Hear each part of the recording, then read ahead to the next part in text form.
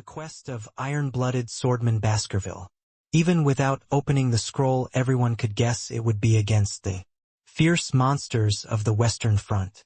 What could a bunch of bloodthirsty mad hounds be interested in other than getting blood on their teeth? That was the world's perception. But Vikir chose it nonetheless. I should go home. Vikir had work to do after all, and he was on his way home. For Vikir, who hates Baskerville, going home doesn't feel like a vacation. However, it's worth noting how organized the Baskervilles have become. Vikir's concern is how much of the demon's agents will remain after the death of Andromalius, who was wearing the outer skin of Set. It would be nice to solve the quest as well. Does Hugo Seal just ask for it? Honestly, it was a task to be eaten raw. Vikir reassured all his worried friends that monster hunting was his specialty. They were soon convinced, as Vikir had always gotten good grades in Introduction to Monsterology and had recently brought back a large quantity of knoll pelts. At dawn the next day, while everyone was still asleep, Vikir left the magic tower, keeping his route well hidden. When the Academy's ranked players set out on their league second round assignments, they are often followed by reporters, paparazzi, headhunters from various guilds and others with ill intentions. Vikir carefully scanned his followers for the presence of any demon agent, and when he was satisfied that nothing was amiss, he began to make his way home. Of course, Vikir's mastery of concealing his movements and covering his tracks prevented him from being followed. Early morning filled with hazy fog. When Vikir bought a train ticket back home, Vikir spotted a familiar face. A girl with white hair sitting still in the last seat of the train at the next platform, staring out the window. It was Sinclair. Vikir was now standing on the platform opposite her, going east. Vikir, who had disappeared behind the steel frame that was sticking out of the platform as the platform expansion work was not yet completed, slightly peeked his head out and looked at Sinclair. Sinclair, unaware that Vikir was looking at her, was quietly gazing out the window at the gray dawn landscape. She was on a train headed east, and there are few famous families in the east. I wonder if the assignment Sinclair picked was for Quo Vadis. Certainly her assignment was to discuss how to effectively eliminate cults and heresies from the perspective of Quo Vadis. Sinclair's current direction was a completely different one from Quo Vadis in the west. Only Sinclair herself knows for what purpose she boarded the train to the east so early. Vikir turned on his heel, not daring to pry into the secret Sinclair was hiding. It was just the right amount of social distance. The image of Hugo that Vikir had seen in so long was quite different from what he remembered. Hugo had always been a cold-blooded creature with cold eyes, a stern face, and a sword always ready to slash. But the sight of Hugo in front of him now was making Vikir quite confused. Hugo had gained weight from whatever it was that he ate so well, and his mustache had grown back and was braided into a pretty little girl's braid. At the end of his beard was a clumsily tied ribbon. It's been a long time, son. When Hugo saw Vikir, he spoke with a hint of sternness in his voice. But it was short-lived. Do you see this Pomeranian braided it for me? How could it be so beautifully? Nodded. Baskerville must have a prodigy like no other, truly the gift of the gods. Hugo grinned as he cradled the sleeping Pomeranian in his arms. Vikir looked around wordlessly. Hugo's office, which was originally a very shabby place, has also changed a lot. The black stone floor had been replaced with soft, colorful puzzle mats. It was designed to prevent the toddler from hurting herself if she fell, but also to allow her to sit and play puzzles from time to time. The ceiling is decorated with celestial mobiles and glow-in-the-dark star stickers. The pink curtains featured a scene from a trendy fairy tale in which a fairy princess wields a magic wand to beat a demon to death. There was a large illustrated book with imperial language characters on the wall, and the swordsmanship textbooks and other books that filled the bookshelf had all been replaced with children's storybooks. And the biggest change of all. Have you come, master? It was Butler Barrymore bringing tea. He wore cow-patterned pajamas all over his body, had something resembling a snout in his nose, and held a rattle in his hand. Of course, Pomeranian is not old enough to be amused by such things. I am providing all the things that should have been given to my granddaughter who was unable to enjoy even the basic things among the barbarians. Hugo spoke with a stern expression and Vikir could only nod with a shudder. Indeed, the papers he was handling now looked like Baskerville's administrative work, but they were all related to Pomeranian. 0 May 00000 Pomeranian looked at the decoration on the teacup during morning tea and said Ruby is beautiful. Urgent action, break the alliance agreement with the Morg family and immediately march into Red Fong Mountain to steal the ruby or on August X at XXXX. Pomeranian uttered the phrase tiny little Zoa while eating the chocolate pudding served for dessert after the banquet. Urgent action item, recapture the coffee bean fields beyond the Red Witches River from the barbarians and build a logistical fort in the blood bean fields. Month, day, hour, minute. Pomeranian looked at the monster encyclopedia during eye-level learning and said cute bear. Urgent action item, organize a detachment to attack the Red and Black Mountains 7th Ridge, killing and pelting as many oxbears as possible in plain sight. Urgent correction 1, reporting correction, it was assumed that Pomeranian only likes living things. Urgent action item 1, organize a detachment to attack the Red and Black Mountains 7th Ridge, capturing as many oxbears as possible in plain sight. Urgent correction 2, report correction, it looks like Pomeranian only needs a single live small young one. Urgent action 2, organize a detachment and send it to the Red and Black Mountains 7th Ridge to capture a newborn oxbear. However, due to the gravity of the matter, the size of the detachment should not be reduced.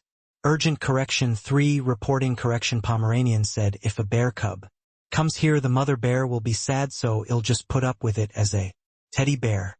Urgent action item 3, no matter what, I think my granddaughter is too nice and cute. This report is an official record of the House of Baskerville and a military secret of the first class, and unauthorized viewing is punishable by death. Head of House Hugo Lou Baskerville. Vikir glanced at the contents of the papers and turned away. What have I just seen? It was the seal of the head of house, at least within the Baskervilles. That seal was like the Emperor's seal. I still remember the countless sleepless nights I spent on guard duty and fighting off enemies to protect the documents that bore that seal. But I can't believe that's what those sealed documents say. Geez, Vikir couldn't help but shake his head. Then Vikir suddenly felt Hugo's eyes on him. Oops. To say the least, had let his guard down. No matter how foolish Hugo looked now, he was still the swordmaster, the swordsman of the Empire, the lord of House Baskerville, and the king of all dogs. Vikir tensed once more and waited for Hugo to speak. Finally, after looking at Vikir thoughtfully, Hugo spoke. Yes, it's time to give the student from the academy a task in Baskerville. 5-star difficulty, worst quest ever. It was to fulfill a special assignment from Baskerville. Apparently Hugo wasn't going to let Vikir off the hook for being his son. Monster hunting, factor assassination, pioneering the frontier. Vikir didn't know what his quest would be, but he knew it wouldn't be easy. Finally Hugo spoke up. I have a task for you, it is parenting. Vikir doubted his ears. Parenting? Yes, parenting. Parenting, you mean meaty fangs? What kind of teeth are those? What are you talking about? Parenting, caring for a child. Hugo clicked his tongue and glanced at the swaddling bag in front of him. The sleeping Pomeranian began to whimper. Hugo looked worried about the world. I'm worried about how sullen she's been lately. She doesn't smile at all in the past. If I showed her my braided beard, she'd just giggle and giggle and giggle. I've called in all the doctors in the West and they're all saying there's nothing wrong with her. What a bunch of quacks if my granddaughter isn't smiling. What's wrong with her now? I was about to strangle them all, but Butler Barrymore stopped me. Can you make her laugh? Hearing Hugo's words, Vikir's mind flashed back to the cover of the assignment. Scroll. The Iron Blood Swordsman difficulty. Is this really a 5-star difficulty? Was parenting really this hard? Vikir sighed and stepped forward. At that moment, the exquisite Pomeranian opened her eyes. Ugh, Samchun, Samchun. Not Samchun, uncle. When Vikir held out his hand, Pomeranian opened her arms wide and, oh, she smiles, my granddaughter smiles. Hugo began to smile as well, because as soon as Pomeranian saw Vikir, she started laughing. At the same time, Bang. Behind him Butler Barrymore in the cow pajamas nodded happily and stamped Hugo's seal on the task scroll with a bang. Confirmation that all tasks had been completed. A 5-star task that no one else in the academy had ever dared to attempt. Cleared in an instant. Tien parenting flesh meat teeth Uncle Samson. The quest for 5 stars had come to an unfortunate end. I thought it would be easy, but I never thought it would be this easy. Vikir was just about to turn away in disbelief when Hugo stopped him. Hey son, since you've been home for so long, why don't you get yourself a promotion? One of Vikir's eyebrows twitched as Hugo spoke soothingly to the Pomeranian. Promotion, literally an increase in rank within the house. From now on I will appoint you as a senator. It was Hugo making such a huge statement seem so casual. Vikir was silent for a moment. What is a senator?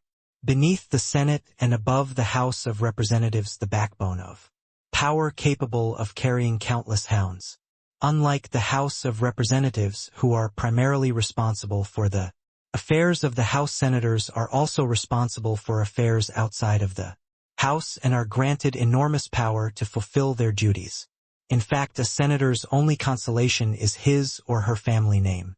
Of course, in reality, it's also the 7th counts and the Senate, so considering that the throne of power and the 7 counts, which is the 5th position in the Baskerville family's hierarchy, are also in the same senatorial rank, and the senator is an honorary position for those who have retired from active service. The senators can be said to be the highest power in the family, probably even if you look back at the family's history for about 100 years. You're the youngest senator.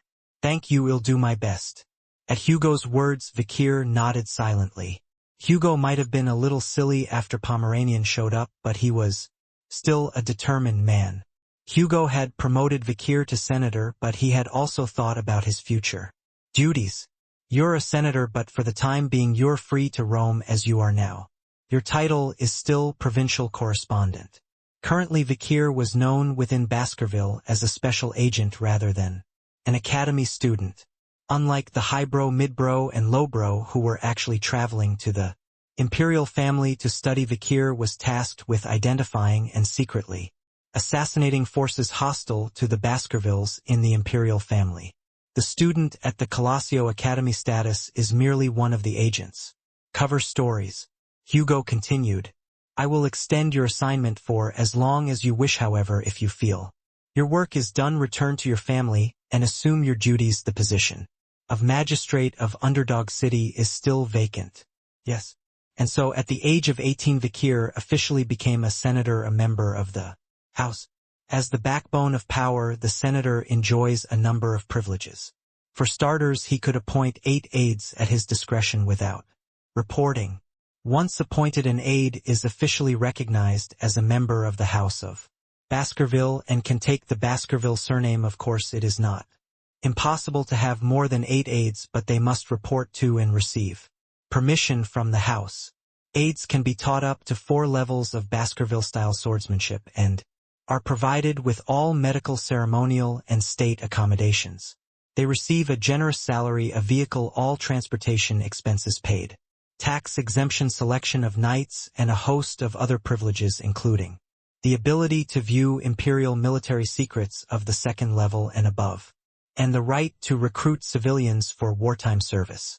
They can also command their own conscripted or demobilized troops, which means they can form their own armed forces. Now that Vikir is a senator, he can form his own task force TF. Of course, he already has a few people lined up. They'll start by recruiting Sinduendi Chihuahua and Minpin. The addition of the economically savvy Sinduendi, the administrative master, Chihuahua, and Minpin, a master of terrain and monster ecology, as well as a bit of brute force, would be a great addition to the team. And there's plenty of talent among the natives of jungle. The first thing that came to mind was Ayan's face.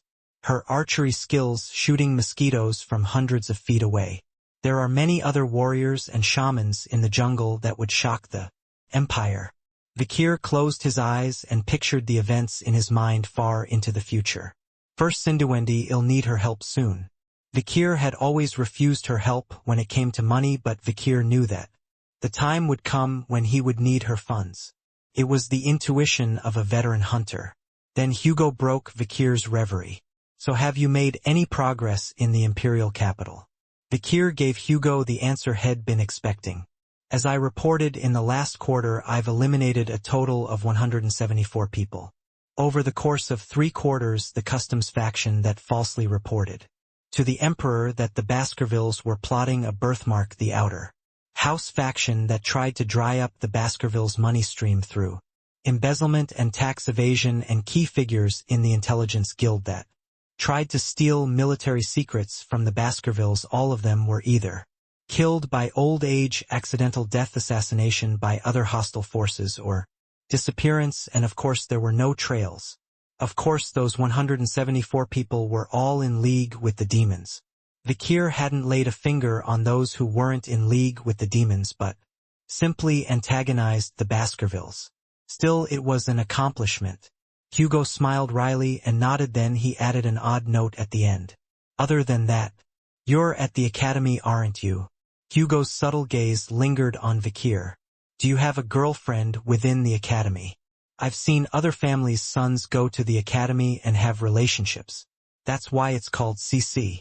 Vikir frowned slightly, but Hugo only chuckled. I think Osiris has a woman he's seeing, but he never seems to get his tail between his legs, and when I ask he never answers. That's why I wonder when I will see my grandchildren. You should do the same. Marrying early is the answer. Vikir felt the hairs on his neck stand up because this side of Hugo was so unfamiliar. It was so different from what he remembered from his previous life that it felt foreign. So Vikir quickly changed the subject. By the way, what happened to my request? Washing the past. Hugo stroked his neatly braided beard. Vikir had once asked Hugo to erase his past before he left for the academy. He had asked Hugo to erase any trace of Vikir's existence as a hound of the Baskervilles, such as the statue at Redfang Castle. Even so, the rumors of your return were under tight control. From what I've seen of public opinion, the survival and return of Vikir van Baskerville is being treated as a hoax created by the Baskervilles for the sake of bluffing. Vikir nodded at Hugo's words. Many of the Baskervilles' hounds come and go in the blink of an eye. So many are born, so many die. Of course, with the arrival of Vikir and the change in Hugo's personality, such drastic changes no longer occur, but Vikir is still mentioned in passing. In that brief moment of change, commendations received from the imperial family were also distributed in hundreds or thousands of pieces a year, and weren't awards originally remembered only by the person who received them and quickly forgotten by others. Though the people of Underdog City still miss and honor Vikir, it doesn't bother him much. I suppose my past has been wiped clean, at least for now.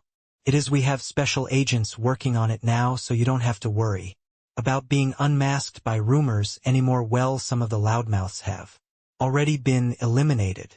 Hugo left it up to Vikir's discretion as to whether or not to continue to conceal the Baskervilles' identity and when to reveal it. It seemed to be a fitting end to his promotion to senator. Sam Chun.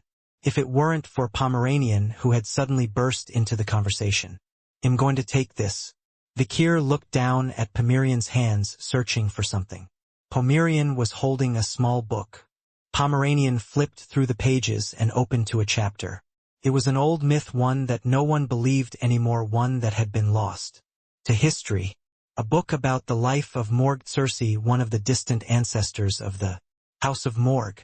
Pomeranian showed Vikir one of the illustrations in the section. It depicted a blackened dead tree. Wraith tree, a legendary artifact that black mages could only dream of. It was about a strange tree that was planted by Circe, a master of magic. Close creeper. Pomeranian looked up at Vikir, his eyes glowing. Feeling uneasy, Vikir turned his head slightly, and there was Hugo, his eyes shining. I don't know what it is, but bring it to me, son. I wish I could go myself, but I am currently engaged in a nerve war with Morg, and cannot leave. Currently the Morg is busy due to the change in the leadership of the Dark Hall. For the Baskervilles, it was an opportunity to capitalize on the chaos and expand their power. Hugo threw something at Vikir. Pop. It was the black whistle, a terrifying object that could command the entirety of Baskerville's military power. Vikir was taken aback by the unexpectedness of the situation, but Hugo was serious. They'll give you the entire knight's order if you need it. Go and get what Pomeranian wants. I guess that can replace the scroll quest. Vikir sighed softly. Does Hugo even know what this is and want me to bring it? The Wraith Tree is a real artifact. And even Vikir knew where it was located thanks to his pre-regression memories. It's surprisingly close to the Baskerville estate, and it's a place I've been meaning to visit anyway because Vikir is practicing the 7th Baskerville teeth. The hint of the next level was there. So it's a place I've been meaning to visit during my visits home. The level next to the Swordmaster and where the clues to the Baskerville Form 8 lie.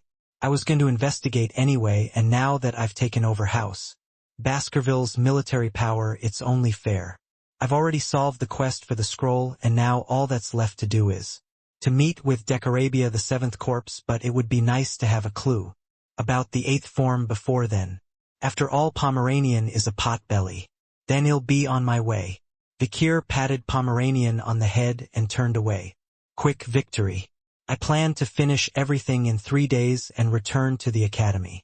Vikir has entered the depths of the Red and Black Mountains. From the Western Front at 207, he follows the ridge of the lowlands to the banks of the Salt River in the distance and sees a familiar place. The village of Balak. It was once a place where Vikir had spent much of his time.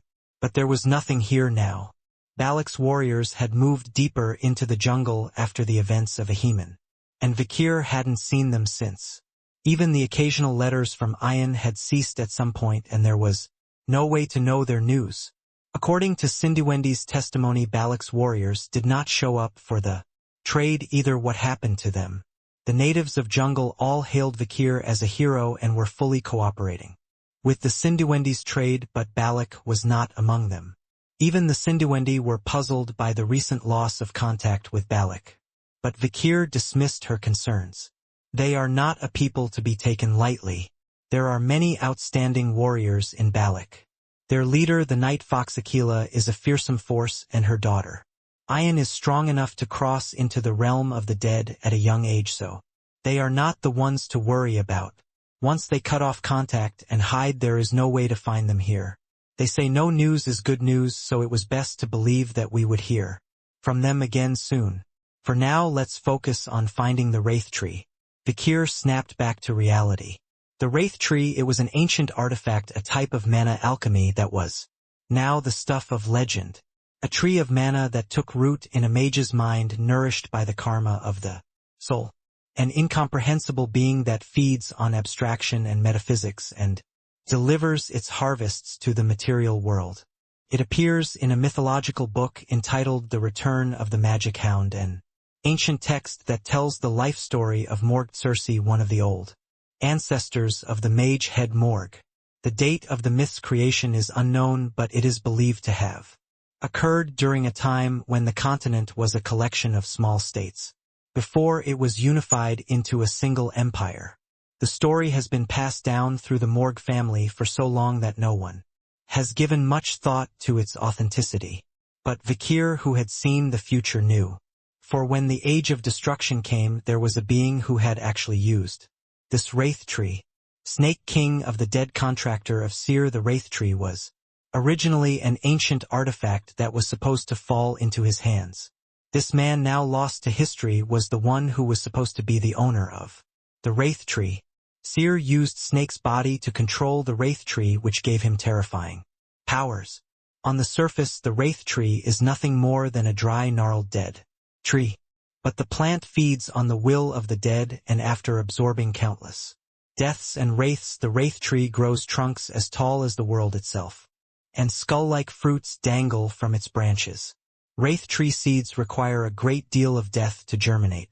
As the Wraith Tree grows from the manure of countless wraiths, it hangs fruit at the end of its branches that contain the wraiths it has absorbed, and when eaten by humans, the wraiths' powers and skills become their own.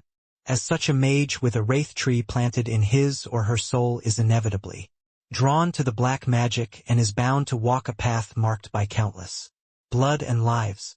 When the pre-regression snake gained possession of the wraith tree, he turned the corpses of the countless dead he had killed into an army and consumed them, all turning their souls into fruit. His mana was comparable to that accumulated by the Ancien Millennium. Genius Morgue Camus through natural talent and hard work. Their battles were of such magnitude that they shattered the sky and turned the earth upside down. Vikir, a lowly officer, didn't dare to look them in the eye. An entire island was wiped out in their fight. Whatever. In times of peace, the wraith tree would remain hidden as a seed or small bush. In times of war, it would grow into a mythical thing, its trunk and branches as vast as the mythical world tree. This time I will need this wraith tree to add to the power of my allies. Therefore it was essential to get it first before the age of destruction arrived. Seeing as I am attracted to this, it seems that Pomeranian qualities are considerable to show such obsession and affection for something that a normal black mage would never dream of. Pomeranian certainly has the potential to be a great black mage. After all, there's something to be said for having a connection with an ancient artifact like this. Chokchak. Vikir jumped down from under a large tree using the young madam's thread. From here, Vikir's current destination was a deserted area deep beneath the jungle. It was an unusual desert with vast expanses of white sand. The Uni Desert, a salt desert, one of the driest deserts in the world. An area dominated by extreme dryness that doesn't allow for even the slightest bit of moisture. All that can be seen is white salty salt and withered vegetation. Vikir bent down and dug his fingers into the white sand at the bottom. When I finally removed my finger, I saw that the tip of my finger was severely wrinkled. It was a grotesque salt sand that sucked the moisture out of everything it touched. Long ago, this vast salt desert was created from the dried tears of an evil god, and this salty dry season has claimed the lives of countless creatures. The mummified corpses of countless monsters lay strewn across the white sands. As proof, Vikir walked in the center of this salt desert for a while. Then he spotted something quite remarkable. It was the remains of a giant monster, nothing but bones and skin. Danger rating S. Size 44 meters. Found in Ridge 10 Red and Black Mountains. Named the Dragon of the Saha River. A terrifying creature believed to be a hybrid of a dragon and a demon. Its breath causes birds in the sky to fall to their deaths, and where its scaly body once crawled a place becomes a desert where no grass grows for half a century. Its mere existence is a terrible disaster, but for some reason it seems to have made its home on the 10th ridge of the Red and Black Mountains, where it has remained motionless. The moment it moves, mankind must be prepared. No amount of spear and magic can slay this fierce terror. 3 disasters outside the world. Adonai the Archer, Madame Eight-Legged, and the final one, the Basilisk, the Dragon of Saha. I was worried that this thing would go on a rampage after Madame disappeared. But why is it dead here? Basilisks and spiders are not natural enemies.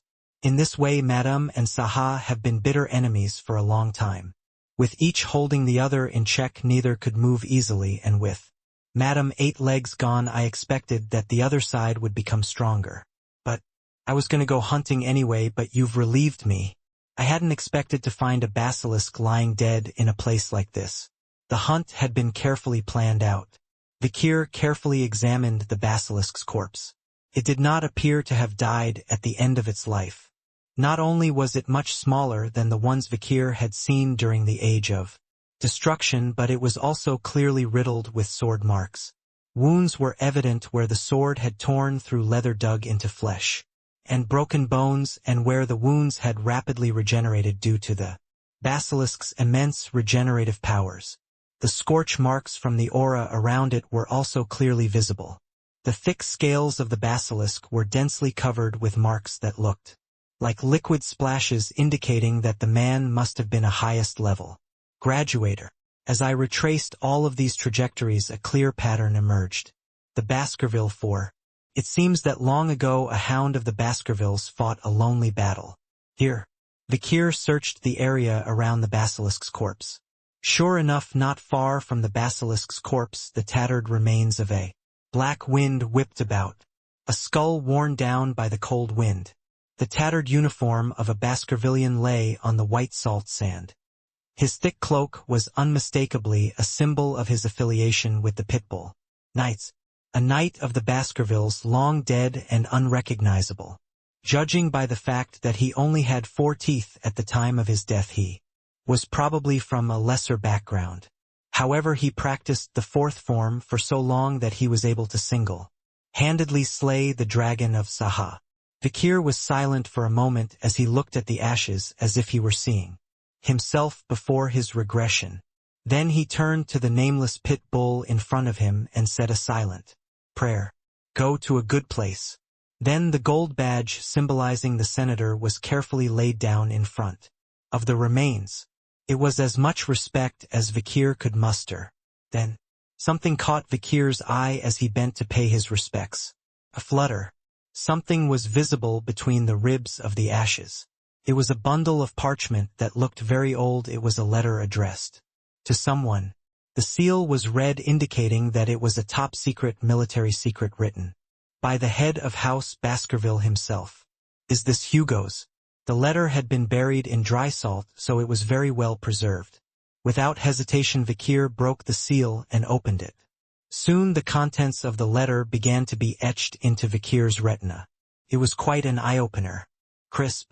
The parchment dried out by the salt crumbled. A familiar handwriting appeared on it. Dear Brother C, with the concern of my younger brother Hugo. Vikir first checked the letter's sender. As expected, it was Hugo Lou Baskerville's. This was not surprising, as the seal on the letter was for top military secrets that could only be handled by the head of the house. But there was something odd. And your brother? Hugo was clearly the eldest son of the Baskervilles and the head of the house. But was there anyone else he could call brother? It was unthinkable even within the family. Suddenly Vikir's mind flashed back to something Hugo had once said. It's okay to eat for free. That is correct. This father also worked hard to become the eldest son when he became the head of the family. This was part of a conversation I had once when I was beating the crap out of the triplets highbrow, midbrow, and lowbrow. The first time I heard this, I wondered if being the oldest son could be considered trying. But now I get it.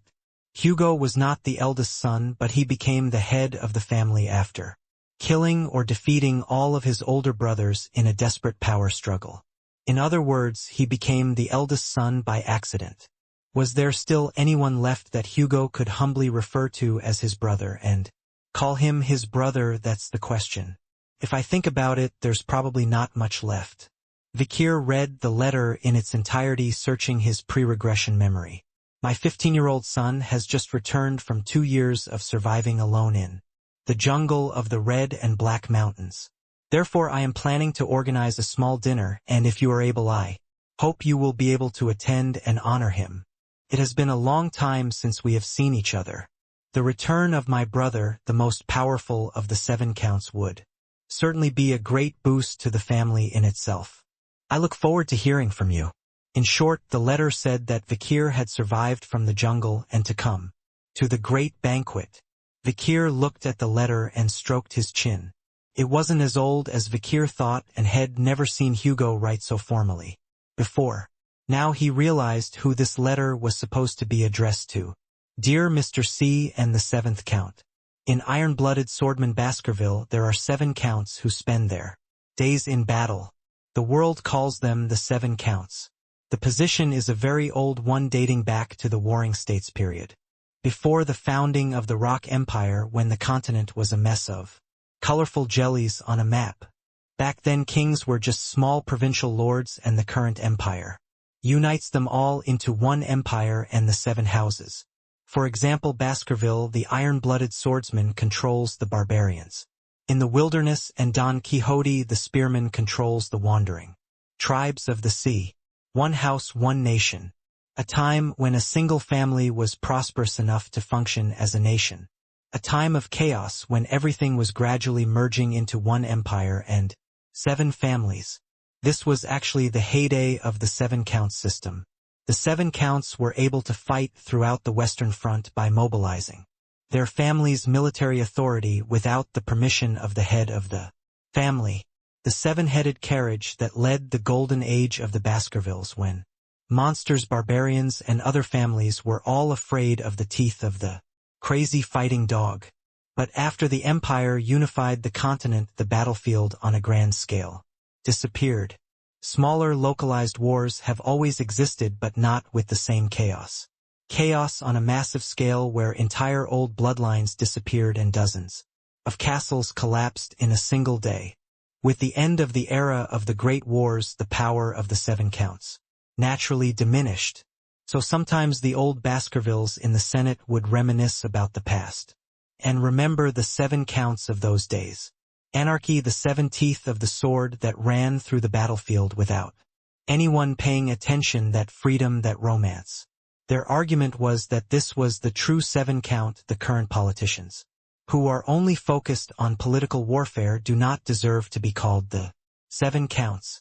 Certainly those were the days when the power and might of the 7 counts was truly household. Vicaire thought back to the past. When Vicaire had returned to Baskerville after his time with Balak, Hugo had held a great banquet in his honor.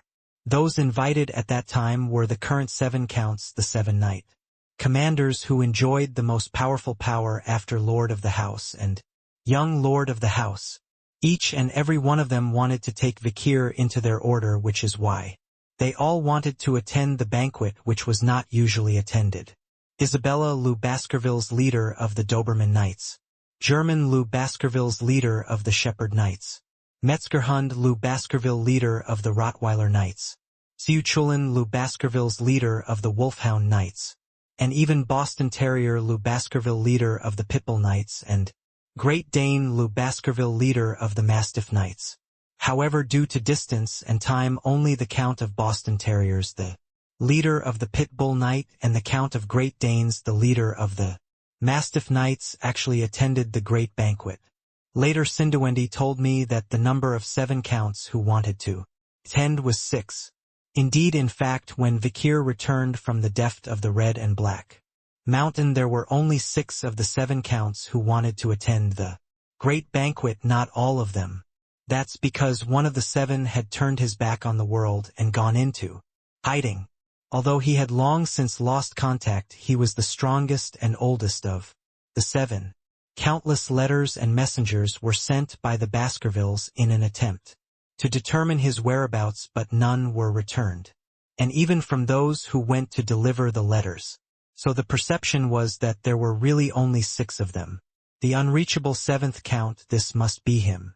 Vicaire could clearly identify the person the letter was referring to. A being that Hugo calls Brother C. He was the only one of the current 7th counts to have a name among the old 7th counts. He was the last of the original 7th counts, the one who lived through the turbulence of the warring states.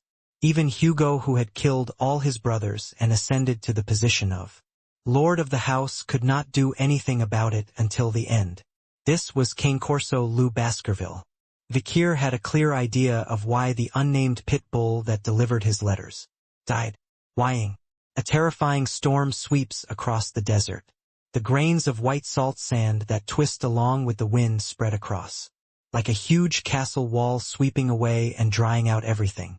It's an extremely dry season, and everything that touches it is stripped of moisture and dried to a crumb, soon to be shredded by sharp grains of sand. Vicaire walked through it wrapped in his black cloak. Certainly tough, for sure graduators will die. It was hard enough to simply survive, but if a basilisk and shrank dangerous monster came at you, you would truly have no choice but to die. Even if you're a top-notch combat pro of the graduator. Caught. A large crow flies across the sky. They are targeting the corpse of Vicaire, who died after being caught in a storm. But even the crows in the sky can't escape the power of the salt storm. Failing to calculate the distance, the huge bird of prey's neck and wings were snapped by the force of the storm and soon began to be salted while floating in the air. Pow! Soon the crow's dried-up mummy lay on the ground. Its entire body was broken and crushed, but it had been killed by the rapid dehydration that had occurred before. If there were basilisks I wouldn't have gotten in either. Vikir muttered as he made his way through the storm. He was barely making it through with his body strengthened by the river Styx and the magical regeneration he had absorbed from Beelzebub. How many hours had passed? As I broke through the salt storm, I saw something strange in the center of what had been a white sandy field. A tower, a black tower. It was a strange, bizarre structure that could only be described this way. Shaped like an awl sticking out of the ground, contained both the black color of the night sky and the red color of blood. The cold metallic material of its walls was unidentifiable and its height was impossible to guess. However, what was certain was that inside this tower in front of Vikir was an extremely high-level spatial distortion magic that was incomparable to the one in the magic tower. This actually existed. Vikir had certainly seen this tower before. Not with the naked eye but briefly in his pre-regression childhood when he had just escaped from the cradle of swords in his infantile liberal arts classes. It was a figment of imagination, a fictional entity that always appeared on the margins of textbook pages when we studied the family mythology of the Baskervilles. But here it was standing tall and real. Upon reaching the tower, Vikir saw the words crudely carved by someone with a sword in front of the supposed entrance. The grave of swords. From cradle to grave. It must be someone's dying words. From cradle to grave. The life of an iron-blood swordsman hound consists of nothing but swords. A true Baskerville is born in the cradle of swords. Vikir quietly recited what everyone in the world knew. But the legend passed down in the family has a backstory. A true Baskerville dies in the grave of swords. It was written on a page of an old history book, faded and stained with faded marks. An old myth that everyone thought was just fiction. But the moment Vikir found the grave of swords, he knew it was true. He realized that among the proverbs of the Baskervilles, none of them were lies. Literally from the cradle to the grave, the roads of Baskerville are made entirely of swords. Once again Vikir realized that this was the fate of the iron-blooded swordman. Hound. Plod, plod, plod, plod. Vikir walked up the steep stairs of the tower. The stairs rose high, each one pointed like an awl. A normal person would not have realized they were stairs.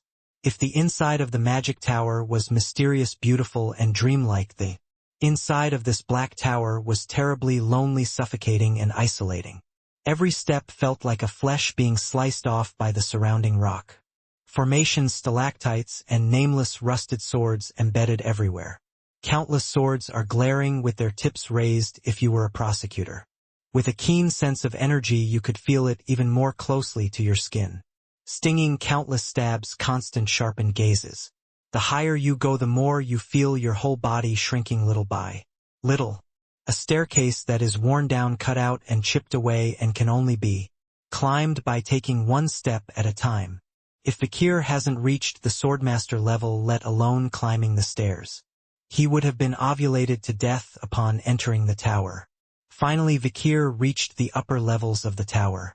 It was a scene reminiscent of the cradle of swords with countless swords on display, but something far more murderous and sharp filled the empty hollow. That is because of the man sitting on the throne in the center of the space. Iron throne of sharp swords. And there a man in thick iron armor with a long gray beard.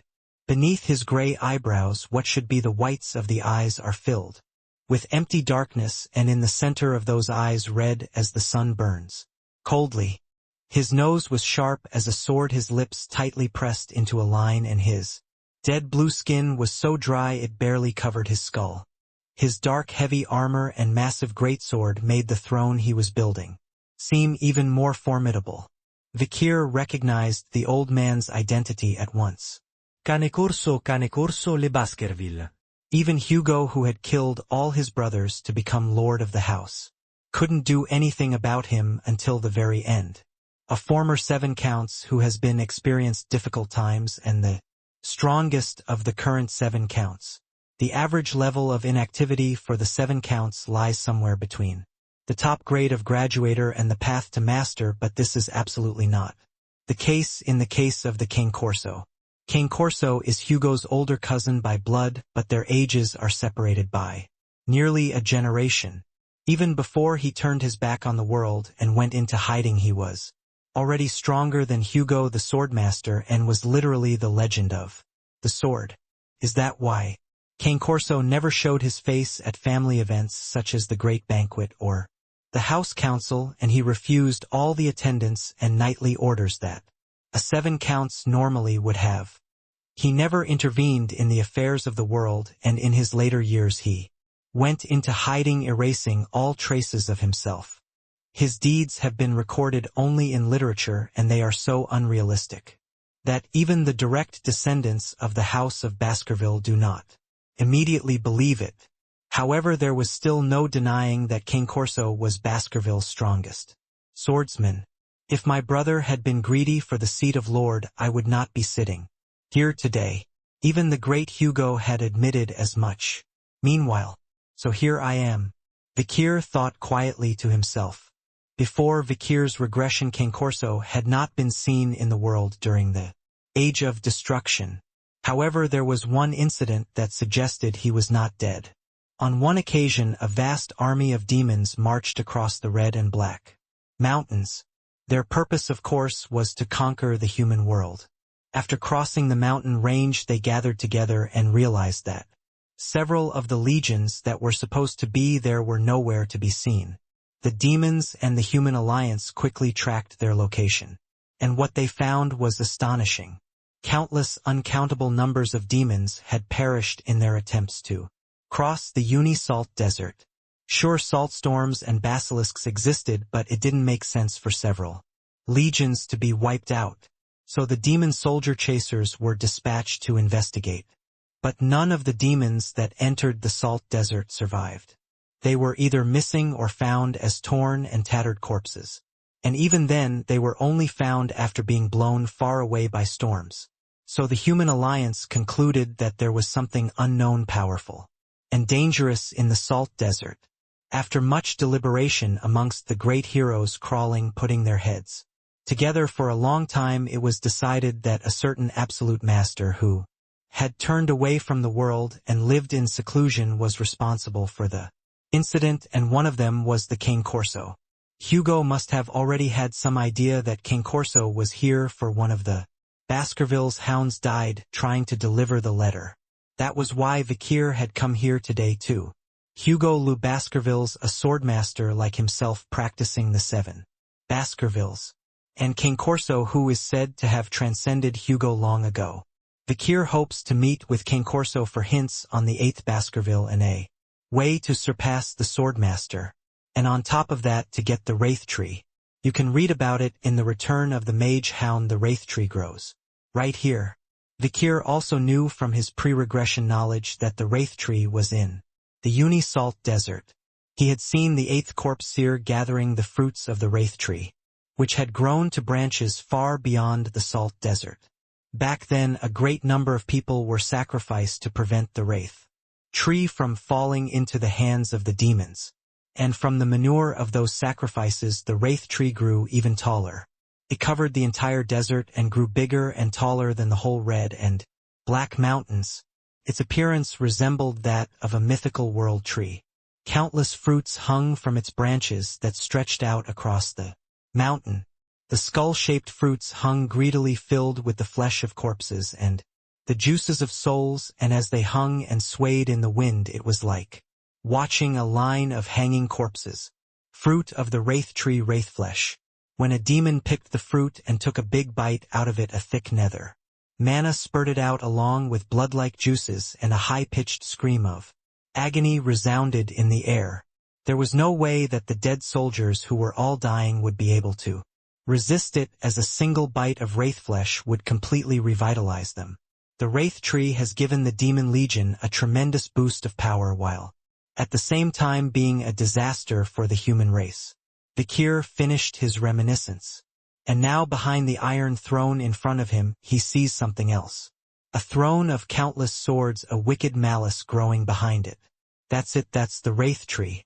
It seemed that there was no other tree in the world that could be called a Wraith Tree. A tree of wraiths nourished by the grudges, cries, and grief of the living. Its skull-shaped flesh hardened with the power of the dead.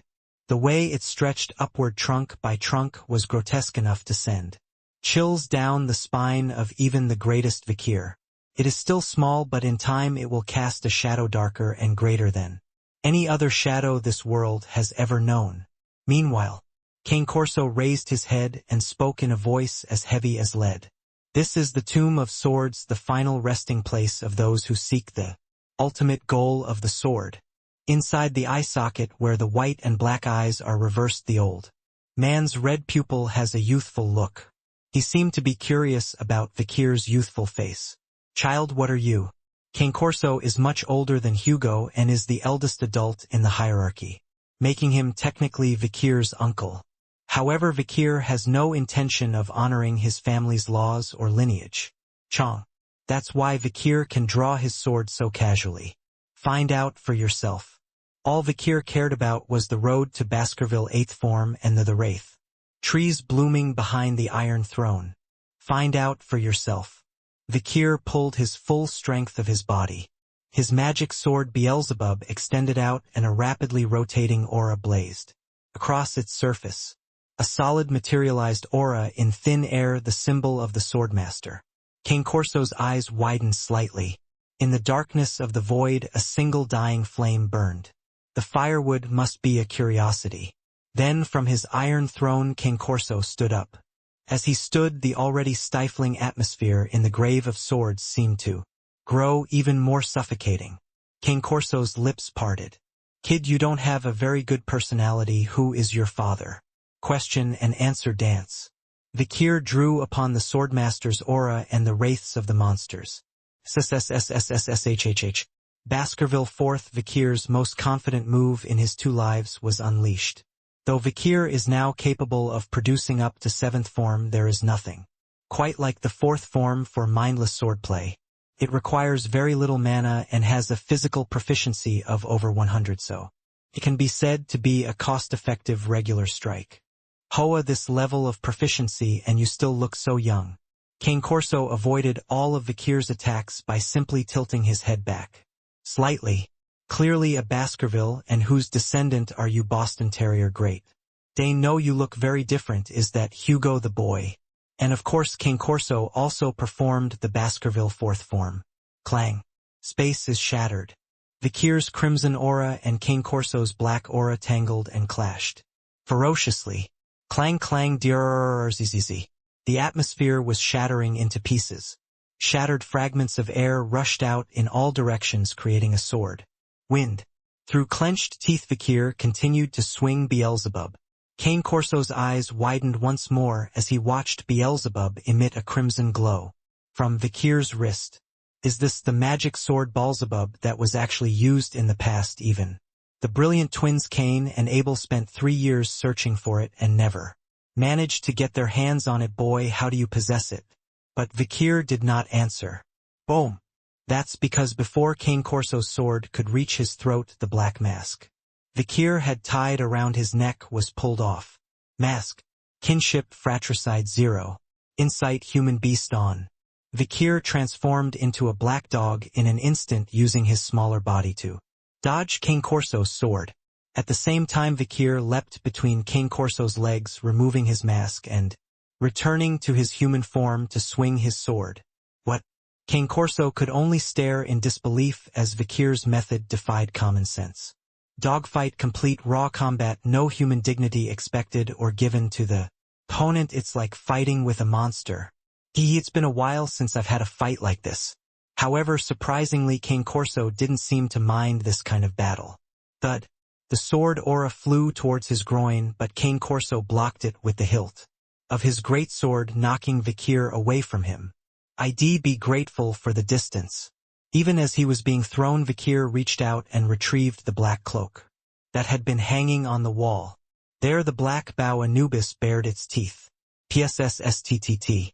The terrifying arrow rushed toward King Corso in 5 trajectories. Is it archery this time? I've never seen a swordmaster so good at archery before.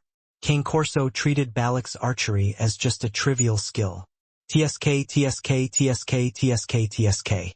His black aura formed a round sphere crushing all the arrows flying from all directions. At the same time, swash, Cane Corso charged forward with a tremendous leap and swung his great sword. However, he was forced to pause in midair. Invisible threads wrapped around Cane Corso's body in countless directions. Hack, hack, hack.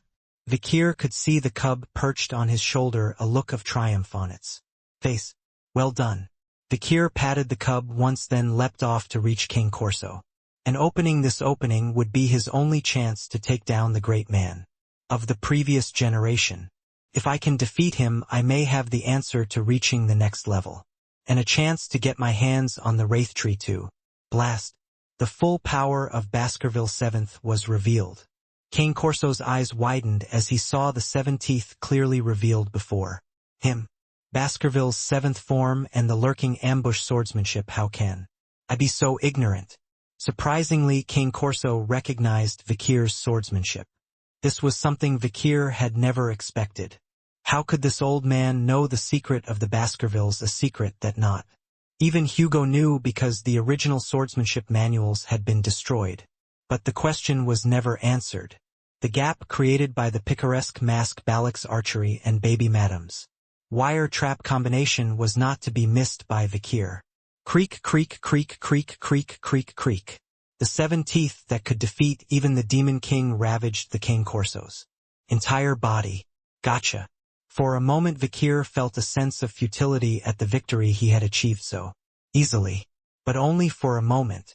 Vikir flinched for a moment due to the strange sensation of touching the tip of his teeth. Then, as the fragments of aura wind and water vapor cleared, Vikir could see what was in front of him. Surprisingly, Cane Corso was unharmed. All 7 of Vikir's strikes had been blocked by the heavy thick armor of unknown material that Cane Corso wore. At the same time, boom! Cane Corso's huge hand grabbed Vikir's throat and tightened. Black gauntlets wrapped around his fingers were made of an unknown material, just like the Grave of Swords.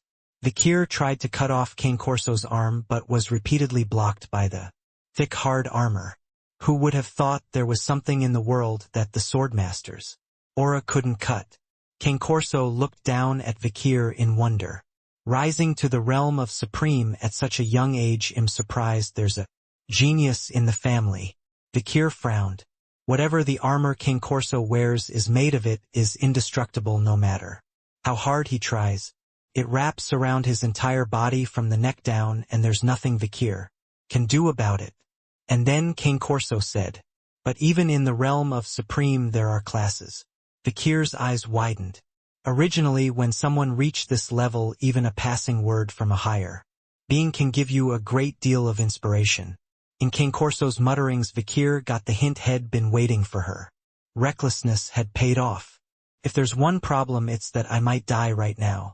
With that, Cane Corso slammed Vikir to the ground. Swa jijijijig. Vikir twisted his body in midair and landed on his hands and feet. Although the skin on his palms was completely ripped off while he was being pushed back, at least he was able to keep his neck and spine from snapping. Cane Corso spoke nonchalantly. Just as the expert and graduator are divided into upper, middle, and lower boundaries for convenience, so are the swordmasters. You're just a chick who's just stepped into the realm of the supreme. Cane Corso smiled faintly. I can see what you're thinking. Yes, I thought the same thing as you when I first entered this tower. Of course, I was much older than you then. Afterward, he added softly, maybe, just maybe, it's possible for you at your age to see the last page of that book of swordsmanship. Vikir frowned at the word he didn't recognize. Then Cane Corso laughed, bright enough to make me feel sick. Good, then I'll show you. It's the least I can do for the man who will be the next tower lord. At the same time, he muttered something unintelligible. Rumbling blug blug blug. A black aura began to boil from his entire body. For a moment, Vikir had to fall from the chilling aura that enveloped his entire body. Grrr. The entire Grave of Swords was shaking. At the same time, the instincts of a veteran screamed frantically at him to get the hell out of here. Grrrk.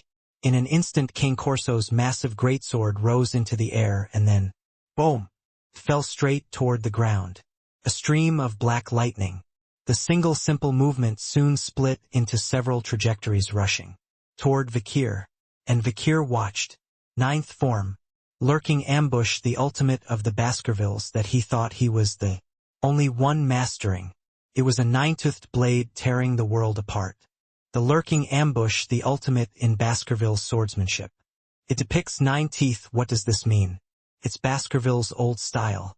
If there is such a division in the swordmaster, just as there is a division in the expert and graduator, then this is a swordsmanship that can only be cast by beings of the swordmaster rank. 9 teeth, each driving, grasping, tearing, cutting, slicing, dismembering, crushing, mincing, and crushing, devouring the entire world. It was greater and more destructive than any swordsmanship in the world. It seemed impossible for the predator's murderous intent to cut beneath the skin more vividly than this. Even Vikir, a veteran of the age of destruction, had never experienced it before. There is a being in this world who can wield a sword like this even among humans. Vikir marveled as a swordsman, a seeker walking the same path. It was something that exploded purely regardless of the distinction between blood and blood. But I can't just sit back and admire. Even now Cane Corso's 9th Baskerville was rushing toward him, slicing through seconds and minutes. In the midst of this impending storm of swords, Vikir unleashed the most power he could muster. Baskerville's 7th form. After abandoning emotions and ascending to the 6th form, he reached the highest level with his regained emotions after going through many struggles. Vikir flicked the tip of his sword to form 7 teeth, which he used against the 9 teeth in front of him. The Hound of the Iron Blood Sword family faced the monster with all its might. The result? Swash Jeezys. Vikir was defeated. Not surprising, since it was the 7th versus the 9th. Vikir felt his entire body being torn apart. The pain felt as if a piece of meat had been dropped into the mouth of a huge, toothy monster. It was a level of damage that even the regenerative powers of a bog salamander could not have withstood. Then, Vikir grabbed at something on the brink of death. It was a survival instinct, a sense of urgency he hadn't felt since entering the realm of the Supreme. It is no wonder that a swordmaster never has the opportunity to feel this way, to be helpless in the face of great horror and brutality. And paradoxically, when he realized he was nothing, a mere insignificant flash, a change occurred in Vikir's swordsmanship. The 8th form of Baskerville, the desperate need to survive, the desire for life, and the need for extreme combat experience. Only when one has lost and regained his emotions becomes attached to life, the door to the 8th form opens. Vikir swung his sword and drew the 8th tooth. It was the 8th tooth, still small but clear and distinct. At the same time, the 9th and 8th teeth clashed and cancelled each other out. And then, poof, Cane Corso's long fangs dug diagonally into Vikir's body. Quack. Vikir was thrown helplessly to the ground and buried on the edge of the grave of swords. Cane Corso swordmaster advanced no superlative and absolute in the 9th form of Baskerville. He stood still, staring into the rising dirt. And then, in the darkness of Cane Corso's eye sockets, there was a flash of color again. Thump, thump, thump. Vikir was walking out from below, where crumbling aura sparks and sword fragments were falling like snow. Zzzzzzzzzzzzzzz. The deep, almost amputating sword wound that ran diagonally across Vikir's body was healing at an astonishing rate. A regenerative power that surpassed humans long ago. It was a regenerative power that could not be matched by even the most powerful of monsters whose specialty was regeneration. Basilisk. Cane Corso recognized Vikir's ability with a glance. Vikir stopped in his tracks. 1 slot Venomus Madame Eitleget S. 2 slot Unkillable Basilisk S. 3 slot Silence Hill Mushuhushue. I was lucky to find the body of a basilisk before I entered the grave of swords. Vikir had absorbed the mummified remains of a basilisk which had been pickled in salt and had learned to use its regenerative powers as his own. He was indeed lucky. The regenerative powers of a bog salamander would not have been enough to survive Cane Corso's strike. Anyway, Thanks to the power of the magic sword Beelzebub, Vikir escaped death. And in return he was able to reach the higher realms. It is at the threshold of death that one realizes the depths of the eighth forms. Those who become swordmasters rarely have to fight for their lives, and this is where the stagnation occurs. Only those who upon entering the realm of the Supreme continue to fight with the same heart as when they first took up the sword will gain something. King Corso's words were the most basic, the closest to the truth. Meanwhile Vikir lifted his head and looked at King Corso. The lurking ambush swordsmanship, was it you who wrote that sword book? No, that would be impossible. I too have not yet mastered the entirety of the 10 formulas in that book. Then, as Vikir trailed off, the King Corso nodded obediently. I am too a descendant who read the book of swordsmanship. However, I was afraid that someone other than me would learn this, so I tore a few pages and scattered them. Wouldn't it have been better to just burn it and get rid of it? I could not bring myself to destroy the swordsmanship book itself. How dare I destroy such a great treasure with my own hands? Vikir did not bother to tell King Corso that he had burned the sword book. On the other hand, King Corso was intrigued that a descendant had managed to get his hands on a complete copy of the lurking ambush. Somehow those who are destined to meet must meet. King Corso sheathed his greatsword. It meant that he would not attack Vikir anymore. At the same time, the heavy weight that had been weighing down on them vanished. Vikir had no intention of fighting anymore. He had just come back from the brink of death and had just reached the 8th form. His opponent, on the other hand, had already reached the 9th form long ago. If he tried to fight him, he would be no match. Then King Corso said, "My young rival and relative, my cute nephew, come here and take what you want." His attitude was different than before. Vikir looked puzzled and asked, "May I take the wraith tree behind that iron throne?" "Do as you please, it's just a weed to me. Such things are only for mages. Aren't you here to protect it?" "Of course not. I'm here for a completely different reason. These grassroots are well ancestral creatures that took root in this tower before me, so I just respect them and have no particular attachment to them." Vikir shook his head. Then 2 roots from the wraith tree behind the iron throne were placed in Vikir's hands. It was an eerie sapling that was dry and hard, yet somehow cold and damp. Vikir turned his head. King Corso had been sitting in the iron throne again for some time, but its curious eyes were still fixed on Vikir. Vikir stared at King Corso. 6th form, a level that can be reached only by letting go of emotions. 7th form, a level that can be reached only by regaining emotions. 8th form, a level that can only be ascended by attachment to life and harsh combat experience. In fact, the 8th form could be said to be a difficult stage to experience without the guidance of a senior in the upper level of the Supreme Realm, or it takes a lot of hard work. So where does that make the old man level? As Vikir was thinking to himself, King Corso said, "Wondering about the 9th form." It was the answer. Vikir's silent affirmation made King Corso smile faintly. "You will probably never reach this level in your lifetime." Vikir raised an eyebrow at the words as if they were a taunt. But King Corso continued in a serious tone. "Because the realm of the 9 forms is beyond the threshold of death.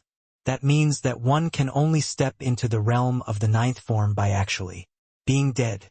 But what does that mean for the King Corso in front of him? Hasn't he definitely reached the level of the 9th form?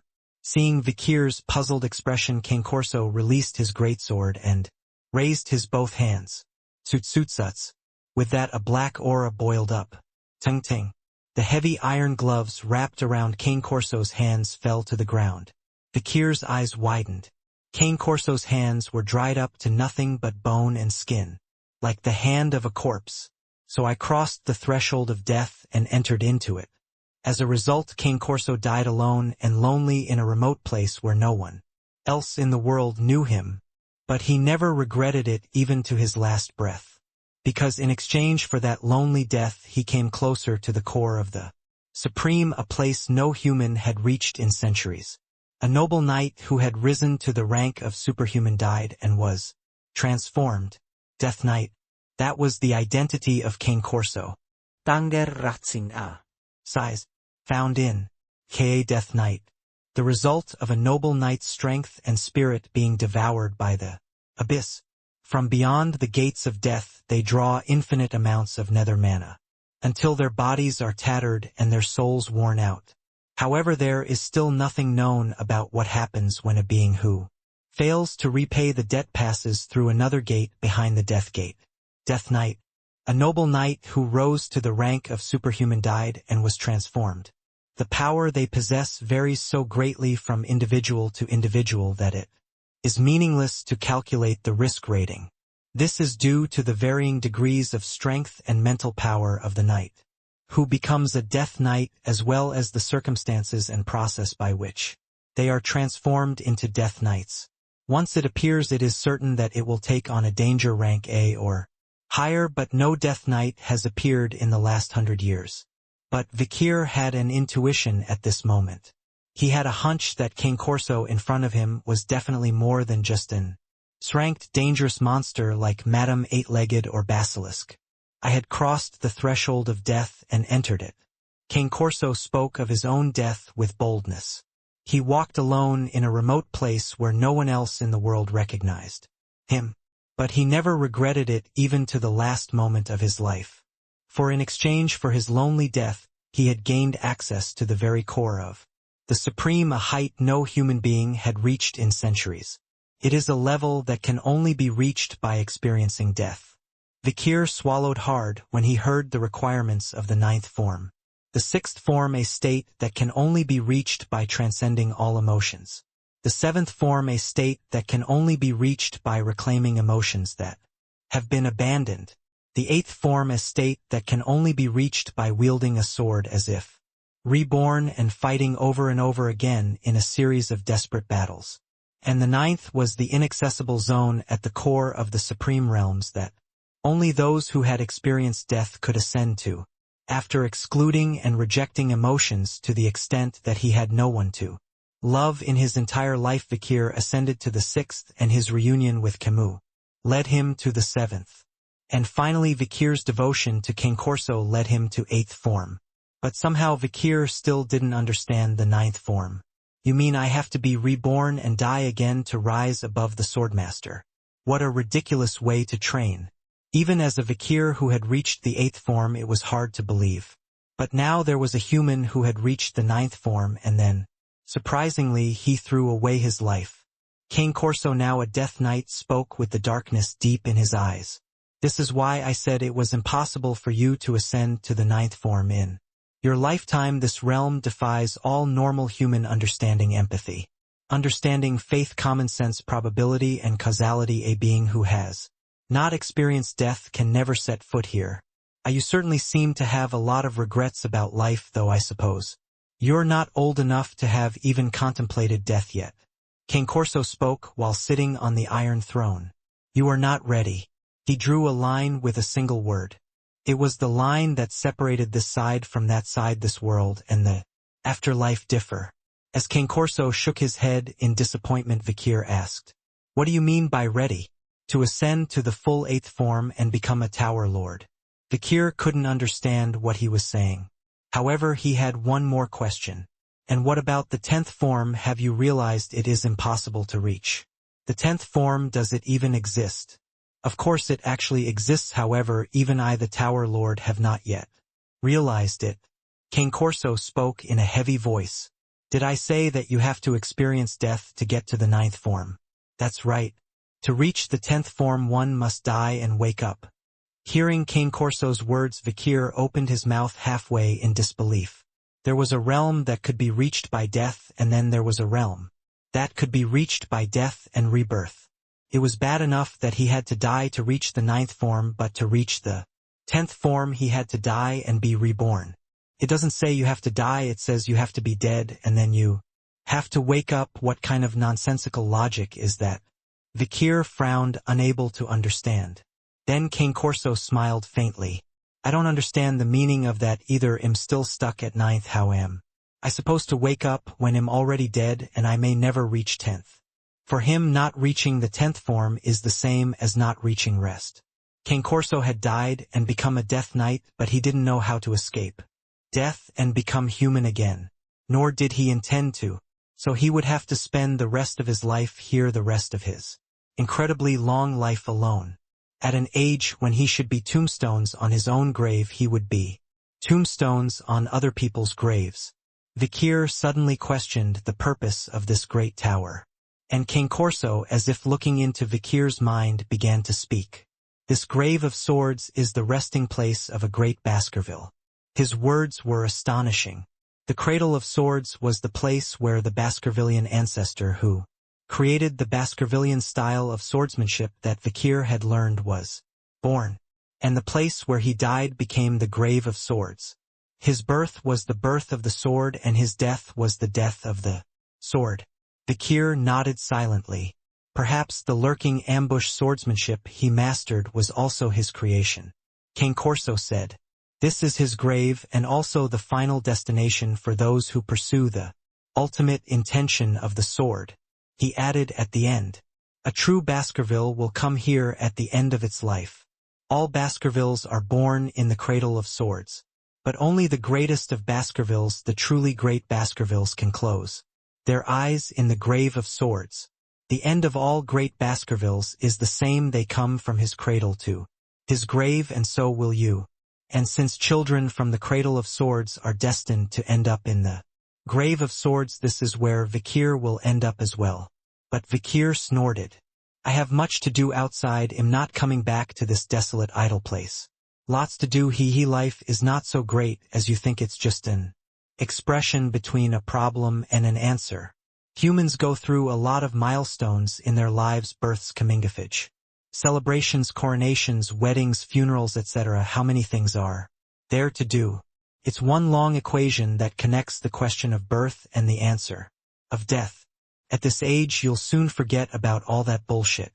King Corso merely stroked his beard. And then, thunk, the tower shook once. The grave of swords began to shake. What? Vikir was suddenly caught off guard by a strong wind that blinded him. Sushassis. Beyond the swirling storm, the figure of King Corso was gradually fading away. "I will see you again someday." Those were King Corso's last words. At the same time, Vikir noticed white grains of sand mixing with the storm. The sands of the salt desert were somehow filling the tower. And then the wind calmed down. Vikir found himself standing in a desolate desert. The grave of swords, the great tower, had vanished without a trace.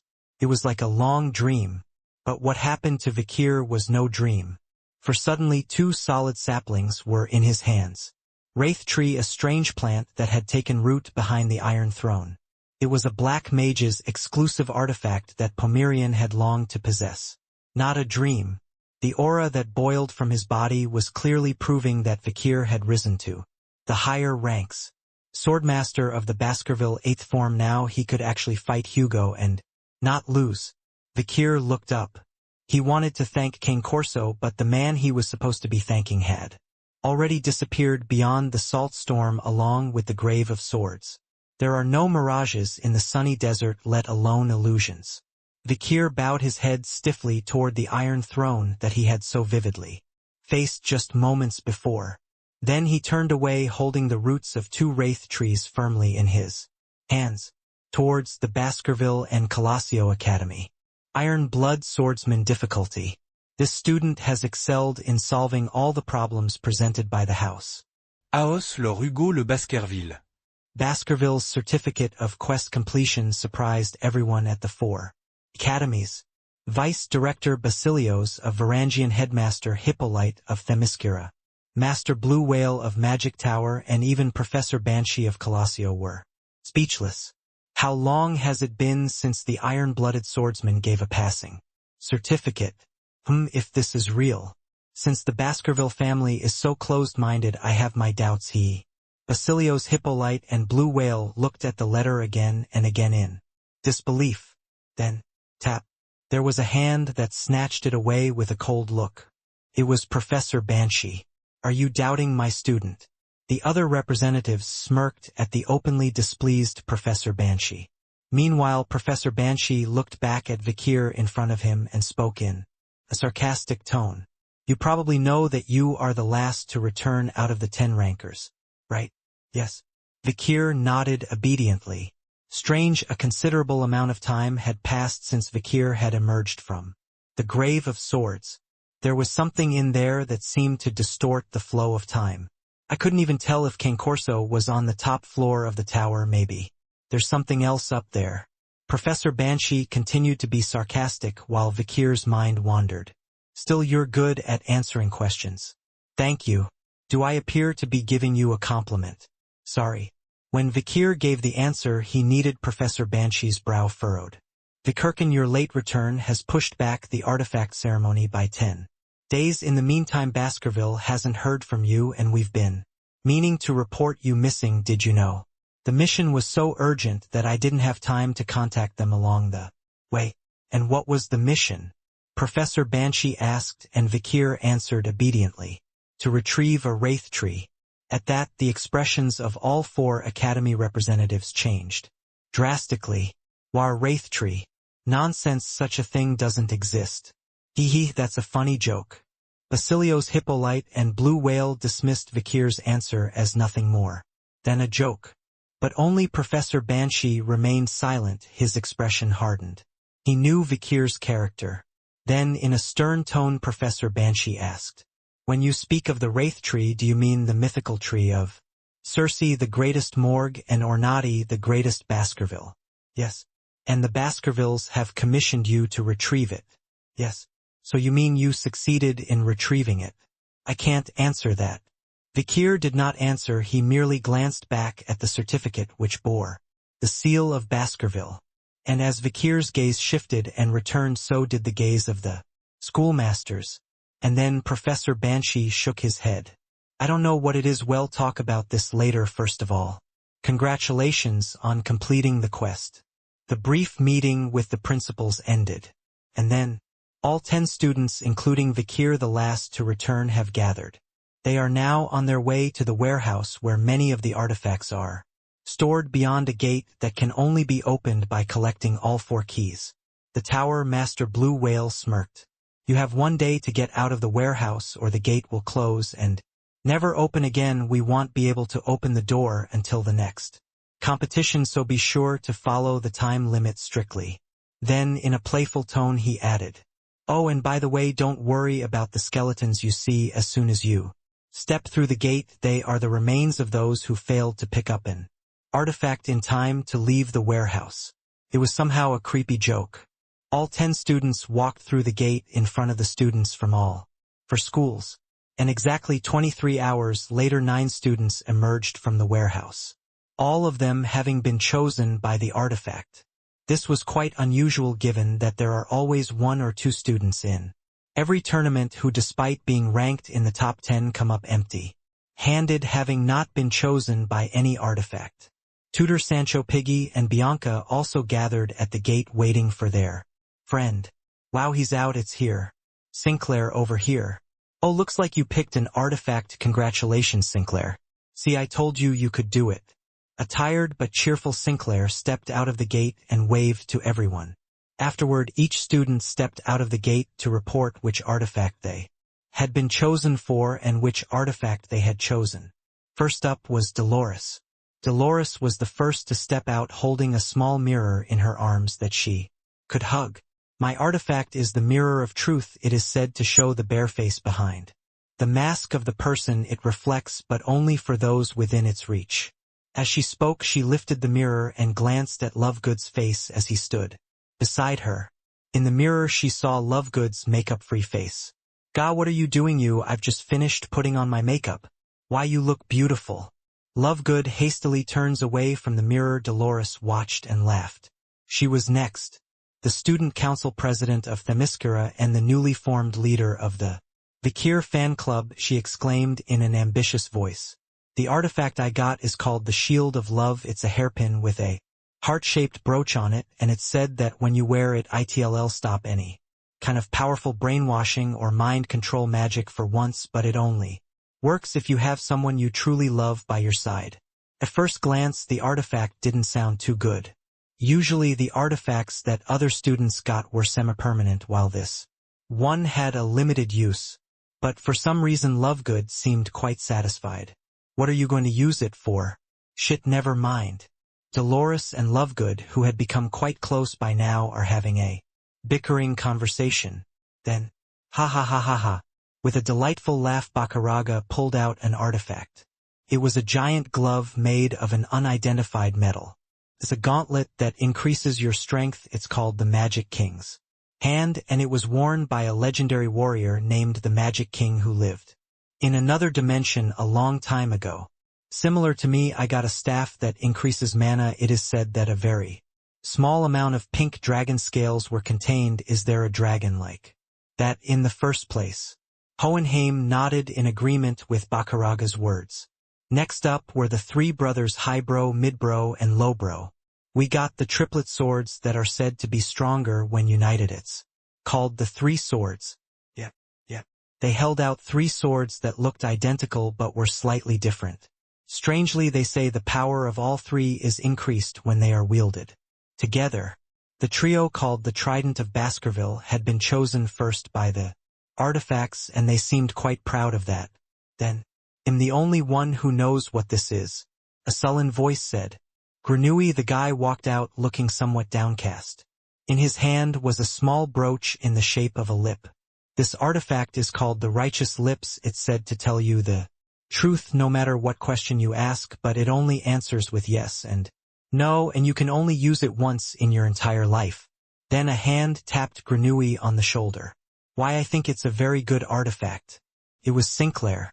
Sometimes I have a lot of doubts about whether I am living well. I think it would be a good idea to ask at that time. TSK, why do you have such doubts? I'm always living well. You're supposed to be proud of yourself. But despite Sinclair grumbling, Grenouille felt much better inside. Finally, Sinclair reported her artifact. The artifact that chose me is the Money Hat, which is a hat that make your magic power becomes stronger the more you spend money on it. It was a strange-looking black hat like something only witches would wear. With a worn brim and a missing tooth, it looked sinister and far from wealthy. Everyone around her felt sorry for her. Sinclair is probably the most poor student in the Colosio. It was already widely rumored that while most students were supported by their parents for living expenses and tuition, she was paying for everything from tuition to living expenses with a part-time job. To be chosen for such an expensive artifact in such a situation was nothing short of the grain of sand. But Sinclair remained cheerful. Money is power in this world. I'll have to make a lot of money to afford this hat. Sinclair just smiles as usual. Time passes as other students come out one by one to register their artifacts.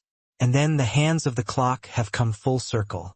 Time has passed since Sinclair, the 9th student, to come forward and report the artifact, and now the clock is ticking down to the end. There was less than a minute left before the gates closed.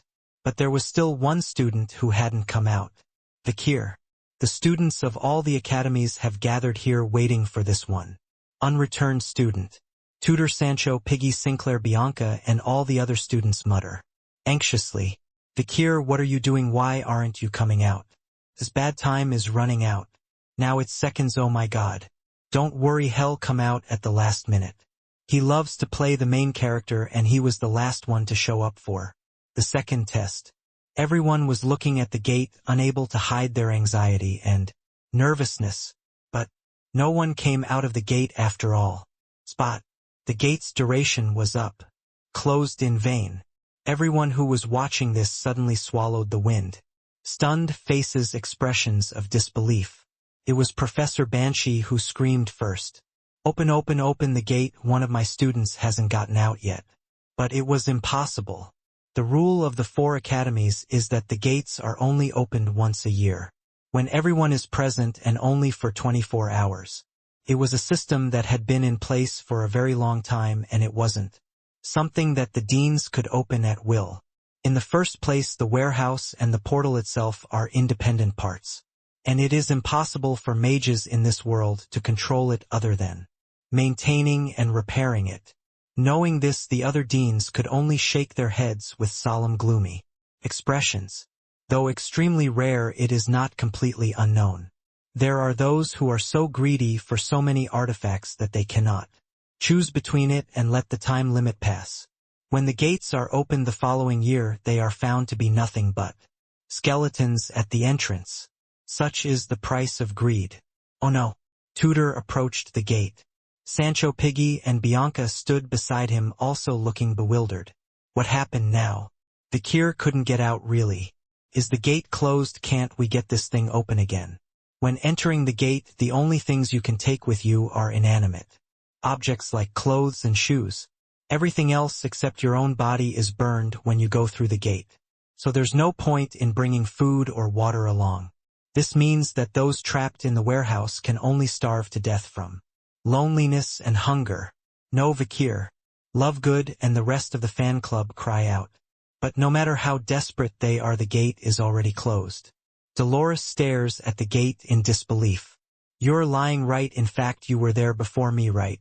But looking around, there was no sign of it. Vikir is trapped in there, he can't get out now.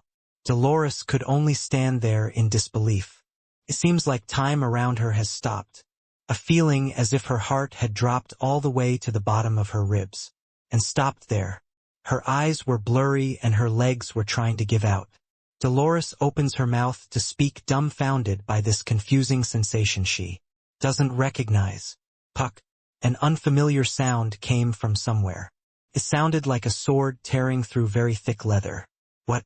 The expression of the Tower Master Whitebeard Blue Whale changed drastically.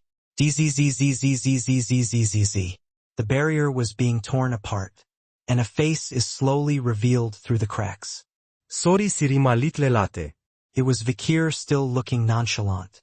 Puck. DZZZZZZZZZ. The barrier was tearing apart. A face slowly appeared through the cracks. Sorry, Sirimalite. It was Vikir, still looking nonchalant. But the crowd is silent. Everyone just stands there, mouths agape. Ah, the artifact I brought, should I report it here? Vikir holds up the artifact with a nonchalant expression. It was an ominous artifact, a small necklace in the shape of an inverted pentagram with a closed eyeball attached to its center. The name and power of this artifact is... Vikir was just about to explain something. Well, person ran into Vikir's arms. Her face covered in tears and snot. It was Sinclair. Vikir shook his head. Vikir, you asshole. A rough tackle followed. Tutor, looking upset, hugged Vikir's side tightly. Sancho and Piggy rushed over and Bianca was standing behind him with her arms crossed. Vikir, what's going on? I was worried you wouldn't make it. I know he's so sneaky.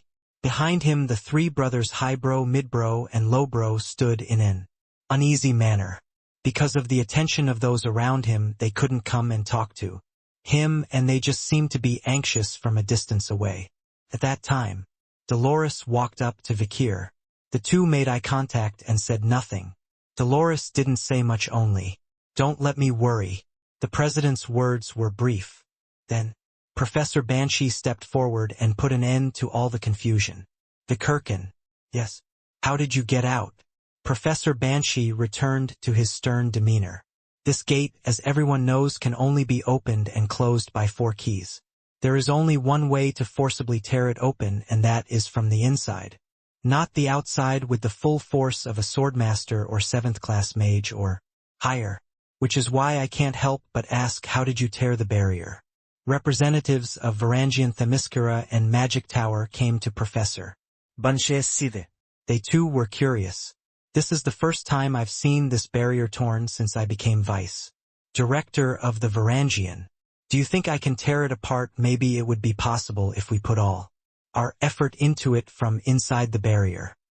But not for a single student. Students from the other schools were also curious to see how Vikir had gotten out of the warehouse. Many eyes were on Vikir. Vikir replied in a nonchalant tone. I was lucky, it just so happened that this artifact was used to tear apart the barrier. With that, Vikir lifted the necklace from around his neck. The red inverted pentagram remained silent, as if it would never move unless it was Vikir's will.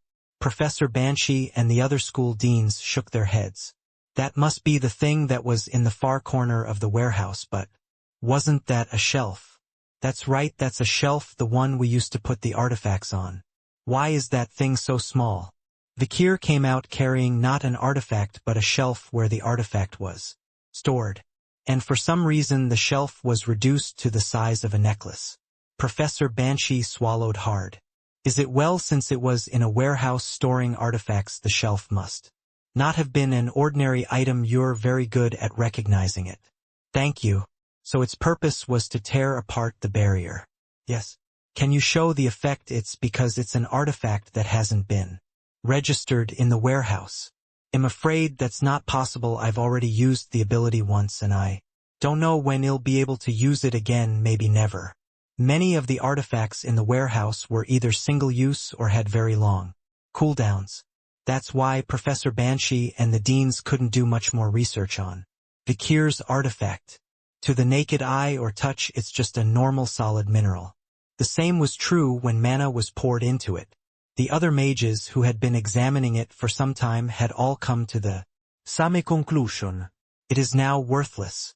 In the end, the mysterious artifact was recorded only by Vikir's testimony.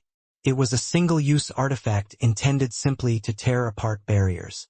Hogeita lau oursago. Vikir stepped across the barrier and into the warehouse. The other 9 students had spread out, each answering the call of the artifacts that called to each of them. Vikir looked around in silence. A space lined with large stone pillars divided into sections. It resembled a deserted warehouse. The floor was scattered with artifacts. Rings, necklaces, staffs, swords, shields, helmets, shoes, and more. Each and every one of them is a piece of artifact with immature magical energy.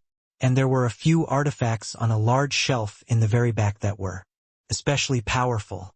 There were swords that emitted a fierce energy, armor that emitted a black aura, and other rings and necklaces that emitted blue and green light. Perhaps some of the higher-ranking artifacts with particularly strong energies were kept on separate shelves. Most of the students picked up the artifacts on the floor, focusing on those that emitted beams of light toward them. When all the students were out of the warehouse, Vikir was the only one left. All gone. Vikir turned to see that he was alone in the warehouse. Numerous artifacts were emitting rays of love toward Vikir. Vikir stared at the artifacts that had chosen him. A pair of shoes that allowed him to walk at a fast pace, glasses that allowed him to see very far, a flute that could put everything around him to sleep. When blown, an ember that could extinguish all fires, an ember that could evaporate all water, a mirror that showed him his future, made a ring that could take his life and the life of the other person at the same time. Each and every one of them is a very useful item. However, none of them caught Vikir's eye. The only thing he seemed to be thinking about was waiting for everyone else to leave. Thud, thud, thud, thud, thud. Vikir stepped forward, paying no attention to the many treasures. There were special artifact in the room that radiated unusually strong magic. Artifact that even wouldn't choose the top-ranked students such as Dolores, Bakaraga, Hohenheim, and Lovegood.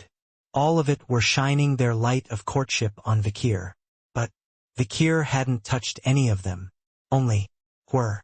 He grabbed the shelf where the artifacts rested and threw them all to the ground. Then Vikir looked down at the large empty shelf. Finally, I found it, the 7th corpse Decorabia. The shelf that held the artifact, a red inverted pentagram that no one had noticed. But Vikir knew from experience in the future. This shelf was the true reason for the warehouse's existence, and the rest of the artifacts were just a trick of the eye. Tsu. Vikir gripped the shelf tightly and channeled his mana into it. Unlike the other artifact, the shelf showed no reaction even when touched by Vikir's mana. Except, swoosh. Vikir felt an enormous amount of mana leave his body. Waves of mana that ebbed and flowed like a tide. This strange shelf was now sucking up Vikir's mana like a lump of water in a drought. Indeed, there must be a reason why so many artifacts are being suppressed. Vikir tightened his grip on the shelf and looked around. The artifacts that had been shimmering and glowing just a moment ago, begging to be chosen, had suddenly gone dark. The artifacts on the top of the shelf were also silent as they fell off and rolled across the floor. They don't glow, they don't rattle, they just remain silent. Fear, these artifacts were clearly afraid of something. But I am not afraid of you. Vikir lowered his head and looked at the inverted pentagram in front of him. He had already defeated 3 demon kings of their caliber. There was no reason to be scared anymore. Vikir instead gave strength to the mana that was being sucked in. His entire Bodhis power surged like a storm. His mana, which had become even thicker and more concentrated since had reached Swordmaster level, surged towards the inverted pentagram with tremendous momentum. Boom, boom, boom. The size of the inverted pentagram, which was merely supporting a few high-level artifacts, suddenly began to expand. It was the size of a small shelf, then a large table, then a large bookcase, then an entire warehouse. Beads of sweat began to form on Vikir's forehead. A battle of mana, who would win? Vikir pushed with all his might, tasting the blood between his clenched teeth. The blood vessels in the whole body pulsate as if they are about to burst, and mana gushes out. Every last bit of it. Just then, bang! A single loud crimson blast rang out. Vikir felt the flow of mana being sucked out of his body stop. At the same time, zap zap, a crack began to form in the center of the inverted pentagram. The crack grew larger and larger until it became an eye which blinked open. Flash! At the very center of the inverted pentagram, a single bloodshot eye gazed. From high above, "Ooh!" An eerie ghostly voice rises from the center of the black air currents. "K-ha-ha-ha-ha, I've had enough. The time has come to open the gates of the abyss and destroy humans. Despair weaklings. I, Decarabia, have descended." Decarabia the 7th. He opens his crimson one eye and sheds a sinister radiance upon the world. An enormous force of evil was emanating from the tip of the 5-pronged horn. Then, for a moment, Vikir's gaze met Decarabia's. Decarabia was slightly taken aback as his gaze locked with Vikir's, who glared at him from below. Then, Decarabia rolled his eyes and looked to his left. And then he rolls his eyes again and looks to the right. Does not exist. Countless corpses piled up, blood flowing in rivers, fire burning to the sky, and the earth covered in ash. And no gates to the demon world. There was nothing. All there is just empty darkness. Finally, Decarabia rolled his eyes at the Vikir below him, and with a bit of a sneer he asked, Excuse me, who are you?" It was quite an awkward attitude. An eerie and terrifying voice comes from the center of the black air currents. "Kuhahahaha, every hair on my head, every toe on my feet, my entire body is overflowing with mighty power. I've had enough. I swear here and now, in the most taboo of places in this dimension, that I will open the gate of the abyss and exterminate the humans of this world. Despair, weak and foolish beings. Despair and scream for the great doombringer this body Decarabia has manifested on this earth." Decarabia the 7th. He opens his crimson one eye and sheds a sinister light upon the world. Danger rating S. Size. Found in serpent's womb, deep within the gates of destruction. Nicknamed 7th Corpse. A natural enemy of mankind, one of the 10 plagues, known as incomprehensible and unkillable. Sweep away food like a swarm of locusts. The 10 Commandments 10 high. Vikir gazed at the gigantic black hole before him. What's a thing without hair or toes? Meanwhile, Decarabia rolls its eyes in bewilderment, wondering if something is missing. But Vikir knows exactly what's going on. Decarabia, the only inanimate demon of the 10 corpses. Demons come in many forms, but this inanimate object is one of the most unusual. In fact, there's always been a lot of debate about whether these beings should be considered objects or demons. Depending on the era, they were sometimes labeled as demons and sometimes as artifacts. However, Decarabia's abilities were certainly demonic, going beyond the typical artifact. It has only one power, and it's pretty simple: create a shield. Decarabia's shield is a strange shield that grows larger and stronger the more mana it absorbs. Of course, there is a limit to its defensive power, but it has growth depending on the amount of mana absorbed, so it is quite versatile. Vikir recalled the Age of Destruction. After feeding on the mana of the other 9 demons, Decarabia grew so large that it became a great shield against all the attacks of the human alliance. On a battlefield where everything was burning in front of a countless number of exhausted human heroes, Decarabia's shield stood It was too big to be a shield. It was more like a barrier, an insurmountable wailing wall. The heroes who were able to break through that absolute defense could be counted on one hand. The soaring red wall and the black wraith trees that grew behind it were enough to kill the spirit of humans. But Vikir already had the wraith tree, and now he had Decorabia in his hands. Now I can destroy it. Decorabia hasn't drained much mana yet, and now that Vikir has succeeded in finding it before the 10 Commandments can find it, all that remains is to destroy it. Vikir is just about to unleash his Swordmaster aura to destroy Decorabia. Excuse me, who are you? Decorabia said. Vikir answered simply, the person who woke you up.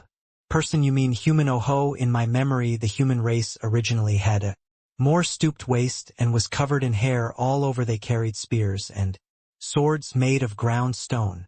Decorabia, hearing that it was a human, started to release some words again. You mean to tell me that you're a human? Yes. Having said that, Vikir tried to swing his sword once more. The current Decorabia was much smaller and weaker than it had been when it was known as the Wailing Wall, and if he had enough time he could destroy it. But the Decorabia's next words were surprising enough to stop Vikir's sword in its tracks. Good, you are a weak but lucky human being. As of now the contract with the demons is terminated, and we will begin anew with the humans, and you will be the contractor's representative. Now present your code of conduct, human. What do you want to use me to fulfill your grand ambitions? Vikir paused on his sword for a moment.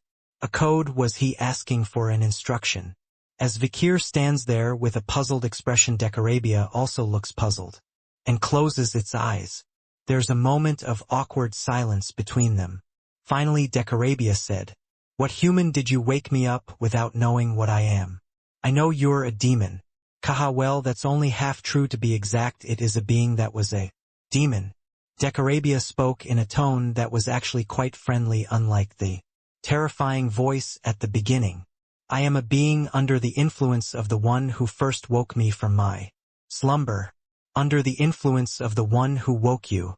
Yes, this body falls into a slumber every 1,000 years, and whoever is the first to wake me up determines my disposition for 1,000 years. Humans have only known Decorabia as demons for about 1,000 years at most. There is no way to know what they were before that. In Vikir's age of destruction, the first to awaken, it was a demon, so it existed as a demon, but before that it may have been something else entirely. Decorabia said that there was a time a long time ago when it was considered an angel. Vikir thought for a moment. Then he spoke. So now that I have awakened you, you will do as I command for 1,000 years. Yes, that's right, our relationship will be featured in the folktales of your species. At least after all, your species is short-lived. Decorabia said with confidence, but such things were not Vikir's concern in the first place. I hear you. At the same time, whoosh, an aura flared from the tip of Vikir's sword. Huh, what are you doing, human? Why are you giving me a sword, huh? Decorabia didn't finish its sentence. Vikir swung his sword across the room and struck him. Decorabia writhed in pain and began to squeeze tears from its one eye. Ahaha, what are you doing, human? No, contractor, why on earth are you trying to harm my body? Because I can destroy it now. I mean, why would you want to destroy it in the first place? Demons kill. Vikir dismissed it briefly. Clang, swash, swash, swash, swash. Again Vikir's sword slashed into the Decorabia in a complex trajectory. Hey, now wait a minute, wait, just wait. Why are you trying to kill a demon? Because demons try to harm humans. Really? Well then, I'm not a demon anymore. I'm neither a demon nor a god. In the first place, I'm just an objective artifact. I don't believe in demons. Vikir slashed his sword down once more. Oh! Decorabia's massive body began to shrink. Of course, he could only scream, tears pouring down his face. I'm serious. No, I'm serious. I just stopped being a demon a while ago. I don't believe in the demon. You're crazy. It's real. I told you, you can feel the demonic energy in my body. At that, Vikir paused his sword for a moment. He hadn't felt it since earlier, the demonic scent that had filled the warehouse not long ago. I swear it's real. Hick hick shick. Decorabia began to cry like a little girl. Vikir stopped hitting Decarabia for a moment. Humph, does that mean you're not a demon then? Yes, I don't lie. But even so, it's better to destroy it here before it falls into the hands of demons. Hey, since you're the one who woke me up, it's useless if the demons get their hands on me. I'll have no choice but to work for humans for the next 1,000 years. Decarabia desperately shouted at Vikir, who looked down with a disbelieving expression. I'm quite useful. I have an eye for artifact. I know about the world long ago, and I can make shields. The word shield in Decarabia's words piqued Vikir's interest. From his memories before the regression, he knew how awesome Decarabia's shields were. Wailing Wall. If he had the mana to support it, he could erect a barrier of absolute defense. When Vikir seemed to hesitate for a moment, Decarabia spoke up. Look how great I am. Decarabia's gaze flicked to the corner. Then he spotted a hilt of a crude magic sword that looked like it was about to fly toward him at any moment. It was artifact that had been resting on top of Decarabia on the shelf that had served as a rack only moments before. That's the giant sword of rage disorder. This is the sword of the giant king. That was legendary long ago. Although it has great attack power, it has been sealed for a long time due to its crazy aggressiveness that attacks everything around it. Decarabia frowned, and the chains binding the sword broke. Soon the giant sword began to fly towards Vikir, drawing a red-hot trajectory. Decarabia said to Vikir, Human, place your hands on my body, manipulate my mana, and draw an image in your mind. What image? Anything, a shield, a wall, a barrier, anything that will protect you. Vikir nervously placed his hand on top of Decarabia's. And then, swoosh, a significant amount of additional mana was drained. At the same time, Zing, a translucent inverted pentagram was drawn before Vikir's eyes. It emitted a brilliant light, then caught the flying giant's sword and sent it flying. Boom! The sword flew into the corner of the warehouse and broke in half. Vikir had a fresh admiration for the defense of the Decarabian shield, the Wailing Wall. This much for so little mana. That sword was obviously a high-grade artifact, and for something like that to shatter so easily means that the shield's defense is indeed considerable. Vikir stroked his chin and thought. What do you think? Do you want me? Do you want to possess me? Do you want to own me? Vikir said nonchalantly as he looked into Decarabia's one-eyed gaze, which was shaped into an unpleasant grin. Then give me back the mana I put into it. A give and take. What a human. I got it. Put the sword away. Vikir held out his palm, and the Decarabia whimpered a bit before spitting out all of his mana. Vikir felt the mana he had drained just moments before returned to him. At the same time, Decarabia grew smaller and smaller until it was the size of a baby's palm. Took a quick glance at Vikir and quickly clung to his neck. Clink, clink, clink. A red chain appeared from nowhere and was carefully attached to Vikir's choker. It is intended to be worn as a necklace. Well, what else can I do for you, human? Decarabia seemed to be worried that Vikir would raise his sword again and recite some line about demons kill or something. Vikir considers for a moment, then speaks. Spit out all the information you have, all of it, all of it. Information from former contractors. Decarabia hesitated for a moment, then glanced at the aura blazing from the tip of Vikir's sword. I see it's a bit cheesy, but I'll cooperate, so please stop with the scary talk of destroying things. Vikir packed the small Decarabia in his arms. Now that he was its master, there was no need to destroy it. In fact, it would be an even greater loss to the demons. Clink. Vikir patted Decarabia, which was now small enough to be worn around his neck. I almost forgot this. I do not react to any life form other than you as a representative of the contractors, so take note of that, human. Vikir nodded in agreement with the Decarabia's caution. It was time to go outside. Vikir looked around and saw that the artifacts were all lying on the ground. Their shine gone. They seemed to be cowering in front of Decarabia. Vikir imbued the tip of Beelzebub with an aura. Baskerville 8th. Vikir's encounter with King Corso, who lurked in the grave of swords, helped him grow. Flash. Soon the sword master's aura, capable of cutting even things that could not be cut, emanated. 7 large teeth and a still small but sharp 8th tooth ferociously tore through the atmosphere of darkness. Boom! The sound of tearing bonds erupted in a loud explosion. Vikir stepped through the crack and stepped out. The night hound has fulfilled its purpose and is now off to find its next prey. I am so lucky to have such a pretty and beautiful mistress in this life, with a somewhat strange partner. After a long journey, Vikir returns to his dormitory at Colosio Academy. Wash up first, Vikir, I need to do something first. What? Oh, just to clean up some personal work that I've been putting off because of the University League. As soon as Piggy walked into his dorm room, he started fussing with something. It was a piece of paper with numbers, diagrams, and graphs all over it. Probably something related to finance. Vikir went into the shower without a word. Hack hack. The cub stood still under the warm water, checking to see if it was good. As the water flowed down its black fur, it seemed to melt into the water. Normally, he would have patted its head, but Vikir was silent now, his brow furrowed slightly. It was the necklace that had been making so much noise earlier. A red chain hanging from a choker around his neck. It was the 7th corpse Decarabia. Kahahaha, I am Decarabia, a taboo being, a savior of the species, a mixture of great destruction and magnificent creation, and the lucky one to have a pretty beautiful mistress for this activity period. His voice is set to be heard only by Vikir in the first place, and Vikir's ears ache with the constant chatter.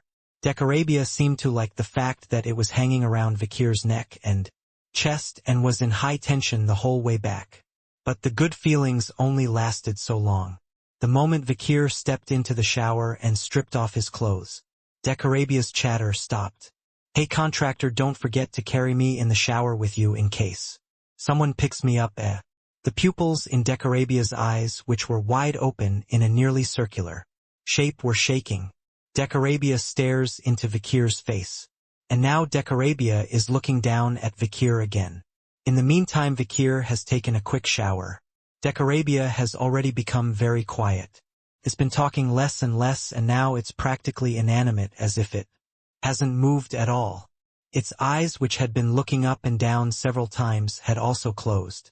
Vikir, puzzled by the sudden stop in the chatter, taps Decarabia with a mana-filled finger. I am Decarabia, are you going to command something? Not like that. Then, its eyes open briefly, then close coldly again. A very dry and bureaucratic answer comes back. Well, that's quieter now. Anything that works is good. Vikir nodded with a satisfied expression. When Vikir stepped out of the shower, Piggy was getting ready to go out. When Vikir was wiping the moisture from his hair with a towel with his back turned to the cloudy steam coming out of the shower room. Hey Vikir, I have to go out, Piggy said, clutching a stack of papers in his arms. There were so many papers in Piggy's arms that he wondered if he could even see. Vikir sat back in his chair with a towel around his neck and asked, Where are you going? I'm going to show my personal work to my professor. Personal work refers to studies that students do on their own to improve their skills outside of what the academy assigns. Piggy smiled broadly. We've got a mock investment competition in a little while. A mock investment competition. Yep, it's a competition where you have to research and invest in promising stocks and sectors in advance, and it's organized by a famous bourgeois family. There are many benefits to winning or being in the leaderboard. I thought that was the end of the survival contest. There's more. Yes, there's a swordsmanship tournament, an archery tournament, a magic tournament, a lead dancing tournament, an eating contest, a boxing tournament, a theater tournament, a singing contest, a painting contest, a contest to raise the best beetle. There's been a lot of them lately, haven't there? Ever since Vikir donated the money he made from selling knoll leather to the Scholarship Foundation, there have been a lot more competitions of one sort or another. It was all an excuse to give scholarships to students. Professor Banshee is doing a surprisingly good job. Vikir nodded silently. Head doubted that the Scholarship Foundation would do the right thing, but the fact that they were producing visible results as soon as the survival contest was over seemed to indicate that they could be trusted. Meanwhile, Piggy smirked as he finished. I'm a little short on grades, so I have to make up for it by getting extra credit for placing in competitions like this. The truth is Piggy's talent for combat is average to slightly below average. But he excels at everything else. He's skilled in administration, law, medicine, art, and finance. He was especially good at acquiring, analyzing, and summarizing information, as well as keeping up with the latest news and happenings of prominent figures in society. Apparently he had already won several contests for raising great rhinoceros beetles. If Cinderwendy saw this, she'd be screaming for a scout right now. Vikir nodded silently. I'm sure you'll do fine. For someone who's usually a man of few words, the effect of Vikir's compliment was stunning. Thank you, Vikir, you're always so inspiring. Piggy clenches his jaw, impressed, his eyes turned red and moisturized. Piggy then pumped his fists at Vikir. That's right, I'm going to beat that kid this time. That kid?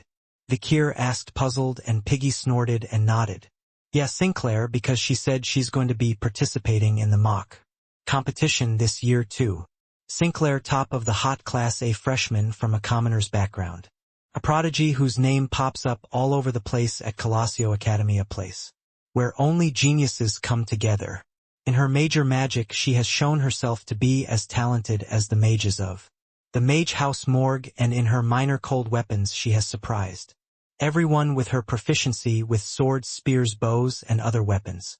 And other than that, she was famous as an alpha girl who could do anything, such as theory if theory, handwriting if written, certificate if certificate, part-time job if it was a part-time job. This time she was a librarian with a part-time job at a cafe, but she still managed to take first and second place in various practical and written tests. Furthermore, she had recently placed 8th overall in the University League as a freshman, proving her star potential. Piggy said, fueling the rivalry. Sinclair says she's also really good at accounting and office work, which is why she's working as a librarian at the library. I see. Vikir simply nodded, not realizing that Sinclair had a talent for economics and investments. This mock investment competition is sponsored by Bourgeois House, so there's a lot of students who enter for prizes, scholarships, and maybe even a job after graduation, and I'm sure Sinclair is one of them. I'm not going to lose. I'm going to go. Piggy waved, dropped a few papers, picked them up, and stood up. But he didn't see the one that fell behind his heel. Vikir picked it up and tried to hand it to Piggy. Oh, it's okay, it's just a poster for the competition, I don't need it. Piggy waved it off and ran down the hall. The room was now empty. Vikir sat down at his desk. Hack hack. Don't drool on me, you dirty puppy. No, spider, what is this? A spider and Decorabia were on the desk. The baby madam is circling around and looking around to see what's so good about Decorabia. Hack hack. Ugh, I thought I told you not to drool on me. No, don't touch me. No, don't climb on me. Just stay away. What female? Hack hack. Oh my, are you a lady? In that case, I will turn a blind eye to this level of rudeness. In reality, I just close my eyes and surrender myself to your touch. Vikir breathed mana into Decorabia and gave a command. Open your eyes. Decorabia hesitated for a moment, then squirmed as if it had no choice. Yes, I open my eyes to my new taste. Maybe I'd rather have a man in that face. What are you talking about? Open your eyes and tell me something about the 10 Commandments. When Vikir slapped him with the palm of his hand, Decorabia responded in a hurry. Oh, you mean the one you asked earlier? What was it? Yeah, it was about the 6th of the 10, right? Yes. Vikir was asking Decorabia for information about his next prey, the 6th of the 10. The 6th corpse. He must have been close to the 9th corpse. They were always together. Decorabia knows something about the areas that Cinderwendy's research hasn't been able to uncover. Even if it's just a small piece of information, it's a big help. Vikir paused for a moment as he listened to Decorabia's words. The 9th corpse is Dantalian. He wears the skin of Guilty, the head of house Indulgentia. Dantalian's puppet Guilty had close ties to the Old Testament faction of the religious hymn Quo Vadis, and a demon who was close to Dantalian, the 6th corpse. If we investigate the Old Testament faction of Quo Vadis, we might get a clue. After the Indulgentia's disappearance, indulgences were still being issued and sold by the Old Testament Church of Quo Vadis. After a brief hiatus from selling indulgences due to the publicity surrounding Dolorous 95 Refutations. The Old Testament Church has recently resumed issuing indulgences due to public demand. As we enter the new season, sales of indulgences with new specifications are booming. Surprisingly, they were even discounted. It's going to be a busy business since it's been around all season. Vikir thought about investigating the Old Testament faction of the Quo Vadis once more.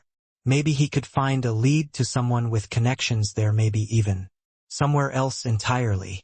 At that moment, something like a hunch, something he couldn't explain, logically flashed through Vikir's mind. Vikir's gaze snapped to the front door. There was the poster Piggy had dropped on his way out earlier. The flow of the economy was created by humans but cannot be predicted by human power. However, the intuition of very few geniuses is able to connect with the great flow. If you think you're one of those few, this poster is for you.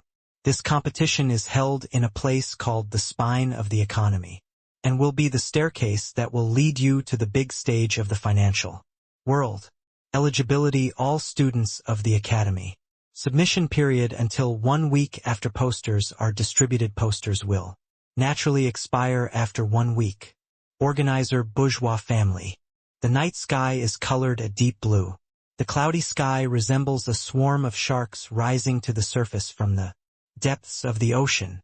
Thump, thump, thump, thump, thump, thump. The sound of urgent footsteps echoed in the quiet of dawn. Narrow streets between red brick buildings, an alley with stagnant puddles of water. Huff, huff, huff. A man wearing armor under a black trench coat was wiping blood from the corner of his mouth. I would have been left out at this point. Clutching the hatchet at his waist, he stuck his head out of the building and looked left and right. Finding the street empty, he breathed a sigh of relief and muttered, "Damn it, Miss Ouroboros, if it weren't for that bitch, I'd be able to devour the Imperial City." The man muttered through clenched teeth. Then something eerie flashed over his head. The man looked up, startled. He looked up to see a figure standing between him and the building, both feet outstretched, staring down at him.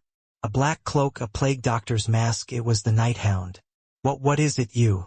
The man looks up, confused. But the Night Hound didn't answer, he just kept his words short. "Your name is Edward Bourbon Jr., is that right?"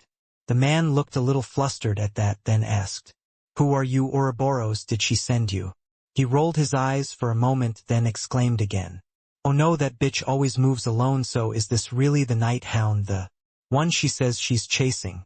He mumbled something under his breath, but judging by the way he was fixing his hatchet with the hand he had hidden behind his back, he wasn't about to give an easy answer. But the Night Hound didn't seem to be expecting an answer either. AKA Saint Bourbon, he's an intermediate graduate or a high priest of the emerging cult of Ohm, which is making quite a name for itself in the North. 25 years ago, he made his first contract with the devil by killing his cousin. After molesting her and offering her as a sacrifice, since then he has continued his religious activities, destroying thousands of families through forced offerings. Toward the end of his life, he aligned himself with the demon army and confronted the faithful Quo Vadis, infiltrated the church as a spy, using his knowledge and understanding of the scriptures as a weapon. Later, during the Holy War, he stabbed the Human Alliance in the back, mortally wounding heroes such as Don Quixote, La Mancha Tudor, and Usher Poe. Bianca. The eerie howl of a night hound from behind a mask. I asked, "Is that correct?" The man bellowed at the question. "What are you talking about? The story about being a priest and my cousin is true, but I don't have any ill will with Don Quixote or the Usher family." But he didn't finish his sentence. The moment he looked up and opened his mouth, thud, a single drop of blood from the tip of the Night Hound's fingertip stretched out in front of him landed in his mouth. Huck! The man instantly struggled with the bitter taste and sickening sensation on the tip of his tongue. No matter how much he vomited and strangled with his hands, the pain wouldn't go away. It was a poison so fierce that it curled around the roots of his tongue and lodged itself deep in his throat. The man tried to envelope the hatchet he had drawn from his waistband with his aura, but it quickly scattered into thin air. To bag. He fell to the ground dead within seconds of a drop of blood entering his mouth. It was a rather futile end for an intermediate graduator. Nighthound Vikir glanced down at the dead assassination target lying face down in the alley. He was the last assassination of the day, the 19th. Hey, what was he muttering earlier? Vikir recalled the last words the dead man had muttered. Damn it, Miss Ouroboros, if it weren't for that bitch I'd be able to devour the imperial capital. So is that really the night hound, the one she's chasing? The words were open to interpretation.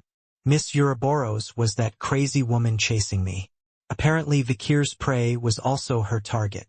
It seems that Miss Ouroboros has her own agenda. One confronting mysterious forces and hunting down criminals across the imperial capital. Two seeking to meet the night hound. Vikir recalls a time when he was hunting gnolls to pay for school. She attacked me as soon as she saw my face, so I thought she was just a psycho, but she must have a plan of her own. Whatever that plan was, there was a lot of overlap with Vikir. What's more, she seems quite eager to meet him. TSK. Vikir clicked his tongue and dropped to the floor. As he searched the body of the priest who had died after drinking Madam's poison, he found a crumpled piece of paper in his pocket. All sins of this faithful church member are forgiven. This indulgence was issued and endorsed by the Old Testament Church, and counterfeiting it was punishable by death. An indulgence sold by the Old Testament Church in Quo Vadis family. It was crumpled on all sides with only the words sins forgiven being clean. How ironic that this was the last remaining keepsake of a man who had made a pact with the demon and practiced unholy deeds. Then, rise, rise, rise, rise, rise, rise. A red-hot, inverted pentagram light emanated from Vikir's chest. Decarabia opened his single eye and peered into the indulgence. Not the smell of a colleague, it smells of what was once an ally but is no longer an ally, is no longer an ally, is now a complete stranger, and is now an outright enemy. Decarabia looked at Vikir's gaze and changed his words, wondering if he had missed it.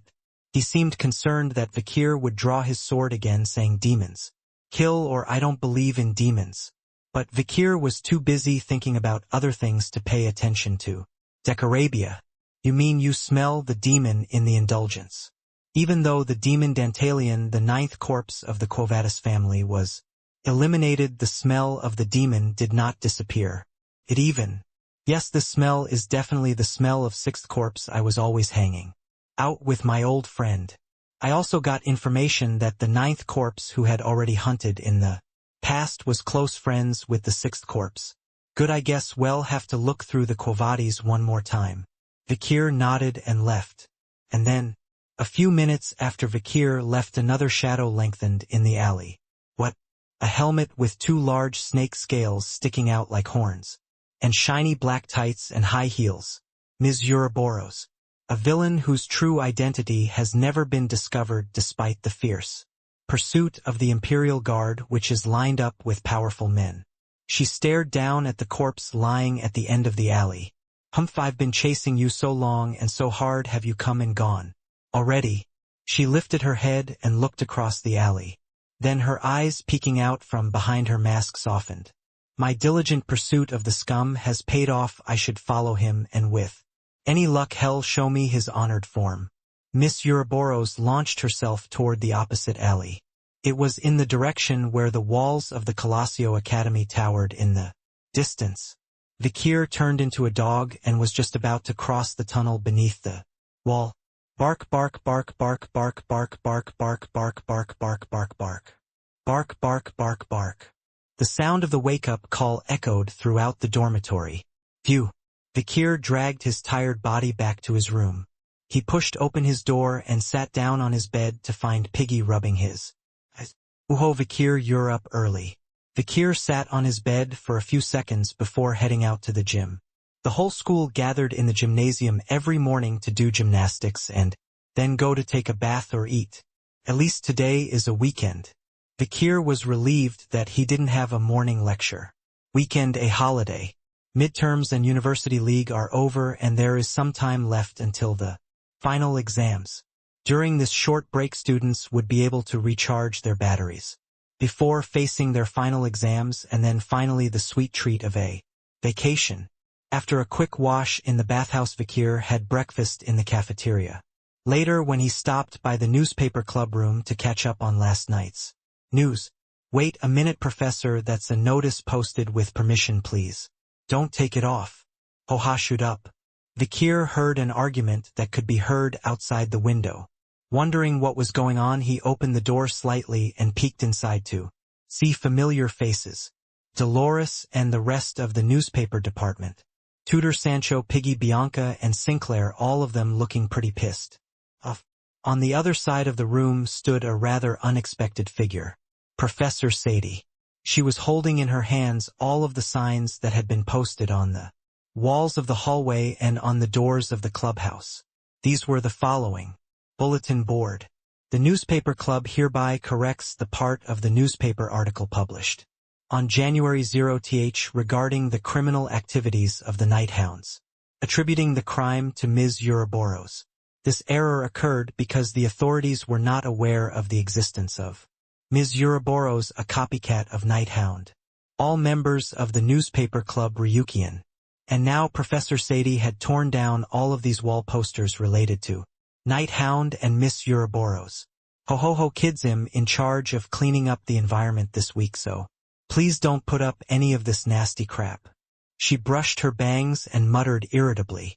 Ugh, why do I have to suffer this annoying punishment in the first place? I just ran a violent crime help and counseling center. The problem with counseling is that you don't distinguish between victims and perpetrators, right?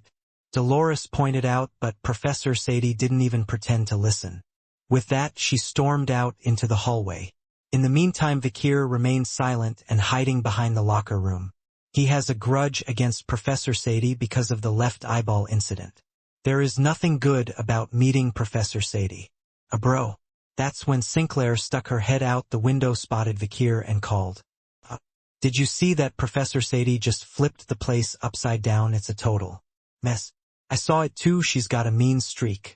She's always been weird, but she's even worse today. Did she get dumped by her boyfriend last night? Why is she so hysterical? I can't imagine she has a boyfriend who would put up with that kind of behavior.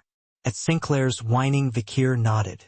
With that, Vikir left the club room with the morning paper, which contained the events of the previous night.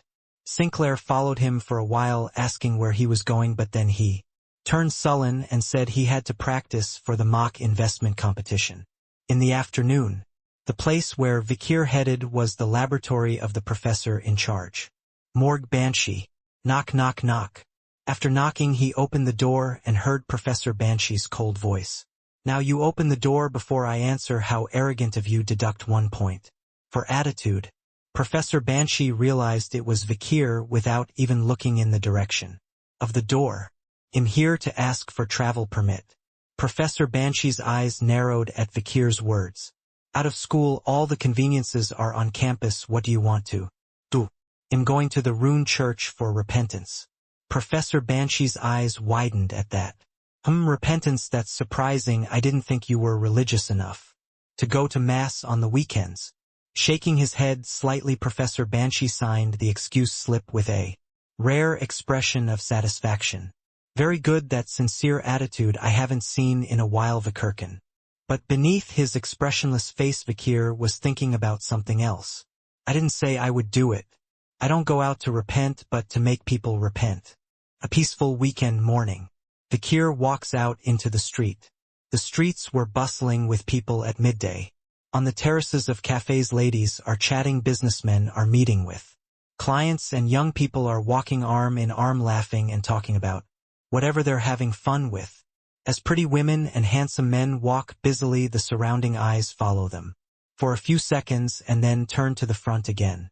The smell of flowers from a flower shop, sweet and savory from an egg bread shop. From the railroad station ahead, where carriages rushed by with urgent news, came the clanging of hammers to announce the construction of an expansion. Suddenly Vikir stopped at the edge of the street. Red brick buildings and narrow alleys between them. At the narrow entrance, a line of Imperial Guard seals prohibited entry. It was the same place where Vikir had carried out his assassination at dawn. Just hours earlier, 2 things had changed. The bodies had already been removed, marked only by a white line on the ground. The other was a deep gash in the floor. Vikir stood at a distance and examined the marks on the floor. It looked like a snake had slithered across it. It was definitely not there. When Vikir carried out the assassination, a crowd gathered murmuring at the bloodstains on the walls and floor. They say a man died in there during the night. They say he was horribly tortured and then poisoned. Be afraid, could this be the work of Hound too? No, they say the killer this time was that woman Miss Ouroboros. What, there were other villains besides Hound? This guy's slow on the news. Vikir blended into the crowd and quietly listened to the conversations around him. Vikir didn't need to worry, he hadn't left any clues. He moved in complex movements, turning into a dog in the middle of nowhere and slipping under narrow terrain, something no human could ever track. It's just that he's a little surprised that Miss Ouroboros has been there since he left. She's a strange woman. Vikir became even more alert to Miss Ouroboros. She was no longer just a copycat. She is a terrorist with an unknown purpose and seems to be chasing the Hound, so we need to keep a close eye on her. However, today's outing was not about Miss Ouroboros. Vikir left the crowds and headed toward the center of town wearing one of his hats. There are so many people. When Vikir reached the main street of the imperial capital, the most important land, he marveled. There are so many people, it's like looking at a dense mass of bean sprouts. I could blend in and nobody would know. Vikit thought, if you want to hide the woods, hide it in the forest. Vikir blended into the flow of the crowd and moved forward. Soon he could see the white shield, the holy symbol of the Quo family. The colorful and magnificent temple was maintained by a branch of the Old Testament order. At the entrance to the temple there was a huge crowd of people lined up. A white-robed priest shouts into a ram's horn, "Come on, repent, this is your chance to get your sins forgiven at half price. Come on, it's not every day that you get this chance, half price for misdemeanors, 30 DC for felonies, and for the really big crimes you'll have to consult the bishop. Hey, race your indulgences today only. Buy now and save even more on taxes. This is a special sale that ends tomorrow. And we don't know when it will happen again." The shouts of priests selling indulgences were mixed with the calls of cotton candy sellers selling cotton candy, corn sellers selling roasted corn, and bubble sellers selling bubble toys for children. People coming out of the temple come out with bright expressions and walk with brisk steps. All of them had bought indulgences. A couple's conversation caught Vikir's ear. "Ugh, I bought indulgences this time and I feel relieved. I've been scolded all this time because of guilt. Oh, for that time when you were drinking and driving a carriage and hit a kid. Yes, I haven't been able to sleep since then, and now I'm here to repent. Because they're offering a big discount on the indulgence." "But didn't the child die? Did you apologize and compensate the family?" No, I didn't. I bought an indulgence. I bought a really expensive one, so it's okay, right? I guess, well, whatever, you're such a good person anyway." Vikir turned his head and studied the man and woman for a moment. They don't smell like demons. They were not demon contractors, surprisingly. However, similar types of people were overflowing here in the imperial capital. Right now, in this branch alone, the Old Testament order of the Quo there were tons of people lined up to buy indulgences, and on the other side of the line were people who had bought indulgences. If you think about all these people who have sinned and all these people who have been forgiven, it's kind of dizzying. I wonder why the world is like this. Vikir shook his head with the sigh that older people usually make. He's been doing his best to prevent the end of the world, but somehow the task feels even heavier today. And then Vikir joined the end of the long line and after a long wait was granted entry into the temple. Once inside, passing between large white stone pillars that were so pristine and clean it was impossible to tell how much money was spent on them, Vikir was greeted by a group of well-dressed priests. "Greetings, sir, what sins have you committed, and are there any indulgences you seek?" One of the priests approached Vikir. His youthful appearance suggests he hasn't been in the service for long. The priest clung to Vikir, explaining various things he hadn't even asked. "We have indulgences for misdemeanors, felony indulgences, of course, and special indulgences for the most heinous crimes that are punishable by death. But since you Mr. look so young, it's unlikely you've committed such a felony. Would you prefer a misdemeanor? To the priest who was struggling to come up with a quote for a customized indulgence, Vikir asked bluntly, if I can repent for sins I've committed in the past, can I repent for sins I'll commit in the future? The priest smiled wryly as if to say yes. Anything is possible if you buy indulgences in advance. What sins are you going to commit? Which is a heinous crime. The priest's expression hardened at Vikir's words. What would the priest's reaction be to a human foreshadowing a great crime to come? Now with a serious expression on his face, the priest spoke in an even more serious voice. What is it? In the case of extreme crimes, the price of indulgence would be very high. Are you okay? If you have the means, I will bring the bishop.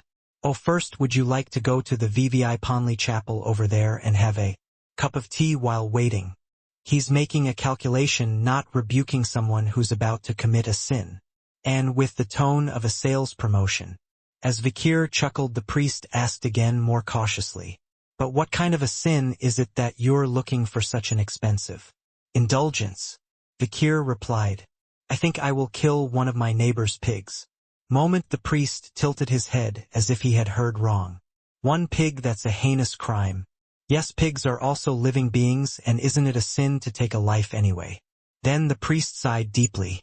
He glanced at the long line of people behind him, then turned back to Vikir. Hey, now the words were short. Just go, okay? When Vikir still stood there unmoving, the priest casually tore open a piece of indulgence paper in his hand and stamped it with his own seal. There, I'm giving it to you because it's amazing that we came this far.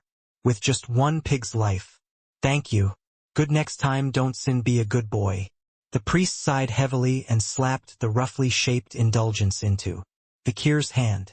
Vikir looked up and said, the money.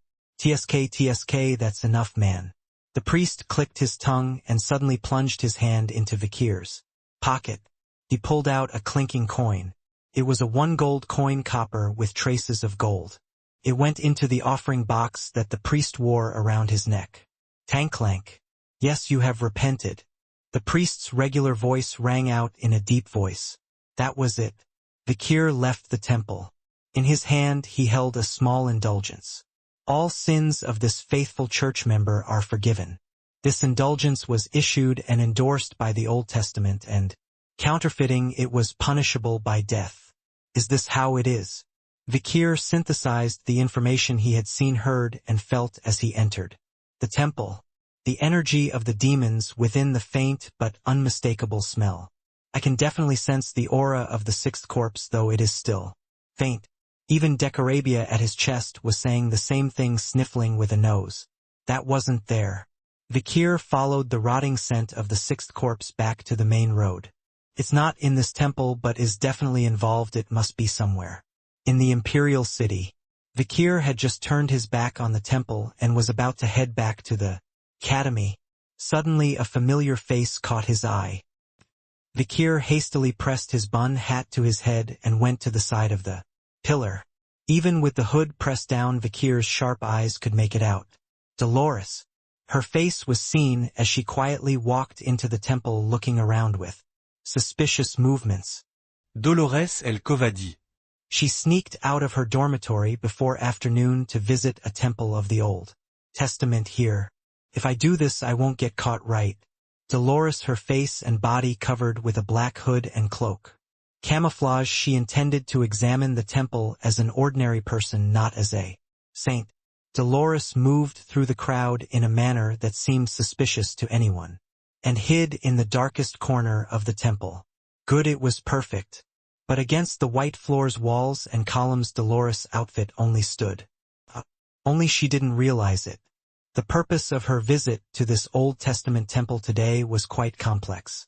The current state of affairs in the faithful Covadis is one of chaos, with the Old and New Testaments in such violent conflict that they can barely keep up with the rest of the empire, and heresies and cults are springing up everywhere.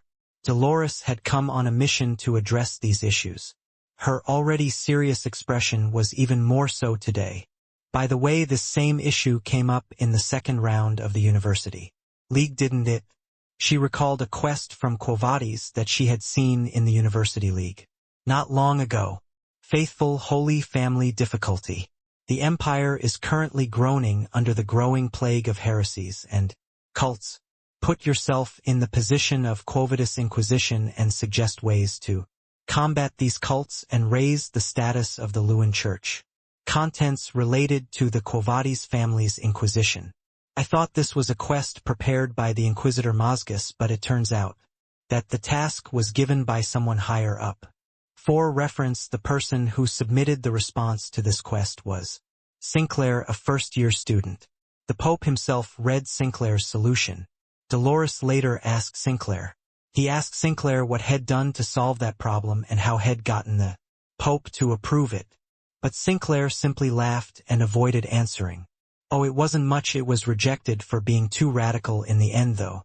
I did manage to pass with flying colors for originality. Dolores swallowed hard. The only way to get rid of heresies and cults is for the Old and New Testaments to reconcile and join hands, or for one or the other of them to disappear, or for all of them to be wiped out in one fell swoop, but the last is impossible. So Dolores came to investigate the root cause of all this, the Old Testament.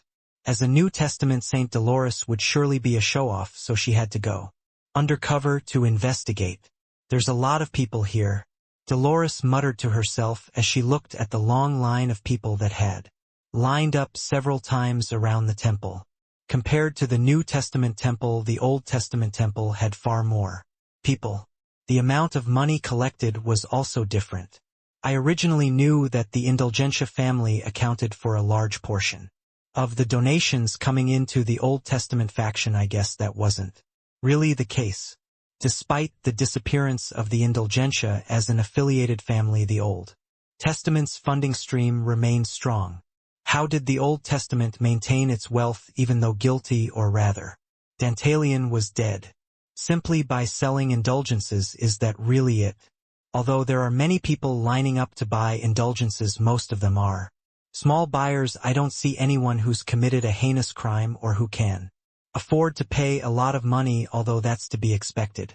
People who can afford to pay big money for indulgences are unlikely to come to the temple in broad daylight. If they did, they'd send a proxy or do it in writing, not in person. Then where do the high-ranking priests of the Old Testament get their VIPs from? A source of funding. That's what Dolores was wondering. Just then, a large ornate carriage pulled up to a corner of the temple. The white shield, the holy symbol of the Quo Vadis, could be seen glistening with oil. From the carriage stepped a fairly tall, middle-aged man who smiled as the crowd cheered. Dolores paused when she saw him. The person she was most reluctant to see in this world had appeared. Humbert el Quo Vadis. A man who held the rank of cardinal, the highest dignity within the Old Testament, a position so exalted that there was no place higher except for the Pope. At the same time, the father of Saint Dolores. Ironically, Dolores feared her father ever since she became his foster daughter a long time ago, because she was born with divine powers, especially before she went to bed, when his gaze would sweep over her body as he said good night, and she would feel as if snakes were wrapped around her entire body. Dolores felt her heart sink, and she pressed her back against the stone pillar. Just hold still. If she held her breath and stayed still, Humbert wouldn't look her way. But her wish was not granted. Humbert was a sharp man. He sensed the gaze that was momentarily and intensely focused on him and turned his gaze towards it. Just a moment, adjutant, there's something on my mind and I need you to take a quick look around before entering the temple. He gestured to the adjutant, who followed him, then began to walk toward the stone pillars. Top, top, top, top, top. Wherever Humbert steps, a path appears. Each of the Lun's believers took off their hats and bowed their heads, clearing a path for Humbert. Dolores felt her heart pounding like it was going to burst. Humbert's footsteps kept getting closer and closer. Each time it felt like a huge snake had wrapped itself around Dolores' heart. The nervousness reminded her of the time she almost ran into Guilty in the hallway. However, there is no good male junior who helped her at that time. It was just a fluke. Dolores swallowed hard. Just as she was desperately trying to think of an excuse to make in front of Humbert. Who is this? There were two men blocking Humbert's way. Both were men with their faces covered by white hoods and robes. Humbert's expression furrowed slightly. Who? Oh, come on, look at me, he this with my face all covered up. Then, with a hearty laugh, the white hood was pulled off. An old face was revealed, a face that looked like it had suffered a lot.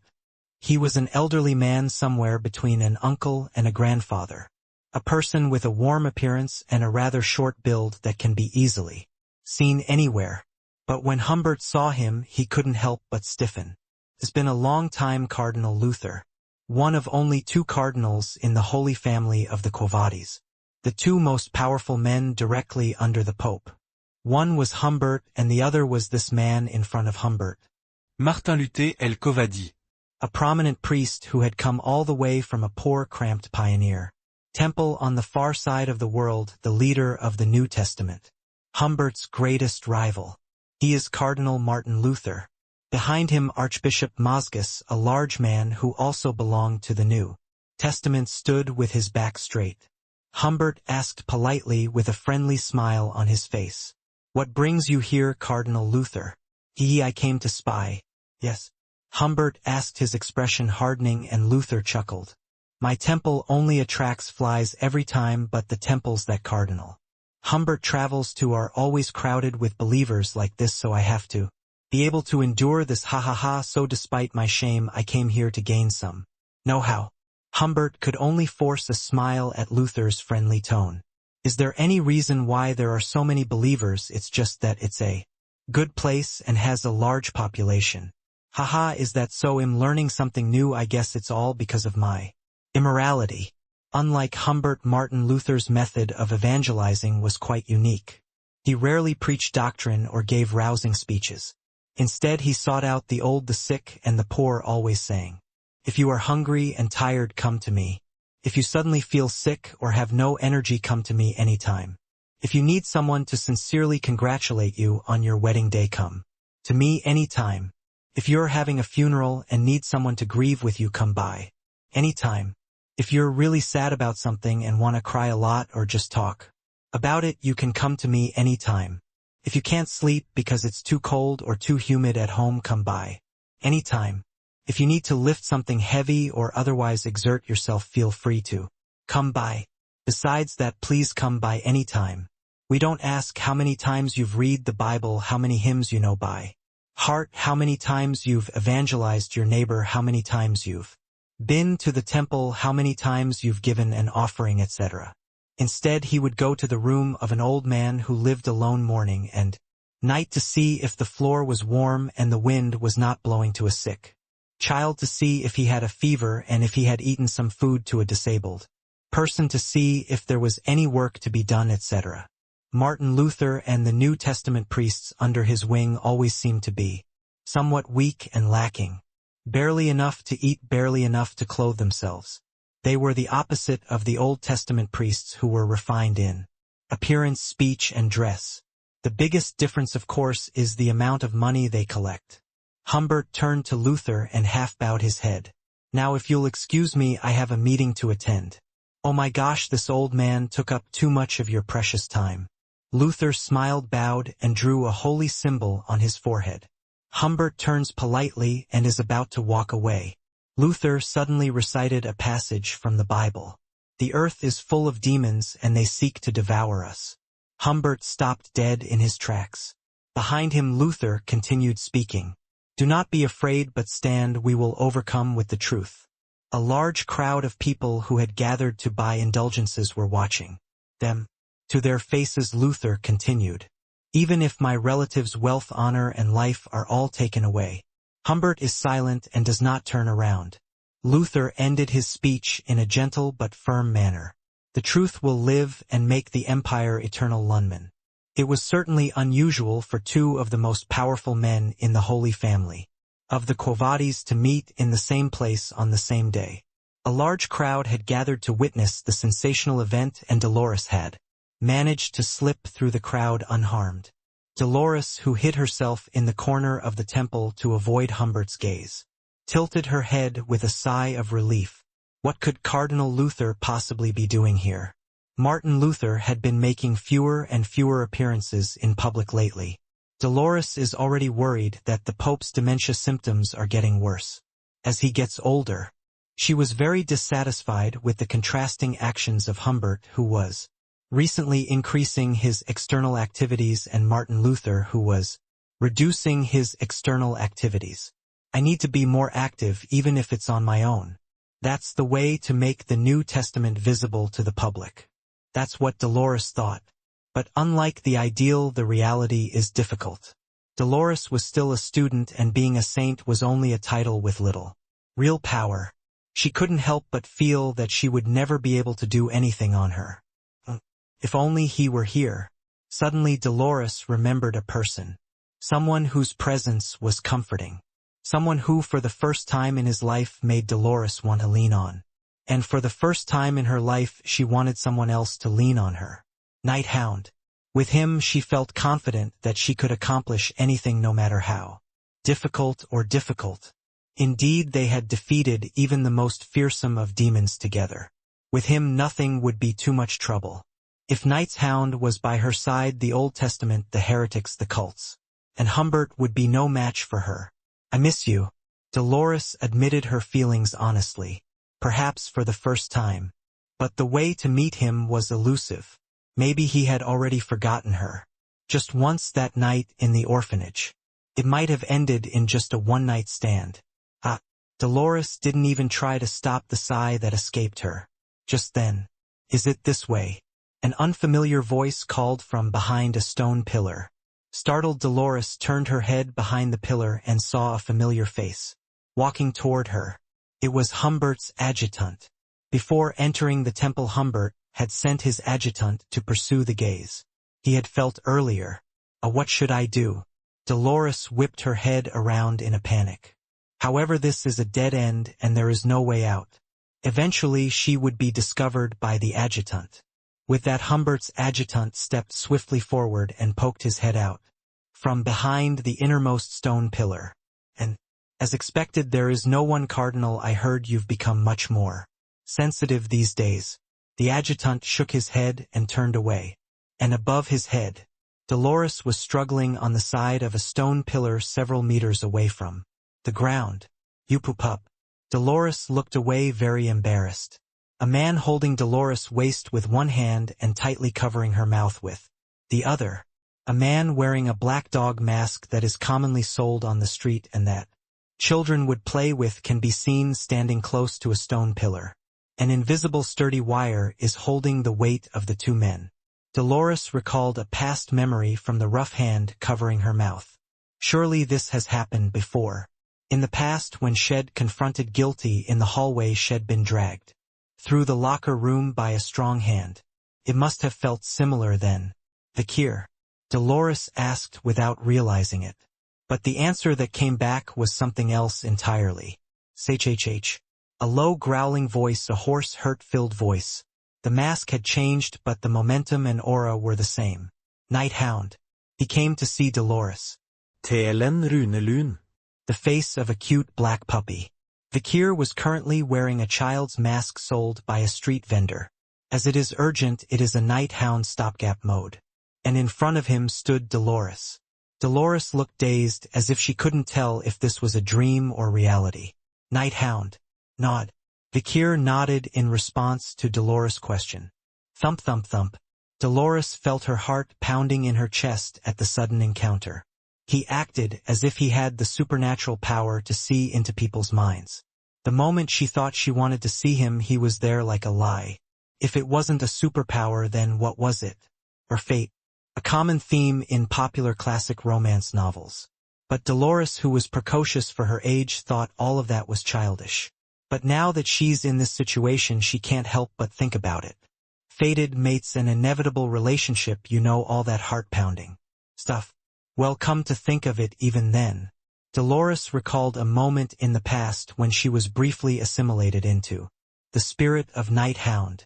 A cold, lonely, and difficult journey, a pilgrim walking through a thorny path. carrying all his burdens alone. The memory of that night when she could feel his pain, his suffering, his numbing loneliness. A soulmate who went through extreme situations together even though she doesn't know anything about the outer shell. There is definitely an invisible tie between him and herself. That's what she thought. Then, come to your senses. Nighthound voice snapped her back to reality. She looked up quickly to see Nighthound's palm flicking back and forth in front of her. Oops, I'm sorry, I was a little dazed for a moment. I was a little surprised. Dolores blushed and apologized. Then she looked at Nighthound, who had the face of a cute puppy, and frowned. What can I say? The atmosphere has changed a bit. It's the same with the mask. Vikir didn't answer, but the clever Dolores had already noticed this meeting was not in Nighthound's plans. So he must have been too busy to prepare his mask. We must have met by accident. Do you live around here? Vikir remained silent, but Dolores knew that she was interpreting it as a positive meaning. The fact that we met while looking around in casual clothes on a weekend means that you have a residence in this neighborhood. Moreover, considering that you are familiar with the geography of the Colosio Academy. Previously, Dolores had thought that Nighthound had informants within the school. However, looking at the current situation, the possibility that he was a person inside the school could not be excluded. Wait, why did I say that earlier? Dolores had just said the name Vikir without realizing it. Why? Simply because of the hand covering her mouth. Because it reminded her of the time she almost ran into Guality in the orphanage hallway. Dolores felt a familiar sense of déjà vu. But she doesn't know exactly what it is. It's just a vague feeling that she's missing something important. Meanwhile, Vikir watched the adjutant's back as he walked away. The scent of the demon was unmistakable on him, even faintly. Even though Dantalion has been eliminated, the members of the Quavades family still smell of the demon. That scent wafted throughout the temple of the Old Testament as he had confirmed when he bought his indulgence. And Humbert, whom he had seen earlier from afar, also had a strong smell. The New Testament priests at Quavades family don't smell it at all, so the Old Testament and the Sixth Corpse must be involved. In particular, Humbert, the leader of the Old Testament, was a suspicious man. In many ways, the carriages he traveled in and the mansions he lived in were covered in precious metals and works of art, and his spending was enormous. It was even revealed that he was receiving regular entertainment and bribes from guilty of indulgentia, but he was also a skilled politician who survived by having his tail cut off. But he wasn't a demon, deeply intertwined with the demon but not the demon.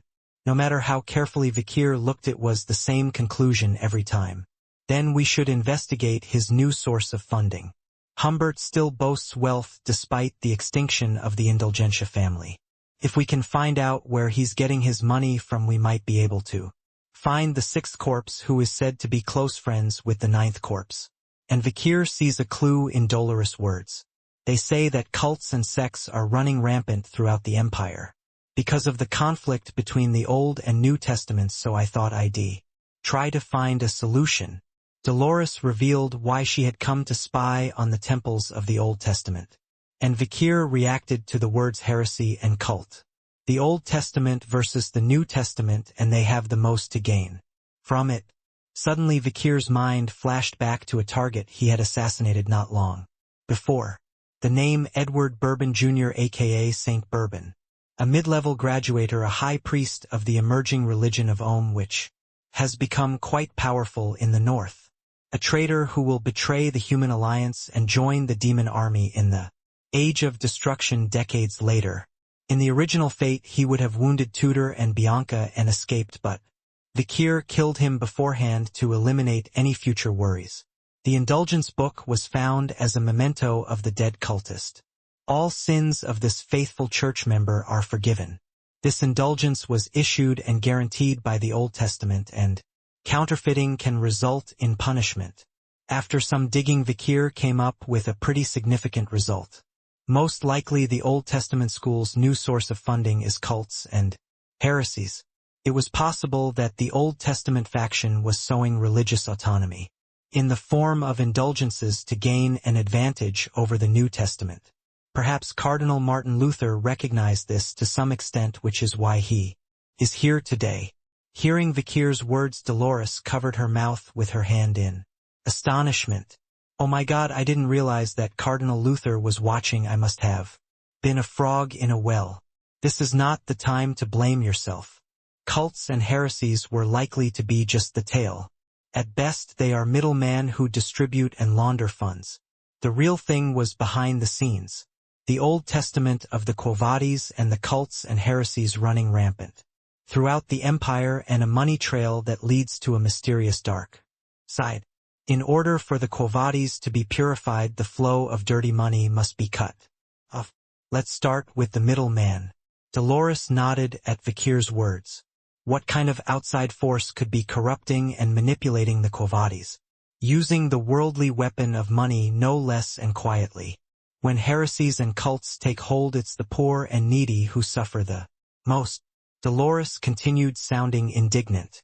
I don't think people need to believe in Lewin to be saved as long as they can find peace of mind by doing good to others in ways that are comfortable and familiar to them, but they're not they.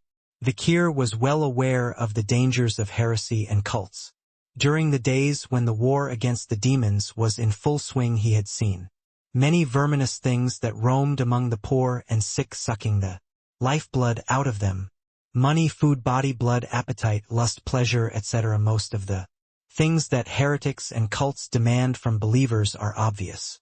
The one I killed yesterday was a similar case. Dolores paused for a moment at Vikir's words. As expected, Hound was fighting, still alone, still hurting. Let me help too. Dolores held Hound's hand tightly. It was like that before, but now it was even stronger and more earnest. A light of respect and affection that could not be hidden was radiating from Dolores' eyes, which strongly demanded solidarity. I can be of help. At her strong assurance, Vikir asked curiously. That buff against Dantalion last time, can you do it again? That is. Dolores quickly looked intimidated. Apparently it was only a temporary thing and she couldn't control the power. Yet, of course, if you could, you'd already be called the Iron-Blooded Saint. Vikir nodded. Right now Dolores is still just a young girl. She has a long way to go before she can awaken and become a great hero who will save all mankind. It would be wrong to expect too much. I see. First we'll have to deal with the cults that are supposedly connected to the Old Testament. How are you going to visit every single one of them in the Empire? At that, Vikir shook his head. There's not enough time for that. There is a way to overcome everything. A way to wipe out all the cults and heresies in the Empire in one fell swoop. Dolores' eyes widened at the mention of such a method. Something that the young priests of the New Testament hadn't been able to solve, no matter how many times they put their heads together. An answer they had all given up on. And yet Hound was saying it quite firmly, his tone full of confidence. And what is that? Dolores asked with a twinkle in her eye. Like a true honor student, she had a ballpoint pen and notebook in her hand, ready to take notes. And then, Vikir spoke, his voice flat and dry. I need your body. The body of a saint is called the Eucharist, which is often used to mean white bread and white wine. Thus the priests of Lewin would eat a meal of white bread and white wine once a weekend.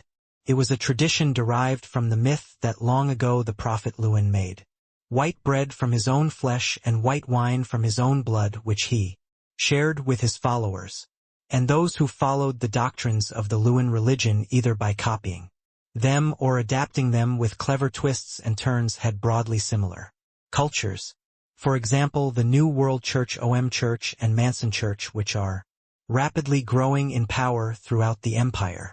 They copied and used Rune's old doctrines almost exactly, but added their own unique interpretations to the empty parts of the doctrines, and eventually creating a whole new religion. And the highest-ranking priests, including Elmani and Charles, the heads of these large-scale heresies and pseudo-religions, were now gathered in one place. It was in front of a temple of the New Testament in Quo Vadis, on the outskirts of the imperial city, with few people. A large group of people gathered together and began to talk. Greetings, priest, it's been a while. Are you looking much better? Well, I've gotten a bit of a boost this time around when a merchant guild donated their entire fortune to me. Kia, you're very resourceful. How did you get the donation? Is there anything special? The guild leader's daughter there had been sick for several years, and I tricked her into saying I would treat her, so I took it all out. If you're in pain, all it takes is a few narcotic painkillers. Ha ha ha, that's awesome. I've been worried that I've been losing weight, and this is going to make me look like I don't have any. Isn't it because you brought in a new young concubine this time? Hee, that's right, she already had a husband, but I managed to seduce her with indoctrination and make her fall head over heels for me. Well done. To put it bluntly, wouldn't you be a true god if they sacrificed not only all his wealth but also their body and soul for you? That's right, otherwise salvation is out of the question. Although cults and heresy priests differed in the reasoning and principles of their religions, they had one thing in common. It was to gain weight by taking the backbone of those who were tired and struggling. At that time, the crowd parted to the left and right, and three figures walked out from different directions. They were Elmani and Charles, the leaders of the cults. Elmani, aged but still with a greedy gleam in both eyes, spoke. By the way, the fact that the New Testament of the Quo Vadis sent an invitation to dinner means that they finally recognize our New World Church as an official branch, right? Then a man so fat that he almost looked like a ball said, "That's right, the Eucharist is the sharing of the blood and flesh of a saint. Calling us here probably means that they want to form a formal alliance with our church." The skinny, wide-eyed Charles nodded in agreement. "Yes, that's why we're meeting in secret today, to keep the Old Testament in check." When they learned that we had been providing funds to the Old Testament for a long time, they also wanted to get something out of it. The leaders of the heresies and cults gathered here all call themselves the Pope. They've all traveled here for their own reasons, having received invitations to a dinner that Quo Vadis had secretly delivered some time ago in the name of the New Testament. Having already established strong ties with the Old Testament, they are now looking to align themselves with the New Testament, since the Old and New Testaments are currently at odds within the Quo Vadis. If we fund them both, we'll be able to survive no matter who wins.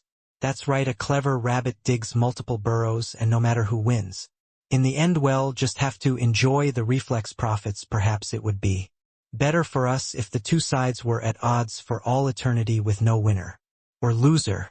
To do that, we must keep our gathering here today a secret from the outside world. I'm sure you've all kept your secrets well, haven't you? All the influential cults and heresies from across the empire were here. The leaders of each religion had brought only a core group of trusted officials. How fortunate is it that the New Testament bastards have finally come to their senses and reached out to us. They know they can't win against the Old Testament without our funding. Ha ha ha, the New Testament bastards, always pretending to be virtuous and clean. They came secretly in the middle of the night and rushed into the temple to see who would see them. No, they were about to enter. Quack. If it weren't for the heavy drinking that came out of nowhere. Buuk. Debris from collapsed structures and trees fell on the wagons and people. Screams began to erupt from everywhere. What? The heretics and cults circled around, panicking as they looked at the collapsed earth and debris. And then through the dense dust they hear the sound of footsteps. Tep. Black tights, killer heels over 30 centimeters high. Ms. Ouroboros. She had appeared out of nowhere. Ho, what is this? What kind of trash is this? She glanced at the priests and shrugged once. I heard that night Hound had appeared, so I came here, and all I found was a bunch of stinky trash. The priests shouted in outrage. You insolent criminal bitch, what are you doing? Kill her. Then the soldiers armed with spears and shields charged at Miss Ouroboros. But, Shiriririk. The whip coiled like a snake, slicing through the arms, legs, and bodies of the soldiers like sliced zucchini. A terrifying aura flew out in a purple and black trajectory. Sighing quack. The whip, which sprouted thorns like a rose vine, caused a faint earthquake. Every time it struck the hard rock floor, the faces of the heretics and cultists paled as the heavily armored paladins were nearly crushed to death. No way, what kind of monster? What is the Imperial Guard doing? Help me, I'm not supposed to die in a place like this. Elmaniom and Charles tried to run away, but it was impossible. Miss Ouroboros had already dropped down in front of them. She asked in a laughing tone, "What are you guys? Are you the Pope?" They all nodded. "I am the Pope of the New World Church. Do you think you can do this to me and not be punished? I am the Pope of the OM Church. I have hundreds of thousands of followers who would grieve if I were to have an accident. I am the God of the Manson Church. Those who seek to harm me will be harmed." Elmaniom and Charles spoke in stern tones. Then, Siyak-siyak po. Miss Ouroboros snapped her whip in the air. Soon several of the trees that had been uprooted and fell down changed their appearance due to the aura taking on the shape of trees with numerous branches extending out. Elmaniom and Charles scratched their heads. And then Miss Ouroboros said with a pious smile, "If you are the Pope or God, show me the proof, then I'll let you live." At the same time, Wuriak, Miss Ouroboros' whip swept across the front of Charles' body. What? Charles, who stood dumbfounded, was quickly dragged to the giant tree in front of him. And then, puff puff puff, Miss Ouroboros' thrown dagger from her belt pierced through both his shoulders and thighs, nailing him to the tree. "Ah!" Charles frantically screamed, but his body was already nailed firmly to the tree. Miss Ouroboros smirked. "Now I'll put a laurel wreath on you." A whip studded with poisonous thorns wrapped around Charles' head, which was fluttering furiously from side to side. "Ugh!" Charles struggled violently, blood spurting out from all over his body, and then he went limp. He died of shock due to excessive bleeding.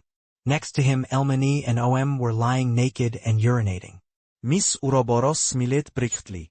"Yes, contestant number 1, you have failed to resurrect. Contestant number 2 is next." Miss Ouroboros walked over to the shivering OM. And then, poof thud. She lifted the heel of her high heel and stamped on his toe, shattering it into pieces. "Cha-ah-ah-ka-ha." OM struggled, but Miss Ouroboros' kicking didn't stop.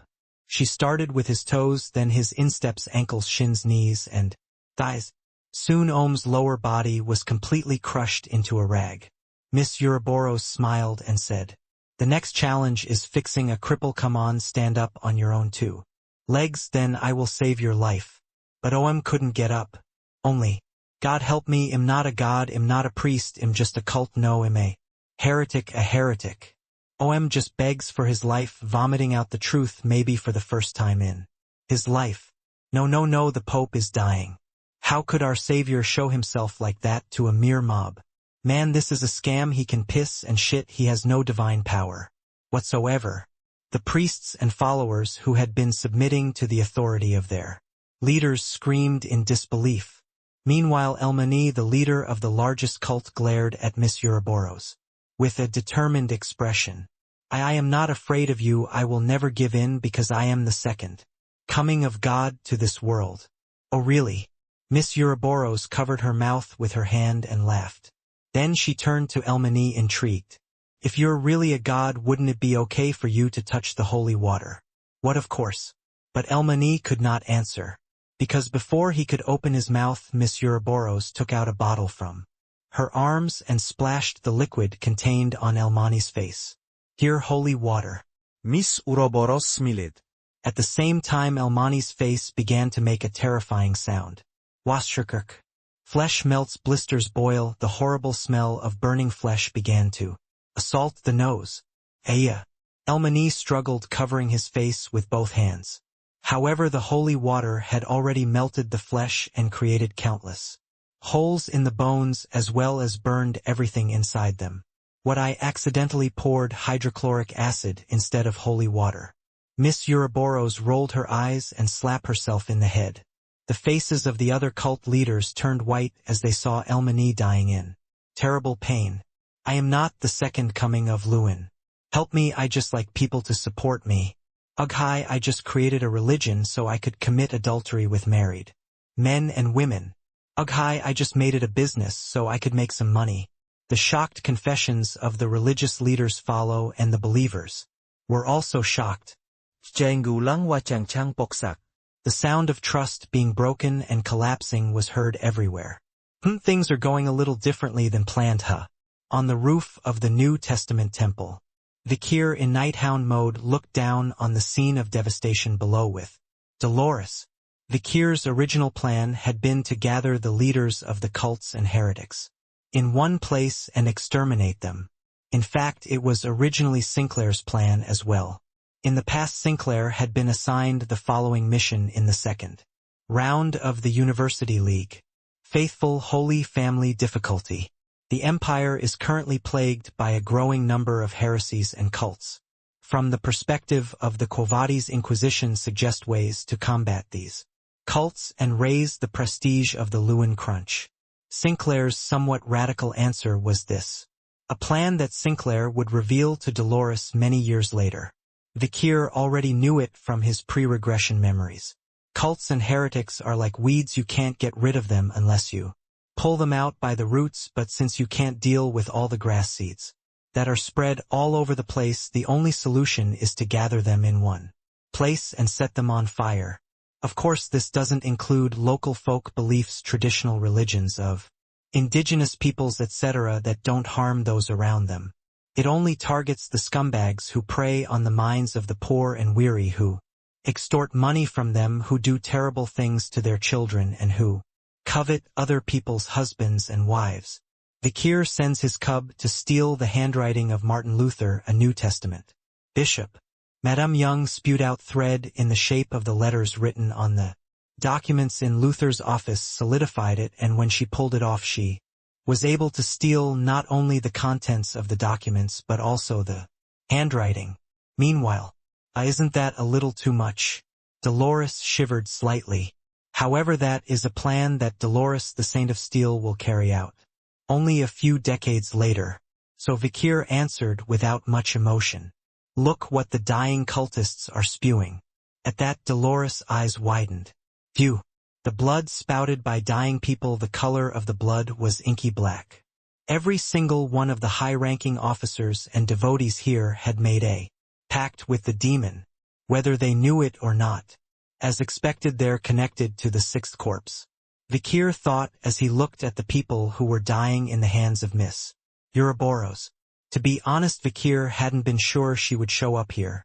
It was a 50-50 chance. This made it clear that 1. She wanted to meet Night Hound. 2. Ouroboros has a hostile relationship with the demon's minions. Reason unknown. Wherever Night Hound had appeared in the past, she had always been followed by Miss Ouroboros. So Vikir planned to be her imitator this time. After all, cross-dressing and a certain amount of whipping are not that difficult. But things were accelerated when Miss Ouroboros showed up for real. Just in time. This way, I hear screams. All hands on deck. Well, get him this time. The sound of the Imperial Guard rushing in after receiving the report could be heard. Ho ho ho, does this feel like I've been taken advantage of? I came here after receiving a report that Night Hound had appeared, but it was all in vain. Miss Ouroboros shook her head in disbelief. Night Hound, you mean to use me in this way? Ho ho ho, you sneaky charming thing, you just keep getting better and better, don't you? With that, Miss Ouroboros turned on her heel and leapt into the air, disappearing in the blink of an eye. Nothing but dirt and darkness swallowing everything up. And taking advantage of that opportunity, Biker quickly entered the scene and caught a still living louse. It was OM, the leader of the OM Church. Aghai. He had been horribly ovulated in the lower half by Miss Ouroboros. In his half-dazed state, Vikir had to rely on his Decorabia powers. He was mesmerized by the red light emanating from the single eye in the center of the inverted pentagram and spit out everything he knew before he died. Ledgers under the floor of a destroyed carriage hidden in 3 layers, money lines, top secret documents. Just before Miss Ouroboros left and the Imperial Guard arrived, Vikir moved urgently. Quick, the ledger. Then Dolores, who had been searching the carriage first at Vikir's hand, gesture shouted just as urgently, "Here, I found it under the carriage." Vikir and Dolores put the ledger in their arms and jumped into the dust. Now I've caught it past the tail and up to the body. Vikir thought. All that remains is the head, nothing but real shadow. Vikir, carrying Dolores, looked at the ledger while gliding through the air on Madame Cub's thread. The answer Vikir sought. A quick glance at the ledger revealed it. A name that overwhelmingly dominates the list. An entity that was the source of funds for the Old Testament faction and used as a money-laundering network for heretics and cults. And the place where the sixth corpse is currently hiding out. They were wicked people I'll never forgive. Dolores spoke while sitting on a water tank on the rooftop of an abandoned building with no one around. The sight of the heretics and cults dying in such large numbers was certainly horrifying. However, they were people who committed evil deeds in various places on the outskirts of the empire beyond the eyes of the church. Scammers who took advantage of the hearts of sick patients and their families, or by scaring and intimidating them used the wealth they had accumulated to lobby the central authority, and in return they became more and more wealthy. The only way to defeat them was simple, radical, and sure. That's why Dolores collaborated with Night Hounds. And the result? Wearing the mask of Night Hound, Vakir was able to uncover the true identity of the shadow figure. A man who not only nurtured local heresies and cults but used them to launder and distribute money, eventually taking over half of the faithful Quo Vadis. The end of the long chain, there was the name of the bourgeois conglomerate. Vakir handed Dolores the ledger head found at the scene of Miss Ouroboros' carnage. See if you can handle it. A voice without pitch and a cold warning in it. It was as if he was keeping a distance and drawing a line. But Dolores had already made up her mind. No matter how thorny the path, Dolores would follow wherever Night Hound led. And then, flutter. Without hesitation, Dolores opened the ledger. This. Dolores didn't need to look closely. The word bourgeois was written on almost every page of the ledger, and the frequency of its appearance was overwhelming. Unbelievable, oh my God. Dolores said, her voice shaking with disbelief. It was clear what bourgeois was after. To weaken quotes by fostering cults and heresies through donations, to split it into Old and New Testament factions, and then to take over both groups, simultaneously, ultimately taking control of the entire faithful Quo Vadis. In other words, it's a silent great war between the tycoons, the faithful, and the 7 great families of the empire. Makes the Morgue and Baskerville fight look childish. Although not a single drop of blood was shed, the viciousness and cruelty was beyond imagination. Vakir recalled the testimony of Decarabia he had heard earlier. This painting is probably a collaboration between the 9th and 6th corpses. The 9th corpse, Dantalion, and the 6th corpse were said to be close friends. And the May 6th have been planning to use this opportunity to finish the painting with his best friend. They support the Old Testament by making offerings to heretics and cults and using the money to buy vast amounts of indulgences. Cults and heresies are naturally secretive in their organization and often secretive in their accounting and taxation, so it would be easy to use them as minions. So the black money is laundered to buy indulgences, and then it goes to the Old Testament. Exactly, the sale of indulgences is a tax-free business sanctioned by the emperor himself, so the Quo Vadis would have had no reason to be suspicious or wary in the first place. Accepting the free sweet treats without question turned me into a fat lazy pig, and that's what Quo Vadis is now. Dolores muttered to herself. Vakir spoke briefly. Reminds me of a bourgeois family motto. Dolores looked up puzzled, and Vakir spoke briefly. There is no free lunch. A phrase that best summarizes capitalist society. Dolores swallowed hard.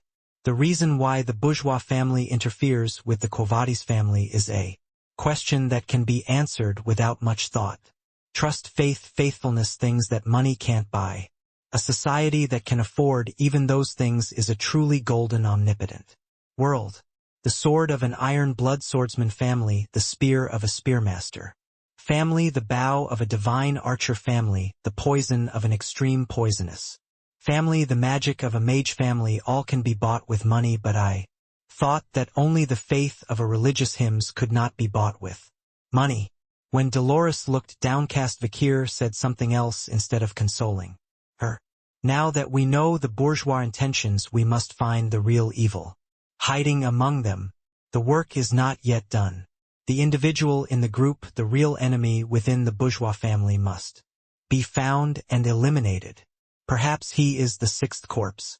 And then Dolores said, sounding a little less confident. The last time I posted a 95-article rebuttal to the Old Testament. The Old Testament didn't even snort, but this time we have to deal with the bourgeois beyond them. Do you think it's possible? It is possible. Dolores narrowed her eyes at Vikir, who answered her question before she could finish. Vikir spoke strongly, his tone full of conviction. If you have the power, how do you attack an enemy that is protected by society, armed with money, laws and systems? The answer is force.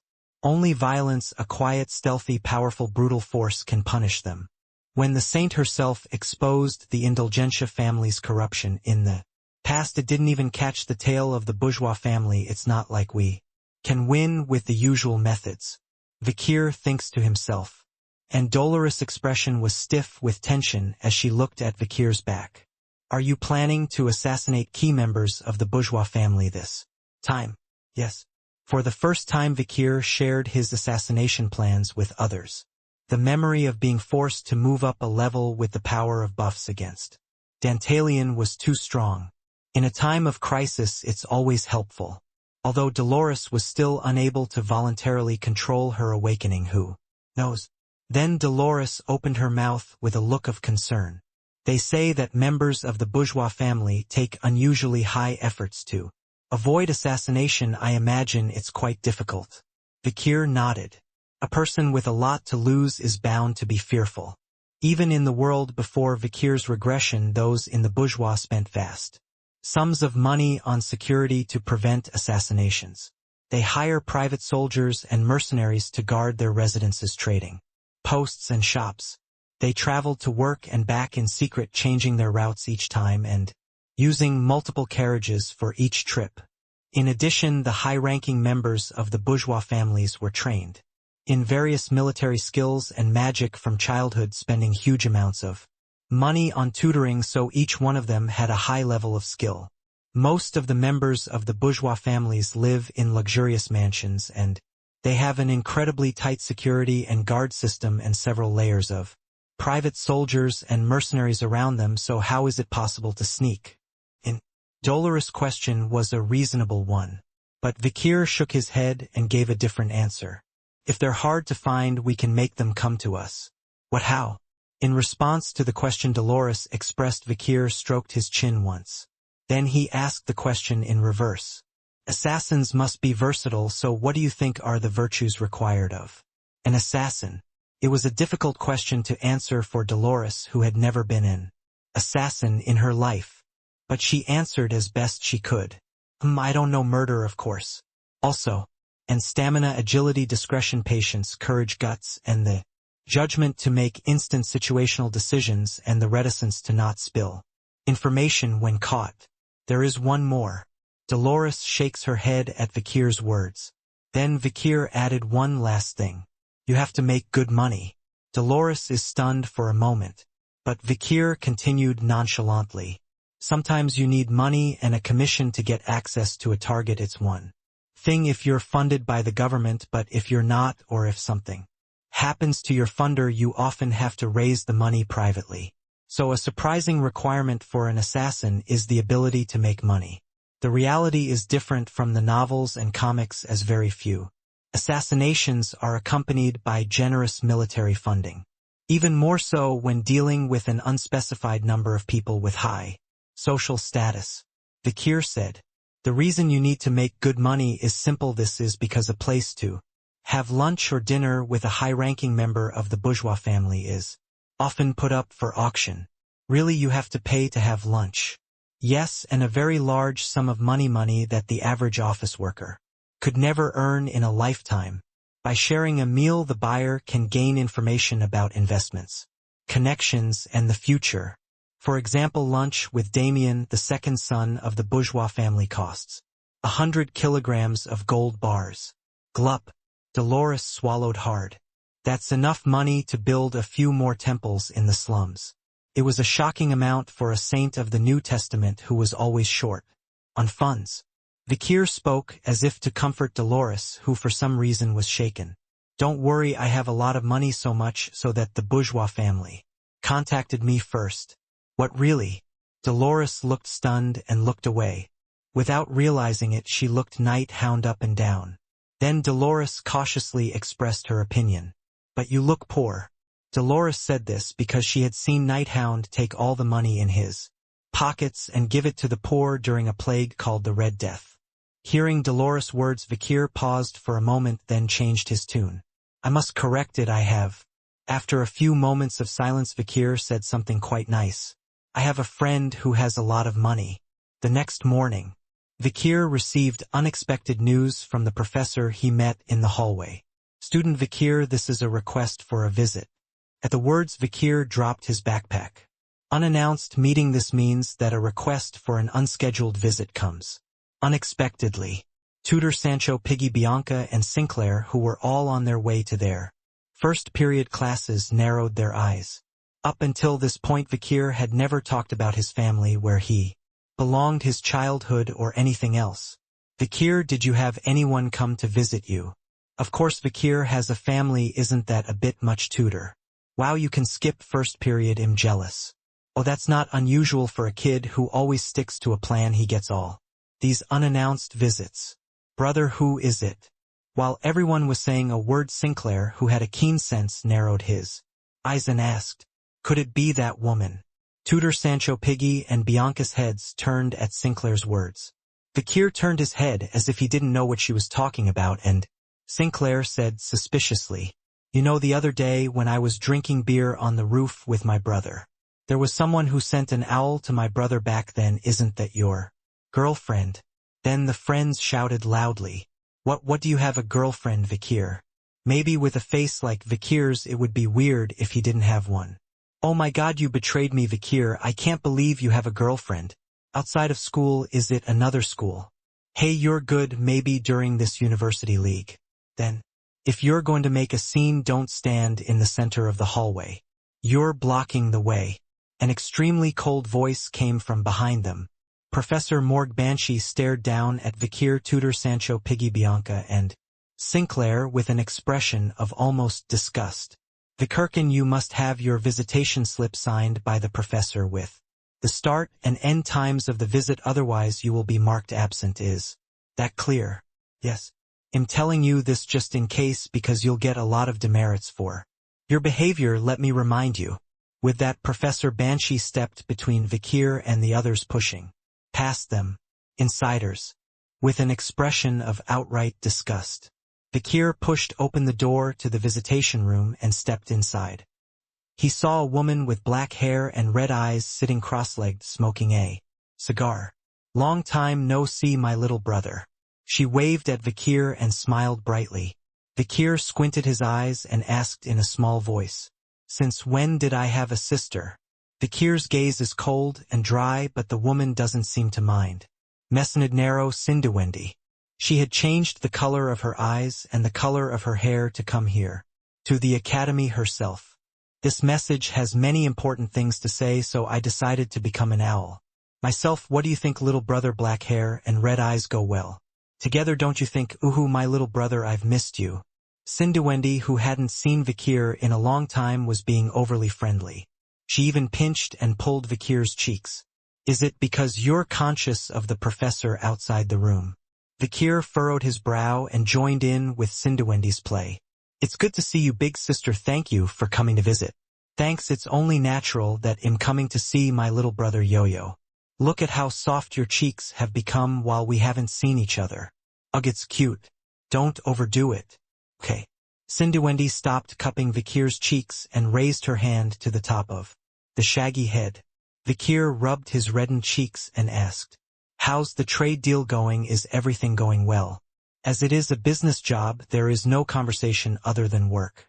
Sinduwendi nodded and answered, the trade with the natives of jungle is fine, it's progressing well, and I've already completed 3 large deals. Good then. As if she knew what Vikir was going to ask, Sinduwendi closed her eyes and shook her head. I haven't found any trace of them yet. It is Balak, the tribe that had somehow disappeared. Vikir was puzzled that they had all suddenly lost contact. But there was no way he could leave the academy and travel to the distant jungle right away. Vikir pulled out his next agenda item. What else have I asked you to do? You mean sponsoring people from all over society? No problem, that's all done. Or in progress. Vikir had asked Sinduendi for something once before. It was to sponsor a group of statues of various people, artists, soldiers, mercenaries, high school students, small shopkeepers, and low-ranking soldiers. Sinduendi scratched her head. If they had children, we would provide them with free education, and if they needed jobs or skills, we would provide them with customized welfare. Some people's livelihoods were in danger, and some people needed hospital expenses. Because they or their family members were ill, all of them got the support they needed. Well done. But what's your connection to them? I did a little research on my own, and they don't have any connection to you, not even a passing acquaintance. Sinduendi's questions were understandable. They had been allies and benefactors before Vikir's regression. These are people I hope to never see again in the future. Vikir smiled bitterly. Sinduendi could only watch in silence. And then, thud, Sinduendi pushed a bag in front of Vikir's eyes. After opening it, Vikir nodded. The bag contained several cubed gold bars and a jewelry box. These are the military funds you requested. I only put in enough weight to carry it, just like you said. Thank you. Cash it in at the designated black market, but the best thing is to spend it in little by little. Vikir nodded and pushed the bag aside. Then Sinduendi brought out the real reason for today's visit. The head of the bourgeois family is a demon. Vikir had vaguely expected this. But hearing it from someone who had actually investigated it gave it a different weight. I see, that's enough. Sinduendi frowned at Vikir's words. Against the great bourgeois, that money is not enough, don't you need more? In the past, Sinduendi had sworn an oath of loyalty to Vikir. No matter what you do in life, I will never let you run out of money. So she wanted to fulfill that promise now. Isn't this what you raised me for? Money is money. Sinduendi was ready to help Vikir fight the bourgeois family. But this is enough for seed money. Vikir cut in. Sinduendi's eyes narrowed. Because of the funding source. Vikir nodded. Members of bourgeois families often put a price on invitations to lunch or dinner. But that didn't mean anyone with money could buy it. They wouldn't accept money from unknown sources. It's not just how much money you make, but how you make it. The bourgeois families had their own strict criteria for who they could dine with. If someone offered them money they didn't know where it came from, they wouldn't accept it. The route through which you earn money must be clear, and it has to be interesting enough to grab their attention. That's why Vikir was refusing funding from Sinduendi. This is not the place to use you. Wait a little longer. At Vikir's words, Sinduendi shrugged her shoulders. What an unknown man. With all these rich sponsors you never ask for money. It's so refreshing. Not like the other flirtatious guys. In response to her question, Vikir gave a short answer. Money is just a means because it cannot be a goal. My father used to say that a lot when he was alive. He was a good traitor. Vikir nodded, though only briefly. The bourgeois family was a big mountain now, but there were still bigger ones behind it. It was not yet time to sheath the sword called Sinduendi. Meanwhile, Sinduendi was still puzzled. So how are you going to deal with the bourgeois without my help? It's not that I won't get any help, but you have to learn to catch fish rather than receive them. When Sinduendi shook her head, Vikir lowered his stance and opened his mouth. I have a plan, but there are a lot of gaps, and I'd appreciate it if you could fill in the gaps with resources and information. So you're looking for financial advice? Vikir nodded. And then, bag. A flyer was dropped in front of Sinduendi's eyes. The flow of the economy was created by humans and cannot be predicted by human power. However, the intuition of a very small number of geniuses is also in touch with huge trends. If you think you're one of those few, this poster is for you. This competition is being held in a place called Spine of the Economy, and will be the staircase that will lead you to the big stage of the financial world. Eligibility: all students of the Academy. Submission period until 1 week after the poster is distributed. Posters will naturally expire after 1 week. Organized by Bourgeois. It's a mock investment flyer hosted by the Bourgeois family. With this money you gave me, I plan to do it. Vikir talked about the investment strategy of the conversion that would attract the attention of the bourgeois family, and Sinduwendi's expression quickly turned to disbelief. Crazy, that's a scam. The headmaster's office on the edge of the academy. Professor Morg Banshee stepped into the dimly lit room and had to gasp in. Surprise. In the darkness, a pair of blazing yellow eyes were staring at him. Did you call me principal? Professor Banshee opened his mouth to speak with a trembling expression. Then a face emerged from the darkness. A middle-aged man with a vague look. It was a long-haired man who looked somewhat friendly with a young smile on his face. Winston Smith, the principal of Colassio Academy. Principal Winston said to Professor Banshee, I've heard that you've done a good job of cleaning up some of the messes in this university league. No, there were many shortcomings. Not at all. You've done an excellent job of filling in for me as principal. And I don't know what to thank you for. At Principal Winston's words, Professor Banshee coughed once and looked away. You have returned to the academy after a long absence. Have you accomplished what you set out to do? At Banshee's question, Winston nodded with a faint smile. During training I had a mana surge and had a difficult time, but I made it through. That's good to hear. Banshee glanced away and looked at the hilt of a sword beside Winston's hand. The winter sword, Orwell Winston's favorite weapon that looks like the horn of a unicorn. It is a legendary sword that only those who have attained the highest level of mastery are allowed to wield it. Winston was in the midst of a grooming session when it slipped out of its sheath, so the white lower part of the blade, the black middle part, and the reddish upper part were visible. Then Banshee noticed something strange. There was a large scratch on the hilt of Orwell's sword, a sword that was said to be able to break 1,000 swords and not leave a scratch. It looked like an arrow mark or a snake slither. What in the world happened to that sword to cause it to be damaged? As Banshee stared curiously at the sword, Winston spoke softly to him. I heard that Professor Sadie got into a lot of trouble while I was away on sabbatical. More than I can say, which is why I've been putting together this report. Banshee reached out and slammed the mountain of papers onto the table. With a thud, a mountain of reports crashed onto the table. Winston broke out in a cold sweat as he laughed in embarrassment. Ha ha ha, this must have been a lot for Vice Principal Morg. Sadie is not fit to be a professor, and to be honest, she's a criminal who should be locked up in the far-off Nouvelle Vague prison, not in an academy. Don't be so hard on her. Isn't she the last descendant of the Marquises of Sade, who were so prestigious before the unification of the empire? The previous Marquis of Sade, who was the patriarch of that house, is also currently imprisoned in Nouvelle Vague. Winston sighed lightly. Why shouldn't he know about Professor Sadie, who's been getting into trouble here and there? Still, it's best to keep her inside the academy. We can't send her back to the imperial court, and we can't have the descendants of high-ranking nobles living in poverty. We've got finals and parent-observed classes coming up, and the final ranking battle is going to be a huge event with all the parents in attendance, and if Professor Sadie causes trouble again like she did during the midterms, we're really going to be out of control. Let's just keep her out of the actual work as much as possible. If that's what the principal thinks. Banshee nodded. Well, it wasn't Professor Sadie that mattered now. Winston, the principal of Colassio, had returned from a short sabbatical.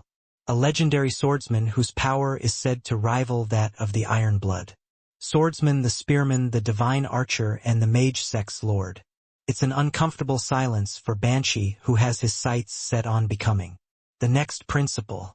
Moreover, since he is from the cold department, he is in many ways the opposite of Banshee, who was from the hot department. Final exams and parent-teacher conferences are the biggest events of the year.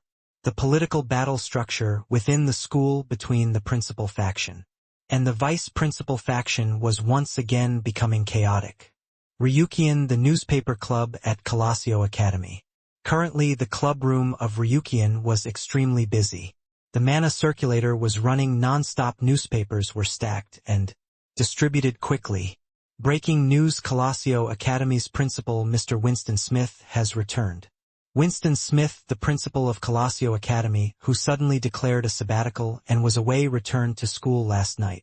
There are many theories as to why the long-serving principal who has been the spiritual leader of Colossio's cold class suddenly declared a sabbatical and went into hiding, but the most likely explanation is that he was returning to his hometown to recover from a mana surge. Meanwhile, Principal Winston, who has returned, looks even more intimidating than before his sabbatical. It was assumed that he had overcome his mana surge and had risen to a higher level. Did you hear the principal is back? Oh good, I liked Professor Winston, he was gentle. I really didn't like Vice Principal Banshee because he was cranky and cold whenever he went to take payment. It's going to be a sunny day for us cold students because Professor Banshee only favored the hot students. From the perspective of the hot class, one didn't like the favoritism. He must be in a hurry to get back here for finals and parent-teacher conferences. The newspaper students chattered away about the morning's issues as they took pictures for the evening edition. Meanwhile, amidst all the hustle and bustle, there was one person who was unusually busy. Dolores, student council president, newspaper editor, and captain of this year's University League. As student council president, she had to organize an event to celebrate the principal's return, and as editor-in-chief of the newspaper, she had to report on it. On top of that, the principal wanted to personally recognize the winner of the University League, so she had to prepare a winning speech for the awards ceremony and a pep talk for the juniors who would be participating in the University League next year. There was even a ceremony to award various plaques and medals to the top third graders who took the midterm exam. Ugh, I wish I had 10 bodies. Therefore, she was completing all these tasks by working all night long. But despite the ongoing hard work, Dolores' eyes glowed with life. She had one transcendent goal that transcended all of these menial tasks. I will eliminate the demon in the bourgeois family and return the bourgeois family and the Quavadis to normal. It's been a long time since she's had a desire. Now it was time to make it a reality. When Dolores had finished her work, she found an empty lecture hall and went inside. She stared at the flyer for yesterday's competition. A mock investment competition organized by bourgeois family. Last night, Hound had given Dolores her instructions. I will start earning money now and get the attention of the bourgeois. Hound had offered a sizable sum of seed money. The plan was to roll this out and make a lot of money so that the bourgeois could approach him. In the end, you didn't tell me how you were going to raise the money. However, Hound did ask Dolores for one thing. He asked Dolores to do one thing: find a handful of competent people to do office, administrative, and other secretarial work. Dolores happened to create a temporary club under the pretext of a mock investment competition hosted by the bourgeois family. The club was created apparently to participate in a competition organized by the bourgeois family. However, the money that is being funneled through it is all real money, and it will eventually become a sharp knife that will cut the throat of the demon lurking in bourgeois family. When Dolores was thinking about various things in her mind, knock, knock, knock. The door to the empty classroom opened and 2 students entered. 2 applicants were selected after defeating numerous competitors after a rigorous written test and interview. They were Piggy and Sinclair. Hey guys. Dolores stood up from her seat. Piggy, who had demonstrated exceptional intelligence and analytical skills, despite being a freshman, and Sinclair, who was nearly flawless in her administrative office and secretarial duties. Ms. Chairwoman, just like you said, I've been gathering all the information on the bourgeois family's celebrities and their latest happenings. I've been analyzing the schedule, organization, and structure of the mock competition to perfection. Hearing their answers, Dolores felt reassured and smiled with pride. The information and skills Hound needed were now in place. Dolores was careful to make sure that the Oracle looked like a group of honors students from Colossio Academy. These children must never be caught in the act. Soon the battle with the demon would begin. Dolores even had a plan to get Piggy and Sinclair out before then. Then Sinclair asked, Ms. Chairwoman, it's a mock investment, so why do you need seed money? Well, actually, it's just a mock investment, but we're actually going to make an investment. What? Sinclair's eyes widened at the audacity of the idea. So did Piggy. Dolores spoke again. Literally, we're going to win the mock investment competition, and at the same time we're going to manage real money and make a huge profit, of course. They'll take full responsibility for any damage that might be caused. Tous, there a reason you're doing that. First, because I'm sure of it. Second, to leave a strong impression. Sinclair and Piggy exchanged glances at the certainty in Dolores' voice. If Dolores, the student council president, saying this, there was no reason not to do it. In any case, the seed money is Dolores' own money, and even if she loses it, Dolores takes responsibility.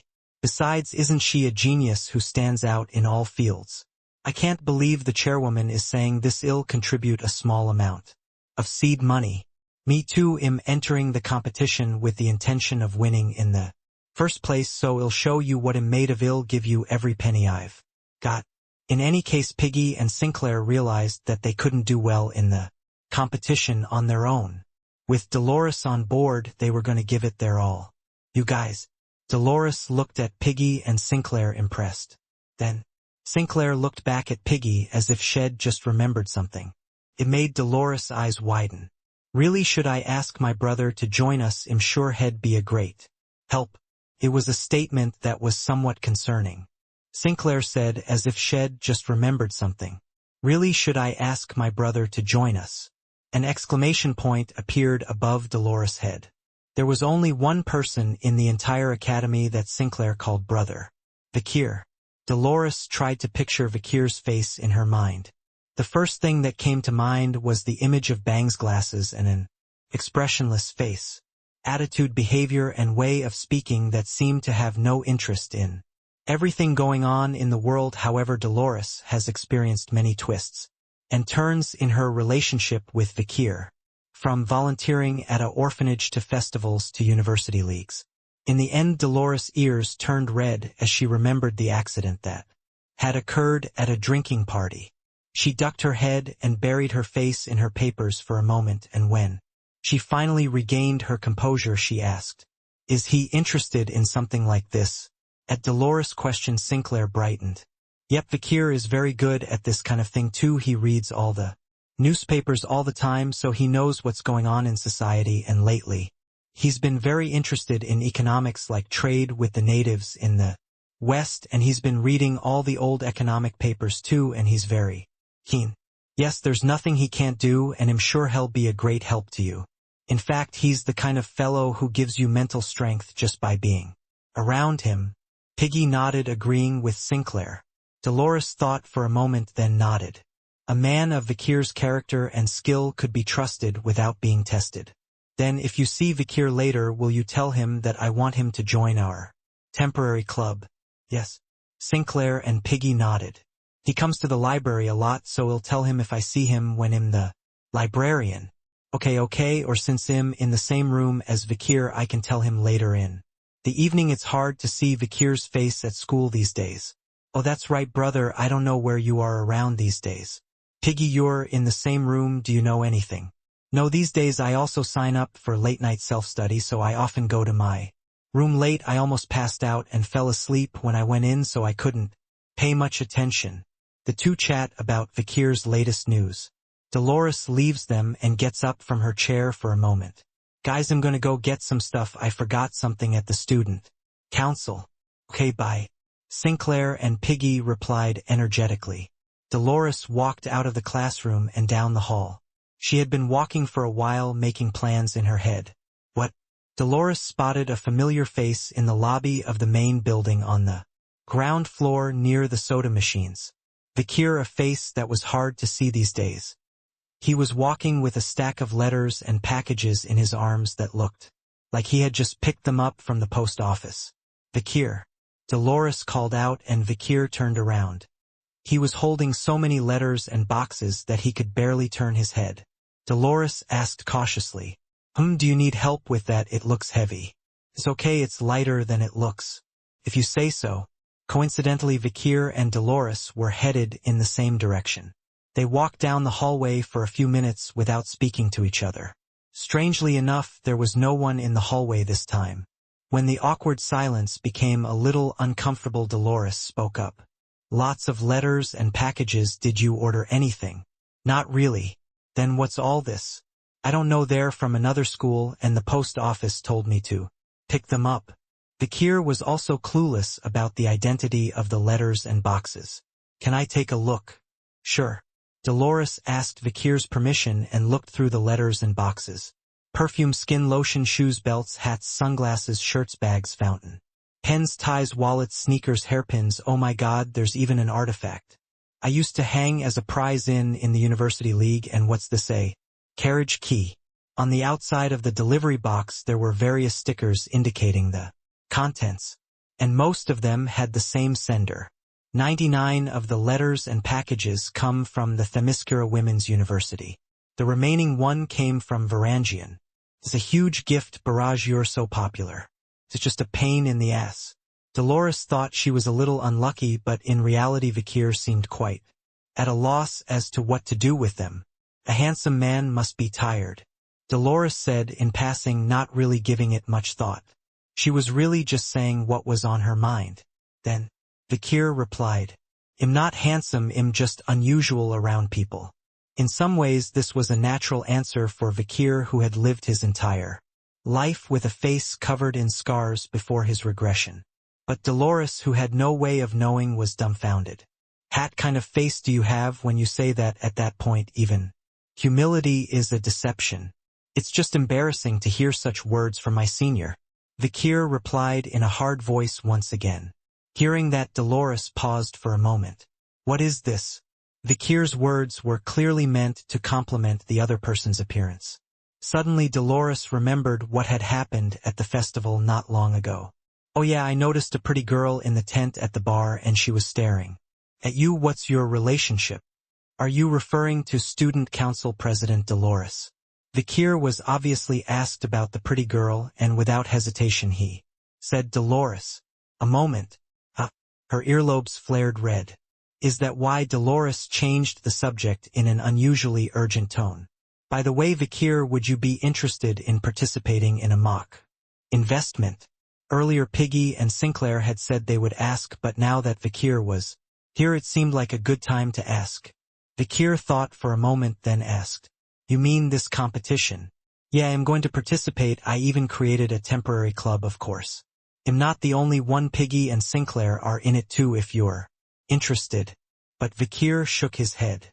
"I don't have time for any clubs except maybe the newspaper." Dolores felt a little disappointed. After all, she had been secretly hoping that Vikir would join them.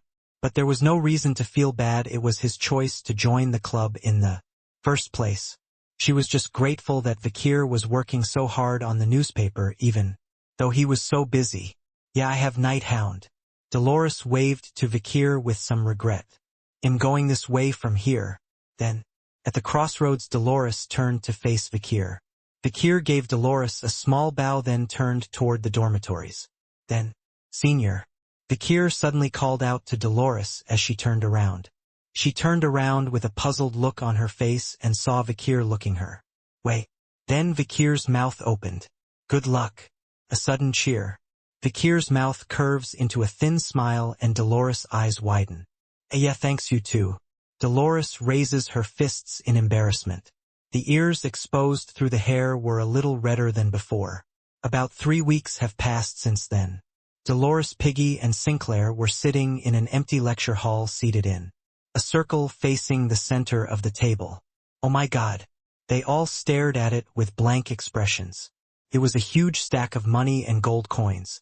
In less than 3 weeks, the Oracle Investment Club had made a fortune. Unconditional first place, they didn't even need to look at the competition results. "Why, you're amazing, Ms. Chairwoman. I've never seen money like this before. How can you be so resourceful? I couldn't even imagine." Piggy and Sinclair looked back at Dolores in awe. However, Dolores, who was actually leading the Oracle, also had a dazed look on her face, as if she didn't believe it was real. "I was only doing what Night Hound said." Dolores recalled the past not long ago. At the very beginning, Night Hound had given Dolores an order. Among the people who have made a name for themselves in the financial world, try to pick out about 10,000 people who have thin ears, and send a letter to 5,000 people, half of them stating that stock will Rise tomorrow and send a letter to the remaining 5,000 people stating that stock will fall tomorrow. Dolores worked quickly. Compiling a list of people and sending letters to them all was a labor-intensive and expensive task. Piggy, who had a knack for gathering and analyzing information, compiled the list of financial figures, and Sinclair, who had a knack for secretarial and office work, took on the task of sending a total of 10,000 letters. And indeed the next day the stock went up in value. Then Hound immediately gave his next order. Take the 5,000 people who sent you a prediction yesterday that the price of stock will rise, divide them in two, and send 2,500 people a letter saying that the price of stock XX stock will rise tomorrow, and send the other 2,500 people a letter saying that stock XX stock will fall tomorrow. The next day XX stock is down in value. This time Hound gave similar instructions. Divide the 2,500 people who sent you a prediction yesterday that the price of XX stock would fall, and send 1,250 people a letter saying that the price of YY stock will rise tomorrow, and send the other 1,250 people a letter saying that YY stock will fall tomorrow. The next day it was the same story. Stock YY went up in value. Hound gave the same instructions. Divide the 1,250 people who sent you a prediction yesterday that YY stock will rise in value, and send 625 people a prediction that LL stock will rise in value tomorrow, and send the other 625 people a prediction that LL stock will fall in value tomorrow, and so on and so forth. Since stocks are either down or up, the Oracle Investment Club's predictions continued to be half right. After a week or so, the number of people to whom stock predictions were sent was down to about 30, and around that time the Oracle Investment Club began receiving a huge number of people visiting. Hey, we're here. Is this Oracle? You've been predicting the stock price for 7 days straight. It's a prestigious academy, so it must be different. This is where all the tweezers stock geniuses are. Please let me have my money. I've sold my house and everything I really want to invest. Since the stock price has been correct for a week in a row, it's hard not to believe. By the end of the week, the last people to receive the letter were already fanatical believers in Oracle. It had even gone viral, and the number of people gathering was growing. When the investment prediction letter first arrived, those who received the wrong letter quickly forgot the name Oracle, and those who guessed correctly became interested. The investors gathered in this way were unaware that they were selected by probability. At that point Hound threw up their game. Tell them you'll double their money and take the investment money. Dolores did just that. Hound took the money and invested it in a trading company run by a trader named Sinduendi. The company traded with the natives of the western jungles, an area where people rarely invested because the risks were as great as the rewards. And Hound was spectacularly successful. Sinduendi had succeeded in trading in the tertiary sector and was paying out huge dividends to its investors. I told you I have a friend with a lot of money. At the Hound's words, Dolores could only open her mouth in disbelief. At best she thought he'd get or borrow money from a rich friend.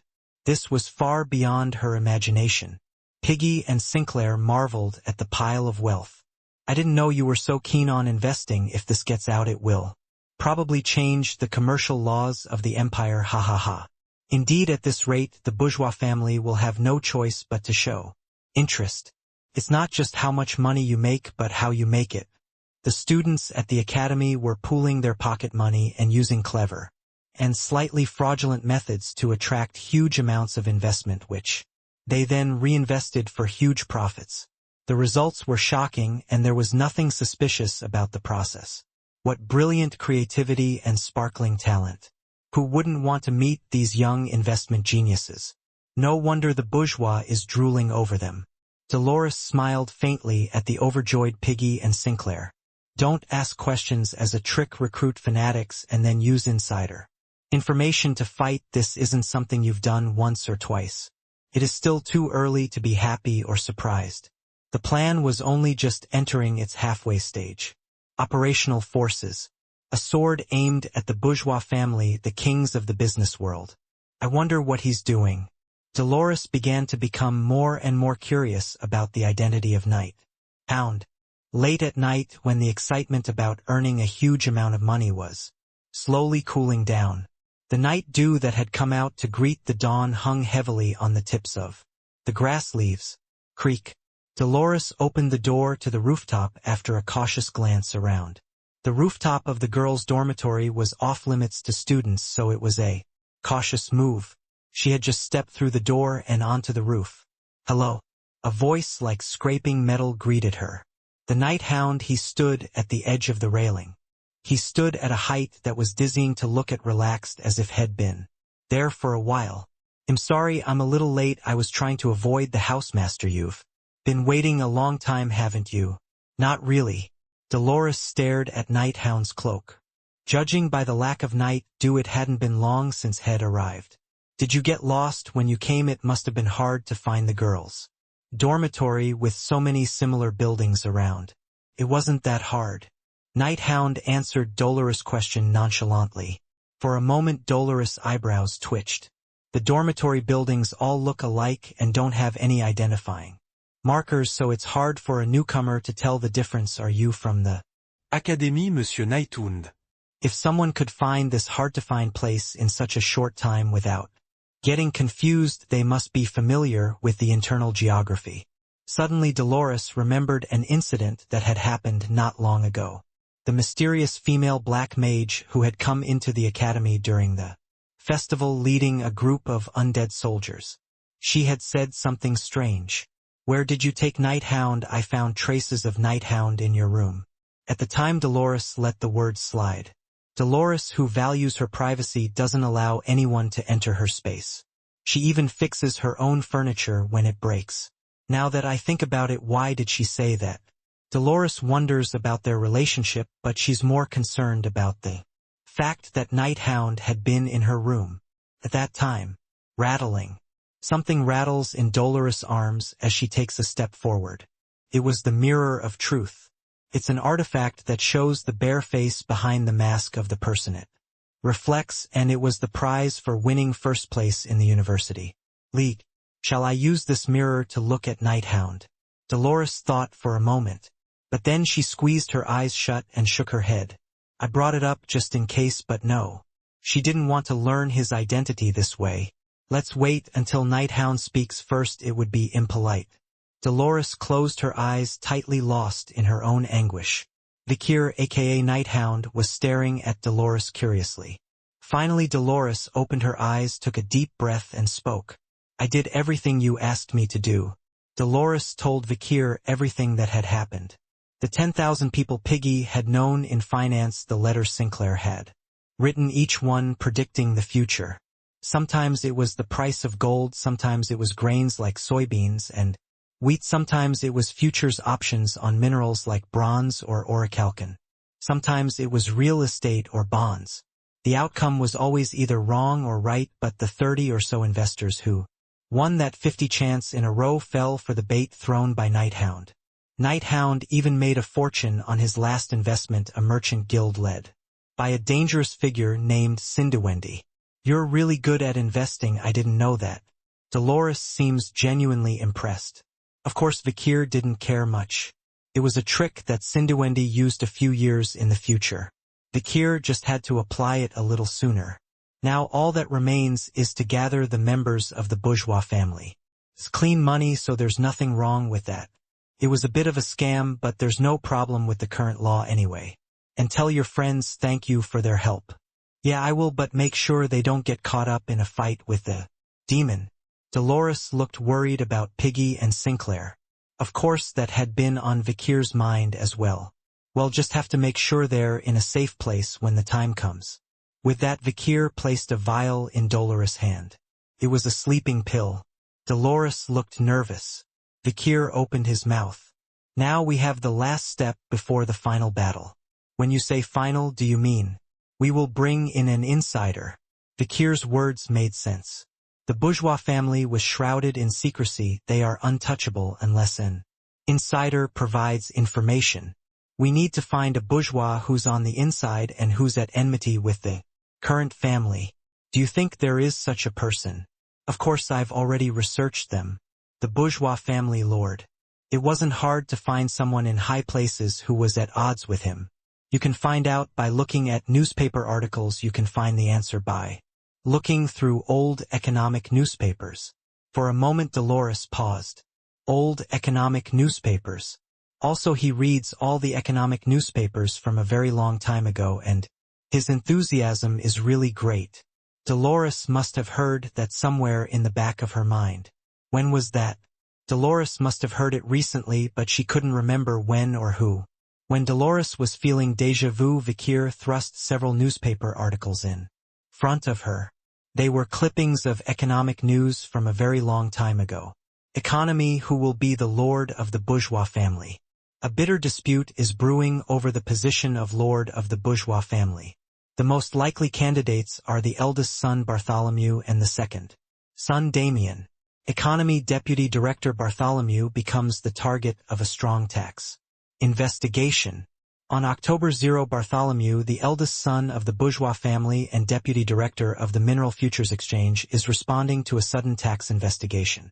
Meanwhile, the Imperial Tax Investigation Team accuses Deputy Director Bartholomew of treachery, embezzlement, and tax evasion, with instructions to make such unannounced raids more frequent.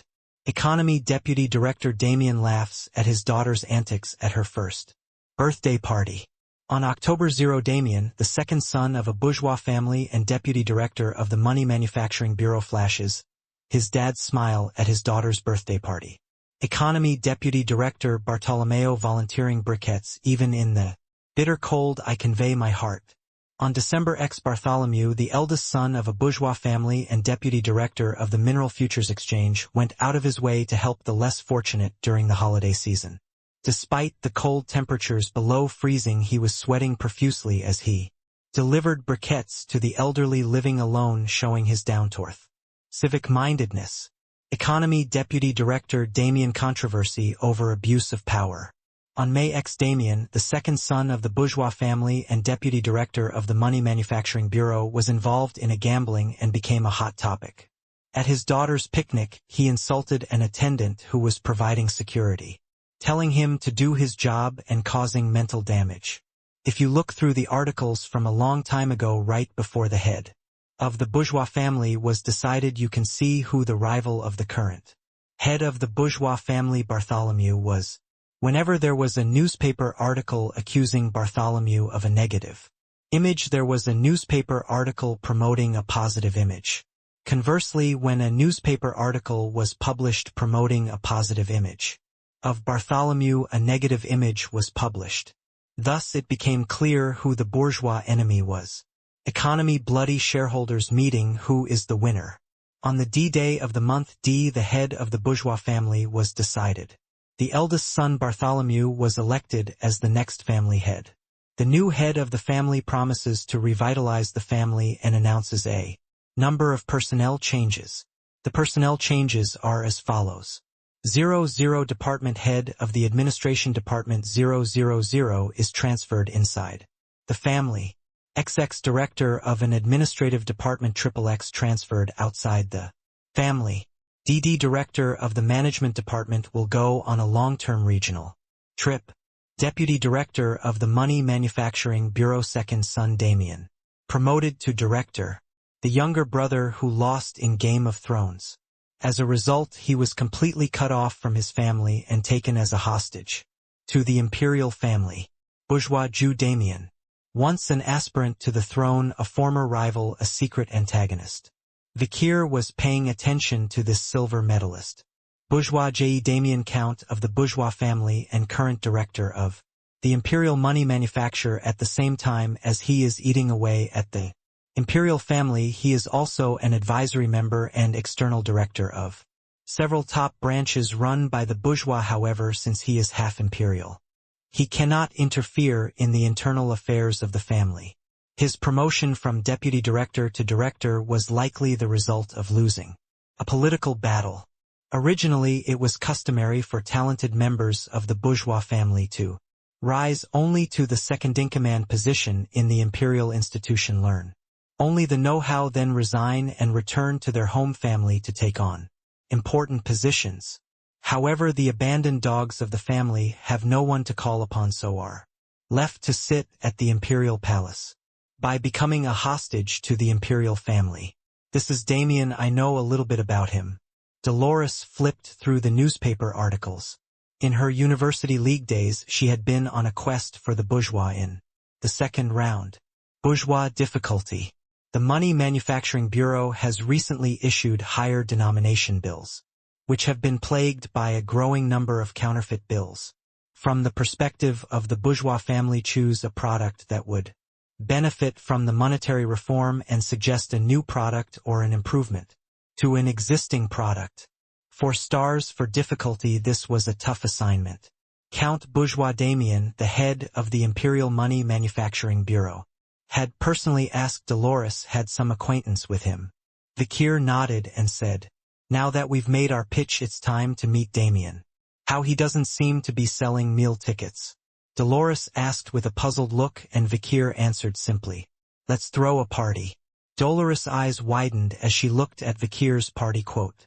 "How, this is the budget for a party? Did I get the number of zeros wrong?" The cost was so enormous that even the Saintess of Quo Vadis, one of the 7 great families, was shocked. Vikir planned to spend the astronomical sum of money from this investment in a single party. "I'm going to make it so lavish and extravagant, so extravagant that all the celebrities in the capital are rolling their eyes.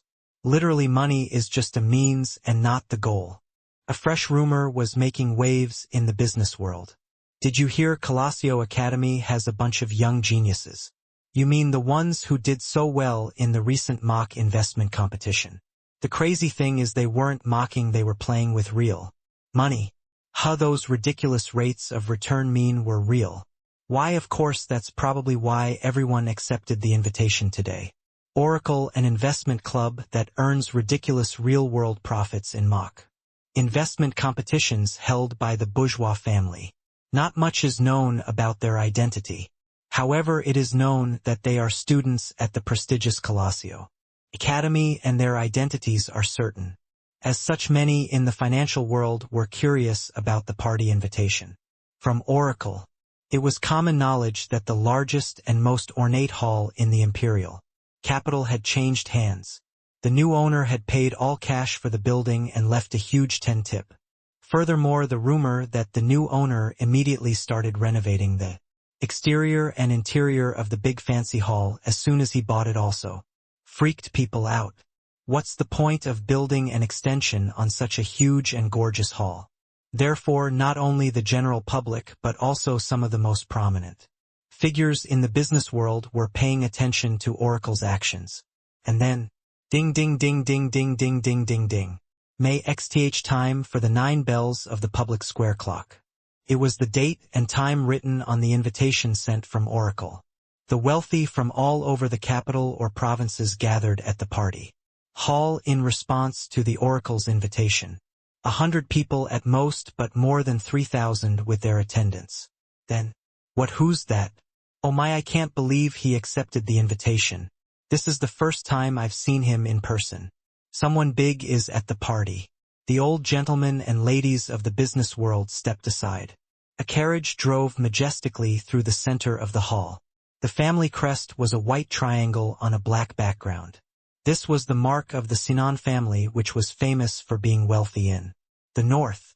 And in the carriage was a person who caught the attention of business figures. Viscount Sinan Saltsail, also known as the Salt Merchant. He was the leader of the Sinan family, one of Don Quixote's maternal families.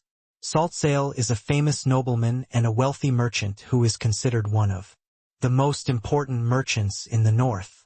His wealth, accumulated by transporting 60,000 tons of salt across the empire, is almost unrivaled in the north. Yes, let's see what kind of extravagant party you've brought people all the way to the imperial capital. Saltsail stroked his mustache and looked out of the carriage. Then, Saltsail's carriage stopped. A strange figure stood in front of him, blocking his path. A body that still looked like a boy. His face was covered with a cute cat mask. On his feet he wore long boots, giving the impression that he had stepped out of a fairy tale. Saltsail asked, Who are you and why are you blocking the way? The boy in the cat mask answered. My name is Cat in Boots, I am your guide to the party of the day. His voice was dry and emotionless, but his pronunciation was clear and understandable. After proving his identity with the invitation in his possession, Cat in Boots climbed into Viscount Saltsail's carriage and sat down beside him. Now we have about 23 kilometers to go to the party. Saltsail could only frown at Cat in Boots' words. Then, Viscount Saltsail's eyes widened slightly.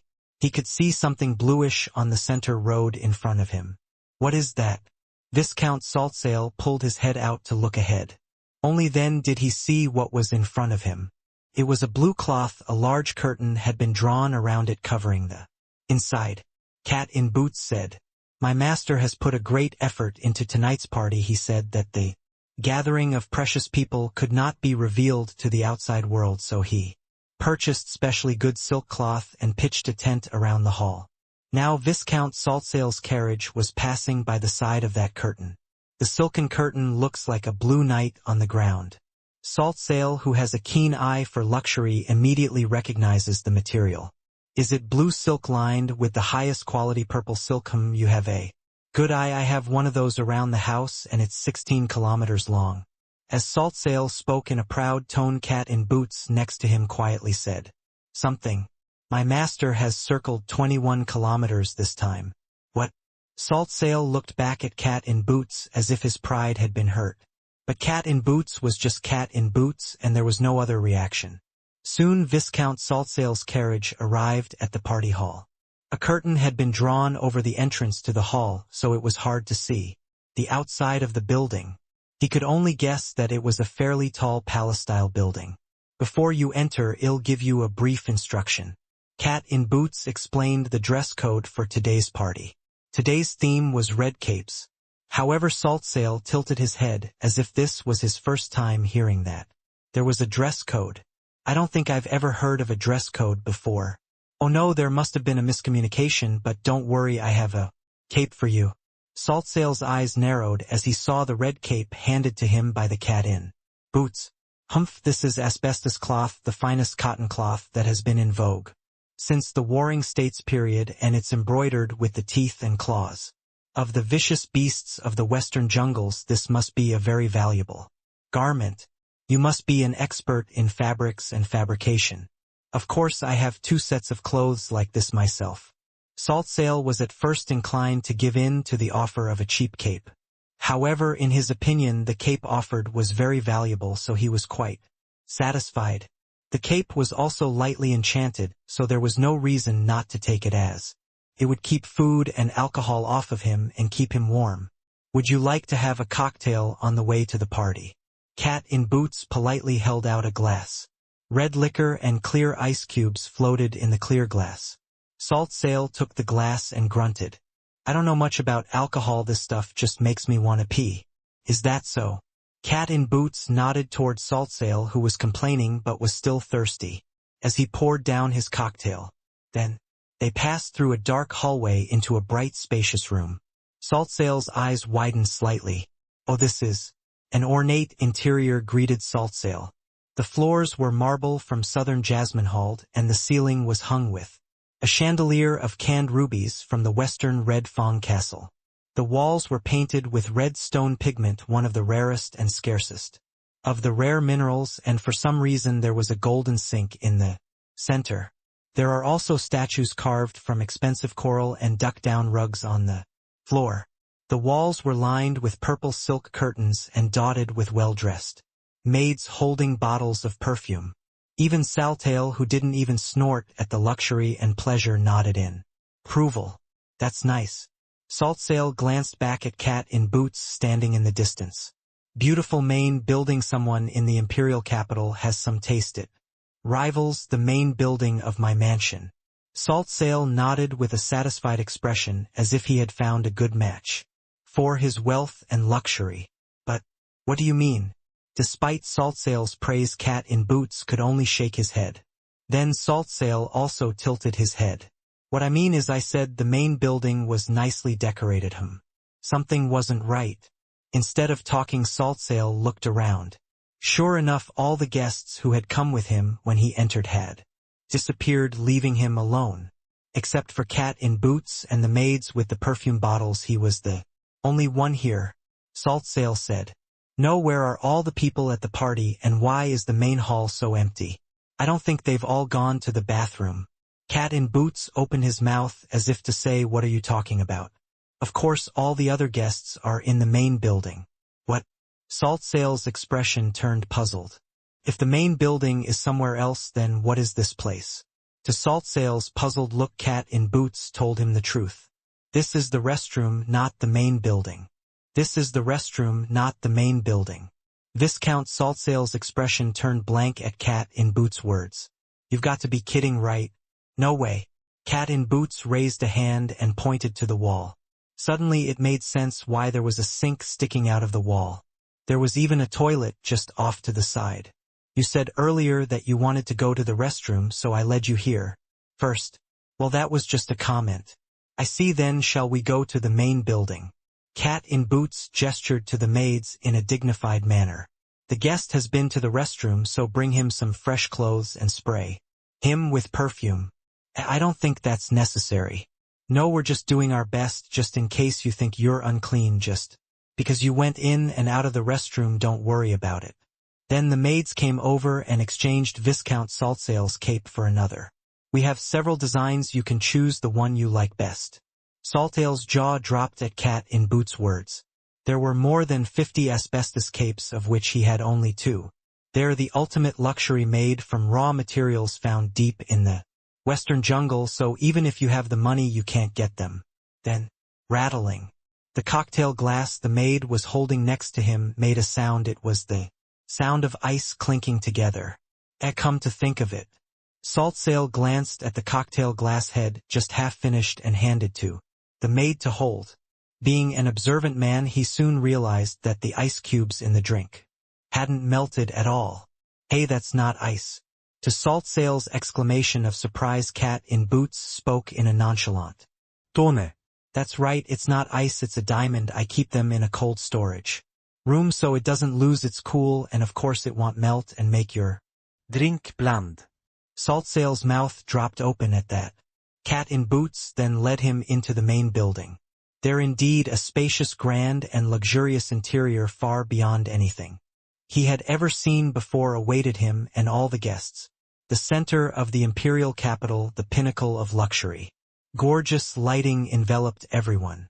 The jewel lights of the chandeliers falling all over the place made everyone's eyes intoxicated. The gaps between the ceiling and walls were filled with spider webs sprinkled liberally with gold dust which glittered with every change of light. The Chamberlain-level servants who were busy coming and going were all wearing expensive asbestos capes over their uniforms, and theirs were black, different from those of the guests. Viscount Saltsail exclaimed, "What in the world is this interior? How can it possibly be this splendid? A truly avant-garde interior, far ahead of its time. Even if you had the money, you couldn't afford it because you didn't know what it was. The ceiling is high enough to set off firecrackers, and the spiral staircases connecting duplexes stretch endlessly. Rare and expensive ingredients of incalculable value are everywhere. More than 150 chefs were lined up in a circle creating food for the guests in real time. Elegant music from a triple keyboard, musical instruments made of jade, pearl, and sapphire create glorious harmonies. There were no words of moderation, frugality, or morality. Oh, this is gorgeous. I can't believe they thought to build something like this inside a party hall. I want to go in there too. I wonder what I've been doing with all my money. Yes, this is how money is supposed to be spent. There was even a pool inside the party room that was big enough to fit everyone. What was in the pool wasn't water but a cherry-colored low-alcohol fruit liquor, a mysterious drink that wouldn't leave a sticky residue when it got on the skin and evaporated. Perhaps because of its size there was room for people to pass through it, and it was intricately crossed by 7 ivory and gold bridges. The bottom of the pool, which was filled with liquor, was made of glass, and large fish swam in an enclosed area below. All of them were of the highest quality, and the chefs would pluck them out and cook them as guests requested. Whether it's a shark, a whale, or a whale shark, this is like the main forest itself. Everything you need to enjoy life was here. Liquor, food, music, clowns, models, dancers, firecrackers, balloons, men, women, all of this fun and excitement was blazing and melting away in the midst of immense luxury and pleasure. All of this is in the name of compassion. A great show put on by 3 students of the Colosio Academy with overflowing humanity, selflessness, and compassion. I've never seen such a great party. What kind of students are they to throw a party of this magnitude? No, I mean, how much money did they make in the first place? The guests are all dumbfounded. But it doesn't last long, as they are soon overcome by the alcohol and the atmosphere. Dancers covered in large colorful feathers like flamingos put on a breathtaking show. Tens of thousands of balloons are rising and firecrackers are going off one after another. Poof poof boom. The balloons hit by the colorful sparks set off a secondary explosion, scattering the petals and gold dust inside. This is the Oracle's party, a party where everyone is drunk on the colorful lights of the party hall. No one in the imperial capital, or indeed any of the renowned noblemen of the empire, had ever experienced a party of this magnitude. And then the hosts of this party stepped forward. Hello. Piggy was the first to step forward with an awkward smile. You've waited a long time. Sinclair was next, smiling in polite greeting. We are the members of Oracle who hosted this party today. Finally, Dolores, the representative, stepped forward. Waha! The guests clapped and cheered. Because the guests were older, no one stamped their feet or whistled, but they gave a warm welcome in their own way. Then Dolores spoke up. I'd like to thank everyone for coming to our Oracle Investment Club party. I think it's a great opportunity for us juniors to meet and greet our seniors. When it was revealed that she was the Saintess of Quo Vadis, everyone exclaimed. In exclamation. See, Sinclair, what are we gonna do? Should Piggy be quiet? If we stay still, no one will know we're commoners. Standing next to each other, Piggy and Sinclair didn't bother to give their names. But as Sinclair had intended, most of the people around them naturally assumed that their lineage was nothing out of the ordinary. Dolores, meanwhile, had the last word. I would like to take this opportunity to say that I hope that what we have begun today will continue. No, I don't want it to just continue. I want it to be a steady march forward, just like those nimble horses. She reached out and pointed to the center of the hall. There stood a large, beautiful coral sculpture. A magnificently sized and expensive coral, a statue carved out of it. How expensive and how much it must have cost to make. But it wasn't a horse, it was a deer. A deer with 2 antlers, not a horse but a deer. But no one said anything else about the horse in dolorous words. Come on, Junior, let's run like horses. Great, you've got guts. They are very handsome young people. Jiraquima, referring to a deer as a horse. What did it matter whether it was a horse or a deer in the first place when they were already drunk with the splendor of the party? Soon the business world was swarming around Dolores, Piggy, and Sinclair, showering them with praise, flattery, and curious conversation. And the servant boy, who had been busy weaving in and out of the crowd, serving, ushering, and otherwise skillfully handling his duties, quietly made his way to the edge of the party. Katin Boots. He looked at the crowd with his red eyes shining behind the mask.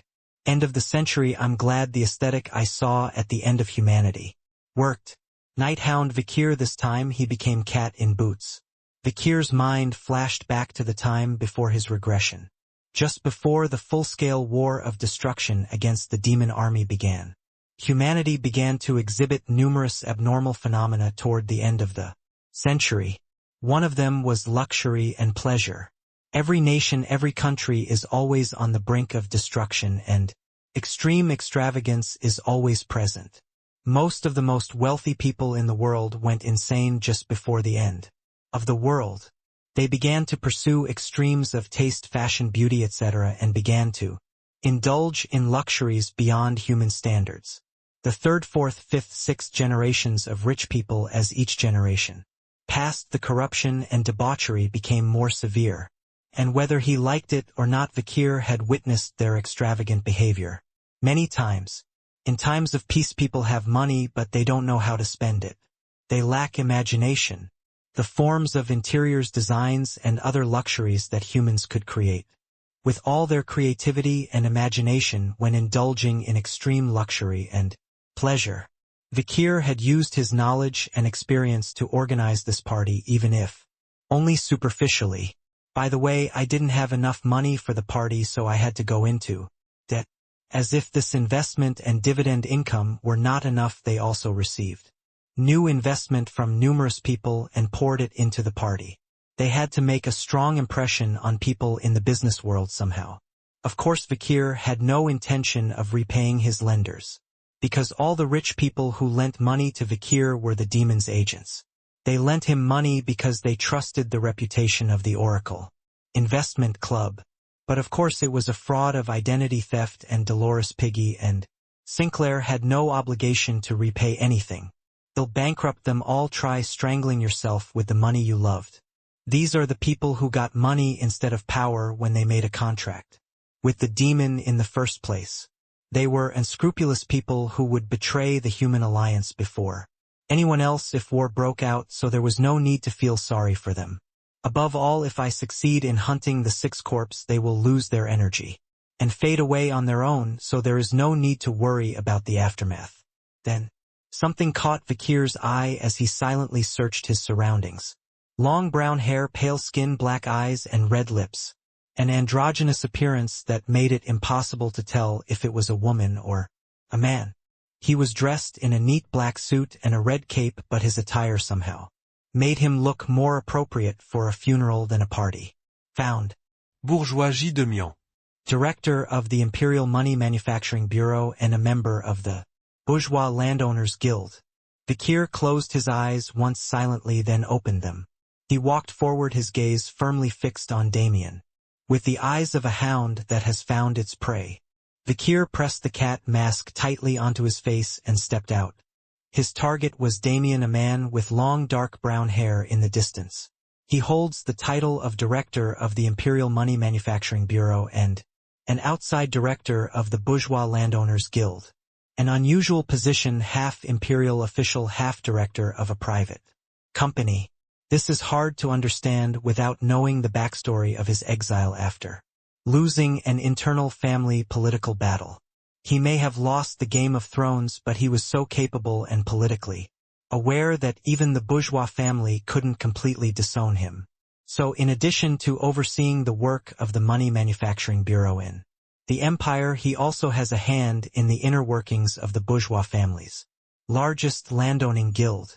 However, his status as a civil servant comes first, and he is not allowed to interfere in the affairs of his own family, so his position as a director of the Landowners Guild is almost unnoticed. His influence within the family is also minimal, almost non-existent compared to his title and social standing as an earl. Vikir thought quietly. Maybe his elevation to director was a voluntary choice to survive. For those who challenged the throne and lost, there was only death or worse, exile. To avoid such an outcome, the brilliant and competent Damien would have instigated a promotion as soon as he realized he would not be able to hold the position of householder to receive national protection. Fearful of his own family, he volunteers to be the state's dog. In other words, he was afraid of his family, so he turned to his job. Vikir's assessment of this choice was simple. Wise. Vikir knew all too well that family can be your worst enemy. You're closer to them than anyone else, but they can hurt you more than anyone else. In that case, Damien's decision to turn his back on his family and join the imperial service was a wise one. He was able to keep the bourgeois in check, at least in a small way, by having the imperial favor. Damien's knowledge of the bourgeois inner workings would be a great asset to the imperial family. We've already analyzed the newspaper articles and know that he's at enmity with the bourgeois family. In other words, Damien is currently walking a fine line between the imperial family and the bourgeois. In addition to being a skilled merchant, he is also a skilled politician. Vikir continued to move forward, passing out cocktail glasses to those around him like the other servants. Even Dolores didn't know that he was disguised as a servant here and now, so He moved more stealthily and discreetly. The gap between him and Damien was now only a few meters or so. He was chatting with the people who had gathered around him. Ha ha ha, money is such a great thing. They say there's nothing money can't do. I can't believe you young juniors can afford such a luxury. Honestly, am a little surprised. Indeed, money is something to be enjoyed once earned. I can see why the phrase golden universalism came about. The people with drinks in their hands were laughing in a drunken way. Then one of them said, money is great, but it's not everything. How many things in the world can't you do with money? This is a response to the saying that gold is everything. Then the other person next to him said, Ahu, don't you know a saying that's popular among young people these days? What's that? If there's something you can't solve with money, you should think about whether you don't have enough money. Ha ha ha ha. At those words, the crowd burst into laughter. That's right, having money doesn't make you happy, but not having money makes you unhappy. Sure, eat good things where good things, ride in good things, sleep in good places, travel in good places, buy good toys, give good gifts to good people. Because if you're full and warm in the first place, you have a much better chance of being happy than anyone else. Hee, when I was younger I thought money was the best, but now that I'm older I realize that money is even better than I thought when I was younger. That's right, when I was younger I envied people with money the most, but now that I'm an adult I still envy people with money the most. One time I said I wish I had a lot of money, and someone said money can't buy happiness, and I was like, who said I want to be happy? I said I want to have a lot of money. Really, money is a great invention, it's the greatest symbol of humanity. The conversation soon turned to praising the greatness of money. It may be an obvious topic since they are all figures in the business world. But in fact there was another intention behind it. It was also an indirect flattery towards Damien, the maker of money itself. Director of the Imperial Money Manufacturing Bureau, the man who prints the currency of the land. As the person most closely associated with money, it was assumed that he would have a certain pride and awe towards the item called money. However, Director Damien only laughed bitterly. Then, without another word, he left the room and headed for the terrace alone.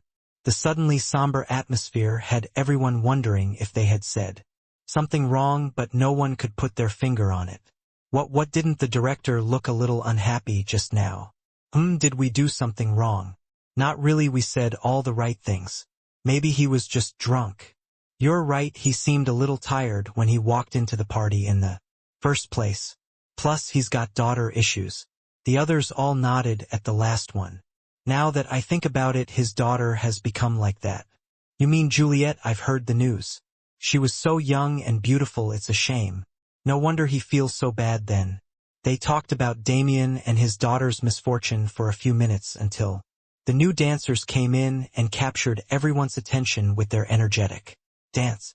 Compared to the expensive liquor that went into their mouths, the sympathy that came out of their mouths seemed pretty cheap.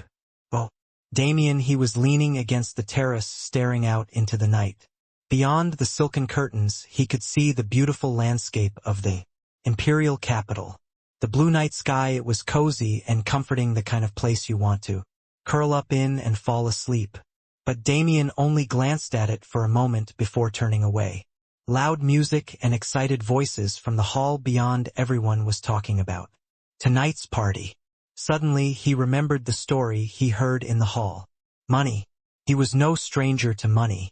From the time he was born he had a golden spoon of enormous purity in his mouth, and when he was young he accumulated enormous wealth through numerous commercial ventures. Now in his twilight years he was the head of a money-printing institution.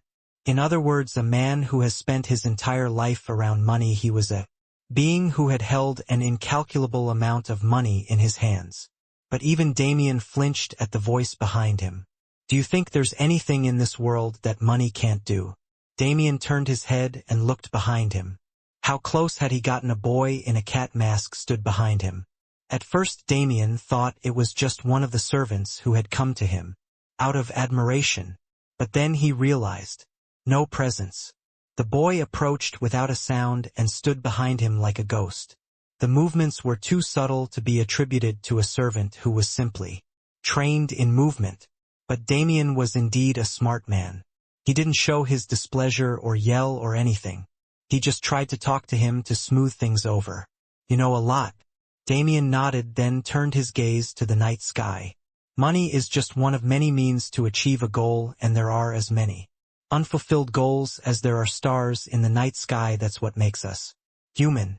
Damien replied in a casual voice, casually stepping away from the railing to return to the party hall. Then the servant boy said, "So what's the farthest and brightest of those stars?"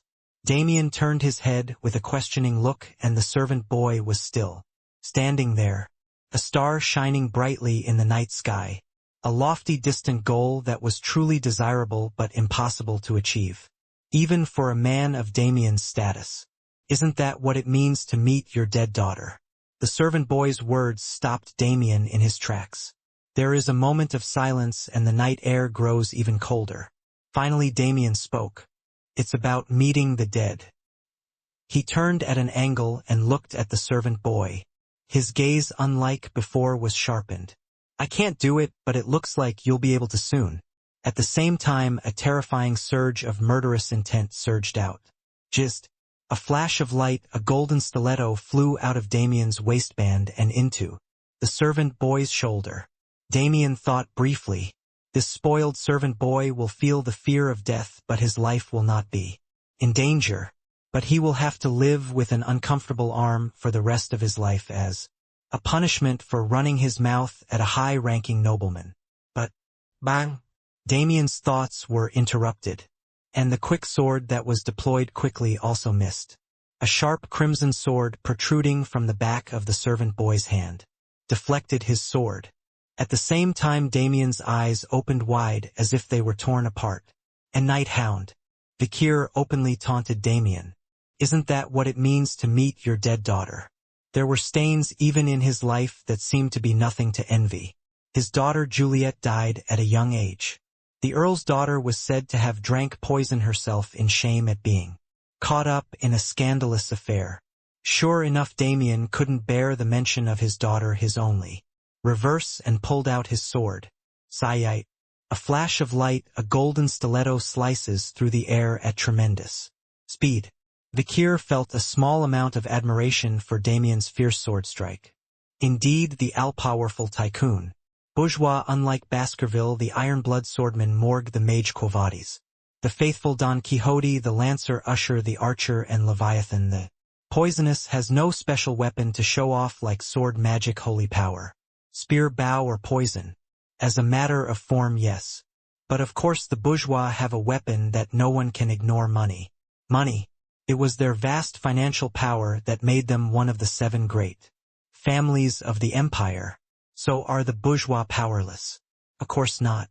Believing that there is nothing money can't buy, the bourgeois spent their money to acquire countless swords, spears, bows, shields, magic, and more.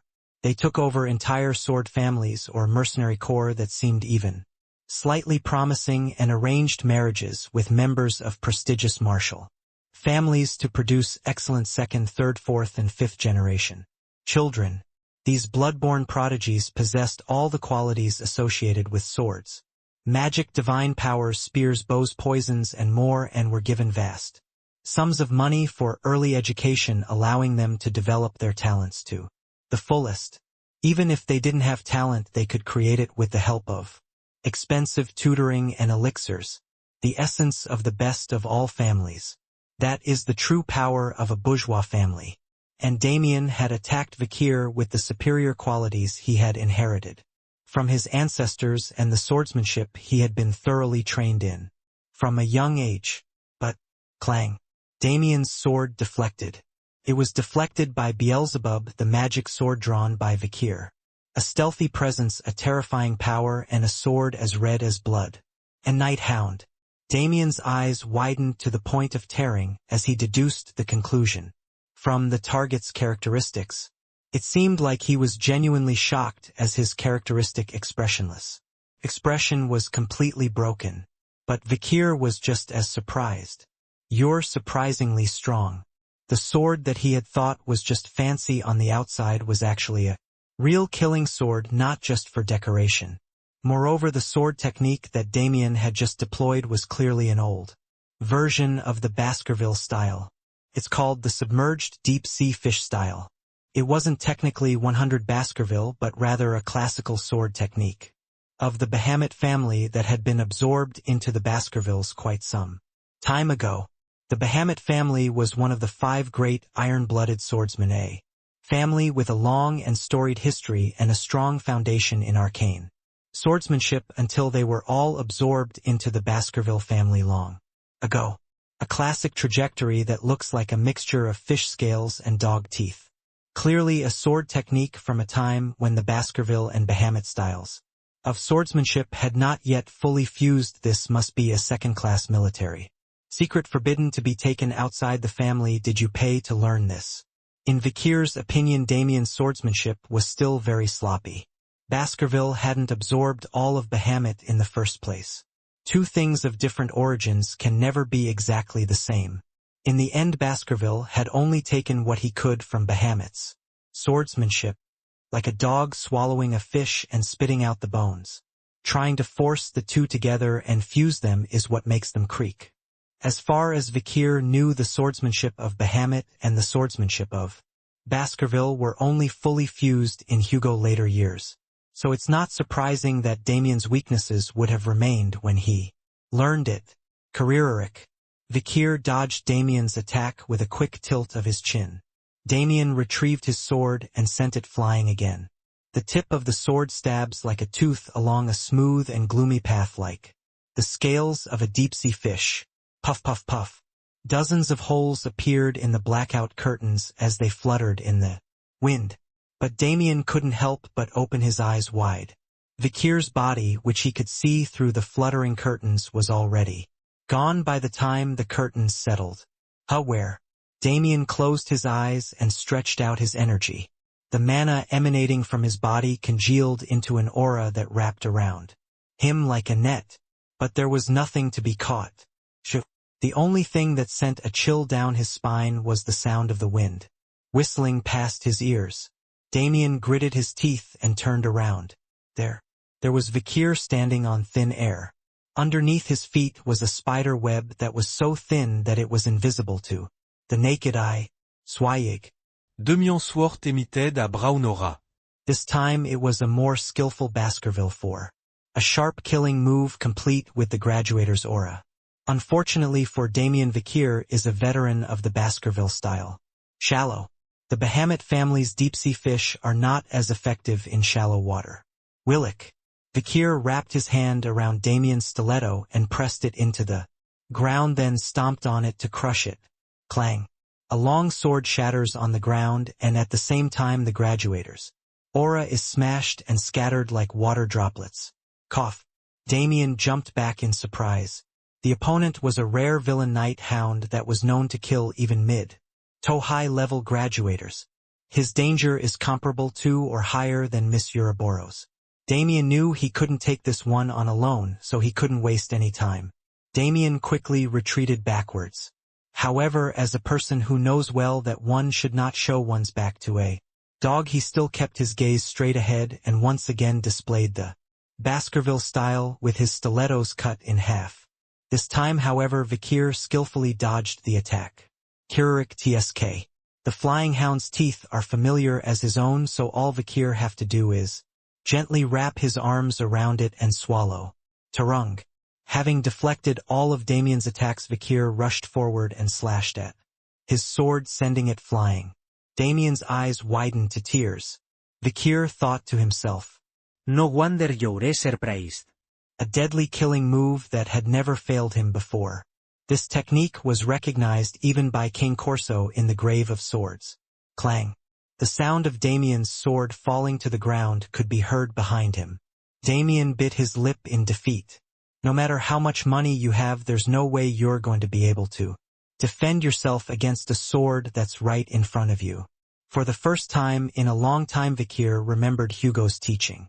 The things rich people always say are the same: money is power, but they probably know too when the proposition A is B is put forward, A in front is always inferior to B behind. Phrases like time is money and silence is Golden are just that these are tearful attempts to somehow match what is in front with what is behind, who would exchange gold for time and silence.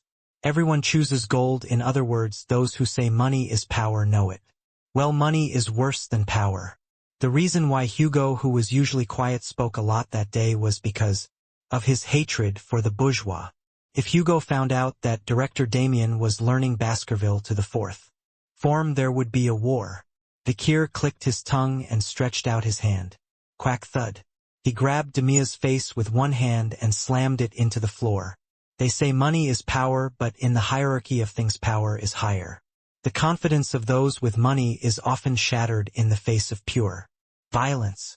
Is that why Damien was currently on the ground, his eyes wide open? And then he closed his eyes silently. Not protesting, not screaming, just quietly accepting the sentence to come. Vikir asked in a hoarse voice. No pleading, no threats. Usually they're busy telling me that they'll pay me to let them live, or that if I touch them I'll be in trouble. After a few moments of silence, Damien spoke up. My back hurts, so I can't talk. Just kidding. Damien's nonchalant demeanor in this situation speaks to the experience of a veteran who has been through a lot and survived a lot. Damien looked up at Vikir and said, by the look in your eyes behind your mask, you are not a man to be easily persuaded. You must have a purpose. If you're going to kill me. There are no negotiations with terrorists. At Damien's words, Vikir shook his head. You got a good look, but you didn't see the whole picture. I had no intention of killing you in the first place. But you seem to be full of thoughts of death. Vikir's words stunned Damien for a moment. His eyes slowly drift up to the night sky as he lies on the ground. A brightly shining star, it was so far away, out of reach. So far away that not even its light could reach Damien's eyes. Then a dry voice came out of his mouth. You've seen it, I've seen it all. A challenger who once sought the throne of the tycoon bourgeois. Silver medalist bourgeois J. Damien. Director of the Imperial Money Manufacturing Bureau and a member of the Bourgeois Landowners Guild. Wealth, honor, power, a huge luxurious mansion. Fancy carriages and a beautiful consort. Wealth, honor, and power, he seems to have it all, so why has he lost all will to live? It's a common thing. Damien spoke in a low voice. As Vikir had suspected, it was his daughter. You can have all the money in the world, but you can't control your children. And I realized that too late. Damien said in a low voice.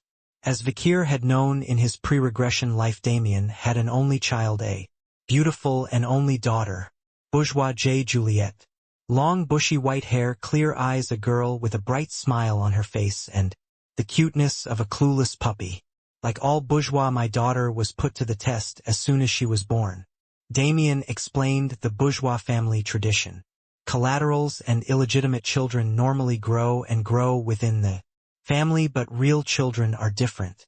Just as the young Baskervilles were abandoned to the wilds of the Red and Black Mountains, the bourgeois scions who would eventually lead the family were sealed off and thrown into society as commoners. Survival in society is just as difficult as survival in the wilderness. The young bourgeois who will one day take over the reins of the family must rely solely on his own strength to succeed in the imperial capital, the center of the empire, without any help from parents or family. This is a grueling process that takes them from the bottom of the social ladder to the top, so that they don't become full of privilege and a sense of entitlement. Damien's daughter Juliette also went out into the world as a commoner to gain practical experience for her age group. During the difficult verification period, which took over a decade, she never once used her father's or the family's backing. This was due to the bourgeois heir's belief in esse non videre, to exist but not to reveal. Bourgeois families always have two or more leaders for checks and balances. And competition. In my generation, it was my brother and me, Bartolomeo and Damien, competing for the title of patriarch. The result was a victory for the eldest son, Bartolomeo. But Damien didn't give up.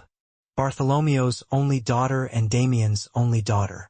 Coincidentally, both brothers had only one daughter. Damien was convinced that his daughter was even more talented and skilled than his brother's daughter. He thought that one day when his daughter returned, he would regain all that He had lost and rise to the pinnacle of his family. But his hopes were shattered when his daughter gave up her exams halfway through and returned to the family. Juliet, while living as a commoner, she revealed her surname and family name, which disqualified her as heir. After revealing her identity, Juliet even returned to the family home to ask her father for help. "Father, I have someone I love." Damien narrowed his eyes. She went out on a volunteer mission and met a sick man from an lowly backgrounds and fell in love with him. I sent her to experience the low life. And I never thought she'd settle for the low life. The man's name was Romeo. He's no more than a servant doing menial tasks, not a leader of a family. He was an ordinary man from an ordinary background with ordinary looks, ordinary talents, and an ordinary future. The only thing that set him apart from the rest of the world was his weak body, his terminally ill life, and perhaps a somewhat sage-like attitude due to that. No money, no fame, no power, no achievement, no success, no recognition, no showmanship, no interest in any of the values that the world puts its neck on, just being kind, gentle, and serving his neighbors. To this man, who also claimed to be a bard and whose stigma was to live in the company of nature and art, Juliet fell in love. Damien ran a hand through his hair. I was angry because to me he was just a lazy, backboneless idiot and incompetent who disguises his inability to move upward with pettiness, a scumbag who was trying to fix himself up by getting lucky with a rich young lady. That's what I thought. Damien was furious that his only daughter, whom he had raised so carefully and had such high hopes for, had made such an immature mistake. But Juliet was undaunted. "He's a good man, Dad. He has something we don't have, and maybe he can bring some happiness back to my father, who's been so disappointed ever since he didn't make it to the head of the family. If he's the one, I'm sure." Of course, Damien didn't listen to his daughter. The daughter who dropped out of a crucial exam revealed her identity and asked for a hefty hospital bill to save a man whose life was on the line. Juliet's desperate plea to save Romeo's life is not accepted by Damien. Instead, he sends a hitman to drag Romeo to the side of the road in the rain, beat him badly, and send word that he and Juliet must part ways. And that night, through a storm of lightning and pouring rain, Juliet found Damien. "You're my dad, right?" Damien didn't answer. Then Juliet spoke up, her voice low and quiet. "In the end, he never mentioned father's name, and when I pressed him, he laughed that all fathers must think of their sons-in-law as thieves and that he would have done the same." Juliet bowed her head deeply. Then she turned and walked away.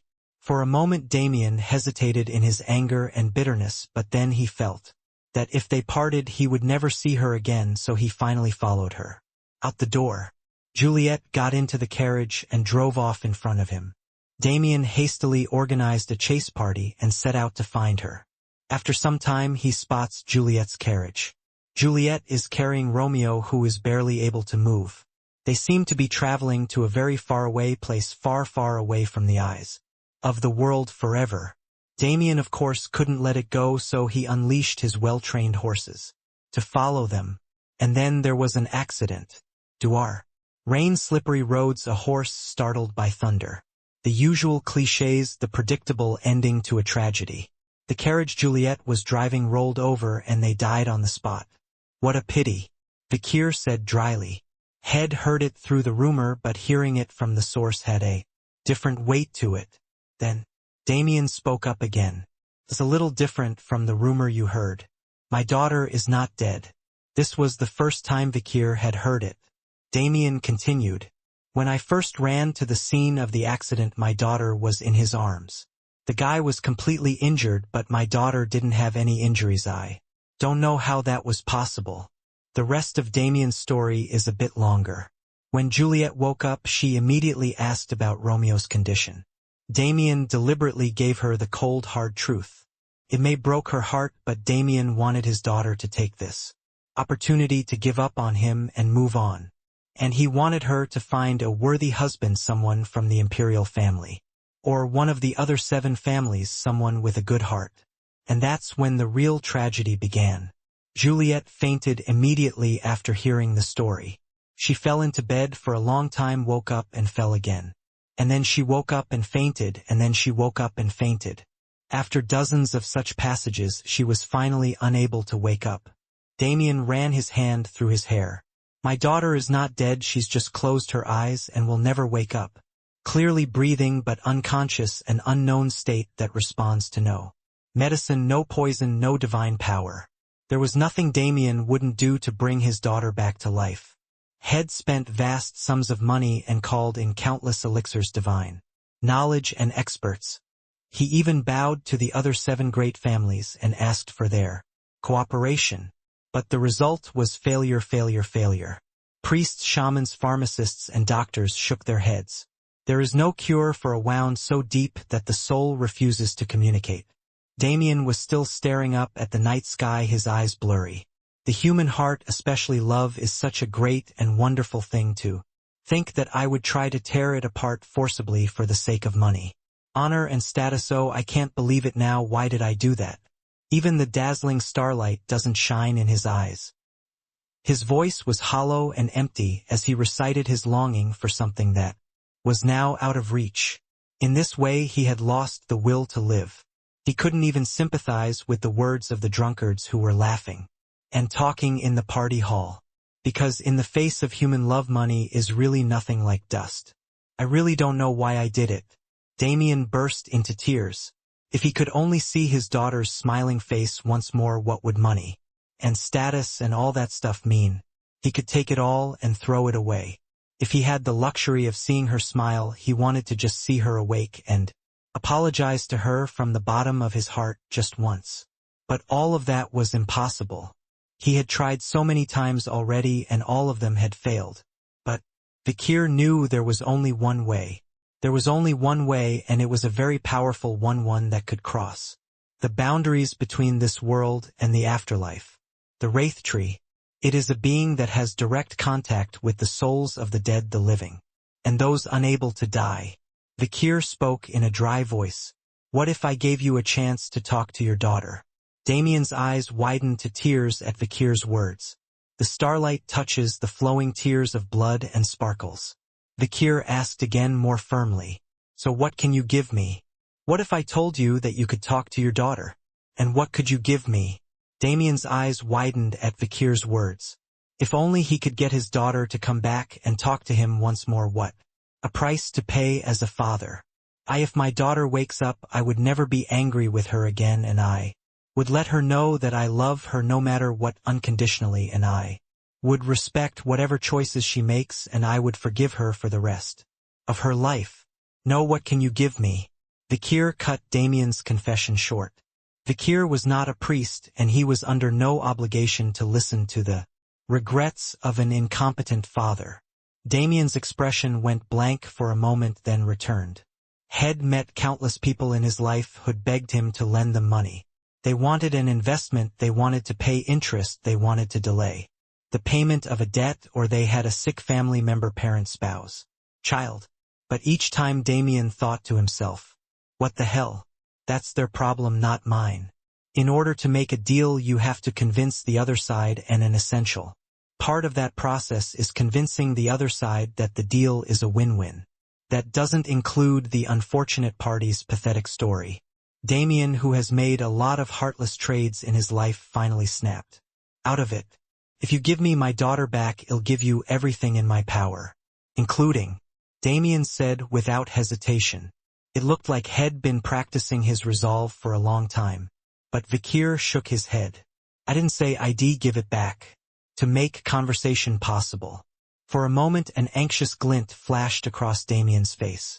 You don't mean you're going to kill me and my daughter so our souls can talk to each other or something? Well, that would be one way. Look, but that's not a good idea, especially since it's a money-back guarantee if you're not satisfied with the results. Vikir stood up and turned to face the back of the fluttering curtain. When Damien pushed himself out of the booth, Vikir was gone.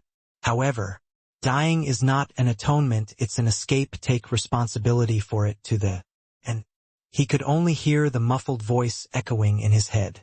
Exactly 1 month later, Vikir found Damien's mansion. On the outskirts of a strict border, gaps appear like threads. Through the gap into the depths of the mansion he saw Damien standing nervously. He was spinning around in circles, restless like a rabbit with a pocket watch. Finally spotting Vikir, Damien spoke in a tightly held voice. "You're late. This is early." Brief greetings are exchanged. Vikir was led by Damien to a bedroom deep in the annex. At first the big fluffy bed came into view. Temperature, humidity, light, and relaxing scented candles fill the center of the room. A woman lay with her eyes closed. Long flowing white hair, fair clean skin, big eyes, long lashes. Juliet J. Bourgeois, Damien's only child and only daughter, one of two girls who tried to become the next head of the family, the genius girl who was once thought to be the closest to becoming the next head of household. Vikir stared at Juliet's sleeping face. "I think I recognized this face. Surely it was familiar." Vikir wondered for a moment where he had seen this woman's face before. Is this a necessary part of awakening my daughter to stare so intently into a sleeping lattice face? Damien asked in an uneasy voice from beside Vikir. Vikir heard the words and pulled his gaze away from Juliet's face. "You can come out now." With that, Vikir's cloak was lifted and a figure stepped out from within. It was Pomeranian.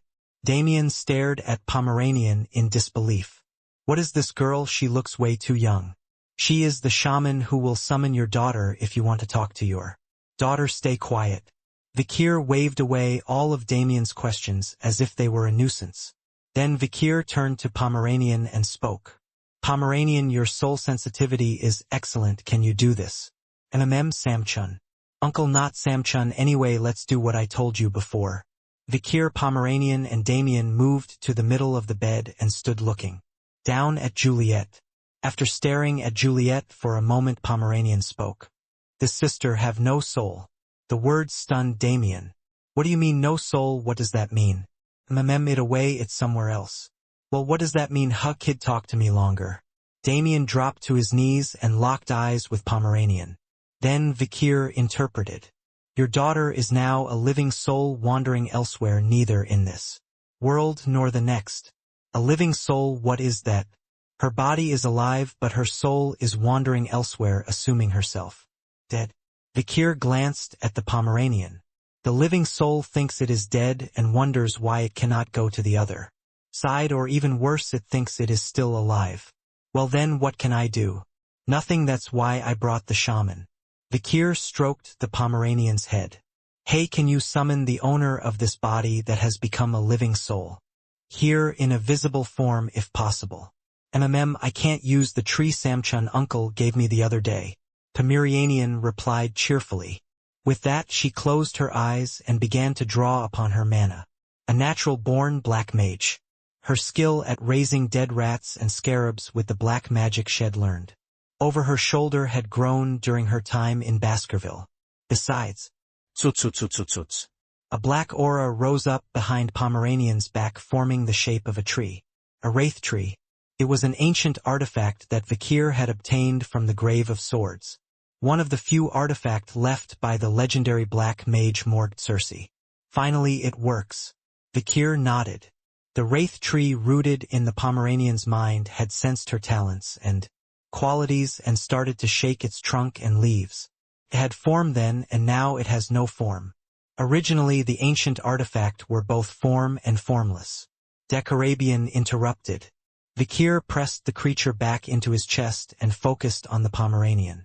"And then, meet me at the entrance to the forest at the end of the road under the big tree that was split by lightning." Then Damien's eyes widened. "That's where she was in the carriage accident, at the end of the road where the big tree was split by lightning." "I know, so be quiet." Vikir gave Damien a glare and turned away again. Black mana began to gather at the Pomeranian's fingertips. The power to wield domination over souls dead or alive. The leaves, trunks, and roots of the wraith tree reached out, calling the living souls from far beyond. And then, before their eyes, something semi-transparent appeared. What, where? Juliet, the tragic heroine, appeared. The daughter. Damien was about to jump out of his seat. He froze in place. What a surprise, sister brought him here. Pomeranian shook her head. Another soul appeared next to Juliet with a bewildered expression. It was Romeo. So that's how it happened. Juliet nodded. She looked down at her own body lying on the bed as Damien told her the whole story. A body that was breathing quietly, but she had lost her love and her soul, and living was no longer living. Damien knelt in front of Juliet, tears streaming down his face.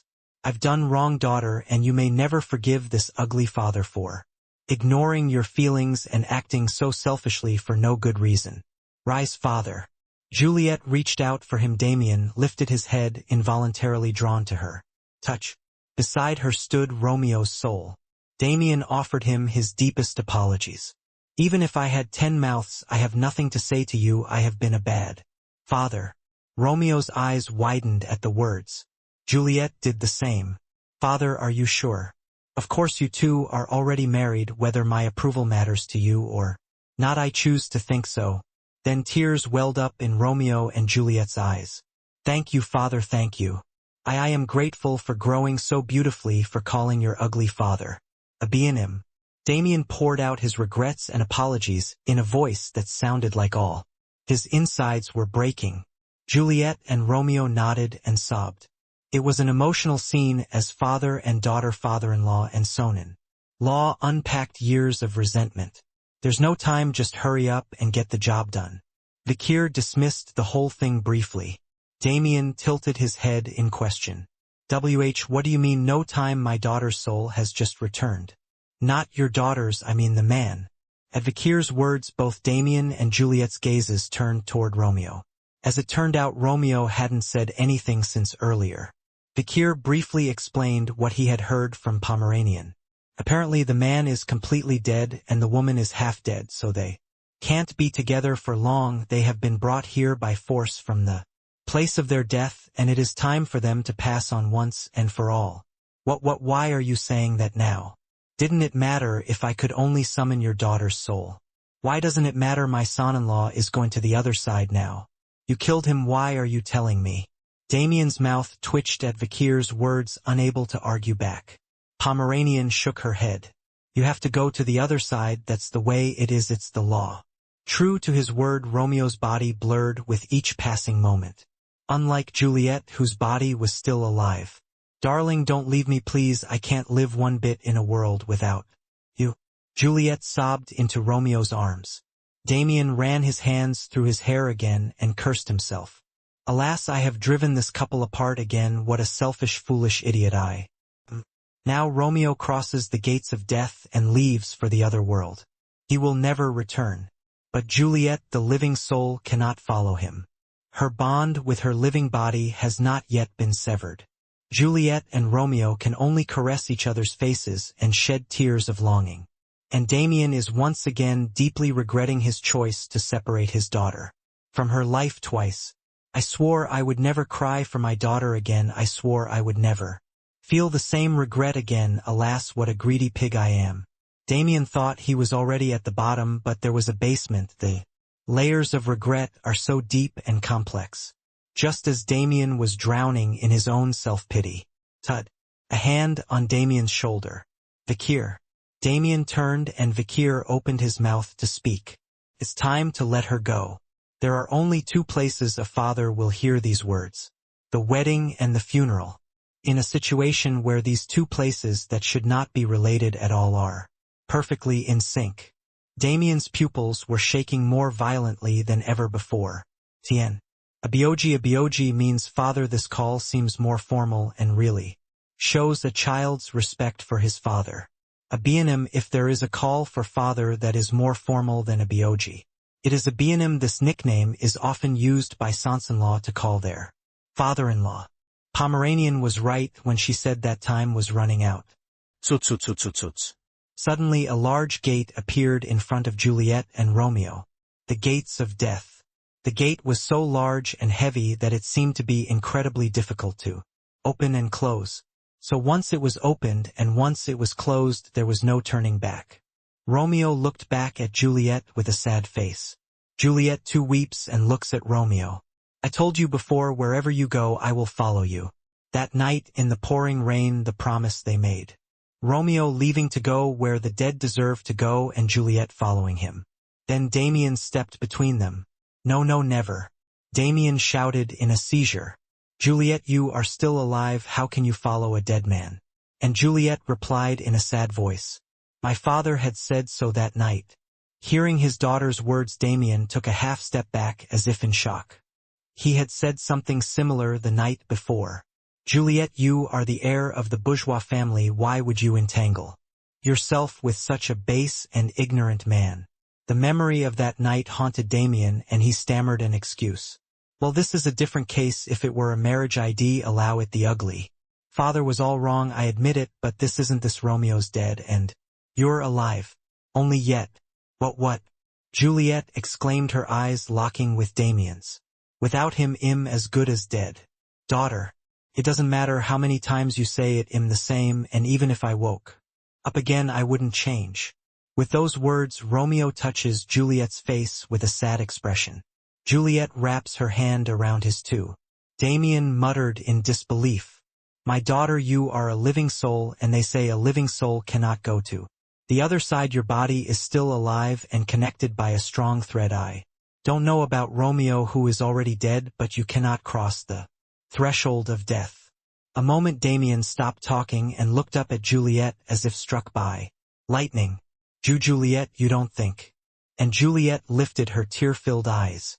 Soon she knelt before her father. Father, please let me go now. Everything was the same as that night. I've listened to you all this time. I've been a proud daughter, never letting you down.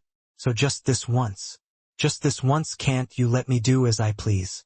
Whether the voice now echoing in his ears was from the past or the present, Damien couldn't tell. All he could do was continue to shed tears that he thought had long since dried up. Yes, that's it, I crossed the river of no return, yes, that's it. Hearing his daughter's voice for just a moment, he feels illusory. He thought he could make everything right. But it was an absurd illusion, because he hadn't yet felt the full weight of his mistake. And now realization struck, and Damien felt the true weight of his actions. What are you going to do? Vikir asked briefly. Damien voice cracking. Hours, how long do we have? About 30 minutes. It was indeed a short time. Damien hesitated for a few seconds, then nodded. He quickly ran to the servants beyond the doorway and shouted as loudly as he could, get ready for the wedding. The wedding preparations were done simply but quickly. There was Juliet the bride and Romeo the groom, with Damien the father of the bride. And according to the family law that relatives cannot officiate, Vikir officiated. Pomeranian was to hold the hem of the bride's dress and receive the bouquet. Vikir adjusted his plague doctor mask once, then stood at the dais and spoke briefly. Always remember, I am here for you, not you for me. Live well the way you used to live. Unlike the hours-long ceremonies usually performed by high-ranking nobles, this was a ceremony that left out a lot but included all the essentials. Juliet and Romeo look into each other's faces and smile tearfully. And then the bride and groom kiss. Damien, who was sitting alone at the wedding table, cried as he watched that scene. And then, bam! Pushing his chair out of the way, he looked into his daughter's soul and said, "Live well." At the same time, he picked up the pillow next to him. Where Damien's gaze rested, he saw Juliet's body lying on the bed, breathing quietly. "Live well, daughter, live well, really live well." A trembling hand, Damien's grip on the pillow tightened. He pressed the pillow firmly against Juliet's face. It didn't take much force. Juliet's body, weakened from lying down for so long, simply lay there, offering no resistance. The only sound was the tiny gasps of breathing that grew smaller and smaller, until they were no longer audible. Chug. Juliet's body became even more limp. Then something changed in Juliet's soul. Her body became clearer and clearer, and she could finally hear Romeo's words. "Oh my God, Romeo, I can hear you now." Juliet smiled brightly in Romeo's arms. And then, Juliet and Romeo stood before Damien. Romeo bowed 90 degrees to Damien. Juliet bowed her head slightly in the manner of a noble lady. "Father, we will live well. What's the point of living when you're already dead?" Damien muttered in a somber voice. His red bloodshot eyes were already filled with tears. Ding, ding, ding. 12 chimes of the great clock strike midnight. Juliet and Romeo said their final goodbyes to Damien, and then, holding each Others' hands they walked across the carpet to the distant door of death. Eventually the bride and groom have crossed the line. The line on the other side that separates this world from the afterlife. They opened the heavy door of death, crossed the high ledge, and left for their own world. Thud. The heavy dull door closed as if it would never be opened again. Death and life, the afterlife and this world are cut off. A silence as quiet as a tomb weighs down the hall. Damien lowered his head and muttered, be happy, daughter, you too must be happy, there you must." His face twisted and hardened, the restrained tears were falling thickly, dripping onto the red carpet. Just then, bang, the gates of death suddenly burst open with a loud bang. "Dad." Juliet, who had just kicked open the heavy door, stuck her head out. "Hello, Dad. Hi, love you. I really love you. We will definitely meet again. Someday." Juliet was crying. She was calling out to her dad with the most brilliant smile Damien ever seen on her face, and she was really crying. At the same time, thud, the door to death closed completely. It slowly faded away just as it had appeared and soon disappeared from everyone's sight. And then, bug, Damien dropped to his knees. He opened his nose and mouth wide. Oh! His solemn expression completely collapsed. His face was a complete mess with tears in his eyes, snot in his nose, and drool dripping from his mouth. He leaned against the bed where his daughter's body lay and sobbed like that. For a long time, Vikir only stood still. Pomeranian came to Vikir's side. "Samchun, why is he crying?" Vikir stared into Pomeranian's face. "I don't know. And Samchun doesn't know either." Pomeranian's words made Vikir look away again. "If death were to separate us, I wanted to be together even after it." "Why, a woman's face comes to mind." Vikir spoke in a low voice. "There are things I don't know, of course. If you don't know, you have to learn." I didn't really want to learn originally, but..." Pomeranian gave him a questioning look and Vikir looked away. And then he spoke briefly. "I suppose it wouldn't hurt to get to know it." Just then, after a long sob, Damien raised his head. Vikir waited patiently for him to gather some of his emotions. When he did, he looked up and saw Vikir standing like a ghost near Juliet's bed and asked, "Are you really alive? If you're dreaming, keep it to yourself, it's settlement time." Vikir said firmly, snapping him back to reality. Damien nodded at the words. "Right, I suppose it's time to settle our trade, but before we do, there's something I need to tell you." "What?" "Thank you." It was a sudden thing. Damien bent 90 degrees at the waist toward Vikir. After a moment of silence, he raised his head and spoke. "You're the reason I was able to let her go completely." It was an ambiguous situation as to whether he meant was married her off or sent her to the underworld, but it was true in either case.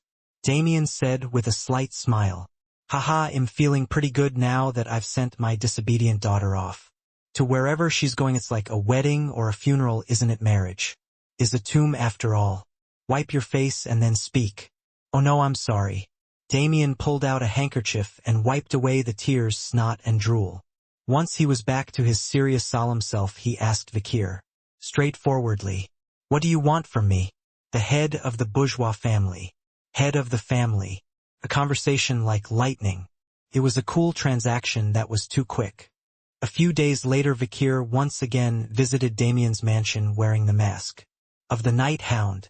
"I'm glad we seem to be working together on something." This time Dolores was with him. Vikir planned to seek Damien's cooperation and introduce Dolores at the same time.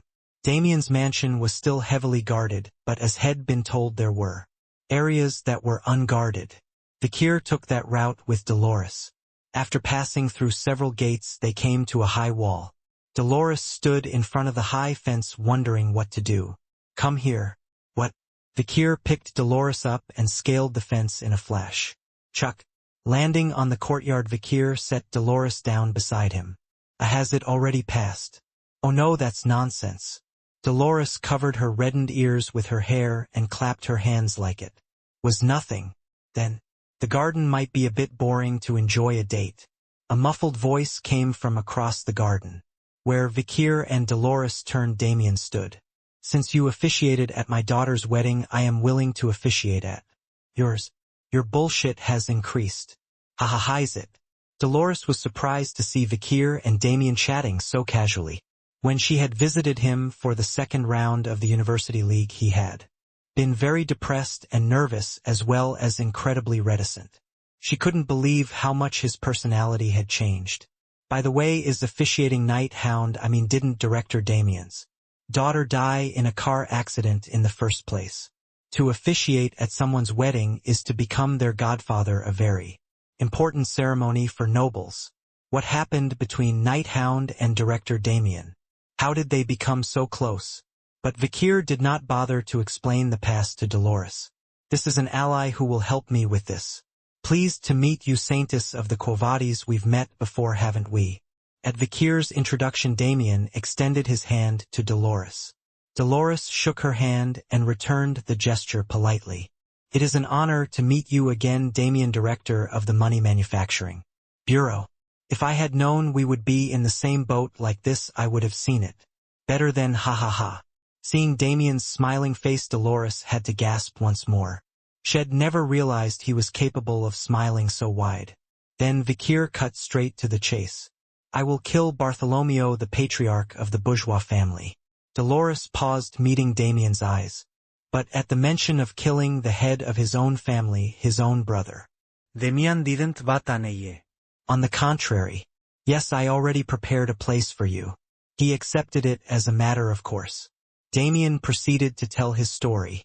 I used a few of the family's henchmen to spread the word about the Oracle investment fund to Patriarch. He was very interested, to say the least, at the prospect of a young genius with a talent for investing. So did you get him? Yes. Damien nodded in response to Vikir's question. Then he explained to Dolores, whose eyes were wide with confusion, about the dinner date. Mark my words, dinner is the perfect time to assassinate my brother. Dolores cocked her head at Damien's newfound devotion. But why dinner? Why not other opportunities, such as when you are outside the family home or in bed? That is due to a peculiar habit my brother has. Damien explained. Whenever he has a meeting or a meal with someone from the outside, he always brings them into the vault of his house, and at all other times he keeps a group of highly trained private soldiers at his side. In the vault. Yes, the vault. Dolores scratched her head. Sure, the vault might be big, but how big could it be to let outsiders in? But Damien's next words made Dolores' jaw drop. The vault is shaped like a cube over 100 meters across, long, wide, and high, and its walls are lined with mithril and orharkin, so it's impossible to pry it open with any kind of force, and it's layered with dozens or hundreds of layers of teleportation control magic, so it's impossible to escape with magic. Of course, who designed and built it is a mystery. Iron fortress, it's more like an impenetrable citadel than a vault. Within its vaults, gold, jewelry, money, art, and all sorts of treasures are stored in mountains and mountains of treasure. The invited guests will dine for 2 hours in the midst of these gold and silver treasures. Why dine in such a place? Because so many of the people who come to visit my brother are clueless fools who want to show off their wealth in a grandiose way and perhaps to kill their spirit beforehand. Forgive me if I seem to be asking a lot of questions, but is there any reason why mealtime is 2 hours long? Because once the vault is closed, it won't open for 2 hours no matter what. The reason it's set to 2 hours is because when the vault was first built, the Knights of Iron-Blooded Baskerville were the ones who tested it.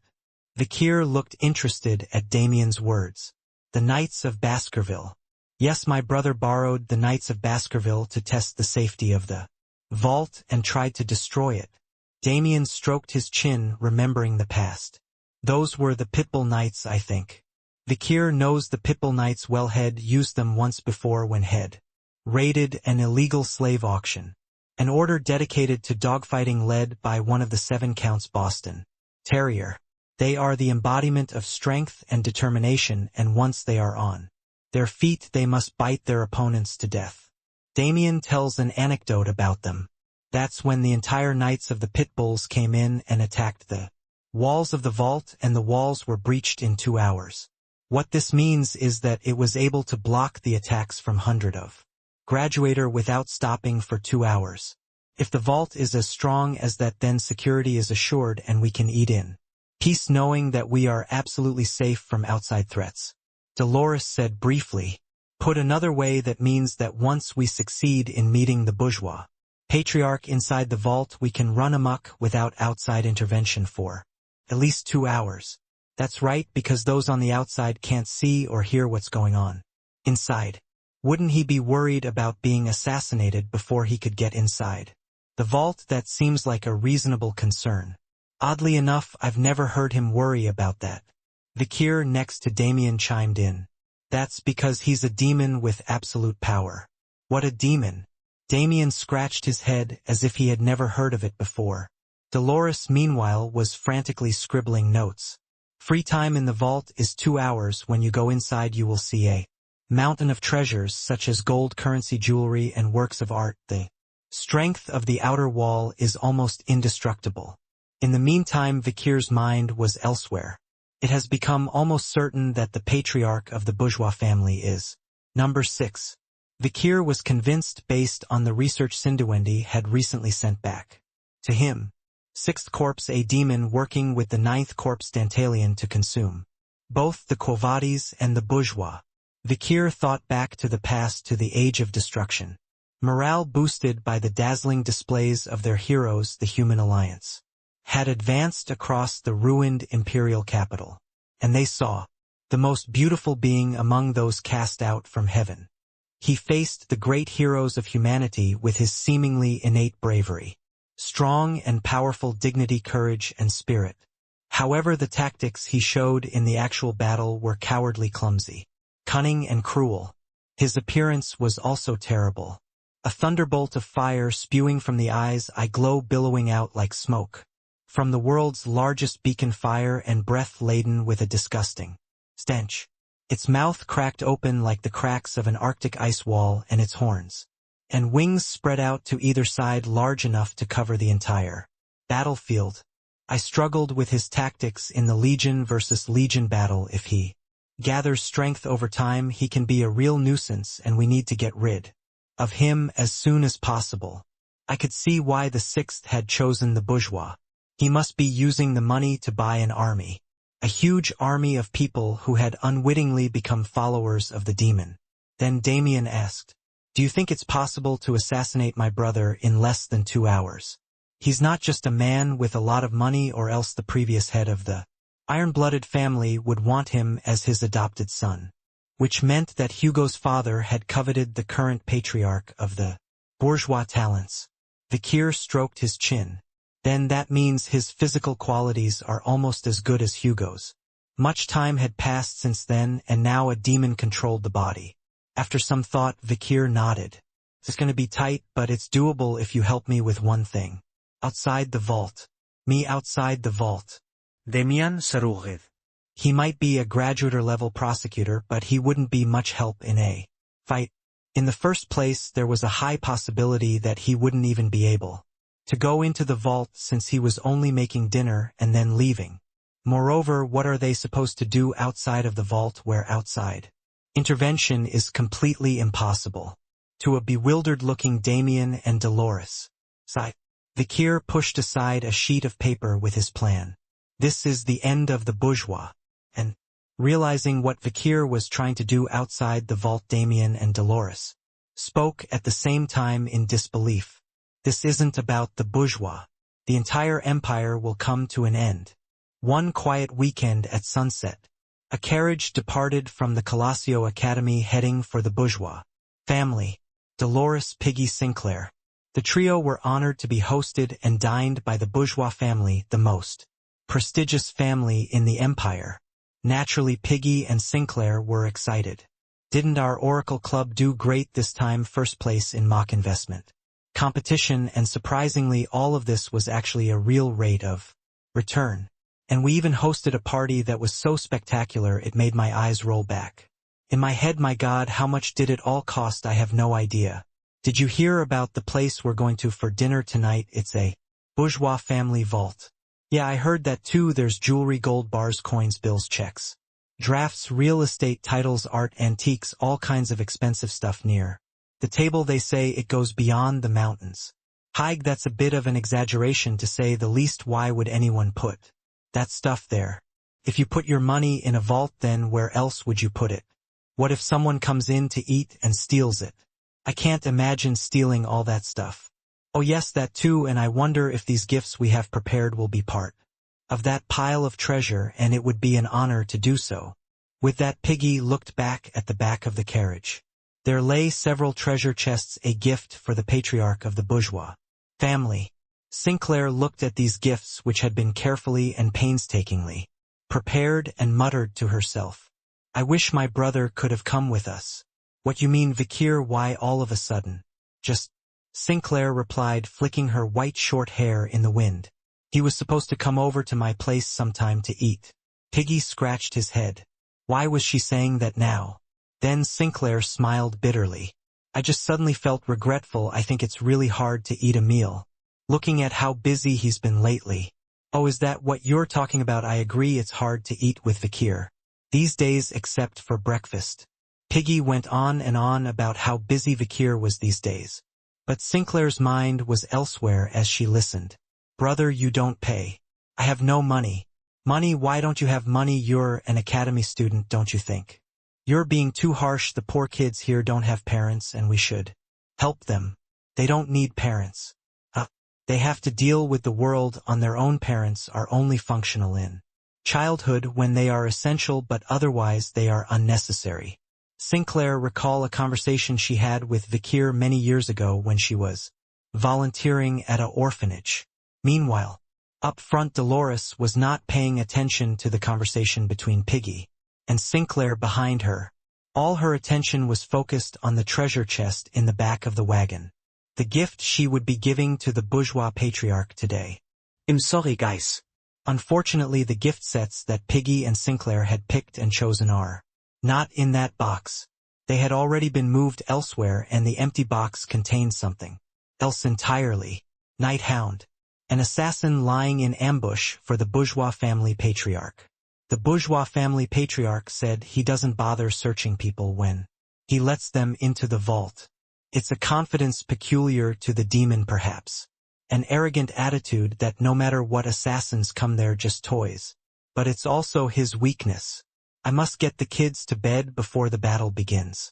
Dolores squeezed the vial in her hand. It contained a sleeping pill that was harmless to humans. When the carriage arrived at the bourgeois family's residence, Dolores, Piggy, and Sinclair would be escorted to the parlor where they would wait for dinner. Dolores planned to slip the drug into their teacups to put Piggy and Sinclair to sleep and then hide it elsewhere. It would have been best if they hadn't come along in the first place. But Piggy and Sinclair had been looking forward to meeting the bourgeois family for days, and bourgeois had invited the entire Oracle investment circle, so there was no point in going alone. Even now, Piggy was making a list of questions to ask the bourgeois patriarch. I need to ask about the future state of the empire's economy, questions about current financial metrics, criteria for finding new business ventures, the recent mergers and acquisitions between the promising small merchant guilds and the mercenary guilds, and if the chables eat chicken. I have questions too. Sinclair smiled expectantly. Piggy turned to Sinclair. Oh, Sinclair, what are you curious about? Do you want to play along with me? No, I only have one question. Piggy's eyes widened at Sinclair's answer. Only one, only one. Yes. No, come on, you're meeting the Empire's most powerful man. You should learn something. It's a chance you might not get again in your lifetime. At Piggy's enthusiasm, Sinclair can only give a quick glance. Dolores, Piggy, and Sinclair. Together but with different thoughts, the trio have arrived at the front door of the bourgeois family residence. Dinner appointment, the Oracle. Dolores announced the purpose of their visit, and the gates opened. A carriage led the way to the interior of the ornate mansion. Naturally, there were no checkpoints along the road reserved for guests of honor. Then the butler who was leading the carriage smiled with an easygoing smile. I've been seeing a lot of honorable people from the Quo Vadis lately. Yes, who else has come from my family? Dolores asked with a puzzled look, and the butler replied in a dignified manner. Yes, a few hours ago Cardinal Humbert paid us a visit, though he has now returned from his business. Dolores felt a chill run down her spine at the mention of the name Humbert. I hadn't expected him to be here, but am glad to hear he's back. Dolores feels no holy power in the vicinity even when she stretches out her senses just in case. If Humbert had been here, he could have been a nuisance. While she pondered this, the butler escorted everyone into the parlor. Please wait here for a few moments and I will bring your message in shortly. The butler placed a simple tea and refreshments on the table, then opened the door and left. Dolores, Piggy, and Sinclair began to wait in the parlor. The parlor is very luxurious. It looks expensive but not extravagant. It has an ancient beauty to it. I see good taste. Piggy and Sinclair make small talk. Rattling. Dolores was fidgeting with her hands. So I need to put some sleeping pills in it. The worst thing she'd ever done in her life. The very idea of putting something in someone else's food was new to her. And then, Dolores succeeded in slipping the sleeping pills into the teacups while Piggy and Sinclair were looking away. Without thinking, Piggy and Sinclair drank the tea and soon began to doze off. Don't you feel a little sleepy? Yeah, it's dinner time. Dolores turned to Piggy and Sinclair and said in a shaky voice, Hey, no guys, if you're tired, keep your eyes closed for a while and it'll wake you up. Oh, can you do that? Thanks. To their relief, Piggy and Sinclair leaned back against the couch in the parlor and closed their eyes without question. Hey, is it supposed to be potent? Dolores waved her hand in front of Piggy and Sinclair's eyes. As expected, they didn't stir. Dolores breathed a sigh of relief and stepped out of the room to wipe off the sweat. Then she ran into the butler again, who was coming this way. My lady, my lord has been busy, so I'm a little late, but am sure he'll be ready soon. Yes, by the way, butler, I thought my friends who came with me would have to go back due to an unexpected incident. What, before the meeting? No matter how late you've prepared, shall we cancel the meeting and postpone it to another time? No, you don't have to do that. I'll just see him alone as the head of the club. The butler shook his head, but somehow seemed to be convinced. A little after the appointed time, Dolores packed the gifts into a cart and headed deeper into the main building, with a small attendant. After walking for a while, the vault in question came into view. It was like an entrance to a great plaza. My lord is waiting for you. The butler bowed respectfully, then opened the door. It was dark and cold inside. The attendants stowed the carts of gifts Dolores had brought inside, then showed her inside. And then all the attendants bowed and slowly slipped out the back door. Dolores was left alone in the vast darkness of the vault. Excuse me, my lord. Dolores cautiously opened her mouth. Pop. Suddenly the room was filled with light. At the same time, Dolores couldn't help but open her mouth. A magnificent golden incense, a blinding golden light. A world of great wealth was welcoming her. Countless candles were lit in unison.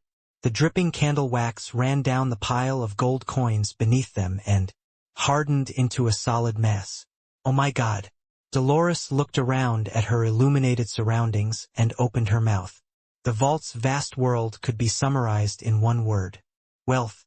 Something that vaguely transcended the average human's imagination of how wealthy a human could be. Gold coins, ingots, jewelry, and other things of value rolled down hills and formed great mountains that rose steadily beyond them, forming mountain ranges. On the ceiling, stalactite-like formations dripped down, and they too were made of gold and jewels. Countless golden goblets and swords, crowns, necklaces, earrings, rings, brooches, costly antiques, jewelry so brilliant and sparkling that it blinded the eye. Countless documents and papers proving property rights, works of art, of incredible value, bottles of extremely rare liquors, and so much more lay littered everywhere. The wealth is so overwhelming that anyone can't even begin to fathom where it's coming from. The whole world is a brilliant golden fragrance with 5 colors based on gold. Not even the golden city on the pages of a mythological book, nor the hidden fortune of a pirate king whose legend is told through the mouths of elderly men can match this splendor, grandeur, and luxury. It's a different world. Dolores felt her spirits drop slightly. Although she usually placed no value on wealth, she couldn't help but be intimidated by a wealth of this magnitude. It was no longer mere wealth, but the majesty and holiness of Mother Nature itself. It is because there are so many Oneidi puppies who don't know how to behave. And some of them are so eager to show off their wealth with a foolish desire. To win, I wonder if it is to kill their spirit beforehand. Dolores understood fully what Damien had said.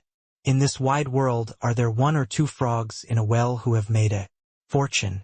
The bourgeois family, who is said to be at the peak of wealth, will constantly attract a swarm of flies to compare themselves with the patriarch. It would certainly be efficient to get rid of such nuisances by showing them this view and letting them crawl away on their own.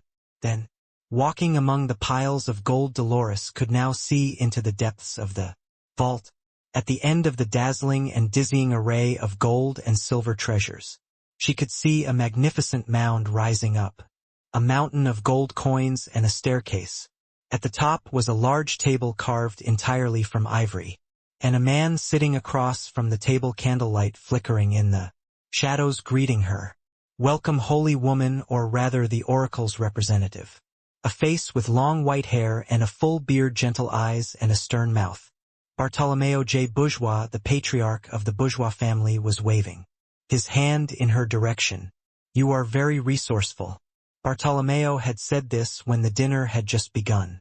Dolores looked up and Bartolomeo smiled.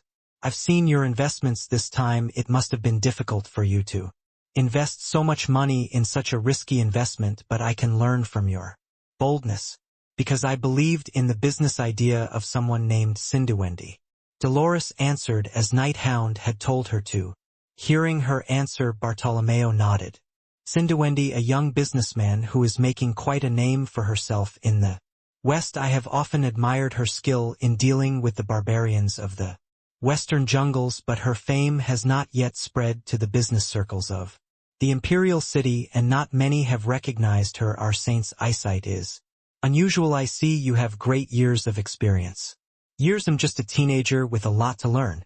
Age has nothing to do with it. I have made many preparations, many challenges, and many failures in my life. Preparation, challenge, and failure. These three things are woven together to form a single thread called age. Bartolomeo repeatedly praised Dolores in a tone full of goodwill. If you've proven yourself by accomplishing this much, what if you're a year older? What if you're 100 years older? You have every right to be proud. No matter where you came from, if you've traveled a long way, you have every right to be proud. But if you're complaining and haven't taken a single step from the starting line, you have no right to complain. What if the person sitting in front of him was an ordinary student at Colosio Academy? It would have been easy to be overwhelmed by all the praise, encouragement, recognition, and respect that the world's #1 man was so generously giving. The feeling of pride and pleasure when hard work is recognized. It is the demon's tongue that pierces through the cracks in the heart that it has opened. Night Hound says that among them all the sixth is especially skilled in speech. Dolores looked at Bartolomeo before her. A handsome gentleman, a soft voice, a favorable accent, and words of praise that sounded genuine. But Dolores was not fooled by these things, partly because of her mental strength, but mostly because her investment performance was not her own doing. She's not particularly happy to be praised for something she didn't do. You're too kind. Dolores forced a smile, and Bartolomeo seems to have misunderstood a little bit from her lukewarm response. I'm sorry to hear about guilty. Dolores tilted her head in question, and Bartolomeo gave her a look that made him feel terribly sorry for her. Come to think of it, the saint belongs to the New Testament. I am acquainted with the priests of the Old Testament. Apparently Bartolomeo assumed that Dolores was a member of the New Testament, and was dissatisfied with him for being friendly with the priests of the Old Testament. Bartolomeo offered a non-excuse. But if you are afraid to distance yourself from me because of that, I am sorry for you. I am friendly with the priests of the Old Testament as you think. But I want to be friendly with the New Testament as well, and I just can't do that because they belittle and denigrate me, my bond with the Old Testament, and the wealth we are accumulating as inhuman, dirty, ugly, and undesirable. Bartolomeo said as he sliced through the bleeding meat with his knife. The truth is, wealth is colorless, odorless, tasteless, shapeless, tasteless, scentless, and it's extremely value neutral if you use it well. It is good, and if you use it badly, it is bad. It's like how a fire can burn down a mountain, but it can also save a dying match girl in a winter alley.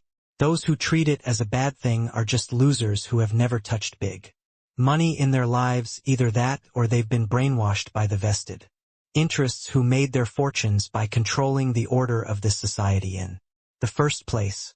As he concluded, Bartolomeo added briefly, if you do great good with great money, that's something too, so don't hate the Old Testament so much. Dolores was used to hearing this logic. It was the kind of logic her stepfather Humbert used to preach. Dolores glanced at the hourglass placed at the edge of the table. Time had already passed. Dolores counted the seconds in her mind and opened her mouth. A lot of money for a lot of good. I hope it goes as you said. It is, ha ha ha. Bartolomeo laughed, pleasantly pleased that Dolores had agreed with him. He took a slice of the meat on his plate, stuffed it into his mouth, and chewed. More than that, Saint, why are you not eating? Is it not to your taste? Do you not like meat? No, it must be good meat, seeing as how Patriarch enjoyed it so much. Of course I do. It is the finest meat. I am particularly sensitive to the quality of meat. Eat slowly, there's still plenty of time. At Bartolomeo's gesture for the meat, Dolores responded with a gentle smile. I'm sorry, sir, I'm not a fan of human flesh. For a moment Bartolomeo's hand stopped. He slowly raised his head and looked at Dolores. Ho ho ho, you're joking too much, Saint. Are you implying that this meat is the result of the exploitation of the blood and flesh of the lower classes? If so, I take back what I said earlier. No, I meant human meat, and I knew it. What? Bartolomeo asked, and the smile faded from Dolores' face. She answered in a hard tone that Bartolomeo, the patriarch of the bourgeois, is not only acquainted with the Old Testament of the Quo Vadis, but is intent on swallowing them whole. Ho ho ho. And to that end he has been nurturing numerous heresies and cults, laying the groundwork to shake the Quo Vadis to its very foundations. Ho ho ho. And that Bartolomeo, the beast behind it all, is actually the demon himself. Even Bartolomeo couldn't help but laugh at Dolores' last words. Then, ho ho ho, kuhahaha. Bartolomeo, who had been laughing lowly, began to laugh loudly. The sound was so loud that it resonated with the simultaneous clinking of countless gold coins that formed a mountain around them.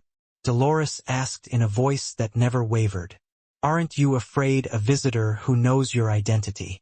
"Scared? Of course not." Bartolomeo looked at Dolores with a grin on his face, a look of amusement on his face. "Is there anyone in this world who can scare me?"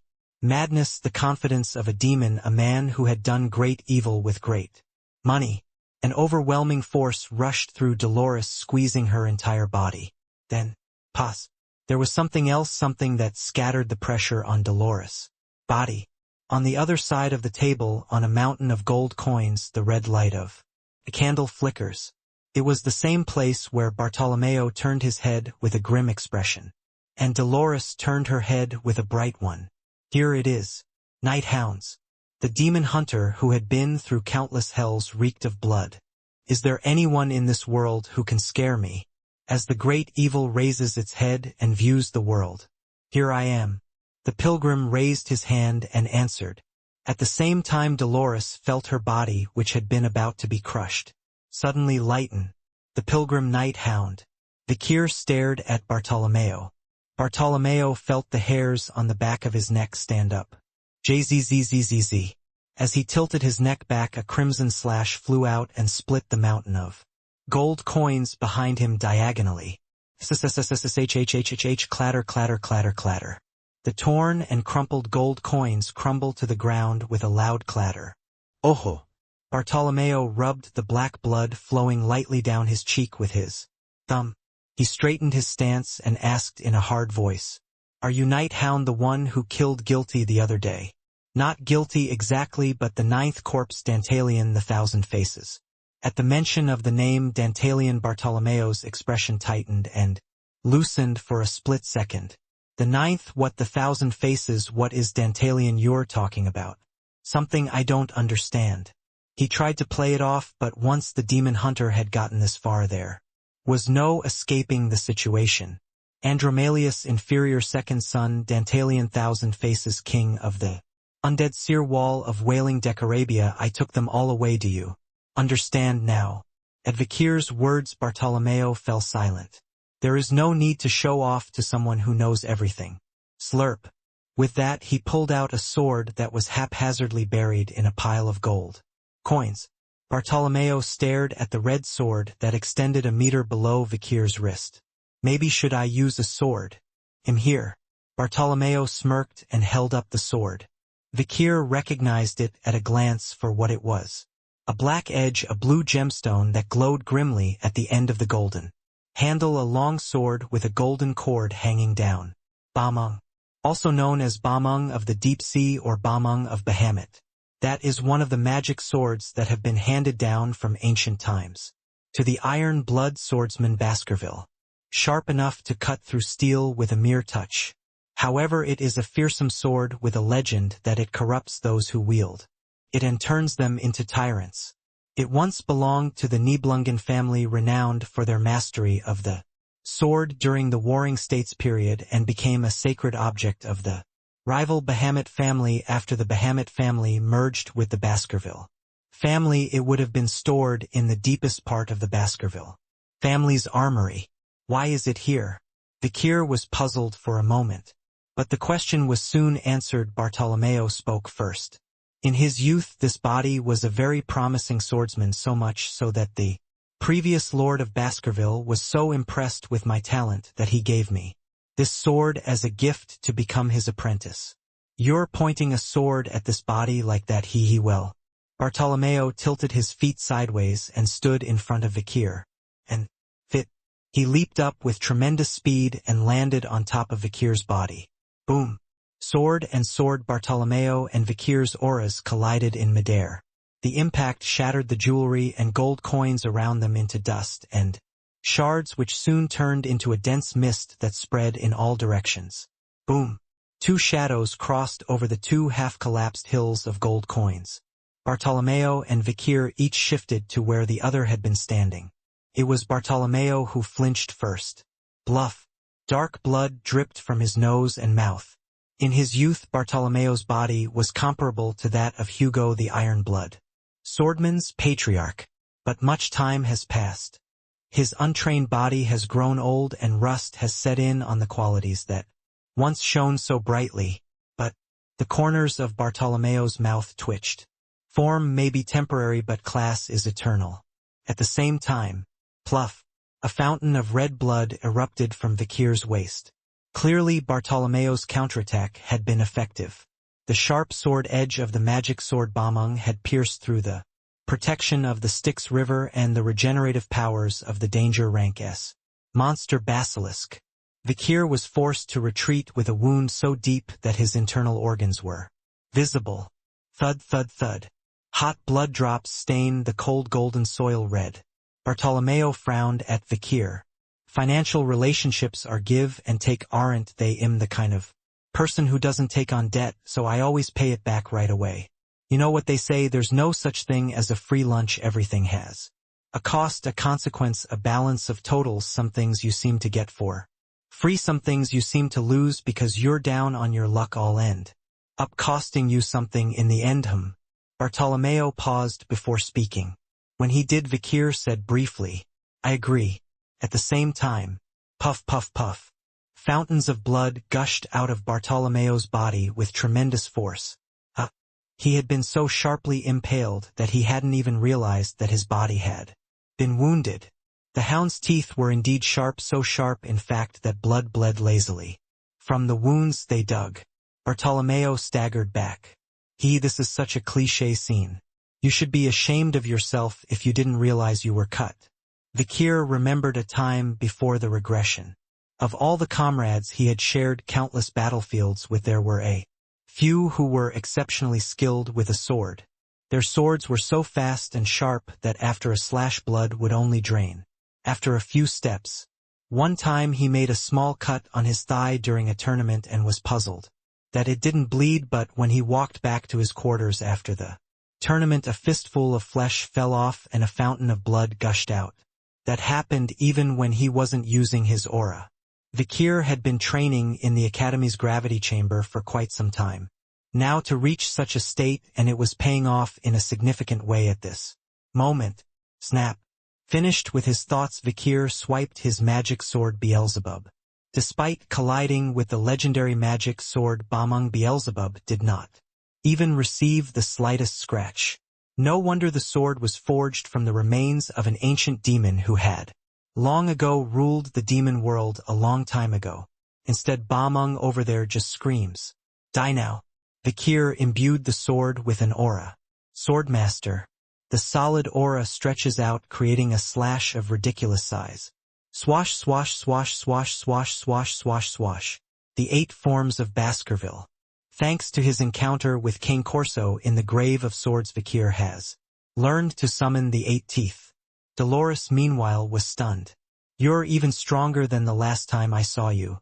When they met in the orphanage, Hound had only managed to use 6 of those strikes.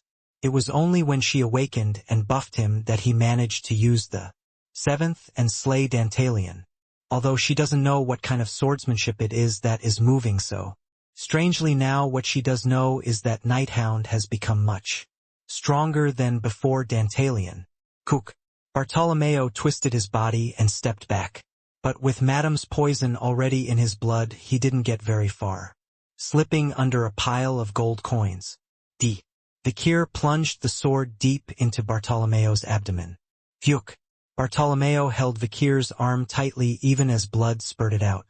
"You think you're going to get away with this as soon as the vault doors open? My men will be here and I'll call the Imperial Guard." At that time, a white light descended from above and enveloped Vikir and Bartolomeo, while the wounds on Vikir's body quickly closed. The wounds on Bartolomeo's body began to grow worse and worse. It was like being set on fire. "Do you think people will believe you after seeing this?" Dolores stood on a mountain of gold coins radiating white light. She was holding up the mirror of truth, the prize for winning the university league, to Bartolomeo. In the small mirror, Bartolomeo's true form was clearly visible. An infinity deep and infinity black evil, that's its true nature. Vikir quickly turned and walked away from the mirror. Dolores didn't bother trying to figure out who Hound was. And then Bartolomeo began to laugh. "Ho ho ho, indeed you've prepared a lot." The screams of agony from a moment ago were nowhere to be seen. Vikir retrieved his sword and backed away. Zzzzzzzzzzzzzzzzzzz. A black aura enveloped Bartolomeo's entire body, lifting him into the air. Decorabia on Vikir's chest warned in a gravelly voice. "The play is over. The 6th corpse is about to show its true colors.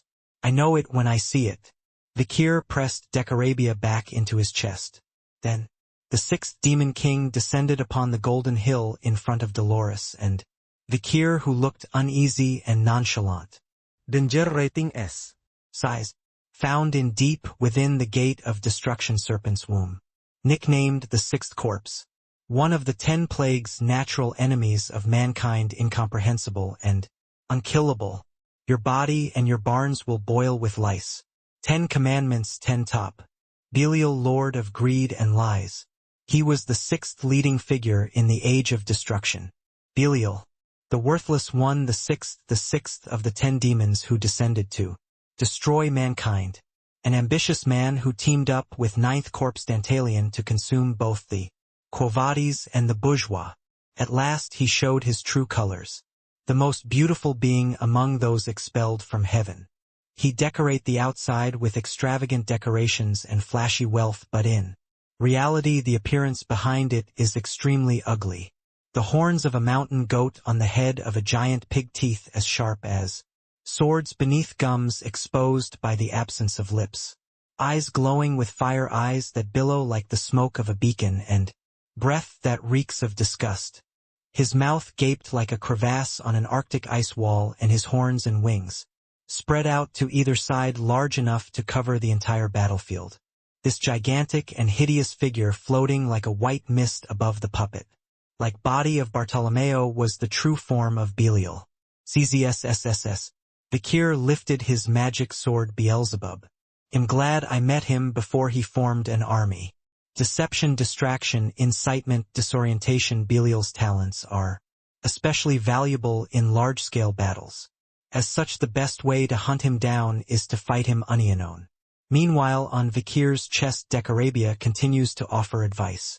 It's been a while since I've seen you. That guy the name Belial means worthless in the dead language of an old magic monarchy that is now extinct. Hack hack. The cub stood upright, fur all over her body, and clung to Vikir's shoulder. Judging by the way her bushy eyebrows were arched upward, she seemed to regard her master's enemy as her own enemy. Saint, come here. Vikir motioned Dolores to stand behind him. Dolores cautiously moved toward Vikir. Then Belial's mouth opened. He looked straight at Dolores. When the priests renounced God and turned into a group of blasphemers, no one was worshipped as often as this body in temples and altars. A mocking tone. True to his word, Belial had already absorbed nearly half of the faithful. Quo Humbert. Dolores gritted her teeth. Did Cardinal Humbert of the Quo know that Bartolomeo was actually Belial? Even though he knew that, did he conspire with Belial and make the family fall into disrepute? Dolores shuddered, remembering her stepfather's unpleasant glance. Humbert was human, sure, but he was more terrifying to her than a demon. Just then, "You have nothing to fear," a voice said in a nonchalant tone. Dolores turned her head to see Knight Hound standing steadfastly by her side. For a moment Dolores remembered the time before Dantalion. Yes, I was like that then. When Dantalion had turned over the grotesque sack and pulled the vision of Humbert from within, Dolores had been momentarily overwhelmed with a sense of suffocating fear and pressure. And then, nothing to be afraid of. Even then, Knight Hound's words of encouragement were enough to put all her fears to rest and give her peace of mind. Thank you, Knight Hound. Dolores murmured in prayer, clinging to Vikir's back. As Belial drew upon his demonic powers and prepared to attack, Dolores chanted, "As well. Lord Lewin is a strong castle, a shield and weapons. He will save us from great trouble."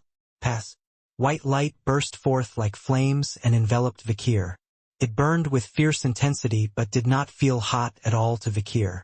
The old enemy, the demon, is using his strength even at this time, using plots and power as his weapons. Who in the world can stand against him? If I rely only on my own strength, I have no choice but to be defeated. A powerful general comes out and fights on my behalf. Who is this general? That holy name. For a moment Dolores paused in her chanting. After some hesitation she continued, "Knight Hound, pilgrim of the Lewin, Lord of hosts, who will suffer I will definitely win." When Dolores had finished, she placed her trembling hands on Vikir's back. Then she spoke in a voice that trembled even more than her hands. "I think the buff would work better if I knew the real name of Knight Hound. Here, names have power. The mere act of being called affects cause and effect, generating strange energies that cross over into the negative and positive dimensions. For this reason demons do not reveal their true names lightly, nor do the demon hunters who hunt them. This is enough." But Vikir interrupted Dolores. It was partly to prevent her from becoming even more entangled with him by giving him a name, but it was more for another reason. Swash, swash, swash, swash. Belial began to attack in earnest.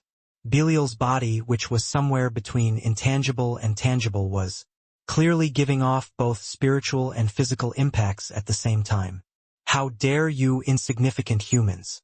Belial spat out arrogant lines as demons are supposed to do. But Vikir is a skilled hunter, having slain 4 demons so far. It's going to be a little shaky, Vikir says to Dolores, who places a hand on his back. Before Dolores could reply, flash, Vikir's sword began to emit a crimson aura.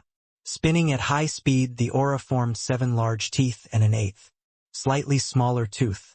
The teeth moved furiously, spinning like wagon wheels as they flew toward Belial's body and embedded themselves in it. Quack, quack, quack, quack, quack, quack, quack, quack. Baskerville's 8th form. A blow that turned the body of Bartolomeo, one of the strongest in the human world, into a rag in an instant. It contained a level of power that even a full-bodied Belial would not dare to underestimate. How could a human possess such power? Belial took a step back in bewilderment. Vikir was not about to let this opportunity he had been forced to create slip away. If there's no gap, it'll twist it open with force. 8 teeth were tearing at Belial's entire body without releasing. Furthermore, the buffs that Dolores unleashed with all her might made Vikir's 8th tooth grow even larger. Dzzzzz. Belial's teeth and horns shattered. His armor, once so ornate and fleshy, cracked and shattered to pieces. Worst of all, Bartolomeo's body didn't seem to be holding up. My 8th tooth is incomplete, I must settle this in a short time. Vikir gritted his teeth and pushed forward. In his mind he replayed Hugo's slaying of Andromalius and Cane Corso's blow. That had shaken the entire grave of swords. And behind him the power of Dolores buffs washed over him like a tidal wave. Flash.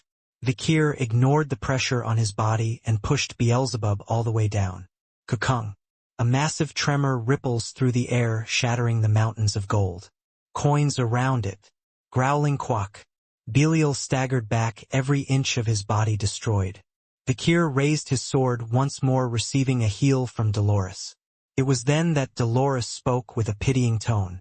The buff isn't as good as it was in the Dantalian battle. She seemed deeply disappointed in her lack of power.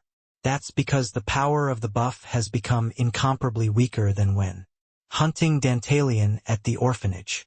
I've been working on myself a lot since then, and I feel like I've degenerated. But Vikir thought that was to be expected. Awakening doesn't come that easily. Dolores' demonstration of divinity before Dantalian was a miracle, one that advanced her understanding of divine power by decades.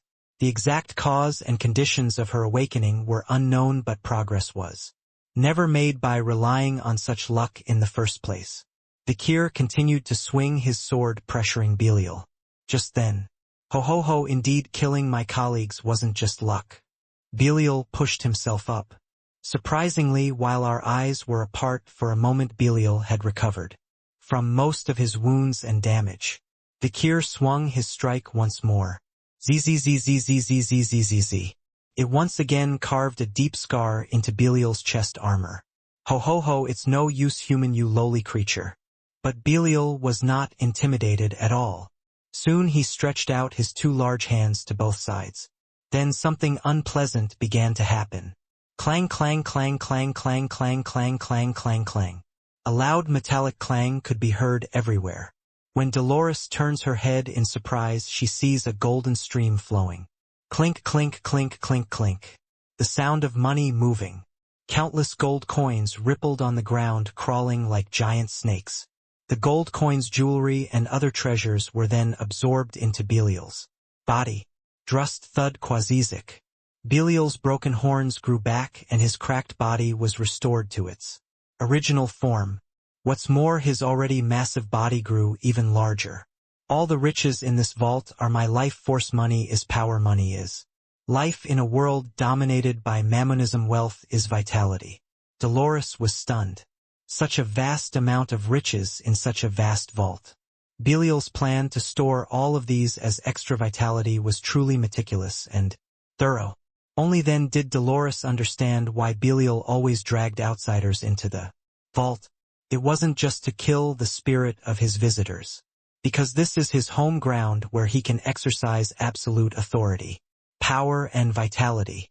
But I already knew that, Vikir said in a nonchalant tone, causing Belial's face to crumple. Crunch.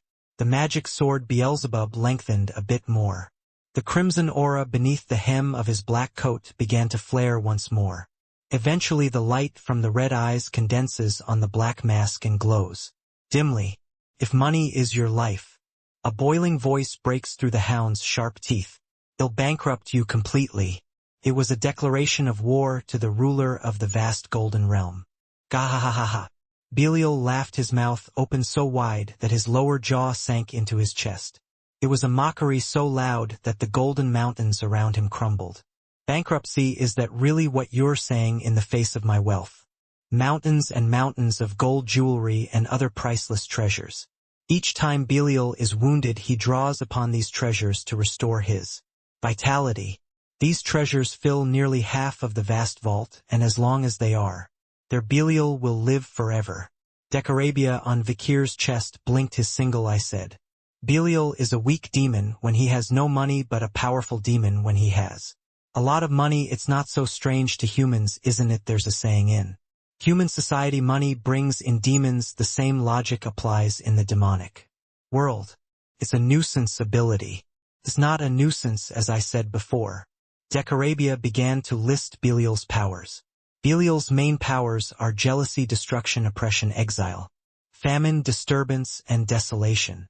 Jealousy, which disrupts the enemy's vision with a dark aura emanating from his body. Destruction, which replaces gold power with muscle power and unleashes it with his fists. Exile, which blocks the enemy's movement and keeps them away at a distance with a vortex of gold coins. Famine, which scatters them and gnaws away at the opponent's gold. Disturbance, which emits powerful waves from his mouth. And desolation, which devastates the surroundings with its enormous weight.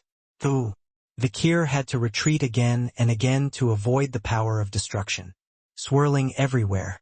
At that time, Dolores hugged Vikir hard from behind. Vikir looked back and tried to say something, but Dolores' shout was faster. Dodge, Night Hound. As Vikir fell to the ground, Dolores fell on top of him. At the same time, quack quack quack quack quack, jzzzzzzzzz. Belial's fist narrowly missed, smashing the gold coin hill on the other side and collapsing it. Then, Kaya. Dolores, who was attacked by Belial, began to scream. Destruction was avoided, but famine could not be avoided. Zzzzzzzzzzzzzzzzz. Everything made of gold, including buttons, pins, and gold thread attached to her luxurious nun's clothes, turned into crumbs and were sucked into Belial's body. This is famine, Belial's ability to rob and suck out all the wealth of others and use it for his own power. It dries up the other person's wealth no matter how much they have. Then, as the buttons, pins, and gold threads disappeared, the garment lost its shape and fell apart. Dolores was horrified. The nun's clothes, which had not been exposed at all, were torn in several places, exposing her bare skin. One Night Hound is watching. Her face and ears were redder than ever. However, Dolores' suffering did not end there. Your body and your barns will boil with lice. Belial's famine powers don't just take away the wealth of others. It is said that health is the most valuable thing and the body is an asset. The ability to devour an opponent's wealth, but also their body and blood. That's the nature of the ugly power that Belial wields. Gurgle, gurgle, gurgle. Soon they started crawling on Dolores' body.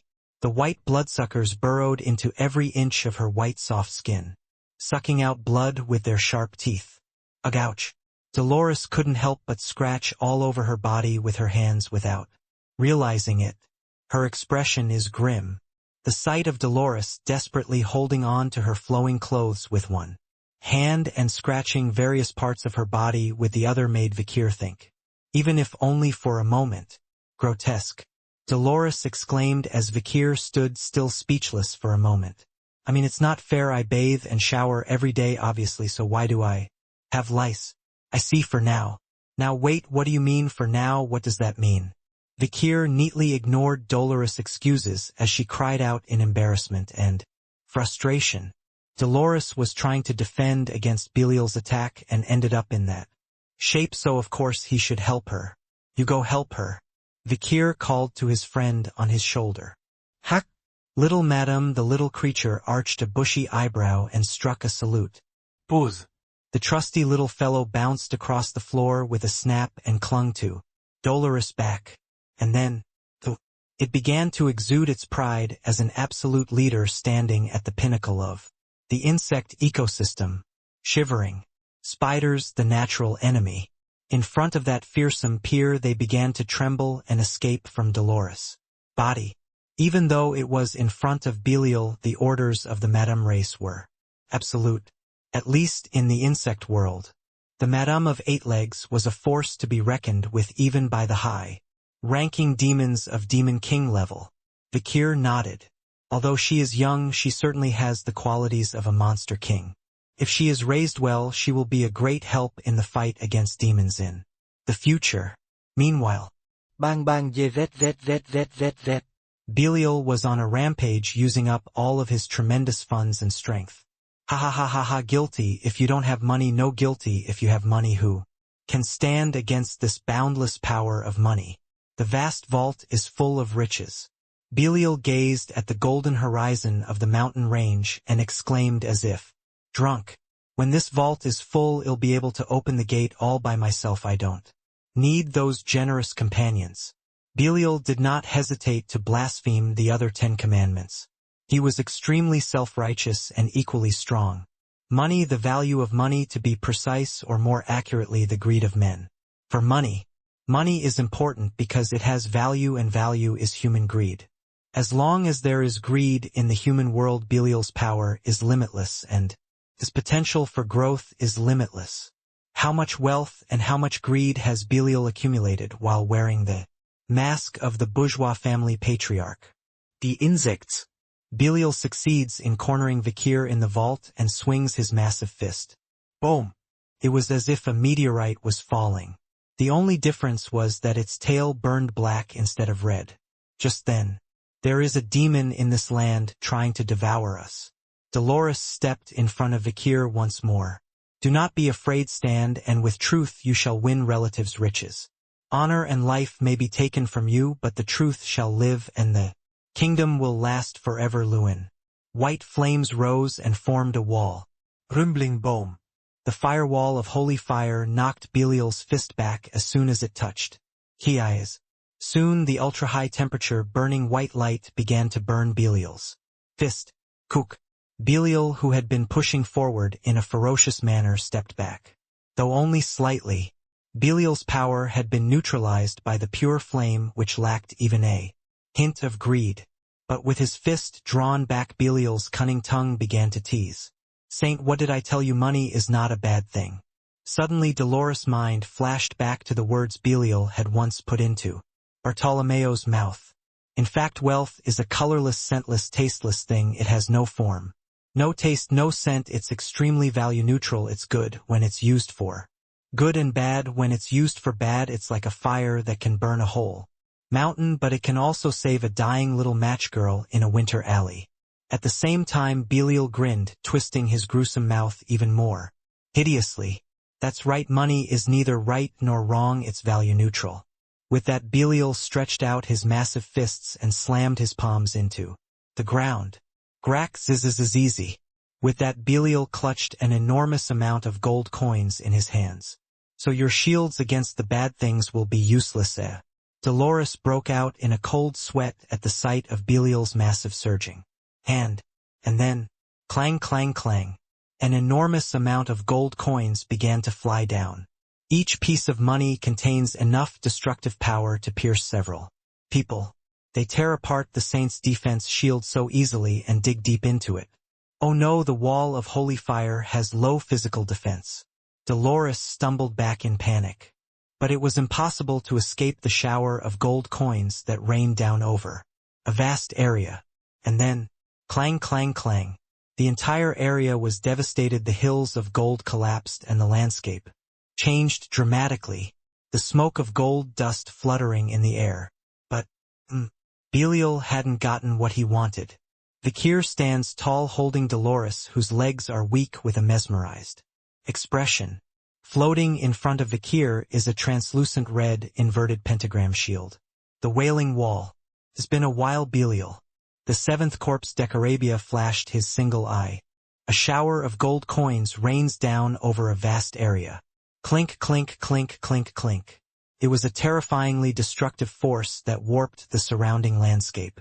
But Vakir walked through the swirling cloud of gold dust and stood nonchalantly. The Wailing Wall, the seventh corpse of Decarabia. The demonic shield that was once an insurmountable wall for mankind was now on the side of man, protecting Vakir. It's been a long time, Belial. Belial's eyes widened at the sound of Decarabia's voice. What the hell is going on, Decarabia, and why are you coming out of there? Now, I come out where I want to come out when I want to come out. That's not what I meant. What about your great mission to open the gates, and what are you doing here? Didn't you just say a moment ago that you don't need companions? Why don't you try opening the gate on your own? Belial gritted his teeth in disbelief at the tastelessness of Decarabia's voice.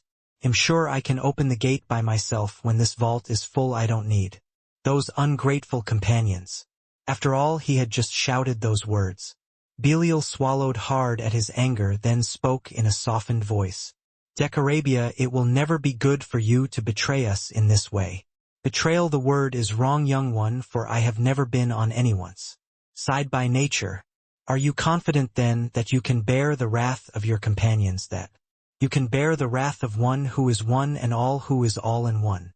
The answer shall be bound forever by oath.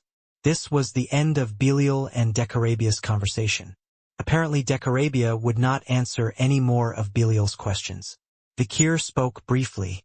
Belial is a demon of commerce, but he is also a demon of speech, and the two are inseparable, so the answer is not to talk too long.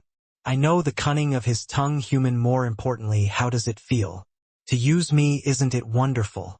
Vikir stared at Decarabia's self-praise for a moment. The translucent shield glowed a dusky red, as if to show off. Its mana cost was staggering, but its ability to block physical damage made it one of the most powerful shields ever created.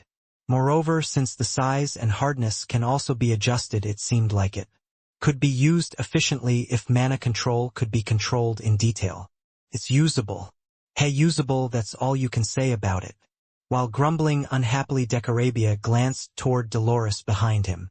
Well, it doesn't matter, it's nice to be able to protect a beautiful woman.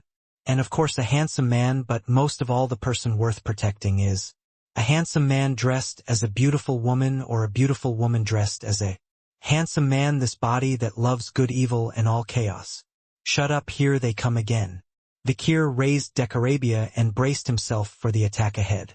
As if on cue, Belial unleashed a massive bombardment of gold coins from his two hands. Clink, clink, clink, clink, clink, clink, clink. A loud crackling noise accompanied by sparks of fire shook the shield of the inverted pentagram. But Decarabia's shields, almost unbeatable in physical defense, didn't budge. I like it, but the mana cost is too much. The loud vibration of the mana hole at the bottom makes me feel extremely seasick. It seemed that, in order to build up the proficiency of Decarabia, a considerable amount of mana accumulation was required before using the shield technique. Then, hey, you can put me down now. Dolores covered her face and whispered in a low voice. Her ears peeking out of her hair were red beyond reddening. Vikir quietly lowered her to the ground, still clasped around his waist. Then he spoke. You don't have to be so hard on yourself, we're colleagues. Dolores' eyes widened at the words. Hound had called her a colleague. And the moment Dolores heard those words, pounding, his heart began to beat wildly. Why, what's wrong with my chest? I feel something hot inside. Dolores pressed her hand firmly against her left breast. An unexplained power stirred within. An unidentifiable warmth began to emanate from her left breast and spread throughout her body. Is this another soul-made effect? It's similar to the feeling Dolores had before Dantalion, although she was too distraught now to make a detailed comparison. Then, you bastards! Belial scattered gold coins again. A shower of gold flew in like a barrage of bullets, and this time a black wave cannon was added that spewed out from Belial's mouth. A storm of gold and darkness sweeping all around. Oh no, not the wave. Decarabia blocked the showers of gold coins with ease, but seemed to be overwhelmed by Belial's magical attack that followed. Then, Don't worry. Dolores cheerfully stepped forward once more. Pow! A wall of holy fire much larger and thicker than before blocked Belial's wave cannon. Belial's magic is shattered and scattered by the holy power. But Belial would not be defeated so easily this time. A mere ember before a strong wind and insignificant aura. As the gold coins in the vault were absorbed into Belial's massive body, the magical energy he emitted grew thicker and thicker. Ugh, such a powerful demon, how? Dolores gritted her teeth as she felt her divine shield being pushed back. Meanwhile, Vikir was gauging the distance of his sword strike, looking for an opening behind Dolores' shield. Even just this amount is a big help, thanks. Dolores felt her spirits rise a little more at Hound's words. but compared to the Dantalian battle it's a world of difference. Dolores wished she could be more helpful to Night Hound somehow. She wanted to share the burden he was carrying. She wanted him to rely on her just a little more, to be something he could count on, something he could lean on. The name is the color of soul mates. Dolores finally stopped hesitating and turned her head. Night Hound, Dolores exclaimed as Vikir turned his head, trying to look as confident as possible. Please tell me your name. What? Vikir scratched his head and Dolores grunted. As you can see, it's getting harder and harder to hold up the defenses. She was right. Even Dolores' divine power, which seemed to be overflowing due to her innate talents and blessings, was now slowly running out. I need that resonance phenomenon to increase my divine power. Dolores was referring to the soul mate phenomenon. If I can resonate with Night Hound even more deeply, if our bond is strengthened even a little more, it will definitely make a difference. A soul mate in a certain color and they don't even know each other's names. Dolores suddenly thought this was very unreasonable. It's okay if it's not your full name, can't you at least give me the smallest nickname that I can call you? Could you please tell me at least one word of your name? Dolores asked, her eyes shining despite the difficulty of the situation. A slender girl holding back the immense power of a demon. How long could those thin slender arms hold out? Vikir decided that now was not the time to hesitate. And as soon as he had made up his mind, he stomped his feet and headed for Dolores. Night Hound leaned down to whisper in Dolores' ear as she held up the defenses. Fum. A name that catches her breath and hot breath. Dolores flinched for a moment. It was called Van. Dolores felt her heart beat even faster. A common name, the process of getting to know each other by going through each other's names. Names are indeed mysteriously powerful. Even if Dolores only heard a short version of the name, she felt as if the emotional and psychological distance between her and Night Hound had been shortened.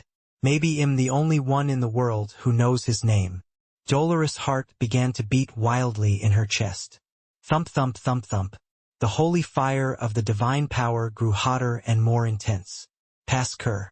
The unexplained emotions that had been stirring in her chest earlier pulsated. Harder and harder. The heart beating, the divine power pulsating in time with it, the white flame pulsating vividly. It was the moment when the soul mate awakened once again. Dolores unleashed her holy power with all her might, completely knocking back the wave cannon that Belial was spitting out. As his attack shattered and scattered ultra-high temperature white flames rushed in, burning his mouth. Belial could only gasp in horror. That's it, that's it, that's it. Dolores exclaimed, looking down at her hands. Something she could not do to anyone else and could not explain.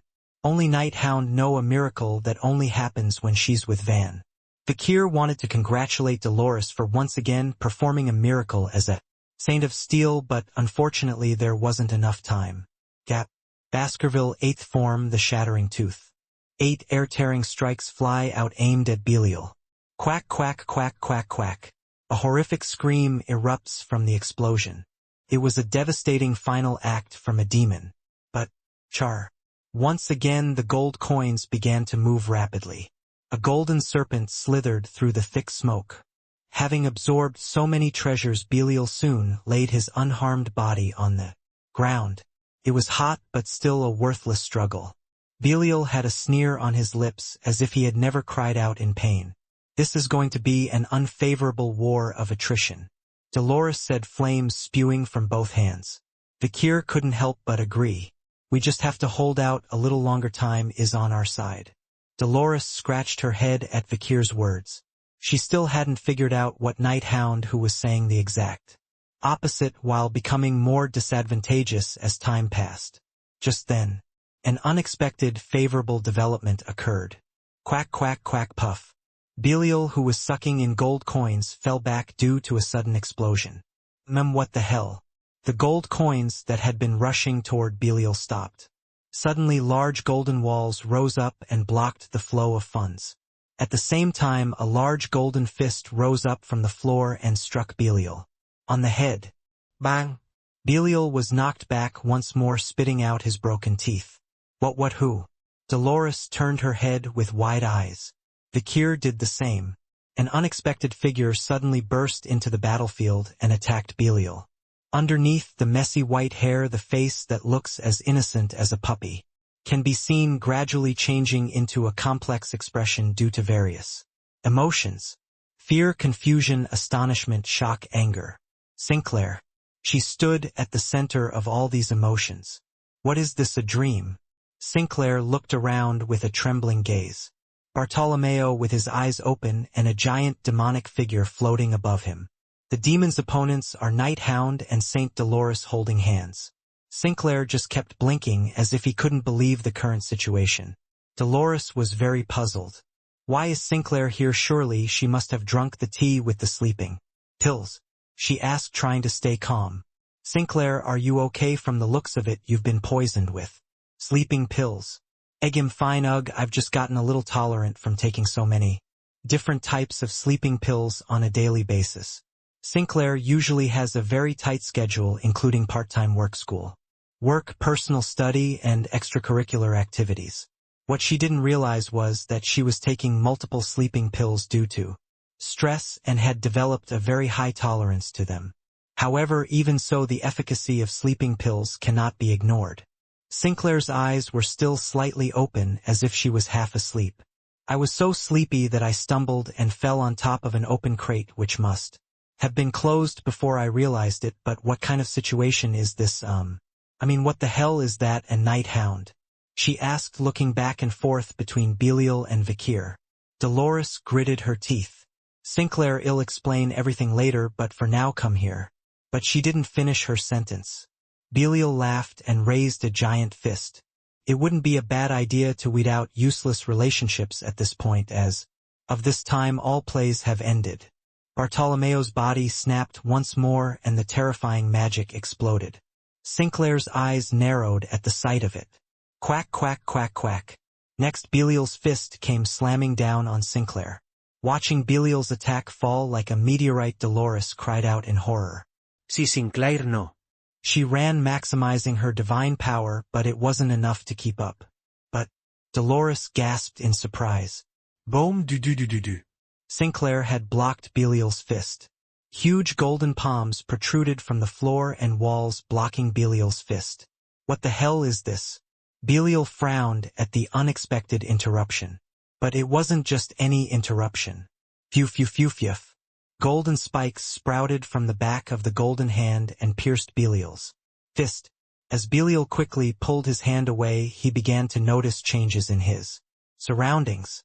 Clatter. Waves of gold coins. Treasures piled high everywhere were rushing toward them in waves. Not toward Belial, but toward Sinclair. Curriring, clink, clink, clink. The golden snakes were being sucked toward the hat Sinclair was holding in his hand. Sinclair's mana was growing stronger and stronger as well. Money hat. This was the prize Sinclair received for placing 8th in the university league. Money is power, so I'll have to make a lot of money to wear this hat. A hat that makes your magic stronger when you spend money on it. Although it was worn here and there and the brim had teeth missing, it was an effective artifact. Grururung. Putting on the hat, Sinclair cast another spell. The gold coins and bullion around her began to melt in the flames, then coalesced together to form a giant fist. Bang! Belial's head turns again. Annoying. Belial's pupils, which were as wide as those of a mountain goat, were young. Oof! Bartolomeo's body moved. The bombung in his hand drew a strange trajectory and twisted like a snake. With hundreds of joints. Blood fountains burst out from all over the body. Sinclair stepped back to avoid Bartolomeo, who swung his sword in front of her. Patriarch, why are you like this, ugh? She cries out in confusion as if she recognizes Bartolomeo's face. Dolores, seeing it, shouts. Sinclair, he's not the patriarch of the bourgeois family, he's just a puppet, whose body was taken over by the demon long ago. No, that's not possible, a demon. Please believe me. But this time Dolores couldn't finish her sentence. Bam! Vikir flying on Madame's wire soared upward with Sinclair around her waist. Boom! The area where Sinclair was standing just a moment ago was devastated by Bartolomeo's strike. Boom. Sinclair flinched when she saw the face of the person who had grabbed her. Night Hound, his eyes glowed a grim red from the slits in his mask. "Hey, get off me, villain." She quickly drew up her mana, but she'd already used up too much of it just a moment ago, creating and maneuvering her giant golden hand. "Eating money makes me stronger, but there's a limit to how fast I can eat." Vikir set the struggling Sinclair back down on the ground. The unexpectedly polite landing stunned Sinclair for a moment. Vikir purposely scratched his voice harder and spoke in short bursts. "There's no point in getting involved if you get taken hostage for no reason. You'll be in trouble, so stay back." Hostage trouble. Sinclair looked confused. She quickly calmed her breathing. The way her eyes suddenly become harsh is truly the attitude of a genius. "If they took me hostage, so why should you, the Night Hound, be in trouble? Do you know me? It doesn't mean that you are on the side of justice right now, then why did you save me bait to divert attention? Who made Mr. Bartolomeo like that? Is that you? What is your connection with President Dolores?" Sinclair's non-stop barrage of questions was calm and sharp, but with a slight tremor at the end. It was like a sword in the hands of an unwary child. And the experienced Vikir knew how to deal with such fragile swords. "The demon is absolute evil. You wouldn't be so stupid as to not know that, right? I can't believe you treat me like a child. There doesn't seem to be much difference in age. Being the opposite of absolute evil doesn't necessarily make you good, but at least you'll know which side you're on when it comes down to it. What you choose to see, what you choose to believe, and what choices you choose to make are entirely up to you. It's about not getting entangled in the first place. There's no need to persuade, there's no need to impress, just follow your own path." Having finished, Vikir turned his head. And in front of him, a wide-eyed Bartolomeo was running towards him holding the magic sword Bamung. Juzuk. Vikir slashed at Bartolomeo's right hand with his sword, and it even left deep scars on the body of Belial beyond that. Grunts, but it's no use. Belial cried out in pain, but only for a moment, and then he absorbed the gold and silver treasures around him to regenerate his wounds. So much wealth, so much greed. As long as there is money and people want it, value is eternal. Belial feeds on money, value, and greed, and enjoys unlimited life and power. But Vikir did not give up. "Incoming. I've got your back." Vikir lays down his sword to level it, and Dolores grants protection from behind. And then, flash. With a dazzling light, 8 teeth engulfed in white flame bite the whole world. Baskerville, 8th form, perfect state. It ferociously slashed at Belial's entire body. "Gahahaha, it's no use. As long as the money in the vault doesn't dry up, I can recover as much as I want." Belial laughed out loud despite the wounds and pain shooting through his body. And then, churr, clink, clink.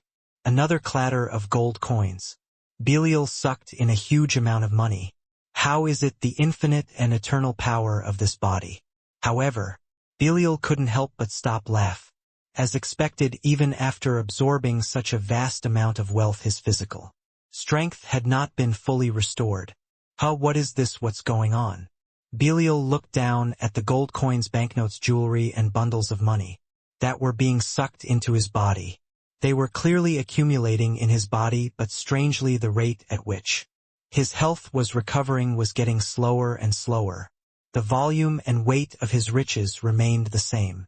However, the resulting recovery gradually decreased noticeably, and in the end it became virtually ineffective. Belial stared in disbelief at the deep scars that still marked every inch of his body. And ahead of him, "It's about time." Vikir took a step forward. "Do you wonder why your recovery has been so slow?" Vikir asked Belial, who looked puzzled. With that, Vikir took out a piece of paper from his pocket and flew it towards Belial. Belial's eyes widened as if torn apart. "Urgent breaking news: mysterious currency dropped in Imperial City. Counterfeit bills or a sign of hyperinflation. Yesterday evening, a large amount of mysterious money was dispersed in the skies of the imperial capital. The unidentified gold coins and bills, which were contained within a giant balloon, poured down like a shower all over the empire, regardless of time and place. Citizens are nervous, not knowing if the money is counterfeit or if they're really is a lot of money unleashed on the market, and economic experts fear a short-term loss of trust in the unredeemable currency. That was the article in the morning paper scheduled to be published tomorrow. Morning. Inflation. Currency expansion. Inflation, the phenomenon in which currency becomes so plentiful that its value decreases. Balloons rose simultaneously in major central areas, including the imperial capital, the center of the empire. The large balloons rose into the sky at 1 o'clock in the morning and soon burst due to the difference in air pressure or other external factors. The contents of the balloons rained down to the ground. It was money such as banknotes, gold coins, etc. As a result of the huge amount of money being released into the imperial capital, citizens became distrustful of money. Banknotes, I want, take them, ID rather barter. How do I know if these gold coins are real or fake? I can't take deposits for a while. Oops, I thought I was going to get rich, but this isn't what I expected. I guess we'll have to use the bills for firewood and the gold coins for weights. Isn't this going to ruin the country? There was food hoarding and no one wanted to trade their necessities for money. And there were 2 pairs of eyes watching this massive mess. The director of the Money Manufacturing Bureau is allowed to do this. Cinderwendy, a beautiful golden-haired woman, where she sends her curious gaze. A middle-aged man with brown hair stands. Bourgeois J. Damien, he is the director of the Imperial Money Manufacturing Bureau. The 2 of them stand atop a tall tower watching the money scatter across the empire. A staggering amount of counterfeit money, the naked eye could never determine their authenticity. It was a work that Director Damien put a lot of effort into creating. In charge of distributing and dispersing the counterfeit currency throughout the empire was Cinderwendy, the master of logistics. Damien said in a low voice, "If you're going to dig a grave, you have to dig 2 for my brothers and mine. Good posture. I guess you've been sharpening your knife for a long time. It's been a long time since I harbored a desire for revenge against my family. I never thought I could achieve that with someone else's hands. I can sympathize with you as I've been in a similar situation." Cinderwendy and Damien both have someone they want to avenge, so they teamed up with Hound. Were both aligned with scary men. The 2 had a pretty similar opinion. Whoosh, clearing. A shower of gold coins falling in the distance, a wind of billowing bills. Damien furrowed his brow as he caught the rain of falling gold coins. Counterfeit gold coins look just like the real thing, but because they're cast in fake metal, they're much lighter in weight, so it doesn't hurt as much. When they fall from a great height, you can tell the difference by holding it in your hand, though it can be hard to tell if it's mixed in with the real thing. But what about bills? They're lighter and they look the same. Both counterfeit bills and counterfeit gold coins are dyed with magic dyes, so they'll lose their color in a couple of hours. I don't want to prolong the confusion on the waterfront. Damien is right. The counterfeit currency distributed throughout the imperial capital automatically becomes trash after 2 hours. But for at least those 2 hours, the empire's prices will be in shambles. The distrust of fiat currency will cause the citizens of the empire to care about real things, not money, and naturally the greed and craving for money itself will fade. Cinderwendy asked, "But what's the point of reducing the value of money to near zero for only 2 hours? 2 hours, that's enough time to decide the fate of an entire world. Of course it would be too much for criminals like us." Damien set his jaw, then in a low voice he answered, "For some non-criminal extraordinary person who may be fighting for his life at this very moment." Belial was stunned. No way, why is my recovery getting slower and slower? No matter how much money I suck, I can't recover my health. Money, human greed, the value attached to it. Something must have gone wrong in this cycle. How could humans not want money? Their greed knows no bounds. How come? Belial looked confused. It made sense, since there was nothing money couldn't do. But gold is not omnipotent, Vikir said, taking a step forward. The words "for at least 2 hours" were omitted. It was only a matter of time before the vault would be opened. In the meantime, the countless gold and silver treasures in the vault will continue to lose value. With the entire empire distrustful of money, the world has become an age of barter. So all this money is worthless. Of course it was only a short affair, but it had great meaning for Vikir. Flash. The 8 teeth of Vikir, strengthened by divine power, viciously raged all over Belial's body. Dolores was constantly sending buffs to Vikir's back. Lunianus homo omnium dominus est liberismus nulli subiectus, a free master. Over all things a Lunian is an entirely faithful servant of all things, and enslaved to all Lunianus homo omnium service est officiosissimus omnibus. Subiectus. The souls of 2 men who have led very different lives resonate.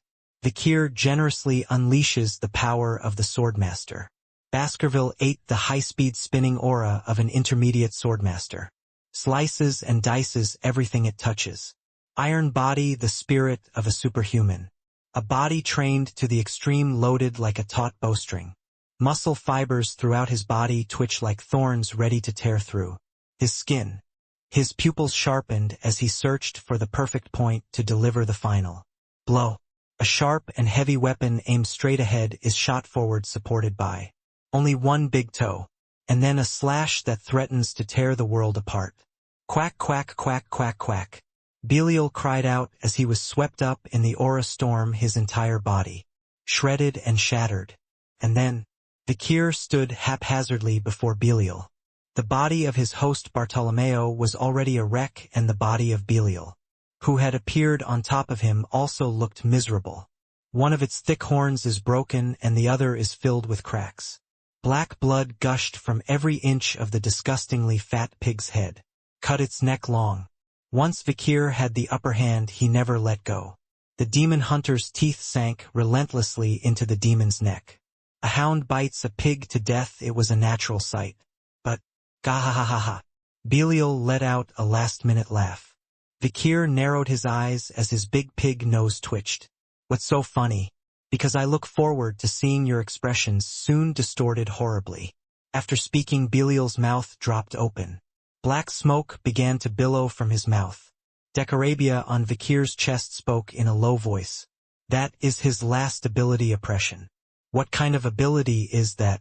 Decarabia hesitated for a moment, then told him the truth. It's the ability to make those who kill you pay the price you deserve. That's right, those who kill me will die. Belial agreed. He rolled his lard-glazed eyes, glancing alternately at Vikir and Dolores. Whoever killed me will die, and I will take him with me, the other one will be very sad, for you have lost a comrade. Ha ha ha ha ha, whoever killed me will pay for it.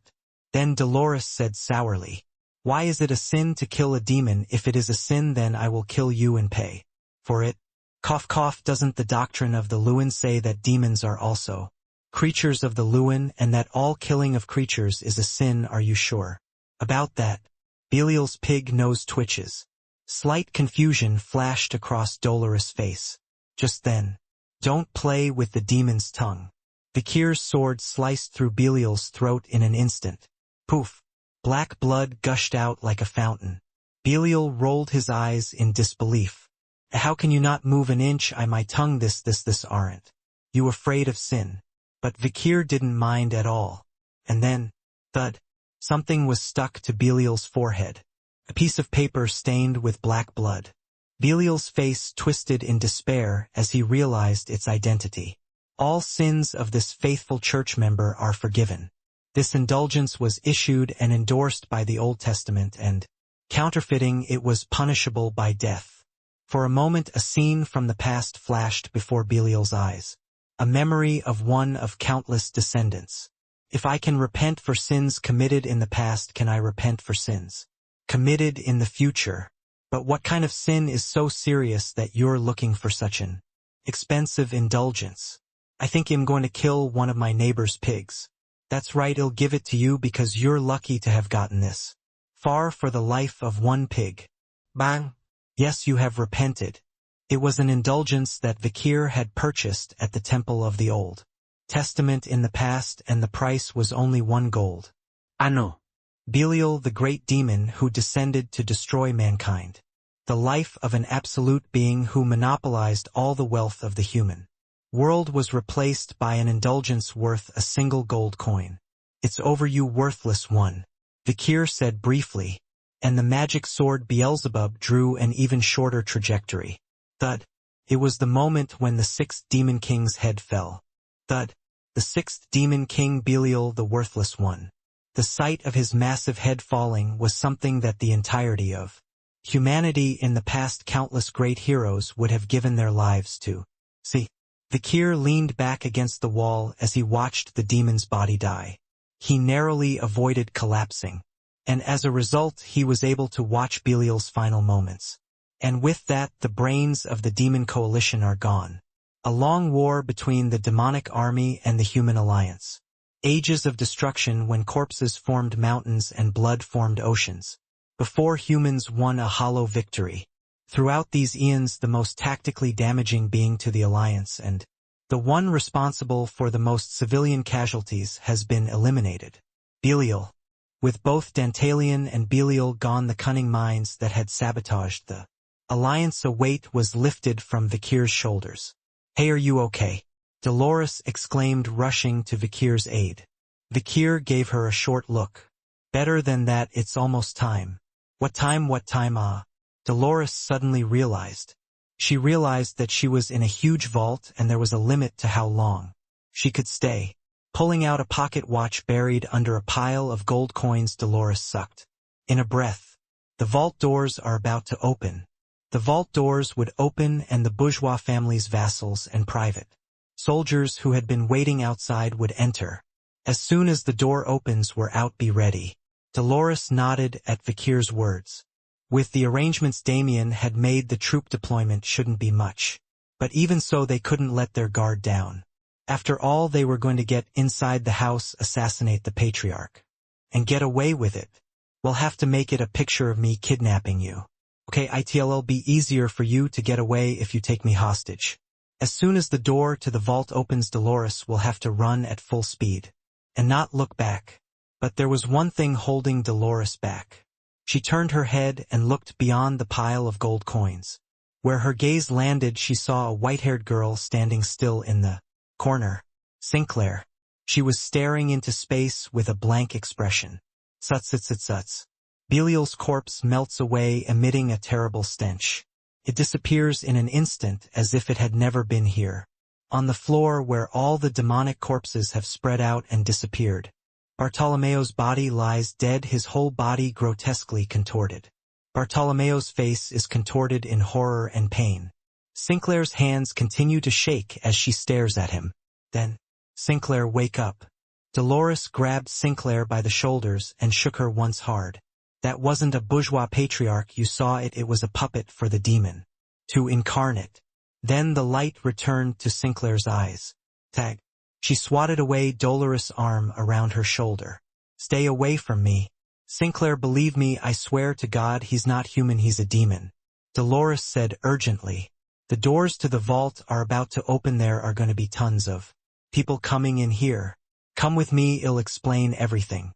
But Sinclair remained silent, her mouth clamped shut. Dolores felt something strange in Sinclair's attitude. Normally Sinclair was a well-mannered and polite junior who followed her.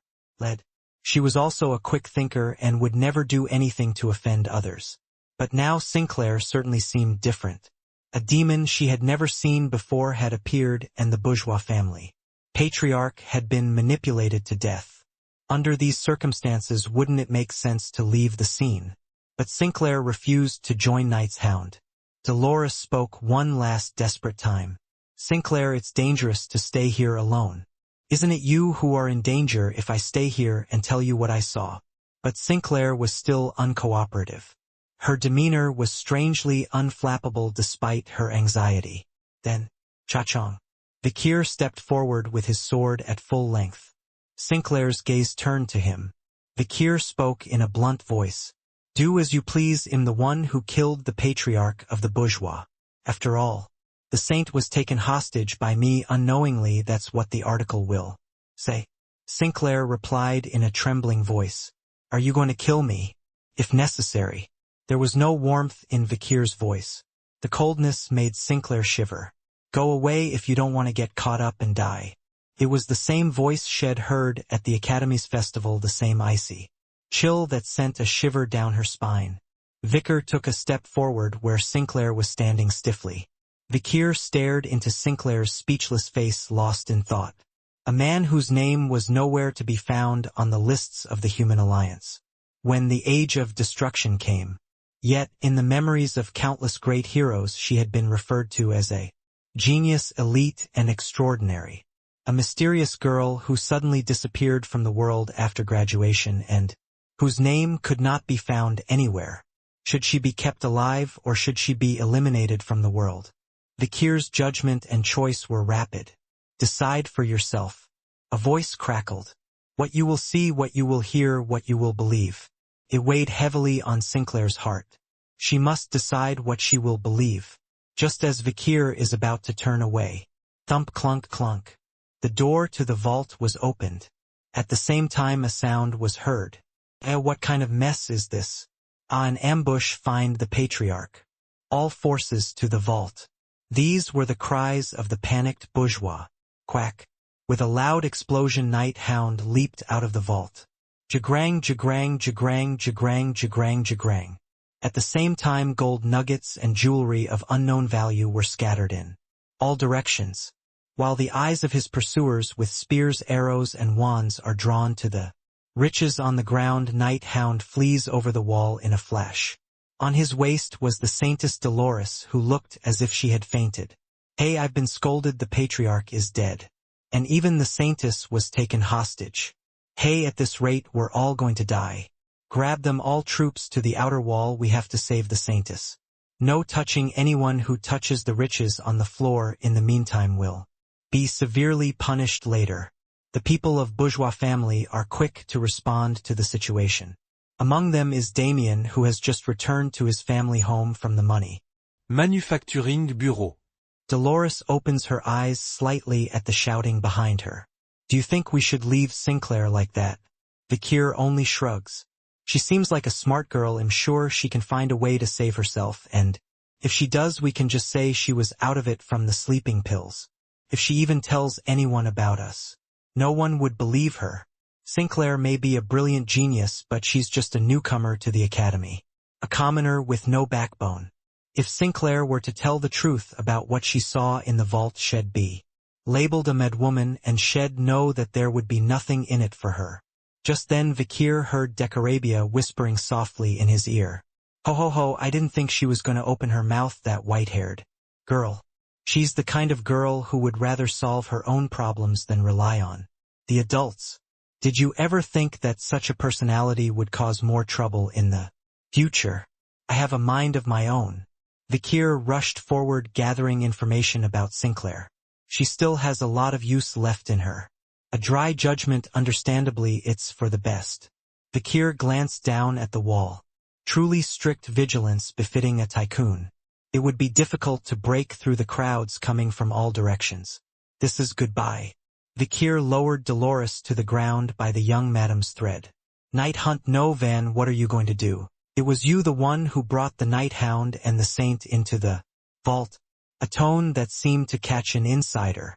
Damien turned his head and was stunned. Eyes as big as a deer's, pupils as clear, and white hair that glistened with silver. She looked like a dead Juliet come back to life. But the illusion is literally a blink of an eye. He lowered his eyelids once, then lifted them, and reality set in. The girl in front of him looked a little younger than Juliet, and her hair was much shorter. Most importantly, she was someone Damien knew. Sinclair J. Bourgeois. Niece of Damien J. Bourgeois and daughter of Bartolomeo J. Bourgeois. The scion of the Bourgeois family stood there. Damien swallowed a faint groan. It was because He'd seen the name on the list that He'd attended a party thrown by a bunch of academy students that He'd become the director of the Money Manufacturing Bureau in the first place. It's a misunderstanding. Damien shook his head. He was familiar with Night Hound, but he didn't know much about demons. I haven't heard of it either, I just happened to notice it a bit before everyone else and ran. In fact, I hadn't even arrived home yet. Because of this, he was able to skillfully mix truth and lies. Sinclair glanced at Damien, then looked away. Well, never mind, that's not important right now. She stood before the body of her father Bartolomeo. She murmured in a low voice, there was something I wanted to ask you, and now I'll never get to ask you. Sinclair thought back to her time at the academy. I have questions about the future state of the empire's economy, questions about our current financial metrics, questions about our criteria for finding new businesses, questions about the recent mergers and acquisitions between the promising small merchant guilds and the mercenary guilds, and questions about whether tycoons eat chicken. I have questions too. Oh Sinclair, what do you want to know? Do you want to guess the questions with me? No, I only have one question. Only one. Yeah. No, come on, we should learn a lot from meeting the empire's greatest tycoon. It's a chance we might never get again. While her teammate Piggy was getting all excited about meeting the empire's greatest tycoon, Sinclair had only one question on her list. But it was all for nothing now that the man who was supposed to answer it was dead in this place. Then, why did you abandon me? That's it, that's the question. Damien behind her spoke up. Sinclair stared and Damien shrugged. Juliet asked me the same thing when she was alive. Juliet's sister too. Sinclair's eyes widened a little. Then Damien bit his lip slightly. The look of surprise on Sinclair's face was the same as Juliet's on that day so long ago. Yes, in conclusion, your father and family did not abandon you. Bourgeois family tradition, it is exactly as Damien explained to Night Hound earlier. The average young bourgeois grows up in the family, but the real ones are different. Like a lion's cub falling off a cliff, the future leaders of the family are thrown into society as commoners with their family name sealed. Survival in society is as difficult as survival in the wild. Achieving success in the imperial capital, the center of the empire, solely on one's own strength without any help from parents or family, that is the process of proof. Esse non videre, the belief that it exists but is not revealed. The bourgeois family always cultivates more than one leader for checks and balances, for competition. In my generation it was brother and me, in the next you and Juliet. Damien told Sinclair that fact. Then hesitantly he added a word. I don't know why my brother didn't tell you that, because it's something he should have told you much earlier. A moment. Throbbing. Sinclair felt a throbbing headache. Blood was flowing from where she'd been cut by the shard of gold coin earlier. The sight of blood triggered a memory from earlier.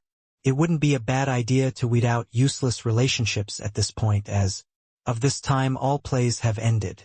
Bartolomeo, or rather the giant monster floating above him, spoke. Useless relationships, plays. Sinclair staggered, holding her spinning head. Are you okay? Damien stepped closer, but Sinclair jerked back, startled. Sinclair was wary, like a stray cat on edge. She backed away slowly, palms up toward Damien. Her eyes as if she didn't have a single thing in the world to believe. If a demon really did take over my father's body, who raised me as a child, which one is my father and when did that happen? Damien didn't understand what Sinclair was saying now. But Sinclair kept muttering anyway. What if my father was never my father in the first place? What then? What if it wasn't the demon who died but my father? Or what if it wasn't my father but the demon? What the hell? I don't know. Sinclair ran her hands through her hair in agony. Suddenly she snapped her head up. Night Hound, I need to see him again. Whether it was the demon, her father, the demon in her father's mask, or her father in the demon's mask that Night Hound killed, all things are resolved. Rising from his seat, Sinclair approached Bartolomeo's body in front of him. She reached out and closed the bulging eyes. Farewell, Father, I'll take over the reins. Goodbye, Father, I'll take over the reins. Words Damien doesn't even think about behind Sinclair's back. But Damien can only stare at Sinclair's back in silence. And then, Sinclair's eyes calm down. Sinclair looks like she's made a decision. Ha ha ha ha. A suburb far from the bourgeois family, a road leading to the imperial capital. A middle-aged man was running through a mountain pass. His once clean face was stained with scars and his neat white robe was stained with mud.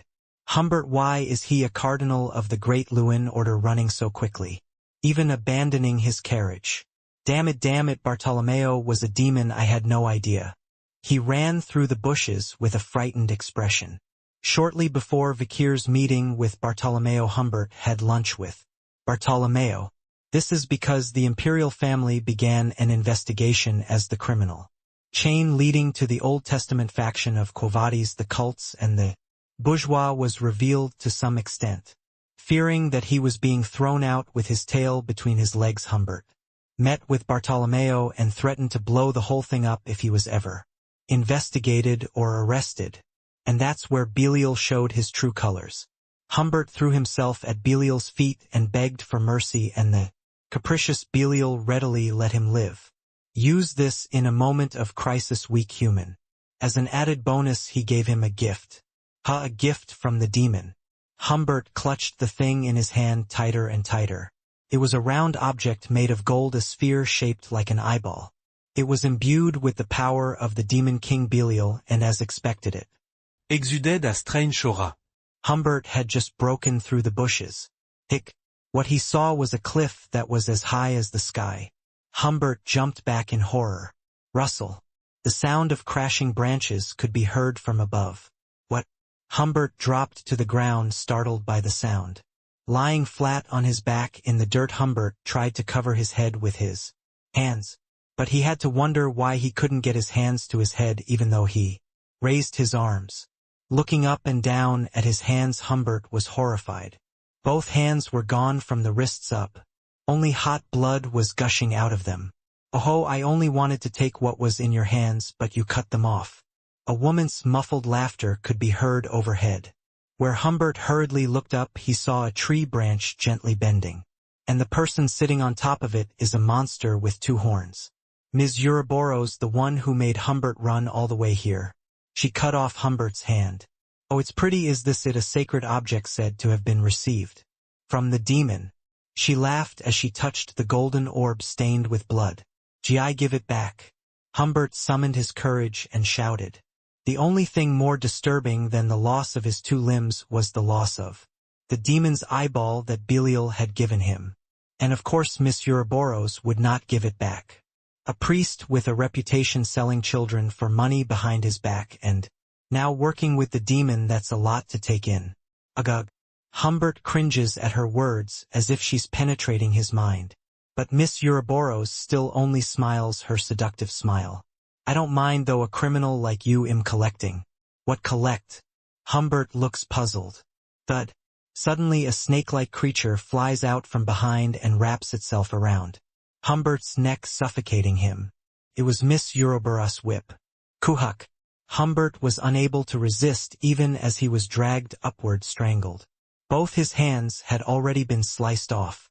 As Humbert struggled frantically in the air, Miss Ouroboros spoke with a hint of laughter in her voice. "I'll assist you too, let's go old era with me." "What does old era mean? Isn't it usually new era when someone wants to welcome something together?" Humbert questioned her words even as his consciousness slowly faded. Then Miss Ouroboros whispered another word into his ear. "The Warring States period." That was the last thing Humbert heard in his right mind. The entire imperial capital was in shock.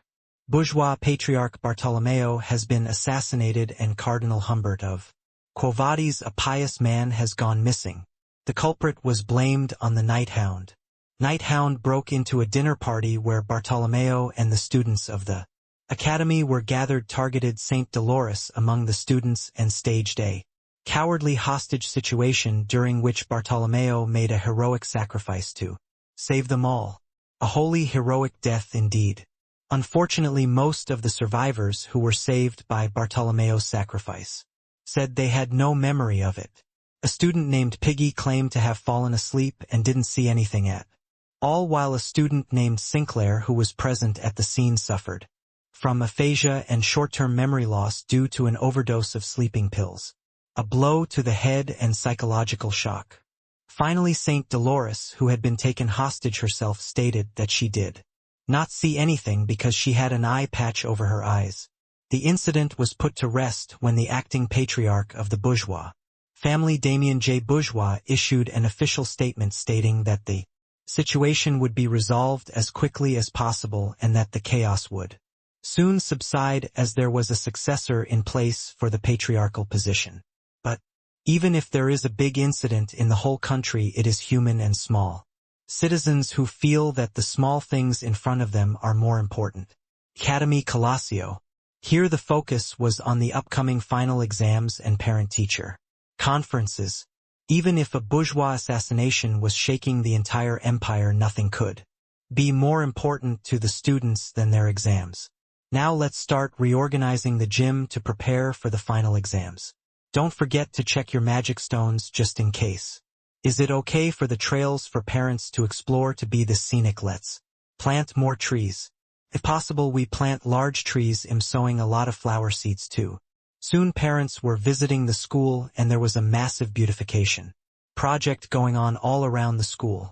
Upon his return, Principal Winston began a massive greening project. Large trees and beautiful flowers were planted throughout the school and the sound of soft music echoed in the air. He was also very disappointed with the damage to the magic wall during the recent midterms, so he added new magic stones to make it stronger. Beautification and security, these were two of Principal Winston's main priorities. The students' opinions were divided. Why is the principal doing such a large-scale construction project as soon as he comes back when the school is busy? Well, he's been away and hasn't accomplished much, so he has to do this in a hurry. Hey, the school is half land and half trees. It's not like he's crazy about trees. We've gotten a lot of mana stones, so the magic wall will be very strong. Oh no, the parents are coming, so look at the showcase construction. Oh no, I heard that even the 7 major families are sending representatives for the parent observation class. Hey, I heard that some families even have the patriarch himself coming. Meanwhile, Dolores has recovered from her shock at Bourgeois and has returned to the front lines as student council president. Contact with contractors, selection of magic stones and landscaping trees, negotiation of unit price, transportation and landscaping, and more. She was at the forefront of all these complex tasks. Soon parents will be visiting the school. Many high-ranking people are coming, including the 7th family of the empire, so let's not skimp on the hospitality. At Dolores' words, the student council officers were hard at work.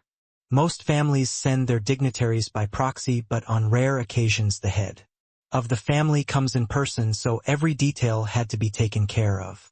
While many students prepared to welcome the honored guests. Phew, Dolores sighed inwardly. I can't wait to meet Piggy and Sinclair. She had seen Piggy a few times since that day at the Bourgeois family, but never Sinclair. The diligent kid had skipped class and locked herself in her dorm room, never coming out. No part-time job, no volunteer work, no clubs. Everyone was stunned by the change in the normally conscientious Sinclair. She seemed very confused. After all, it's natural to be shocked when you see someone die right in front of you. Dolores is a saint and has seen many people in pain and dying, so she has minimal psychological resistance, but Sinclair is a commoner girl who grew up with a clear head. Naturally, she was shocked. I'm glad she didn't say anything in front of the press, though. Sinclair is smart. She's not the kind of girl who would drop a bombshell in an interview without a backup plan. By the way, you said you were sharing a room with Bianca, right? But Bianca said she and Sinclair hadn't been getting along lately and she wasn't in the room much. I can't do this. Dolores realized that she needed to visit Sinclair's room, even if it was just tonight. And to do that, she'd have to catch up on her work. Come on, let's get back to it. Dolores cheered herself up and grabbed a pen to start filling out the paperwork. And in the midst of all these big and small changes, the final exams of the first year of the 20th class have begun. 1 week later, as the final exams are coming to a close, the results of the ranking battle are almost out. The final exam was organized by dividing the scores recorded during the midterm exam into sections to categorize the levels, and then students in each section competed against each other to collect partial scores. Top scorers were promoted, bottom scorers were paid. This simple rule motivated all students. During the midterms, Vakir, who was the overall leader of the class, defeated the low bro and mid bro from the cold class and lost to the high bro. In cold class, Bianca defeated Sancho in a close match to advance to the finals, where she faced off against Tudor. In the hot class, Grenouille and Sinclair face off in the final. The matches between Tudor and Bianca and Grenouille and Sinclair was scheduled to conclude the final exam in a grand manner with all parents in attendance. The 4 students had been working particularly hard to prepare for this highly anticipated final. Among them Sinclair's enthusiasm and tenacity were so great that they left everyone speechless. Push. The door to the gravity chamber opened and Sinclair walked out, her body drenched in sweat, a black sleeveless tee and combat uniform pants. Sinclair, who had just withstood 11 times the force of gravity with no mana, sat down in a chair with an exhausted expression. Oh. No one approached Sinclair as she sighed heavily. That's because Sinclair had been holed up in her dorm for a while, but now that she's out in the open for final season, she's showing an unprecedented amount of determination. Every single one of the hot class elite shed faced so far in the finals rankings had beaten in less than a minute. This was despite the fact that they were aces who had performed well enough at the midterms to be in the same tier as Sinclair. Sinclair became extremely quiet and her every move became monotonous. Sleep, eat, train, sleep, eat, train, sleep, eat, train. She didn't talk to anyone around her and was completely focused on the task in front of her.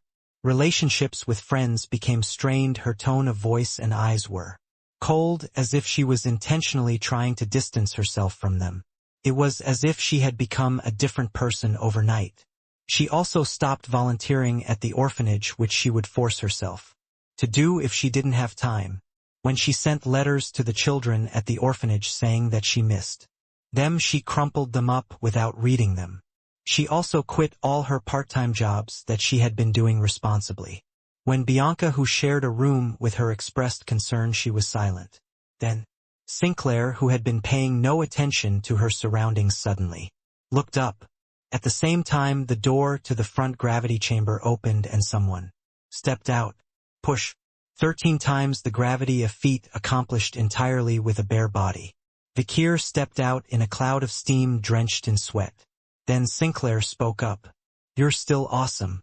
Sinclair, who had been acting like she was closing in on all the connections around her, was the first to speak to Vikir. Vikir nodded and wiped the sweat from his face and body with a towel. Sinclair scrambled to her feet and followed closely behind. What's 13 times gravity like? How do you survive without using mana? What do you usually eat and when do you sleep? How the hell did you get so strong? What kind of training did you do? Did you just lose to Highbrow this time because you can't stand the tension? As far as Vikir could see, Sinclair was still the same as before. She was still the same curious, cheerful girl. But even Vikir could tell that Sinclair's last question had a slightly different tone to it. What are you doing tonight, Hyung? Assignment. It's not going to be an overnight assignment and it's not that hard. I have assignments for my other classes, it's a night job. TCH. Sinclair's lips twitched at Vikir's bluntness. You don't have time for late at night or even at dawn. I'm not going to sleep. If it's dawn, the assignment will be done. Why? Vikir asked, and Sinclair hesitated for a moment, then spoke as if summoning great courage. If it's okay, would you like to have a late-night snack in my room? The night sky was turning blue. A small knocking sound echoed in the hallway in the dark early morning. Click, click, click. The sound of the doorknob turning is low. But even so, the door didn't open immediately. Vikir looked around for a moment. The girls' dormitory was eerily quiet at night. There's a faint smell of footsteps or improperly dried laundry snoring that can be heard even through the closed door and shared lockers that show signs of destruction. All in all, it's a scene not unlike the hallways of a fraternity house. Vikir double-checks that no one else is awake. The door opened softly and shyly. Hyunga. Sinclair stuck her head out from inside. Seeing the look on Vikir's face, Sinclair smiled widely and said in a low voice, "Come on in." The door swung open and the warm air inside felt good against his skin. The room, smelling sweetly of some unknown berry, wasn't very decorated, but it seemed quite serene with a few decorative items that gave it a cozy, antique feel. Bianca, aren't you in the same room? I think she was sleeping in another friend's room. She's not really on speaking terms with me lately. I thought you two were best friends. Why all of a sudden? It's all my fault, hee. Sinclair greeted Vikir with a cool smile. She was wearing a white t-shirt and pink dolphin pants and had a wet towel around her neck. Her short, still dry hair smelled faintly of shampoo. Come on, Hyunga. Sinclair threw something at Vikir. Vikir caught it out of the corner of his eye and realized it was a can of beer, with cold droplets on the surface. Sinclair smirked and pulled out the snacks. It's getting late, so we can't eat. Please bear with me even if the snacks are a bit meager. No problem. Good. By the way, are you good at board games? Sinclair clapped her hands and pulled out various board games from under the bed. Simple games with simple rules like Jenga, Rummikub, and Uno. How is it? Would you like to play for the first time in a while? It's been a while. Vikir nodded. Board games were something Head played tirelessly with his comrades in the internal affairs squad before the regression. But for some reason the memories of that time came before the memories of his old volunteer work at the orphanage. I must have gotten dull. Vikir realized how much things had changed since his regression, both in his surroundings and in himself. Whoosh! Sinclair ran her hands through her hair as she looked at the crumbling Jenga. Really, why does it always have to be me? It's all about the center of gravity. If you don't lean to one side or the other and keep your center, you'll never fall. Easier said than done. Sinclair pouted her lips and stacked the next Jenga only to knock it down again shortly thereafter. Hyunga, I can't play board games with you, I swear. Why are you so good? You look like you've been doing this since you were a kid. There was a time like that. Sinclair's eyes widened like rabbits. Instead of answering, Vikir simply closed his eyes in silence. Soon the number of empty cans of beer crinkling together began to increase.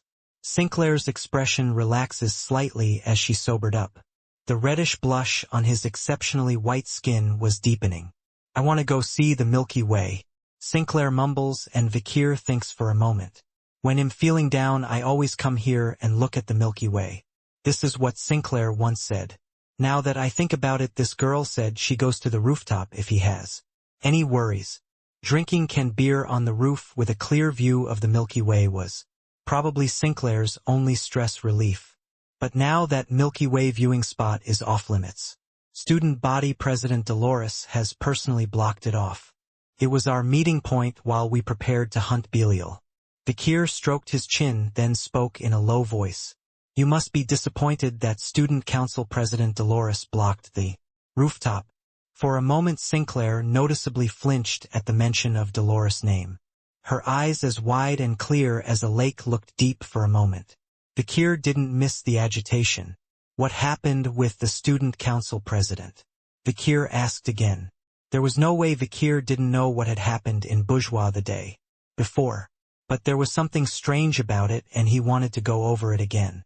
I thought you weren't the kind of character who'd have a mental breakdown just from witnessing a demon and a demon hunter fight. Vikir looked at Sinclair with a bit of disbelief. Sinclair, however, kept her head down and remained silent. Mute. Silence settled over the room. Vikir waited patiently, carrying a heavy silence. Finally the answer came. I'm planning to drop out. It was so unexpected, so far from the intent of the question that even Vikir's eyes widened. What in the world? Before the regression, Sinclair would have dutifully completed all 4 years and graduated from the academy. Literally. Sinclair is an alpha girl who hasn't missed a beat since her freshman year, when she was ranked first in her class, until her senior year. Along the way she has risen to the position of vice president as a sophomore, and student council president as a senior, only to disappear from the world as soon as she finishes her senior year and graduates from the academy. But now the reality has changed.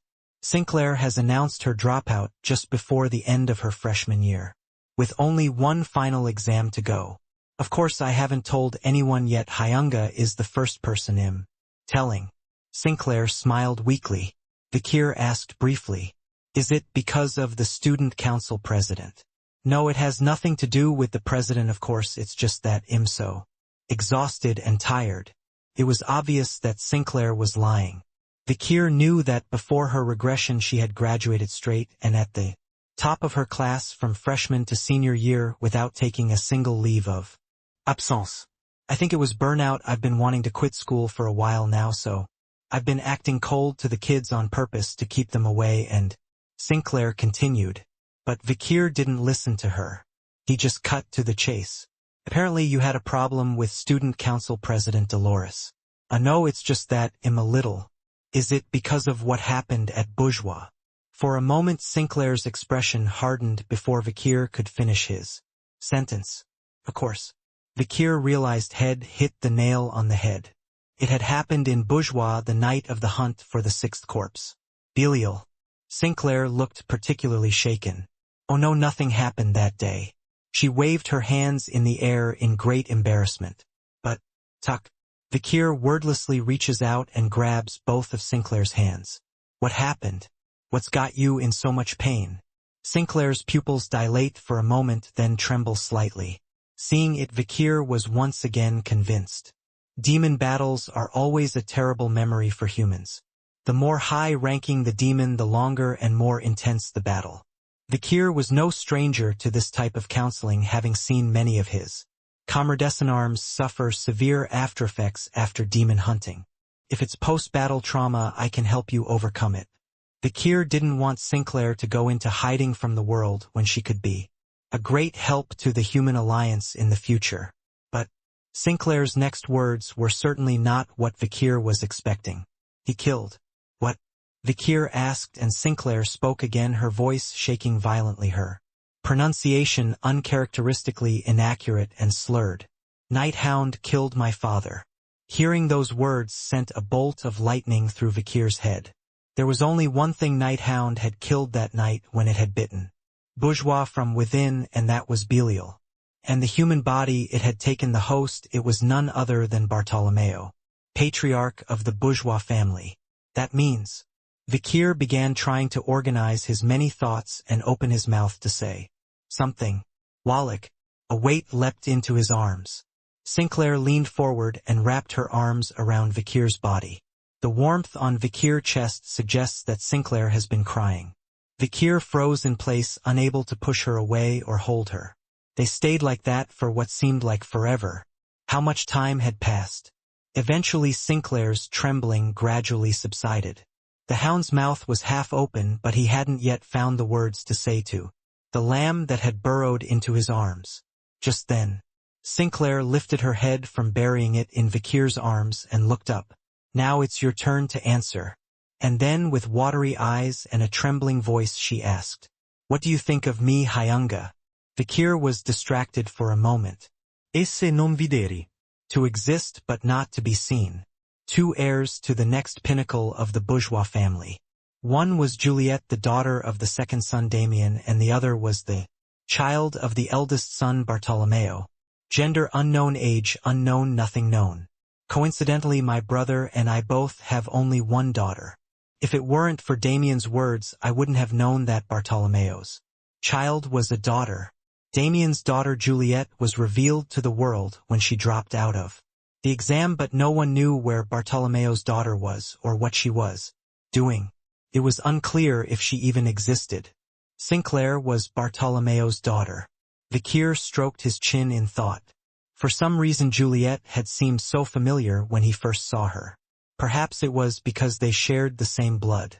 Then I think I know why she disappeared from the world after graduation.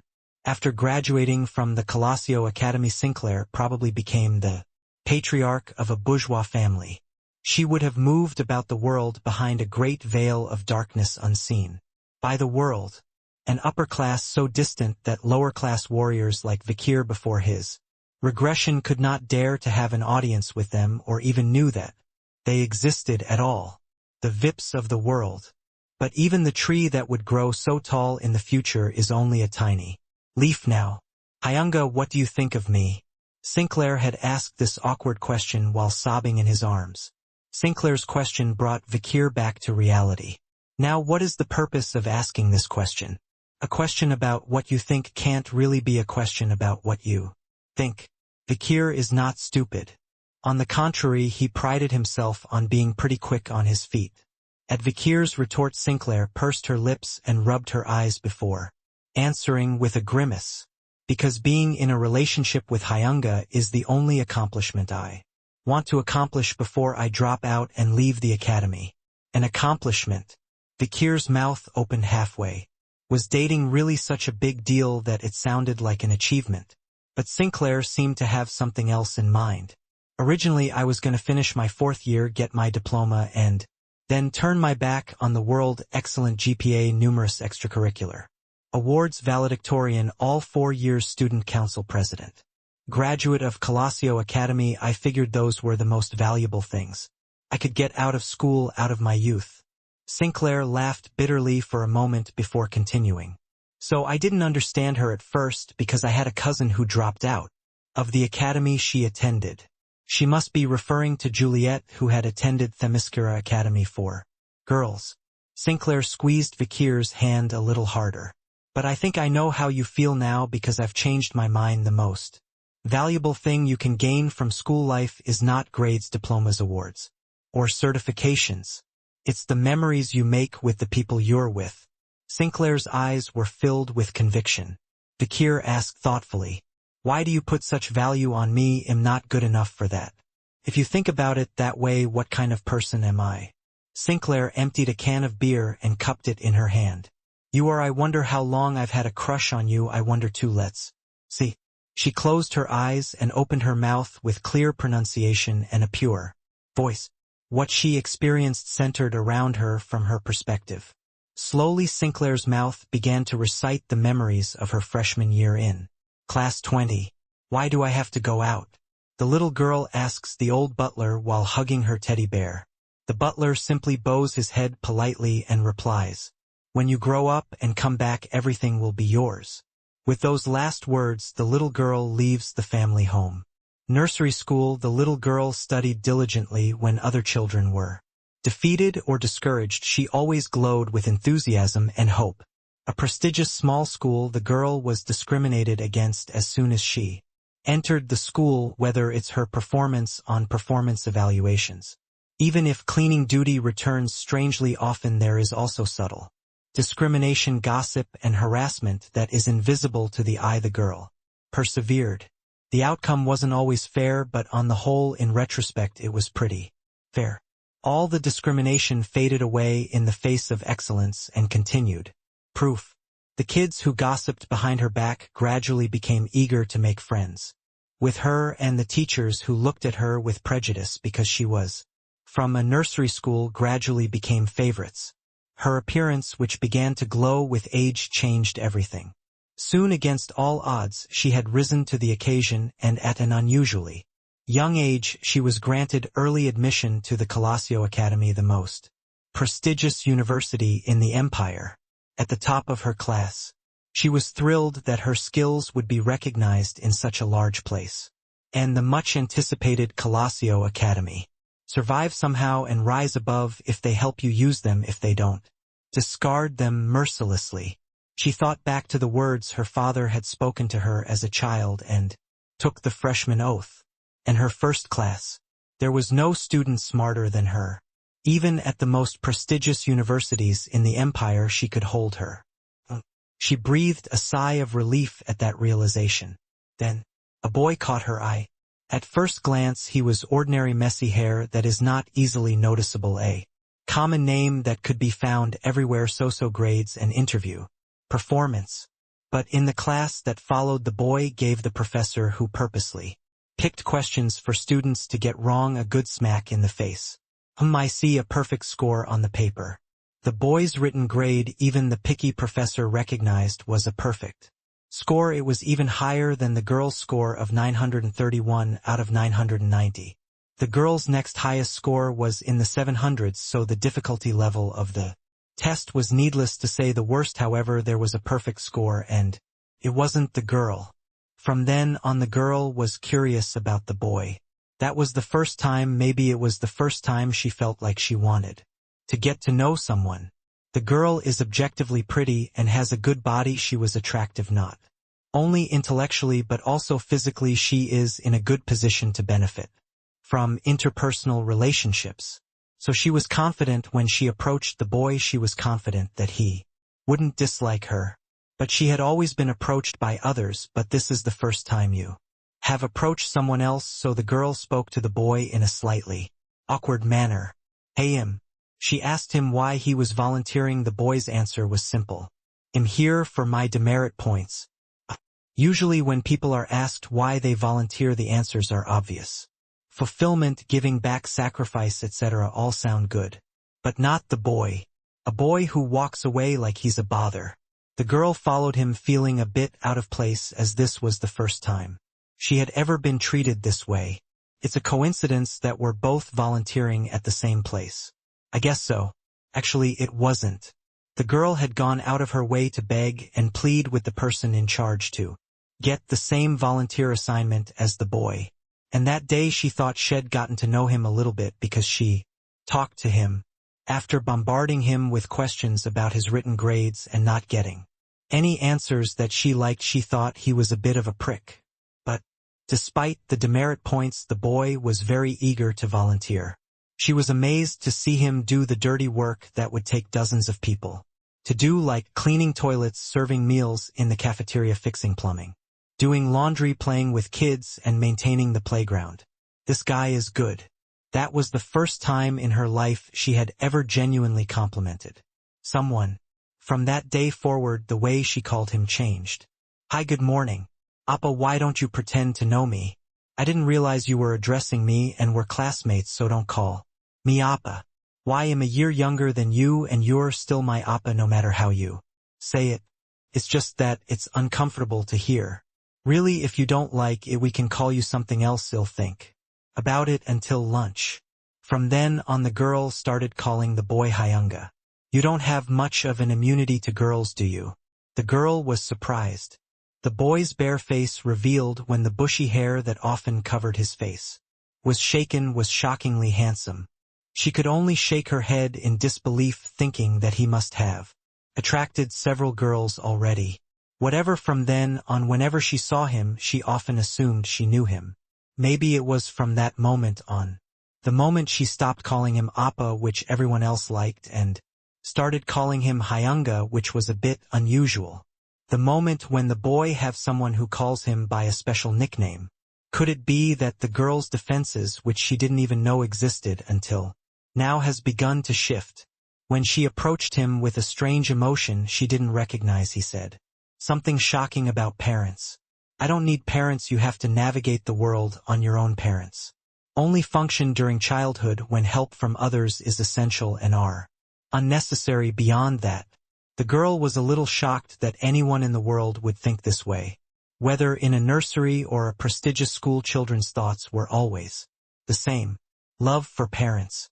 Whether it's lacking or fulfilled, children always draw on it because so did the girl. But boys didn't, and so she came to admire him, and she also pitied him. A lot of things happened after that. They drank together and got part-time jobs when she watched him save his friends from an accident during midterms. She felt her heart beat hard. It was the same when students from her cousin's sister's school attacked her on the train to the university league. Thank you for helping me earlier. I was really scared. They seemed like strong sisters. I was scared too. The boy's nonchalance made her laugh out loud and genuinely. And then she thought, this boy in front of her is the only one who can open up and close down her heart like that. I suppose it's not much of a surprise now that you mention it. Sinclair rubbed the corners of her eyes and laughed. Vikir remained silent for a while after Sinclair finished speaking. Perhaps the awkward silence was too much to bear. Sinclair spoke again. And I'm telling you the biggest problem I have right now. I'm confessing it, and I'm telling you what it looks like.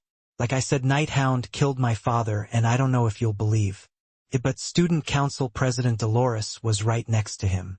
The only person I trusted in school was in league with the man who killed my father. I don't know who to trust. My friends, my professors, I don't know who to trust, and that's why it's so hard to be at school. Sinclair finished and looked up.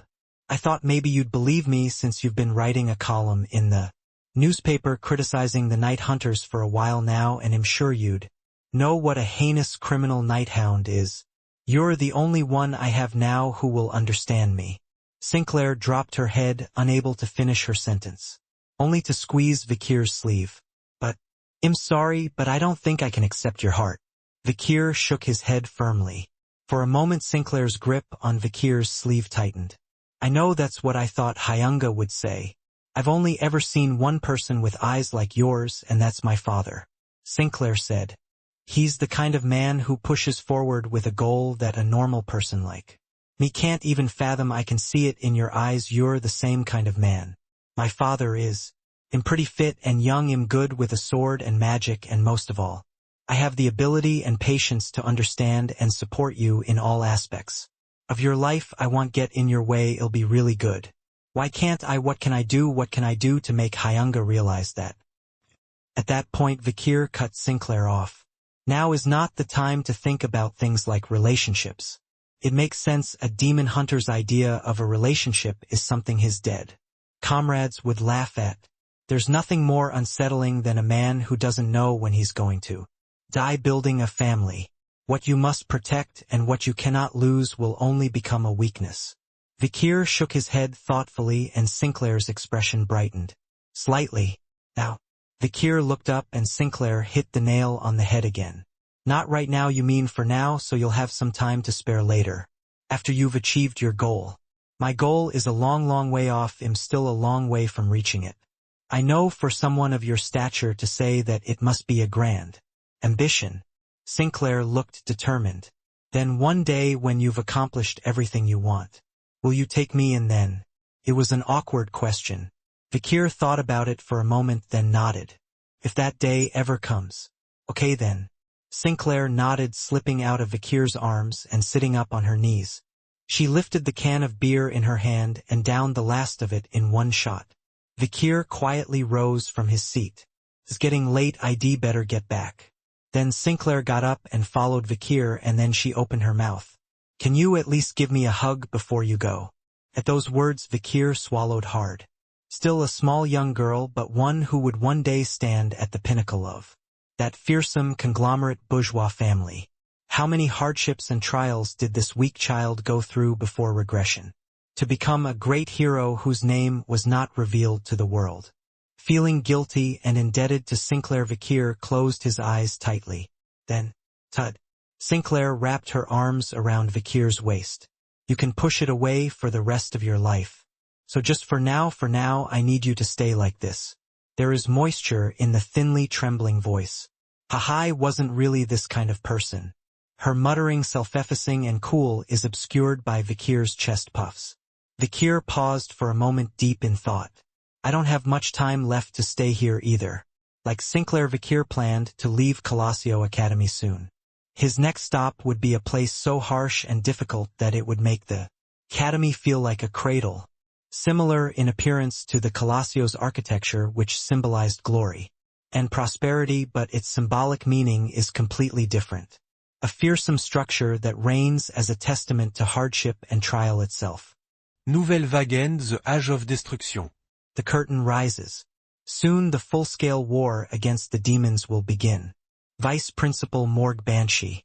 He frowned as soon as he got out of bed and into the morning light.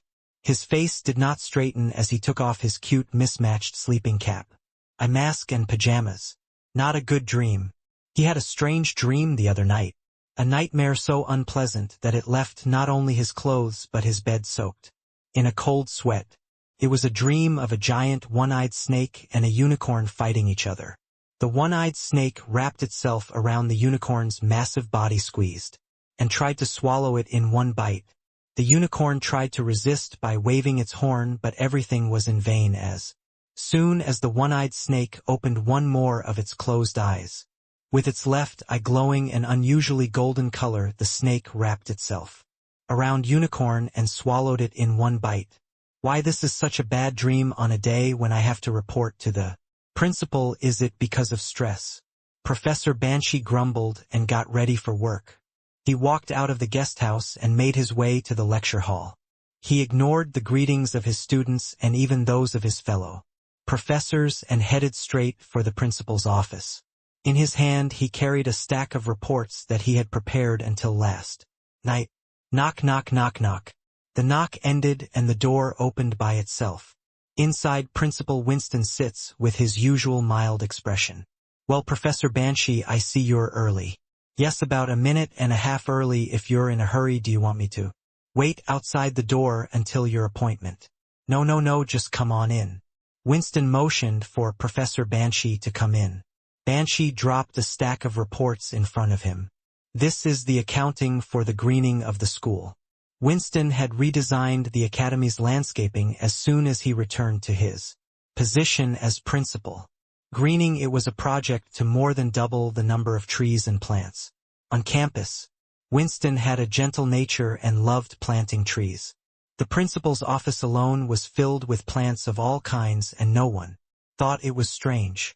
We also put in new magic stones. During the recent midterms, a student named Vikir had found a gap in the magic wall and entered the arena through it. It was a potentially disastrous event if misused, and Winston had increased the academy's security with the new magic stones. However, Professor Banshee was skeptical. Compared to the old ones, the new ones have the advantage of better mana efficiency and higher hardness of the magic walls, but their durability hasn't been proven yet. Ha ha ha, isn't that why you alternated the old and new magic stones, so that the invaders wouldn't know where the old magic walls are and where the new ones are, and they'd be confused? No, there wouldn't be any invaders in the first place. Winston finished and looked at Professor Banshee with sympathetic eyes. You're always concerned about the safety of your students. I admire that.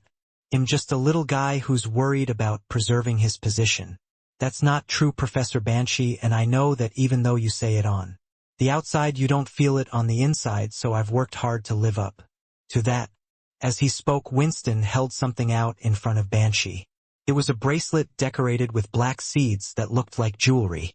The seeds had grayish roots that grew out from beneath them, and it was designed to be sized to fit around the wrist. It is the key to passing the new magic wall. It's a bracelet type these days. Many people are replacing locker rooms in bathrooms and gyms with something like this, right? It looks like the security is good. So it's an artifact that contains magic. Do you think you can mass produce? I'm making them by hand whenever I have time. I've already made enough for the students. I just need to distribute them. I'll make some for the professors when I can afford it. Winston smirked and Professor Banshee grunted and groaned. Then he thrust a new sheet of paper in Winston's direction. That's enough of the security stuff. Next on the agenda. What is this? I don't think I've been briefed before. This is not a formal report, but there's something I wanted to bring to your attention personally. Who hat is it? Winston stretched his neck toward the document with interest. Professor Banshee hesitated for a moment before speaking. The mood within the imperial capital has been odd lately. What does it mean to say it's not unusual? Look at the statistics. Professor Banshee gestured to the various graphs, diagrams, and charts in his papers. There has been a subtle increase in criminals within the imperial capital lately. That's because whenever there's a big event in the imperial capital, there's an influx of people. No, this is the rate of increase in crime relative to the incoming population, which means that the crime rate itself is higher than normal due to the influx of people. Professor Banshee narrowed his eyes, then in a cold voice he analyzed the current situation. Criminals from across the empire have been flocking to the imperial capital. Lately, reports of witnesses to wanted criminals have also increased. That's a big deal. What is the Imperial Guard doing? Strangely enough, they've noticed that their arrest rate has dropped a lot. Lately, they say the criminals have been fleeing suspiciously, as if they knew in advance that they were going to be arrested, and some of the most wanted criminals have even become elusive, which leads them to wonder if someone is helping them run and hide. I see, but what does that report have to do with the academy right now? Well, as the principal knows, we're about to have finals and parent-teacher conferences at the same time, and with the way things have been going lately, I thought you might want to push back the date. Then Winston chuckled. Isn't this Colosio Academy the place where geniuses who will one day become the great heroes of the empire are educated, and the professors who teach them and the parents of the students, every single one of them the backbone of the empire's military might? This is where all these great people come together. Who cares if there's a bunch of criminals running around outside? But I understand and respect your caution, Professor Banshee, and that's why I too am concerned with improving security by replacing the magic stone. Isn't it? Professor Banshee could only nod. Well, no matter how hard the criminals out there try, they won't be able to do even the slightest harm to the parents who come here. They weren't an organization in the first place, they were lowly beings who had no ability or reason to harm the academy. Indeed, and a final report. Professor Banshee turned to Winston. It concerns the matter of Professor Sadis' dismissal. For the first time Winston's expression changed. He had a truly embarrassed and sad expression. Did Professor Sadie cause something again? Yes, we've received a tip-off that she has been dishonest in her duties as an advisor to the Imperial Guard. Oh, it said that she was sloppy and negligent during search and intelligence activities, getting into feuds with colleagues, losing or missing important supplies or information, and even showing up unauthorized during arrests, which we later found out she had fallen asleep in her office while drunk. Haha, that damn alcoholism. Professor Sadie is a very capable person if she doesn't drink.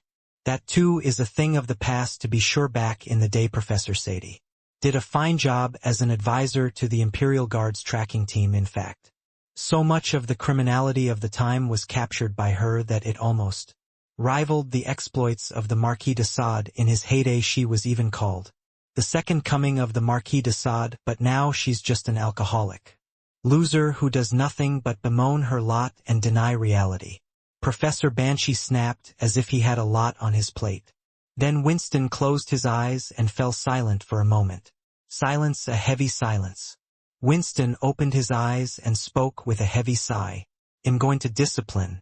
Something as light as a pay cut or suspension cannot be accepted. Understood? I'm going to use my title as principal to severely discipline her. In this case. Only then did Professor Banshee shut up and retreat. I was wondering if saying that would end up as a light punishment. After his report, Professor Banshee walked out of the principal's office. Thud, thud, thud, thud, thud. As Professor Banshee walked down the darkened hallway, a black shadow flickered by his side. Stopping in his tracks, Professor Banshee spoke in a low voice. Did you recognize it? The shadow behind him leaned in behind Professor Banshee and spoke. Yes, there was definitely a lot of stuff going on behind his back.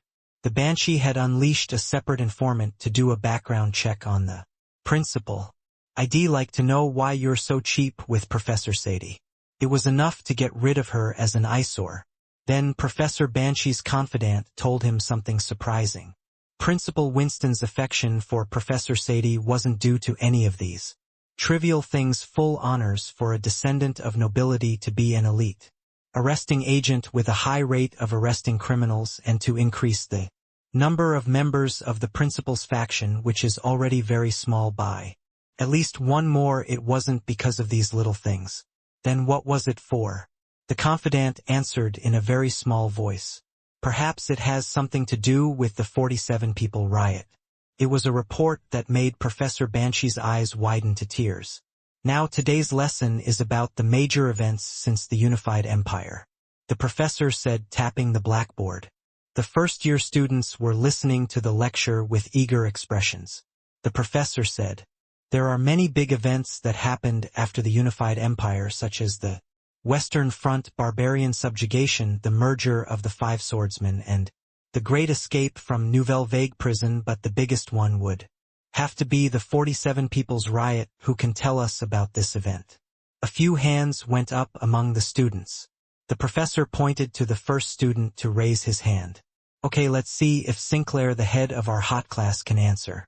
There was the sound of a chair being dragged out, and a female student rose from her seat. Sinclair, a girl with white hair and a calm voice. She calmly began to share what she knew. The 47 People's Riot was an unprecedented event that occurred 35 years ago when the empire had just been unified. It was caused by 47 people. But each and every one of them was the head of a family, hence the name 47. Family Riot. That's great, can you tell me more about it? It was a rebellion in which 47 people staged a coup d'etat, slaughtering countless people and storming the imperial palace. As a result, 46 of the 47 were summarily executed on the spot, and the one survivor is currently imprisoned in the Nouvelle Vague, a prison in the remote corners of the continent. It is also believed that their motives for staging the coup are still unknown, and that they were simply after the throne. Sinclair answered without a pause, and the students around her let out a small gasp. Hasn't something changed, Sinclair? Huh, like what? I think she's still smart. Not that I mean her demeanor, her vibe. Yes, she's been strangely cold lately. But that's kind of charming too, it's like she's grown up. That's what I was thinking too, she's grown up overnight, she's gone from a girl to a woman. She was always a cheerful little girl. Sinclair, who used to remind me of a playful puppy, has changed a lot in recent days. For some reason something has changed in her that is impossible to pinpoint. But she has grown quite mature overnight. In the same way that a girl grows into a woman through some unknown process of her own. Sinclair seemed to calmly accept and embrace the inner changes that were happening to her. When she finished and sat down, the professor clapped. That was a good answer, student Sinclair, and I hope you'll be just as good in your final exam for hot class this afternoon. The professor glanced around the room. As I'm sure you all know, not only you but also many parents will come to the final exams that will be held later. There's no way the students don't know that. For the past few days there has been no fuss about the greening project, security project or whatever, and the principal personally planted trees and plants and rearranged the magic stone. So the students were mostly moody. After all, the finals were for Tudor and Bianca, the cold class, and Grenouille and Sinclair, the hot class, because it was the stage for these four and they were the bridesmaids. While some students were excited to see their families for the first time, others were worried that they would be scolded for their poor grades. Is that why the professor revealed another piece of news to get their attention? And guess what? We're about to have a new friend in our school. A new student that's always a fresh interest. One student raised his hand and asked, "Professor, is there a transfer student coming?" That's a great question, but unfortunately no, not a transfer student. The professor waved his finger in the air. It would be more correct to say that it's a transfer student, not a new student. This is because it was not transferring the academic records from another school but rather enrolling in a new school during the semester. Anyway, it's good to have new friends. Wow, what kind of friends are they? Girls, boys, ages, and oh yeah, I'd like to know what class they're in too. The students asked curiously. The professor smiled and replied, "Gender is female, her age is 19, which is 1 year younger than the average first-year student, and she belongs to the hot class since she is transferring from the famous Mage family morgue. I think you can learn a lot from her. Her name is..." Parent observation classes have begun. The training ground for the final exam rankings. Tudor and Bianca, the cold class students, and Grenouille and Sinclair, the hot class students, compete against each other. Other top-performing second-year and third-year students also take the stage. The same goes for Dolores, the student council president and third-year senior. The scene was being presented as an example to a crowd of parents. Parents and children met inside the academy and exchanged greetings. "My boy, I've missed you. Are you eating well? Oh, by the way, daughter, why aren't you joining the ranking battle over there? What is that where they decide the head of the class? Aha, it's not a stage where normal kids stand. Next time, make sure you get to stand up there. It's a relief to know that my child is in a class with such brilliant kids. You should definitely surround yourself with friends like that. That's what we sent you to Colosio Academy for." As the parents react with encouragement, pressure, and praise, a new competition and socialization is created. This is what parent observation classes were designed to do in the first place. Meanwhile, Tudor and Bianca, who are about to compete in the final exam, were exchanging nerves even before the match. "I can't embarrass my father when he's watching, so I'm sorry I'm going to have to step on you. My father's here too, so I can't let you off the hook today. You say that like you usually do, but your midterm grade was lower than mine. That's not true. I was above you. You were 6th and I was 3rd. Yeah, but that's before the performance evaluation, attitude points, and extracurricular points. I'm 1 point higher than you. Are you even taking all that into account? I don't care. Today I will overturn all the little things. Turn over. You must have said turn over in the wrong way. What kind of person do you think you are? Talking like a girl. You're so bad. What's a girl got to do with it? If you put it that way, why are you such a weakling? I'm not weak, just wait until we start a match. You suck. You You suck too. Tudor and Bianca continued to argue. Meanwhile, there was an icy silence between Grenouille and Sinclair in the hot class. It was Grenouille who broke the silence first. Hey commoner, as of today Grenouille, the newest member of the aristocracy faction, will be taking over the leadership position. Not even the top of the class and the next student council president can go to a commoner. No que en plan se.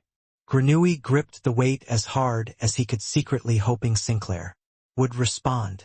But nothing came back. It's also childish. Sinclair muttered, looking off into the distance at the mountains with an unmoved expression. Her usual innocent, sunny, childlike demeanor was gone, replaced by the vibe of a much older sister. Grenouille didn't know why Sinclair had changed so much overnight, but for some reason he felt his heart pounding. Next, the professor's voice echoed through the audience. Attention mothers and fathers, the final round of grade-level exams is about to begin. The final event of the final exam was about to begin. Quite a distance away from the training grounds where the final exam ranking game was being held, a person stood on a wicker bench with an old well. Dolores L. Quavades, a third-year student and student council president. The final match of the final exam is decided to be hers. Once the competition between a total of 4 first-year and second-year students in the hot and cold class is completed, it will soon be Dolores' turn. But right now she has something else on her mind, something more important than her final exam. It was the matches of the hot class first years, specifically Sinclair. What should I say to Sinclair?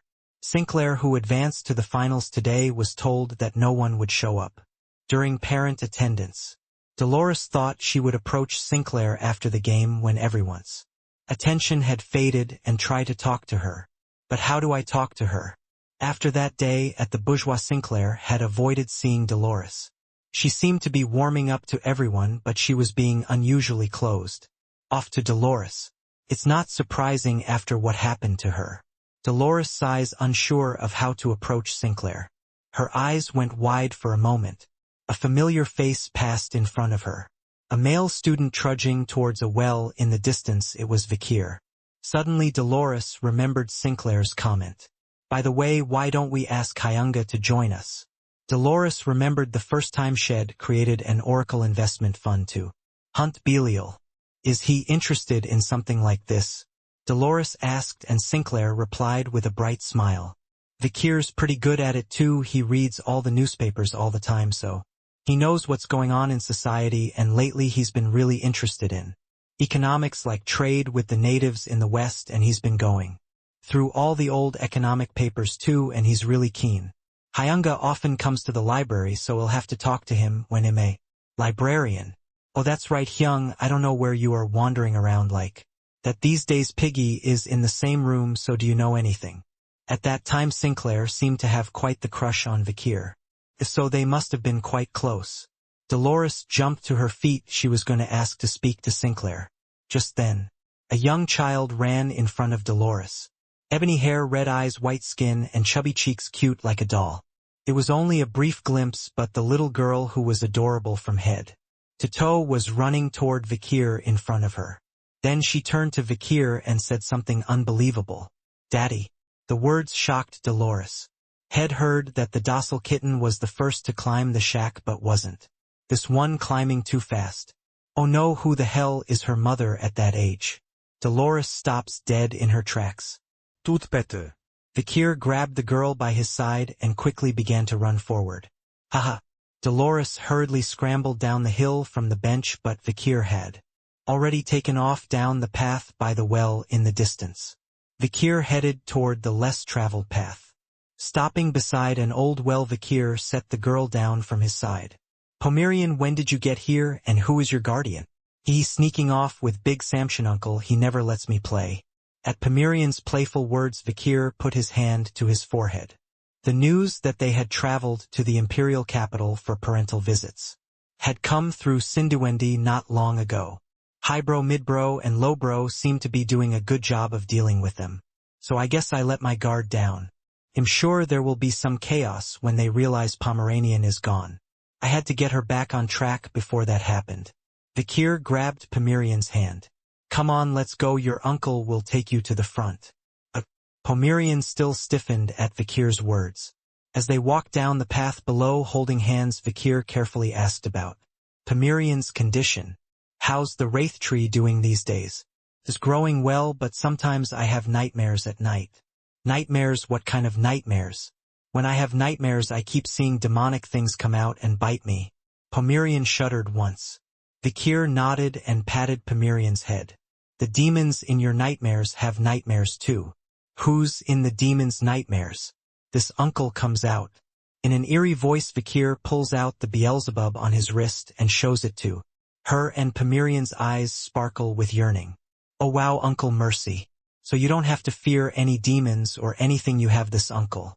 So Pomerian can continue to grow her wraith tree without any pressure. One day it will add great power to the human alliance. Just then, someone grabbed Vikir's collar as he was about to leave the well. The moment when Vikir turned his head in surprise at the hand that approached him without any sign of affection. Ugh, I'm thirsty, where's the well here, old man?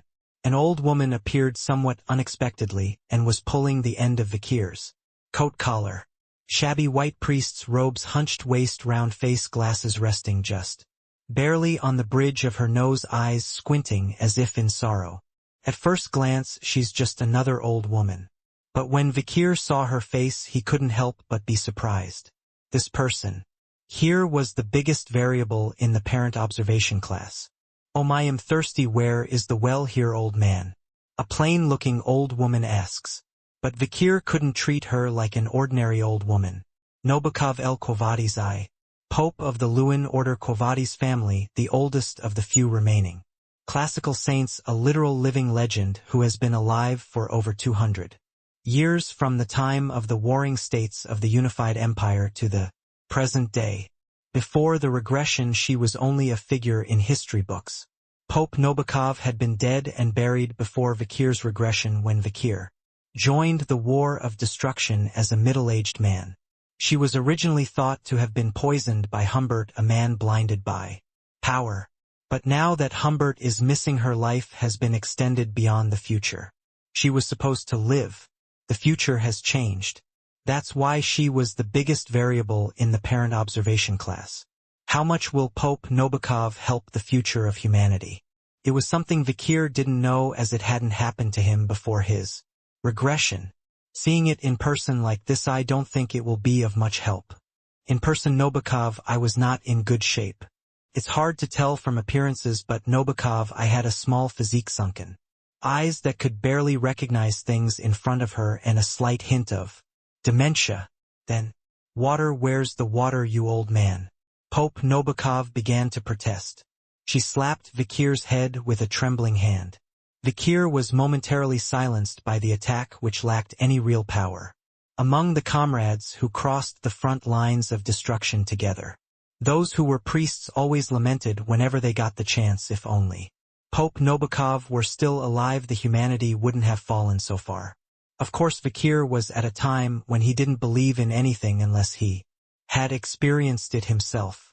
But no matter how he looked at it, he saw no strength or power in the woman with dementia in front of him. It was a far cry from when he'd met Count King Corso, who was of a similar age. Finally, with a small sigh, Vikir shook his head. The drinking fountain is this way, I'll get you some water. I'm thirsty, old man, hurry up. Vikir led Nobokov to the water fountain in front of them. It was a large jar-shaped drinking fountain filled with crystal-clear water. And beside it was a bowl hanging on its side. It looked like an ordinary spring. Vikir grabbed one of the bowl. With it he scoops up clear water. Drook. Water began to leak out from under the bowl. There was a hole in the bottom. Oh no, it's leaking, let me get you another one. Vikir puts down the bowl and picks up another one. With a plop, the bowl sank into the water. Vikir turns his head and sees Nobokov standing next to him, tossing the cracked bowl into a jar of water. This way it won't leak. Nobokov is laughing hysterically and Vikir stares at her. The cracked bowl was indeed not leaking because it was completely underwater. Nobokov turned to Vikir and said, "Old man, whatever is natural is best." Natural, what is that? What is natural is natural, do I really have to tell you that? Novikov's eyes curved in kindness as she studied Vikir's face. The answer is to leave the cracked or hold bowl as it is a hole or a leaky. Bowl can be filled by wrapping it in something bigger and embracing it. Hal. But won't that make it undrinkable? Novikov's eyes narrowed at Vikir's words. If this happens, the bowl will sink to the bottom of the water and you won't be able to drink it. So what? And since this is drinking water that everyone drinks together, you should not engage in such unhygienic behavior. Novikov's mouth is half open at a loss for words. Pope. In the distance, Dolores could be seen running toward them panting. Behind her came a contemplative-looking Mazgus. Pope, you're here, I've been waiting for you for 10 years. Hal. Mazgus quickly approached and picked up Novikov. And Luther. Unfortunately, he couldn't make it as he has a performance for the elderly today. I so typical of him. Are you here for water? Would you like me to pour you a glass? No thanks, I'm not drinking. Then why are you here? Novikov pulled her gaze away from the bewildered Mazgus and looked back at Vikir. Vikir stood still, Dolores shuffling beside him. Novikov's eyes curved more benevolently once more as she watched them. Don't try to force the gap, it's best to embrace everything naturally. Thank you, young man, you've put my mind at ease. Novikov patted Mazgus on the shoulder as she finished speaking. As she turned away with unintelligible words, behind her was a cracked bowl, filled with water that had sunk into a water jar. Vikir and Dolores were left alone. By Samchun. A moment ago, even Pomeranian had taken Novikov's hand and left. After a moment of silence. Hey. Dolores was the first to speak.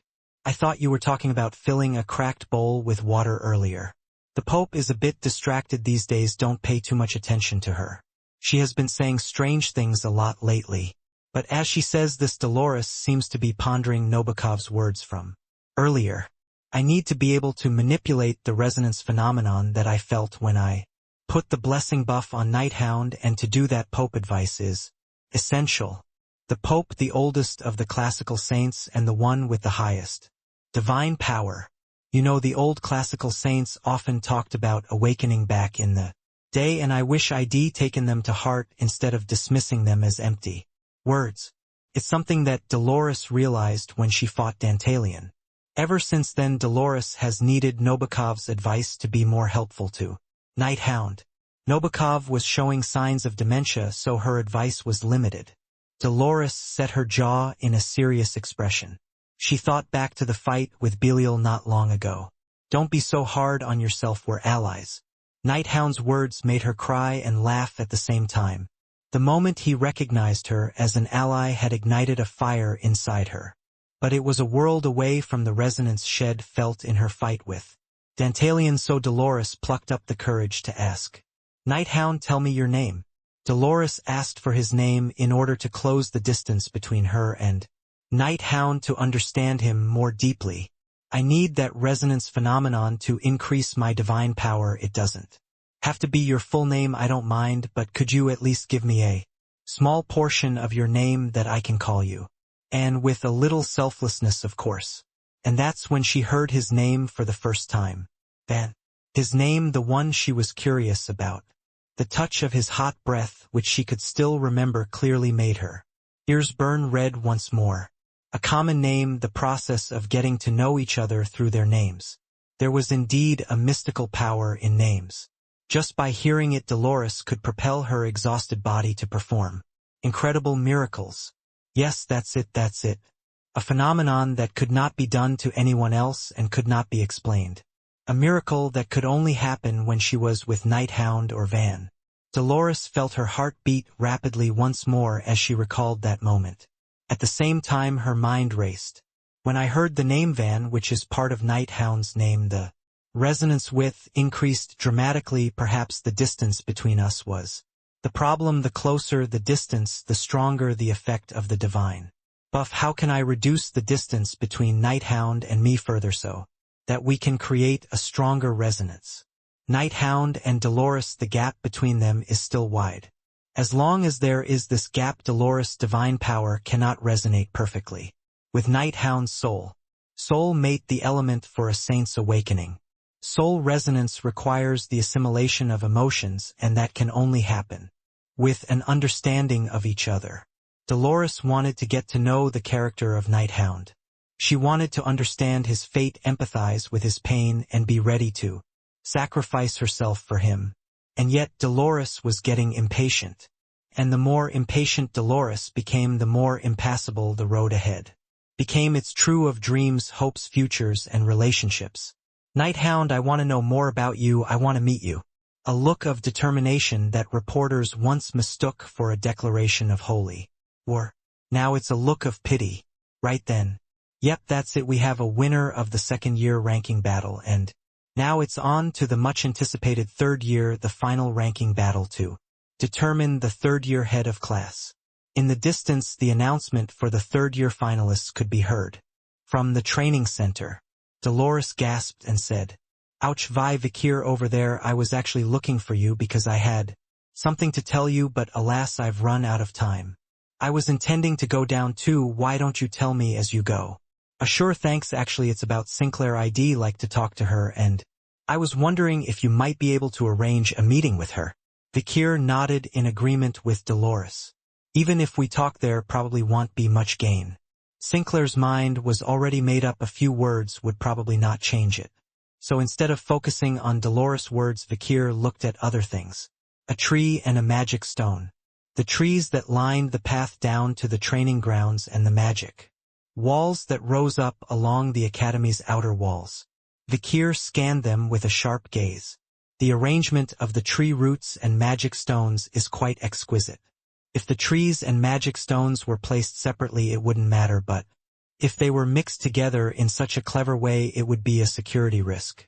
Moreover, these newly arrived magic stones had a very slight but distinct scent to them, a demonic scent that only Hound could smell. It's time to leave the academy. A considerable amount of time has already passed since I stayed here, a place that I have become attached to in my own way. But even so, Vikir turned his head resolutely away, making all his wishes come to nothing. A terrible fight will soon take place from which he may never return.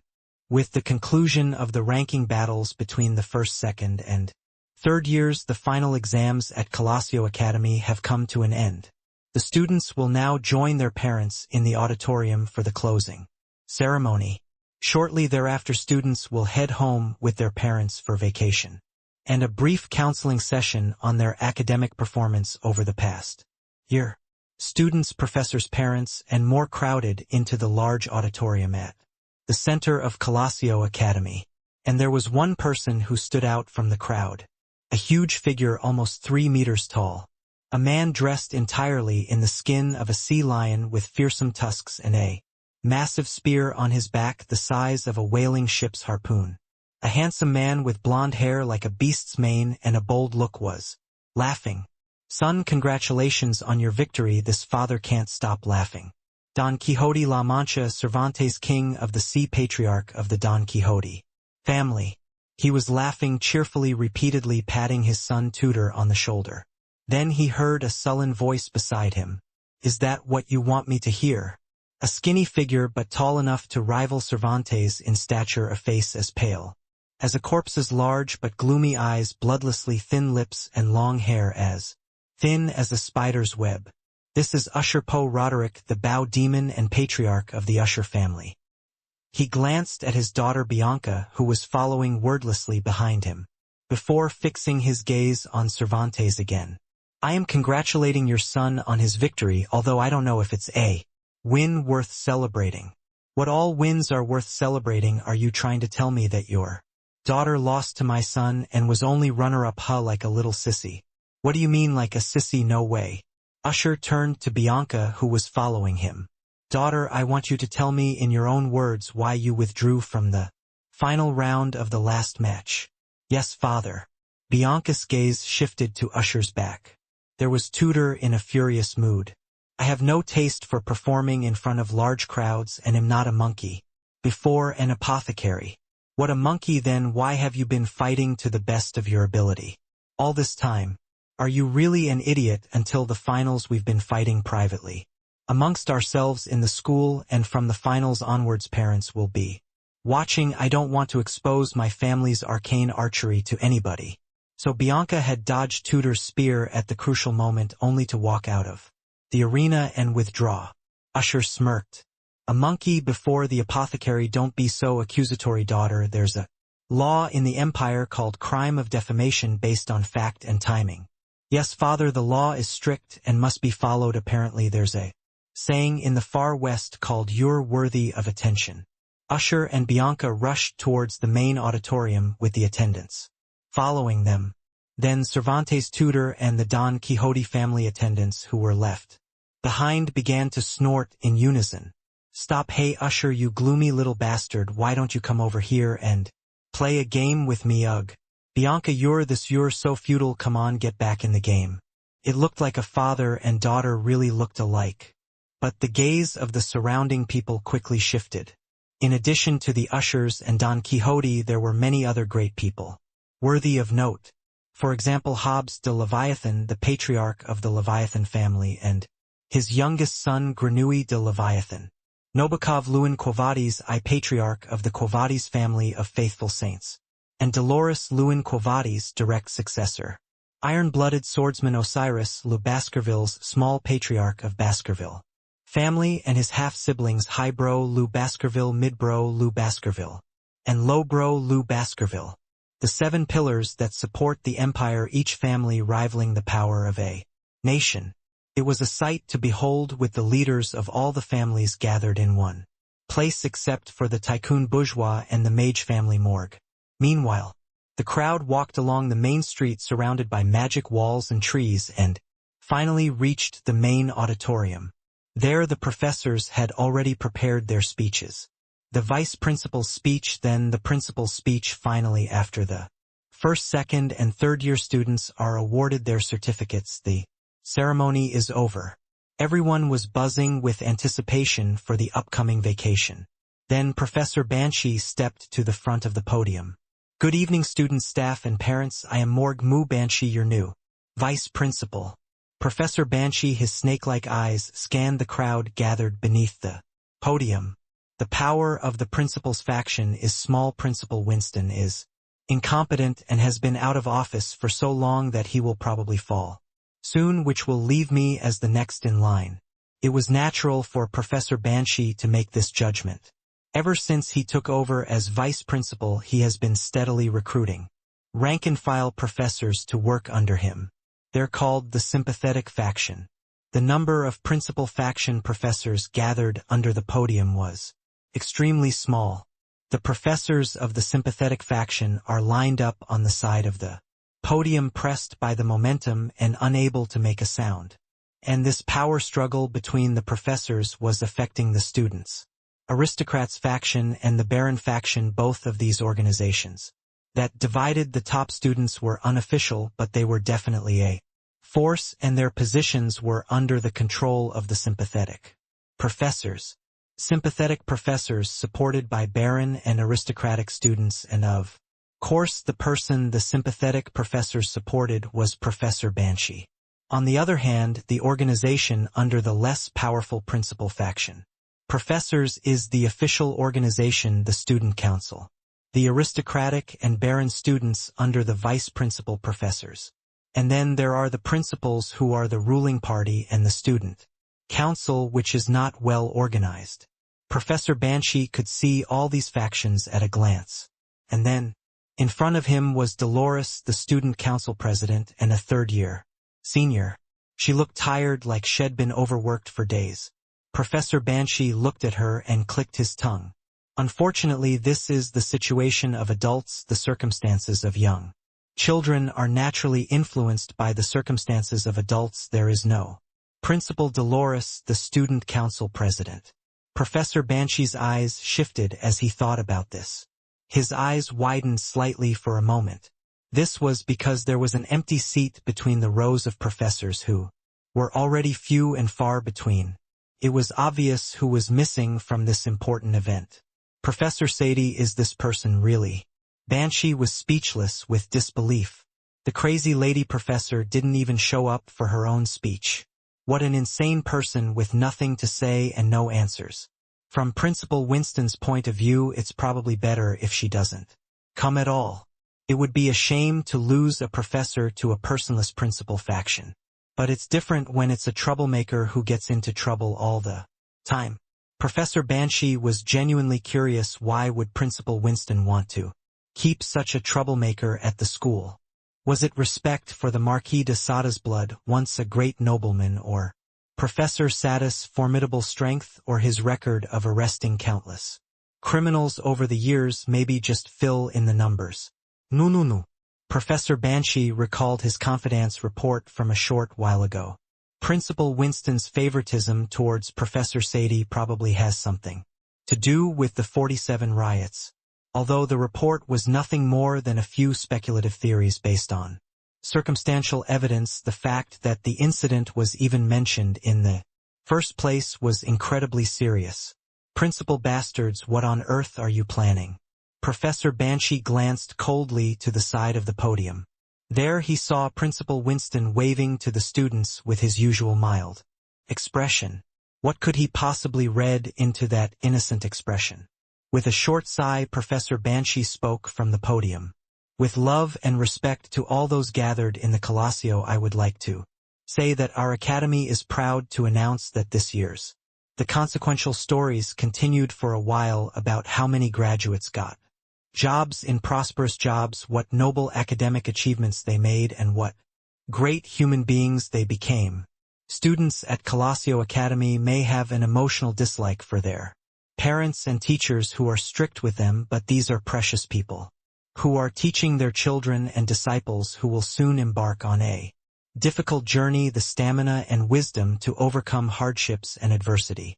For those of you who have just entered the school, and for those of you who will soon be leaving it, we wish you all the best for the year ahead.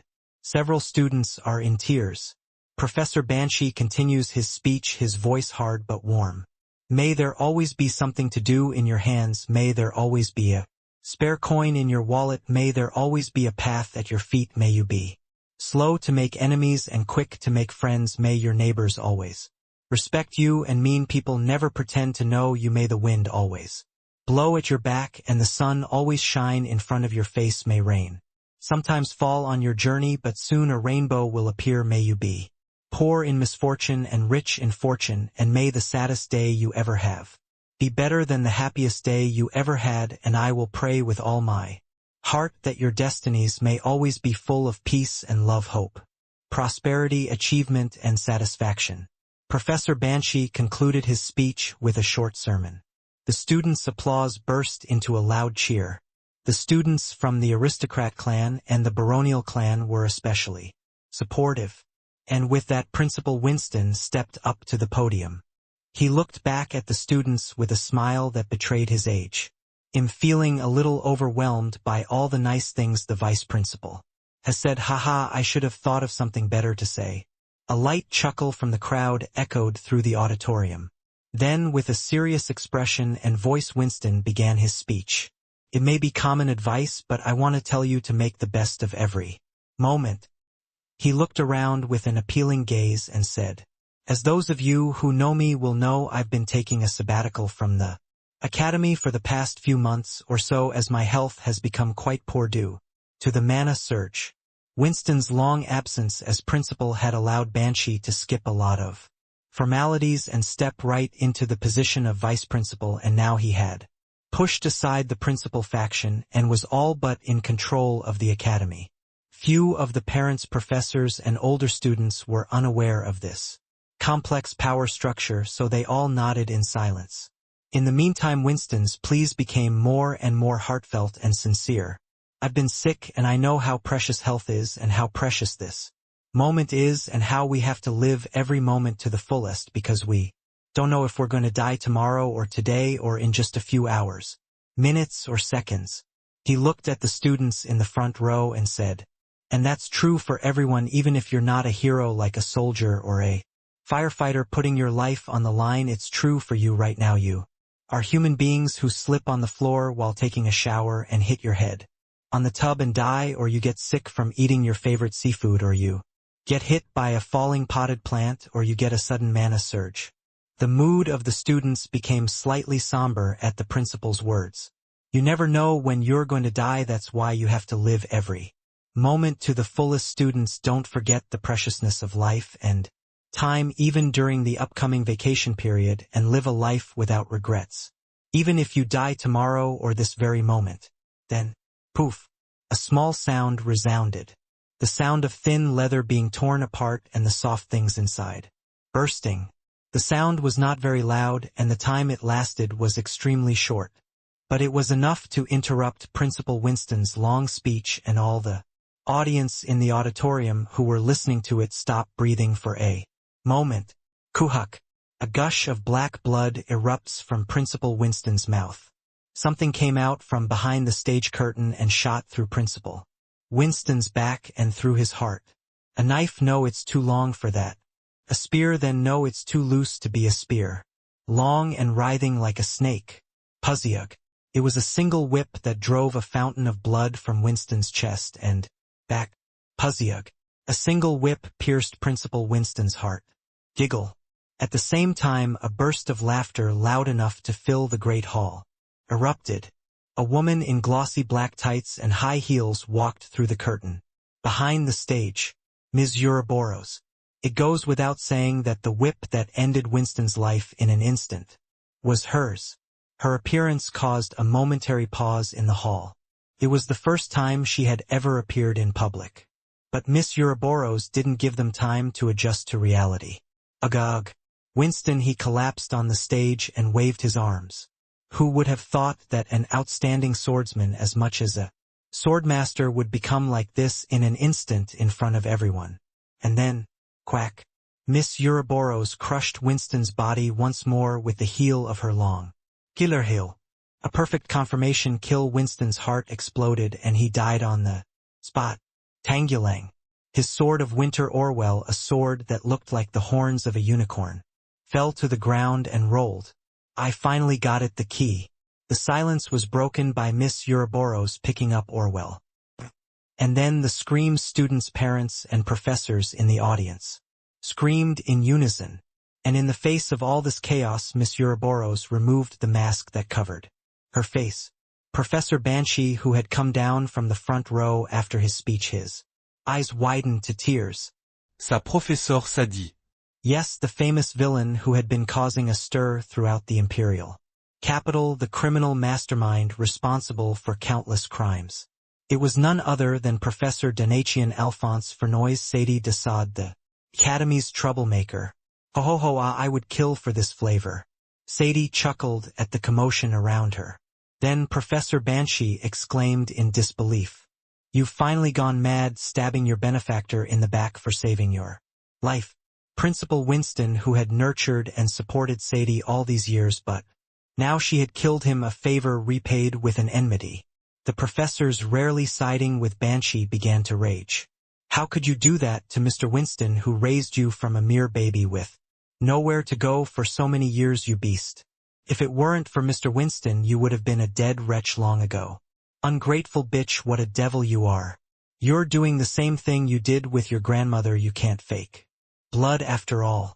But, a quacking, it's not like we're at a duck farm. Professor Sadie rubbed her ears with one hand. With her other hand she moved the whip ever so slightly. However, that slight amount of kinetic power is amplified to a tremendous amount by the time it reaches the tip of the whip. The physical force delivered by the tip of the whip devastated the ground near where the professors were standing under the podium. Kuhak. Swordsmen and mages of high rank are thrown to the floor. All eyes turned to the aura at the end of Professor Sadis' whip. Liquide aura. Judging by the density, its graduator superlative. Good thing that bitch hasn't reached master yet. But isn't that bitch's weapon a whip? Everyone stops when they see the whip in Sadis' hand. In fact, whips, bows, and chains among other cold weapons are considered quite irregular. In the right hands, these types of weapons can take your fighting to the next level. A whip, for example, is a misshapen weapon that requires only a small amount of force to be applied to the handle, and that force multiplies as it travels down the length of the shaft, ultimately generating immense destructive force. At the tip, The graduator's superlative aura begins at the handle of the whip and explodes toward the tip, creating a power that nearly rivals that of a swordmaster. Of course, with great power comes great risk. The whip can easily lose control at the slightest fluctuation and has been known to attack its owner's body. Wasn't Professor Sadie a natural whip master? I don't actually have any experience with whips. The whip's bizarre aura explosion structure plus the unexpectedness for such a unique weapon. Perhaps regardless of her rank, her danger level should be raised to Swordmaster. The surrounding professors murmur. Then Professor Banshee stepped forward.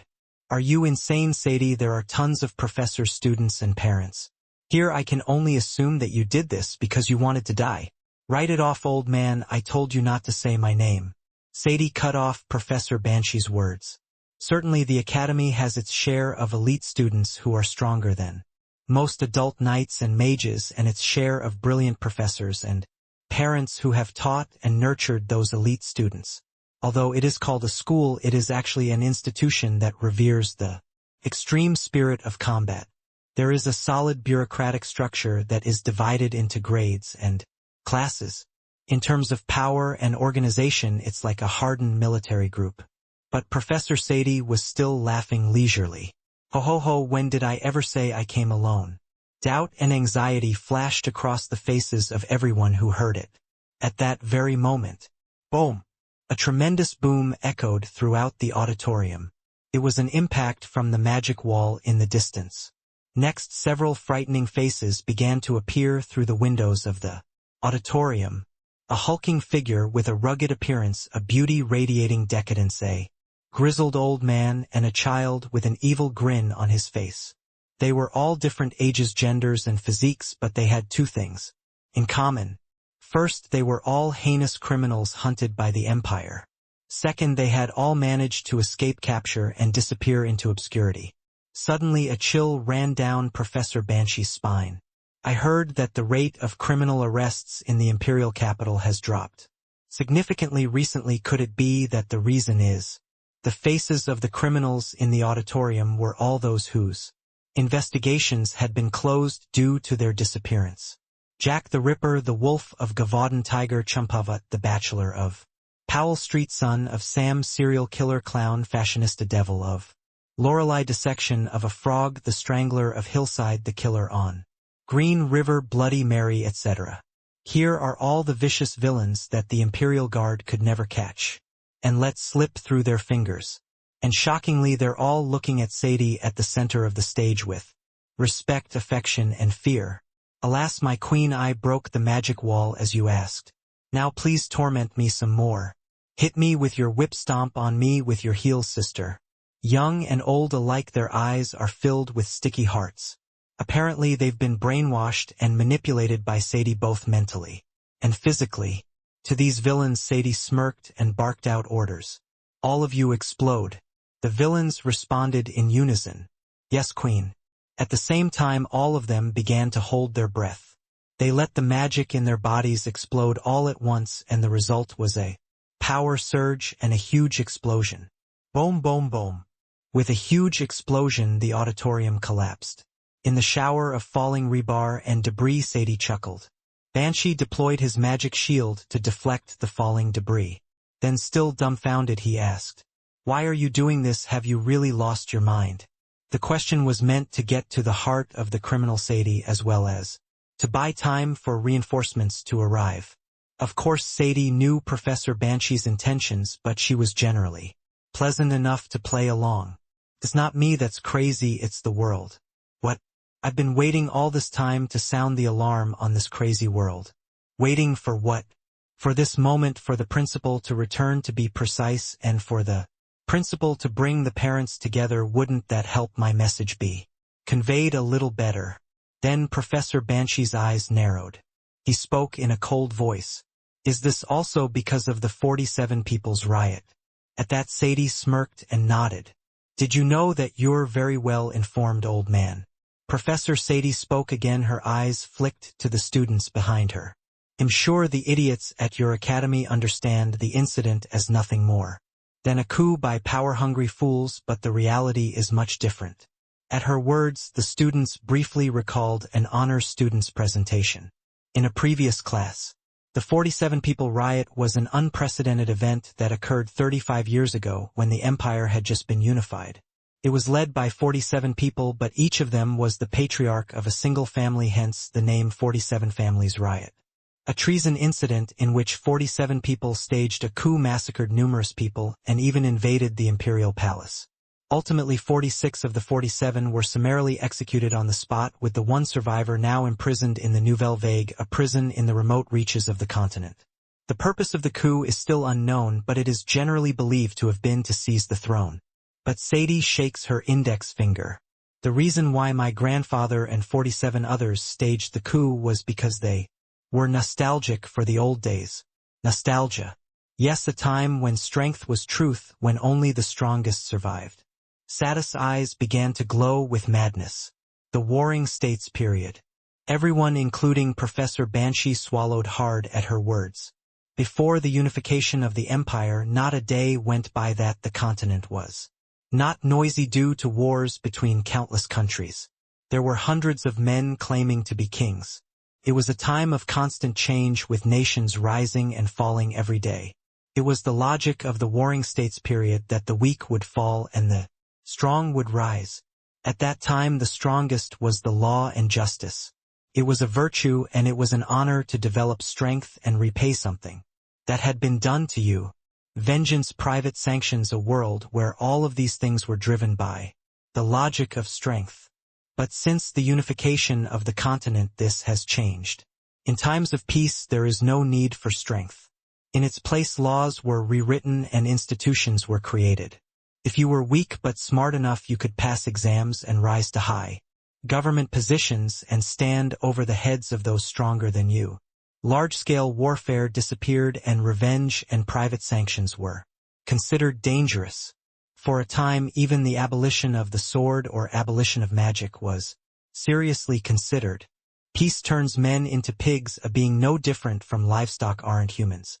The Lord of all things created to become strong and fight and win. However, in this world there are many cases where things that do not deserve to be human dare to wear human masks.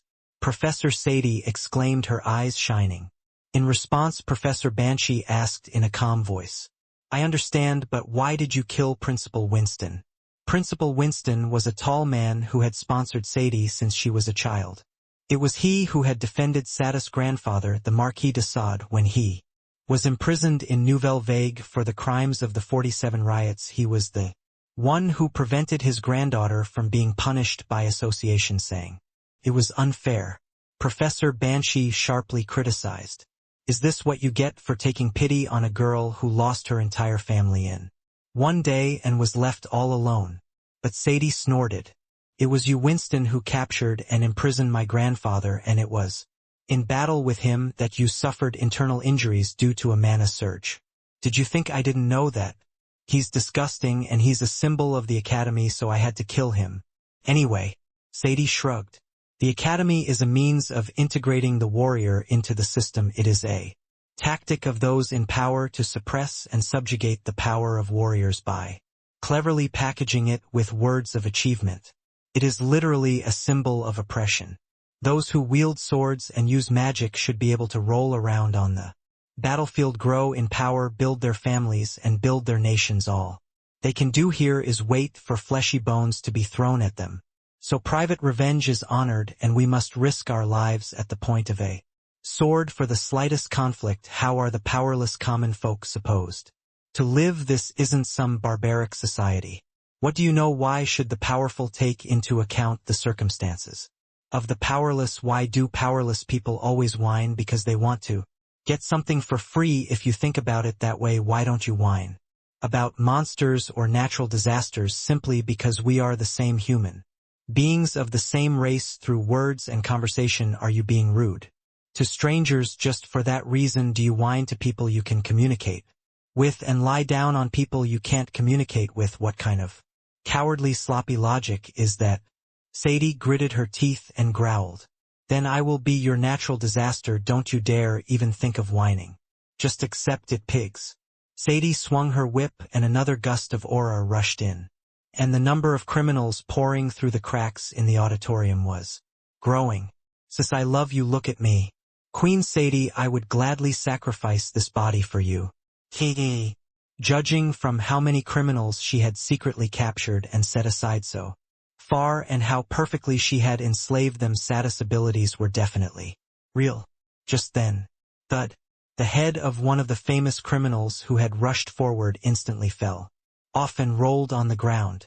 Thud, thud, thud, thud, and one after another, head after head, fleeing, a crumbling mass of criminals. Nightmares that once terrorized the entire empire dying so easily. It was a sight that even the mighty Sadie could not help but stiffen. And then, flutter. Black blood is fluttering in the blood. Dark black hair, eyes as bright as blood. A man with a dark red aura rising from the tip of his sword was blocking numerous warmongers. Puff, puff, puff. The aura's trajectory spun like a wheel, slicing through countless criminals. Like fish meat, a man stood silently in the rain of blood and flesh.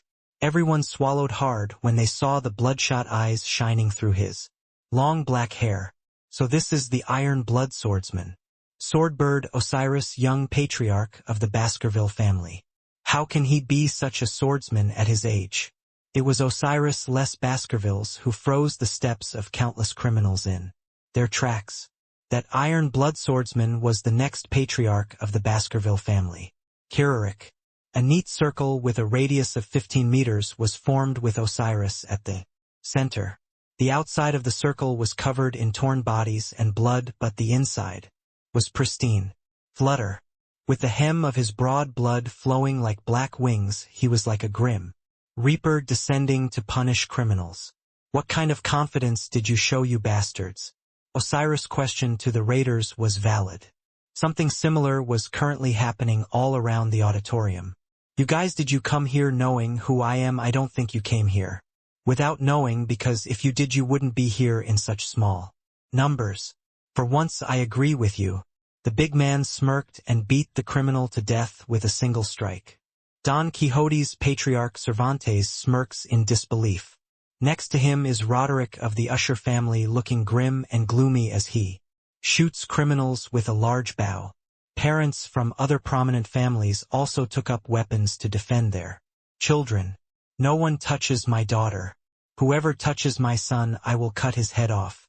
How dare you filthy criminals run amok in the sacred halls of education. Oh no, I bought a house next to the academy for my children's education, and now I'm going to lose all my property value. I won't let it happen." Parents are the ones who will stop at nothing for the safety and education of their children. Professors were also on high alert, trying to keep the criminals at bay. Osiris, standing at the front of the line, turned to the triplets behind him. "Highbrow, midbrow, and lowbrow. You three are to take Pomerian to the knights and stay in the safe zone." "Yes, brother." Osiris, seeing his younger brothers nod, flew away like a bird and jumped into the battle line again. His 6 fangs were once again tearing at everything around him with ferocity. This inspired the parents and professors to join the onslaught. "Ha ha ha, the young man from the Baskerville family is very energetic. Help him. I can't be outdone by a younger fellow. My daughter's safety is at stake." Don Quixote, Cervantes, and Usher Roderick were also pushing to the front lines. The criminals were seemingly being pushed aside. But, ho guys, you're gonna have to blow up too. Sadie's order came out so fast that the raiders' eyes began to glaze over. Boom! Their bodies inflated like balloons. Everyone on the academy's side gasped in disbelief. Mana surge self-destruct. Ominous predictions are always accurate. Boom, boom, boom. An explosion of unprecedented power swept through the area as the named villains self-destructed. It was enough to destroy the huge auditorium in half. Rumble, boom, boom, kum. Aftershocks linger and shake the ground. The criminals who turned into minions became biobombs and exploded in unison, creating countless collapses that scattered the crowd. Students, professors, and parents are trapped in the debris, unable to tell where they are or where they are going. However, unsurprisingly, there was no agitation on the part of the criminals, as if this was all part of the plan. Hoo-hoo bomb squad aesthetic. Alas, I'd like to be impaled by one of the queen's heels and explode. Me too, I want to be a sow and explode. Tee. The bloodshotted criminals emerged from the dirt and rubble. And in front of them were first-year students who were still inexperienced in Combat. Kaiwa. The criminals rushed toward the direction of a female student's scream. And then there were those who stood in their way. Pug. The head of one of the criminals snapped back. Tutor, the young hero who was the first to hear his classmates' screams, stood at attention and blocked the criminals. Behind him were Sancho, Bianca, and Piggy. He academy students, let's see how soft you are. One of the criminals who looked like he had tasted human flesh lunged at them with his mouth agape. Pow! Tutor and Sancho raised their spears and axes and smashed at him. But they failed to control their strength, and the criminal's head and stomach exploded, killing him instantly. Ugh, did I commit murder? Tutor's pupils shake, no wonder he missed the criminal lunging at him from behind. But Bianca wasn't going to stand still. The arrow she fired pierced the criminal who was trying to attack Tutor, killing him. He crumpled to the ground in a failed attempt to hug Tutor and create a mana surge. Kill him or you die, come to your senses. Ah! Tutor gritted his teeth in momentary embarrassment, realizing that Bianca had saved him. Next, Tutor, Sancho, Piggy, and Bianca find themselves in a circle of criminals. There are too many of them. Every single one of them is from the wanted list. They're strong. Agwoddo ido. Don't show your back, stay close. There's venom on their faces. Just then. We don't want to fight either. One criminal stepped forward. He had tears streaming down his innocent face. We're all being used by that crazy bitch Sadie, and there are innocent civilians in the middle of this. What is that real? Bianca asked in disbelief, and he pulled up his shirt to show her the magic stone bomb planted on the body. That monstrous bitch kidnapped not only criminals but normal people and planted these bombs, threatening to kill our families if we didn't listen to her. Even this guy who was dragged here said he was a priest. What's his name? Humber or something, but he's an innocent priest. Then I see a middle-aged man standing naked among the criminals. He's got his hands and tongue cut out and he's crying, and of course he's got a magic stone bomb planted in his stomach. Tutor, Sancho, Piggy, and Bianca all look at each other, their faces blank. I don't know what to do. There are a lot of innocent civilians involved. But sympathizing with them will get you killed. By the way, guys, don't you think you recognize that priest with the severed hand over there? Does it matter now? It looks like we're all going to die. The kids argued back and forth. The criminal who was the first to shed tears took advantage of that opportunity and smiled. I see the academy's kids are simple-minded. As soon as they finish speaking, criminals rush towards them, causing a surge of mana from their entire bodies. They didn't miss the gap the students had left. Arg. Tutor, Sancho, Piggy, and Bianca expressed their frustration. Flutter. A red cloak fluttered long. And then, puff puff puff puck. Black metal skewers protruded from all over the ruins, piercing the bodies of the charging criminals.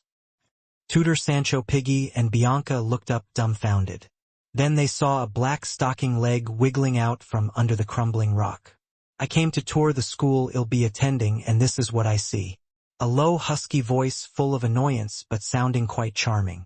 An unrecognizable first-year female student landed on the ground wrapped in a cloak, the symbol of Colosio Academy. Upon seeing her, a criminal once again burst into tears and exclaimed, "Woo, were innocent civilians forced to do this because of that Sadie bitch's threats? Innocent civilians carrying ghosts around behind them like that." The mysterious female student who suddenly appeared pointed to the backs of the innocent criminals. A cold sneer escapes her lips. Rapists, arsonists, murderers, kidnappers, pedophiles, they're all over the place. There's a look of horror in the criminals' eyes as they're quickly identified. But before they could react, the girl made the first move. Quajijijigik. A series of sharp black metal skewers shot up from the ground, piercing the criminals from the groin to the crown of their heads and sending them flying upwards. As they lay, their flames roared out of the ground, creating an inferno all around them. Kaikiawak. Quag. In an instant the criminals were dead. Soon something like black smoke emanates from their bodies and is sucked into the girl's grasp. The female student closed her eyes, pursed her mouth slightly, and then her expression slightly wrinkled. They're not very nutritious, I guess, because they're low class. And then, tsutsits. Above the girl's head white gases converged to form a strange shape. It was a thin dead tree, and unpleasant-looking fruits were beginning to grow in clusters at the ends of its branches. Yuhihi. Hiekikiakak.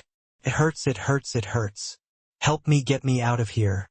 The berries were carved with the faces and expressions of the criminals they had just killed.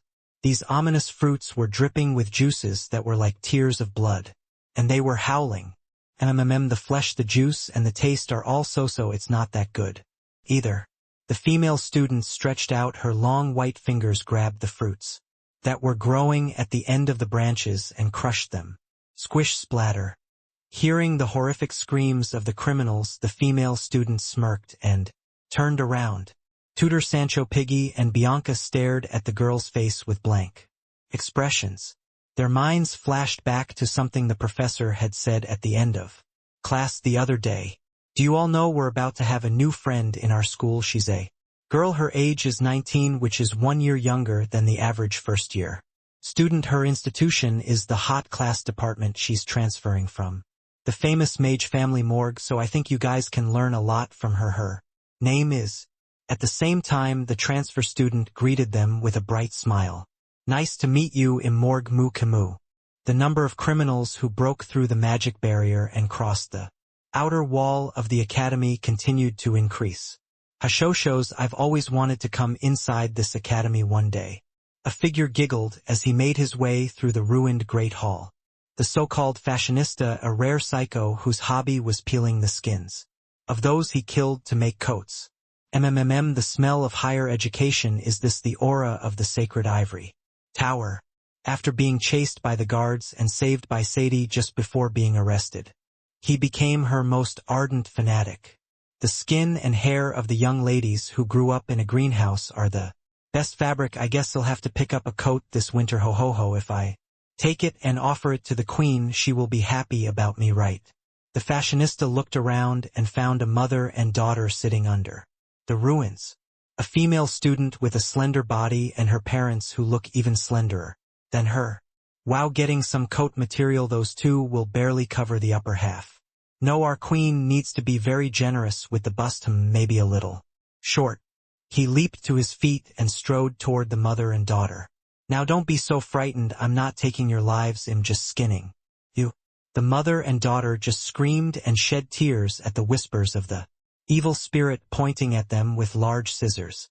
Then, poof, one sharp tooth sank into the fashionista's neck. He didn't even realize what had just happened to him.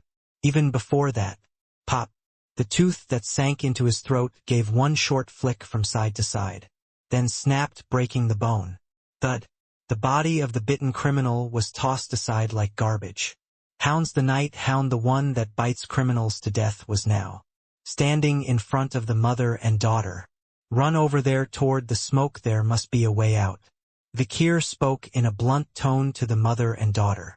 But when the mother and daughter saw the masked Vikir, they looked even more frightened than before. Night Hound, a villain far more notorious than the fashionista she had met earlier. Knowing that, Vikir merely sighed softly beneath his mask. If you don't run over there right now, I will kill you right now. Hayek. At Vikir's inevitable threat, the mother and daughter jumped to their feet and ran for the exit. Seeing that the mother and daughter were out of sight, Vikir slashed 3 more criminals who were chasing after them. Swaff, thwack, thwack. The hound's teeth pierce through the tough skin, ripping open the entrails.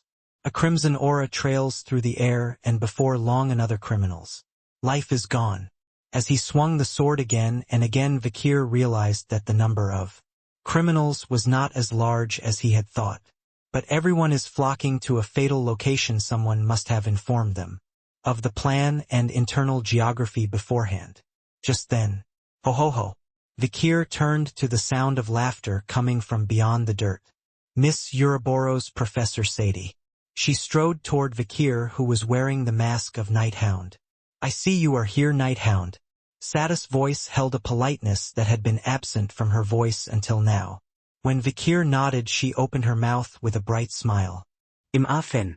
It's absolutely absurd to hear something like this from the greatest psycho in the world. But regardless of what Vikir thinks, Sadie continues. You're interested in the old days, aren't you, Night Hound? The logic of the Warring States period when power was everything. You miss it, don't you? I know I can smell the scent of someone like me, someone who lives in the old days. Ho ho ho. The words itself were true. Vikir too was a ghost of the past, a ghost who had not forgotten the age of destruction and was living again in this life to prevent it. But the meaning contained is completely different. I live in the future. At this point, Vikir's experience hasn't happened yet, so he's a man of the future. But when Sadie heard Vikir's answer, she seemed to think of something else. Futurist, that's great, since the Warring States period I'm seeking will come again in the future. Does that make me a futurist? Ho ho ho, after all you are someone I have a lot to learn from. A glance of respect and admiration. Vikir gave up on having a normal conversation with her. Except, Vikir noticed what Sadie was holding.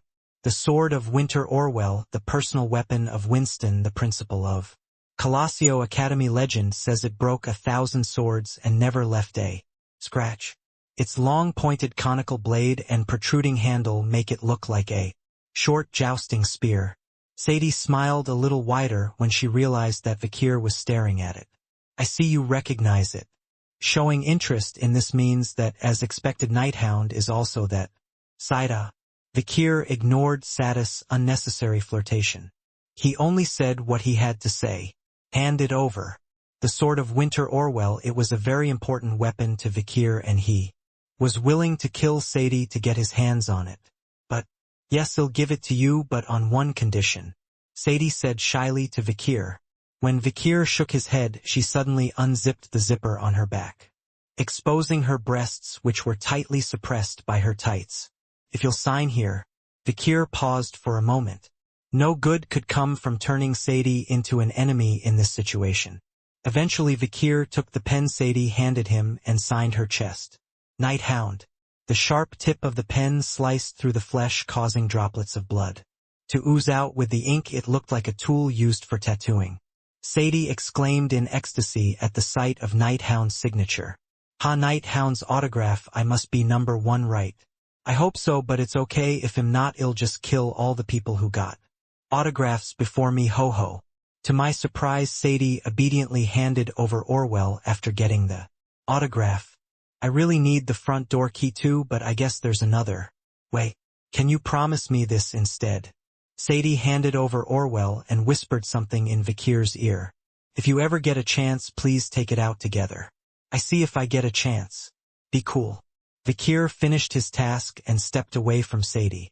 After placing the Sword of Winter into Andromalia's barrier, Vikir turned to leave. Then, Vikir froze in place for a moment. It was a faint scent that wafted past his nose. It was the smell of the demon. Where is it? Where is it coming from? It was a faint scent, so faint that if you weren't paying attention you wouldn't notice it. But Vikir's trained nose soon found the source of the scent. The scent was coming from the eye patch covering Sadis' left eye. Didn't Sadie become one-eyed during the midterm exam? Surely the area behind the patch in her left eye would be empty. But somehow this demonic scent wafted from there. This is like the scent I smelled when I killed Belial. I need to find out more. Vikir turns his head to look her way once more, and Sadie smiles and tilts her head. What else do you have left to do? Oh, you really want to give me something better than an autograph? Then spit it out for me here. Sadie cupped her hands under her chin and opened her mouth. Vikir frowns and is about to say something. Kung. A heavy seismic wave came from somewhere. It was a shock so powerful that it accelerated the collapse of the auditorium, which had almost stopped. An earthquake that caused even the mighty Vikir lost his balance and stumbled. At the same time, Vikir smelled the demon's scent so strong that it seemed to astound his nose. It was a stench so strong that it could not even be compared to the one coming from Sadis' left eye. Vikir and Sadie turned their heads in the same direction. Then they saw a figure rising from the rubble. Principal Winston. A massive figure rises from behind him as he looks toward them with a blurry gaze. A bust that looks as if it was created by countless overlapping shadows. It had 4 legs covered in tough muscles, a cascading black mane too darkly, glowing eyeballs, and a huge single horn with a broken tip. Unicorn. But instead of the holy and sacred aura that myths often spoke of, it exuded an overwhelming sense of ominousness and terror. Vikir knew it when he saw it. The 5th corpse. The 5th of the 10. The demon of demons, the one that could not be defeated in an unknown fight, had appeared in the midst of this chaos.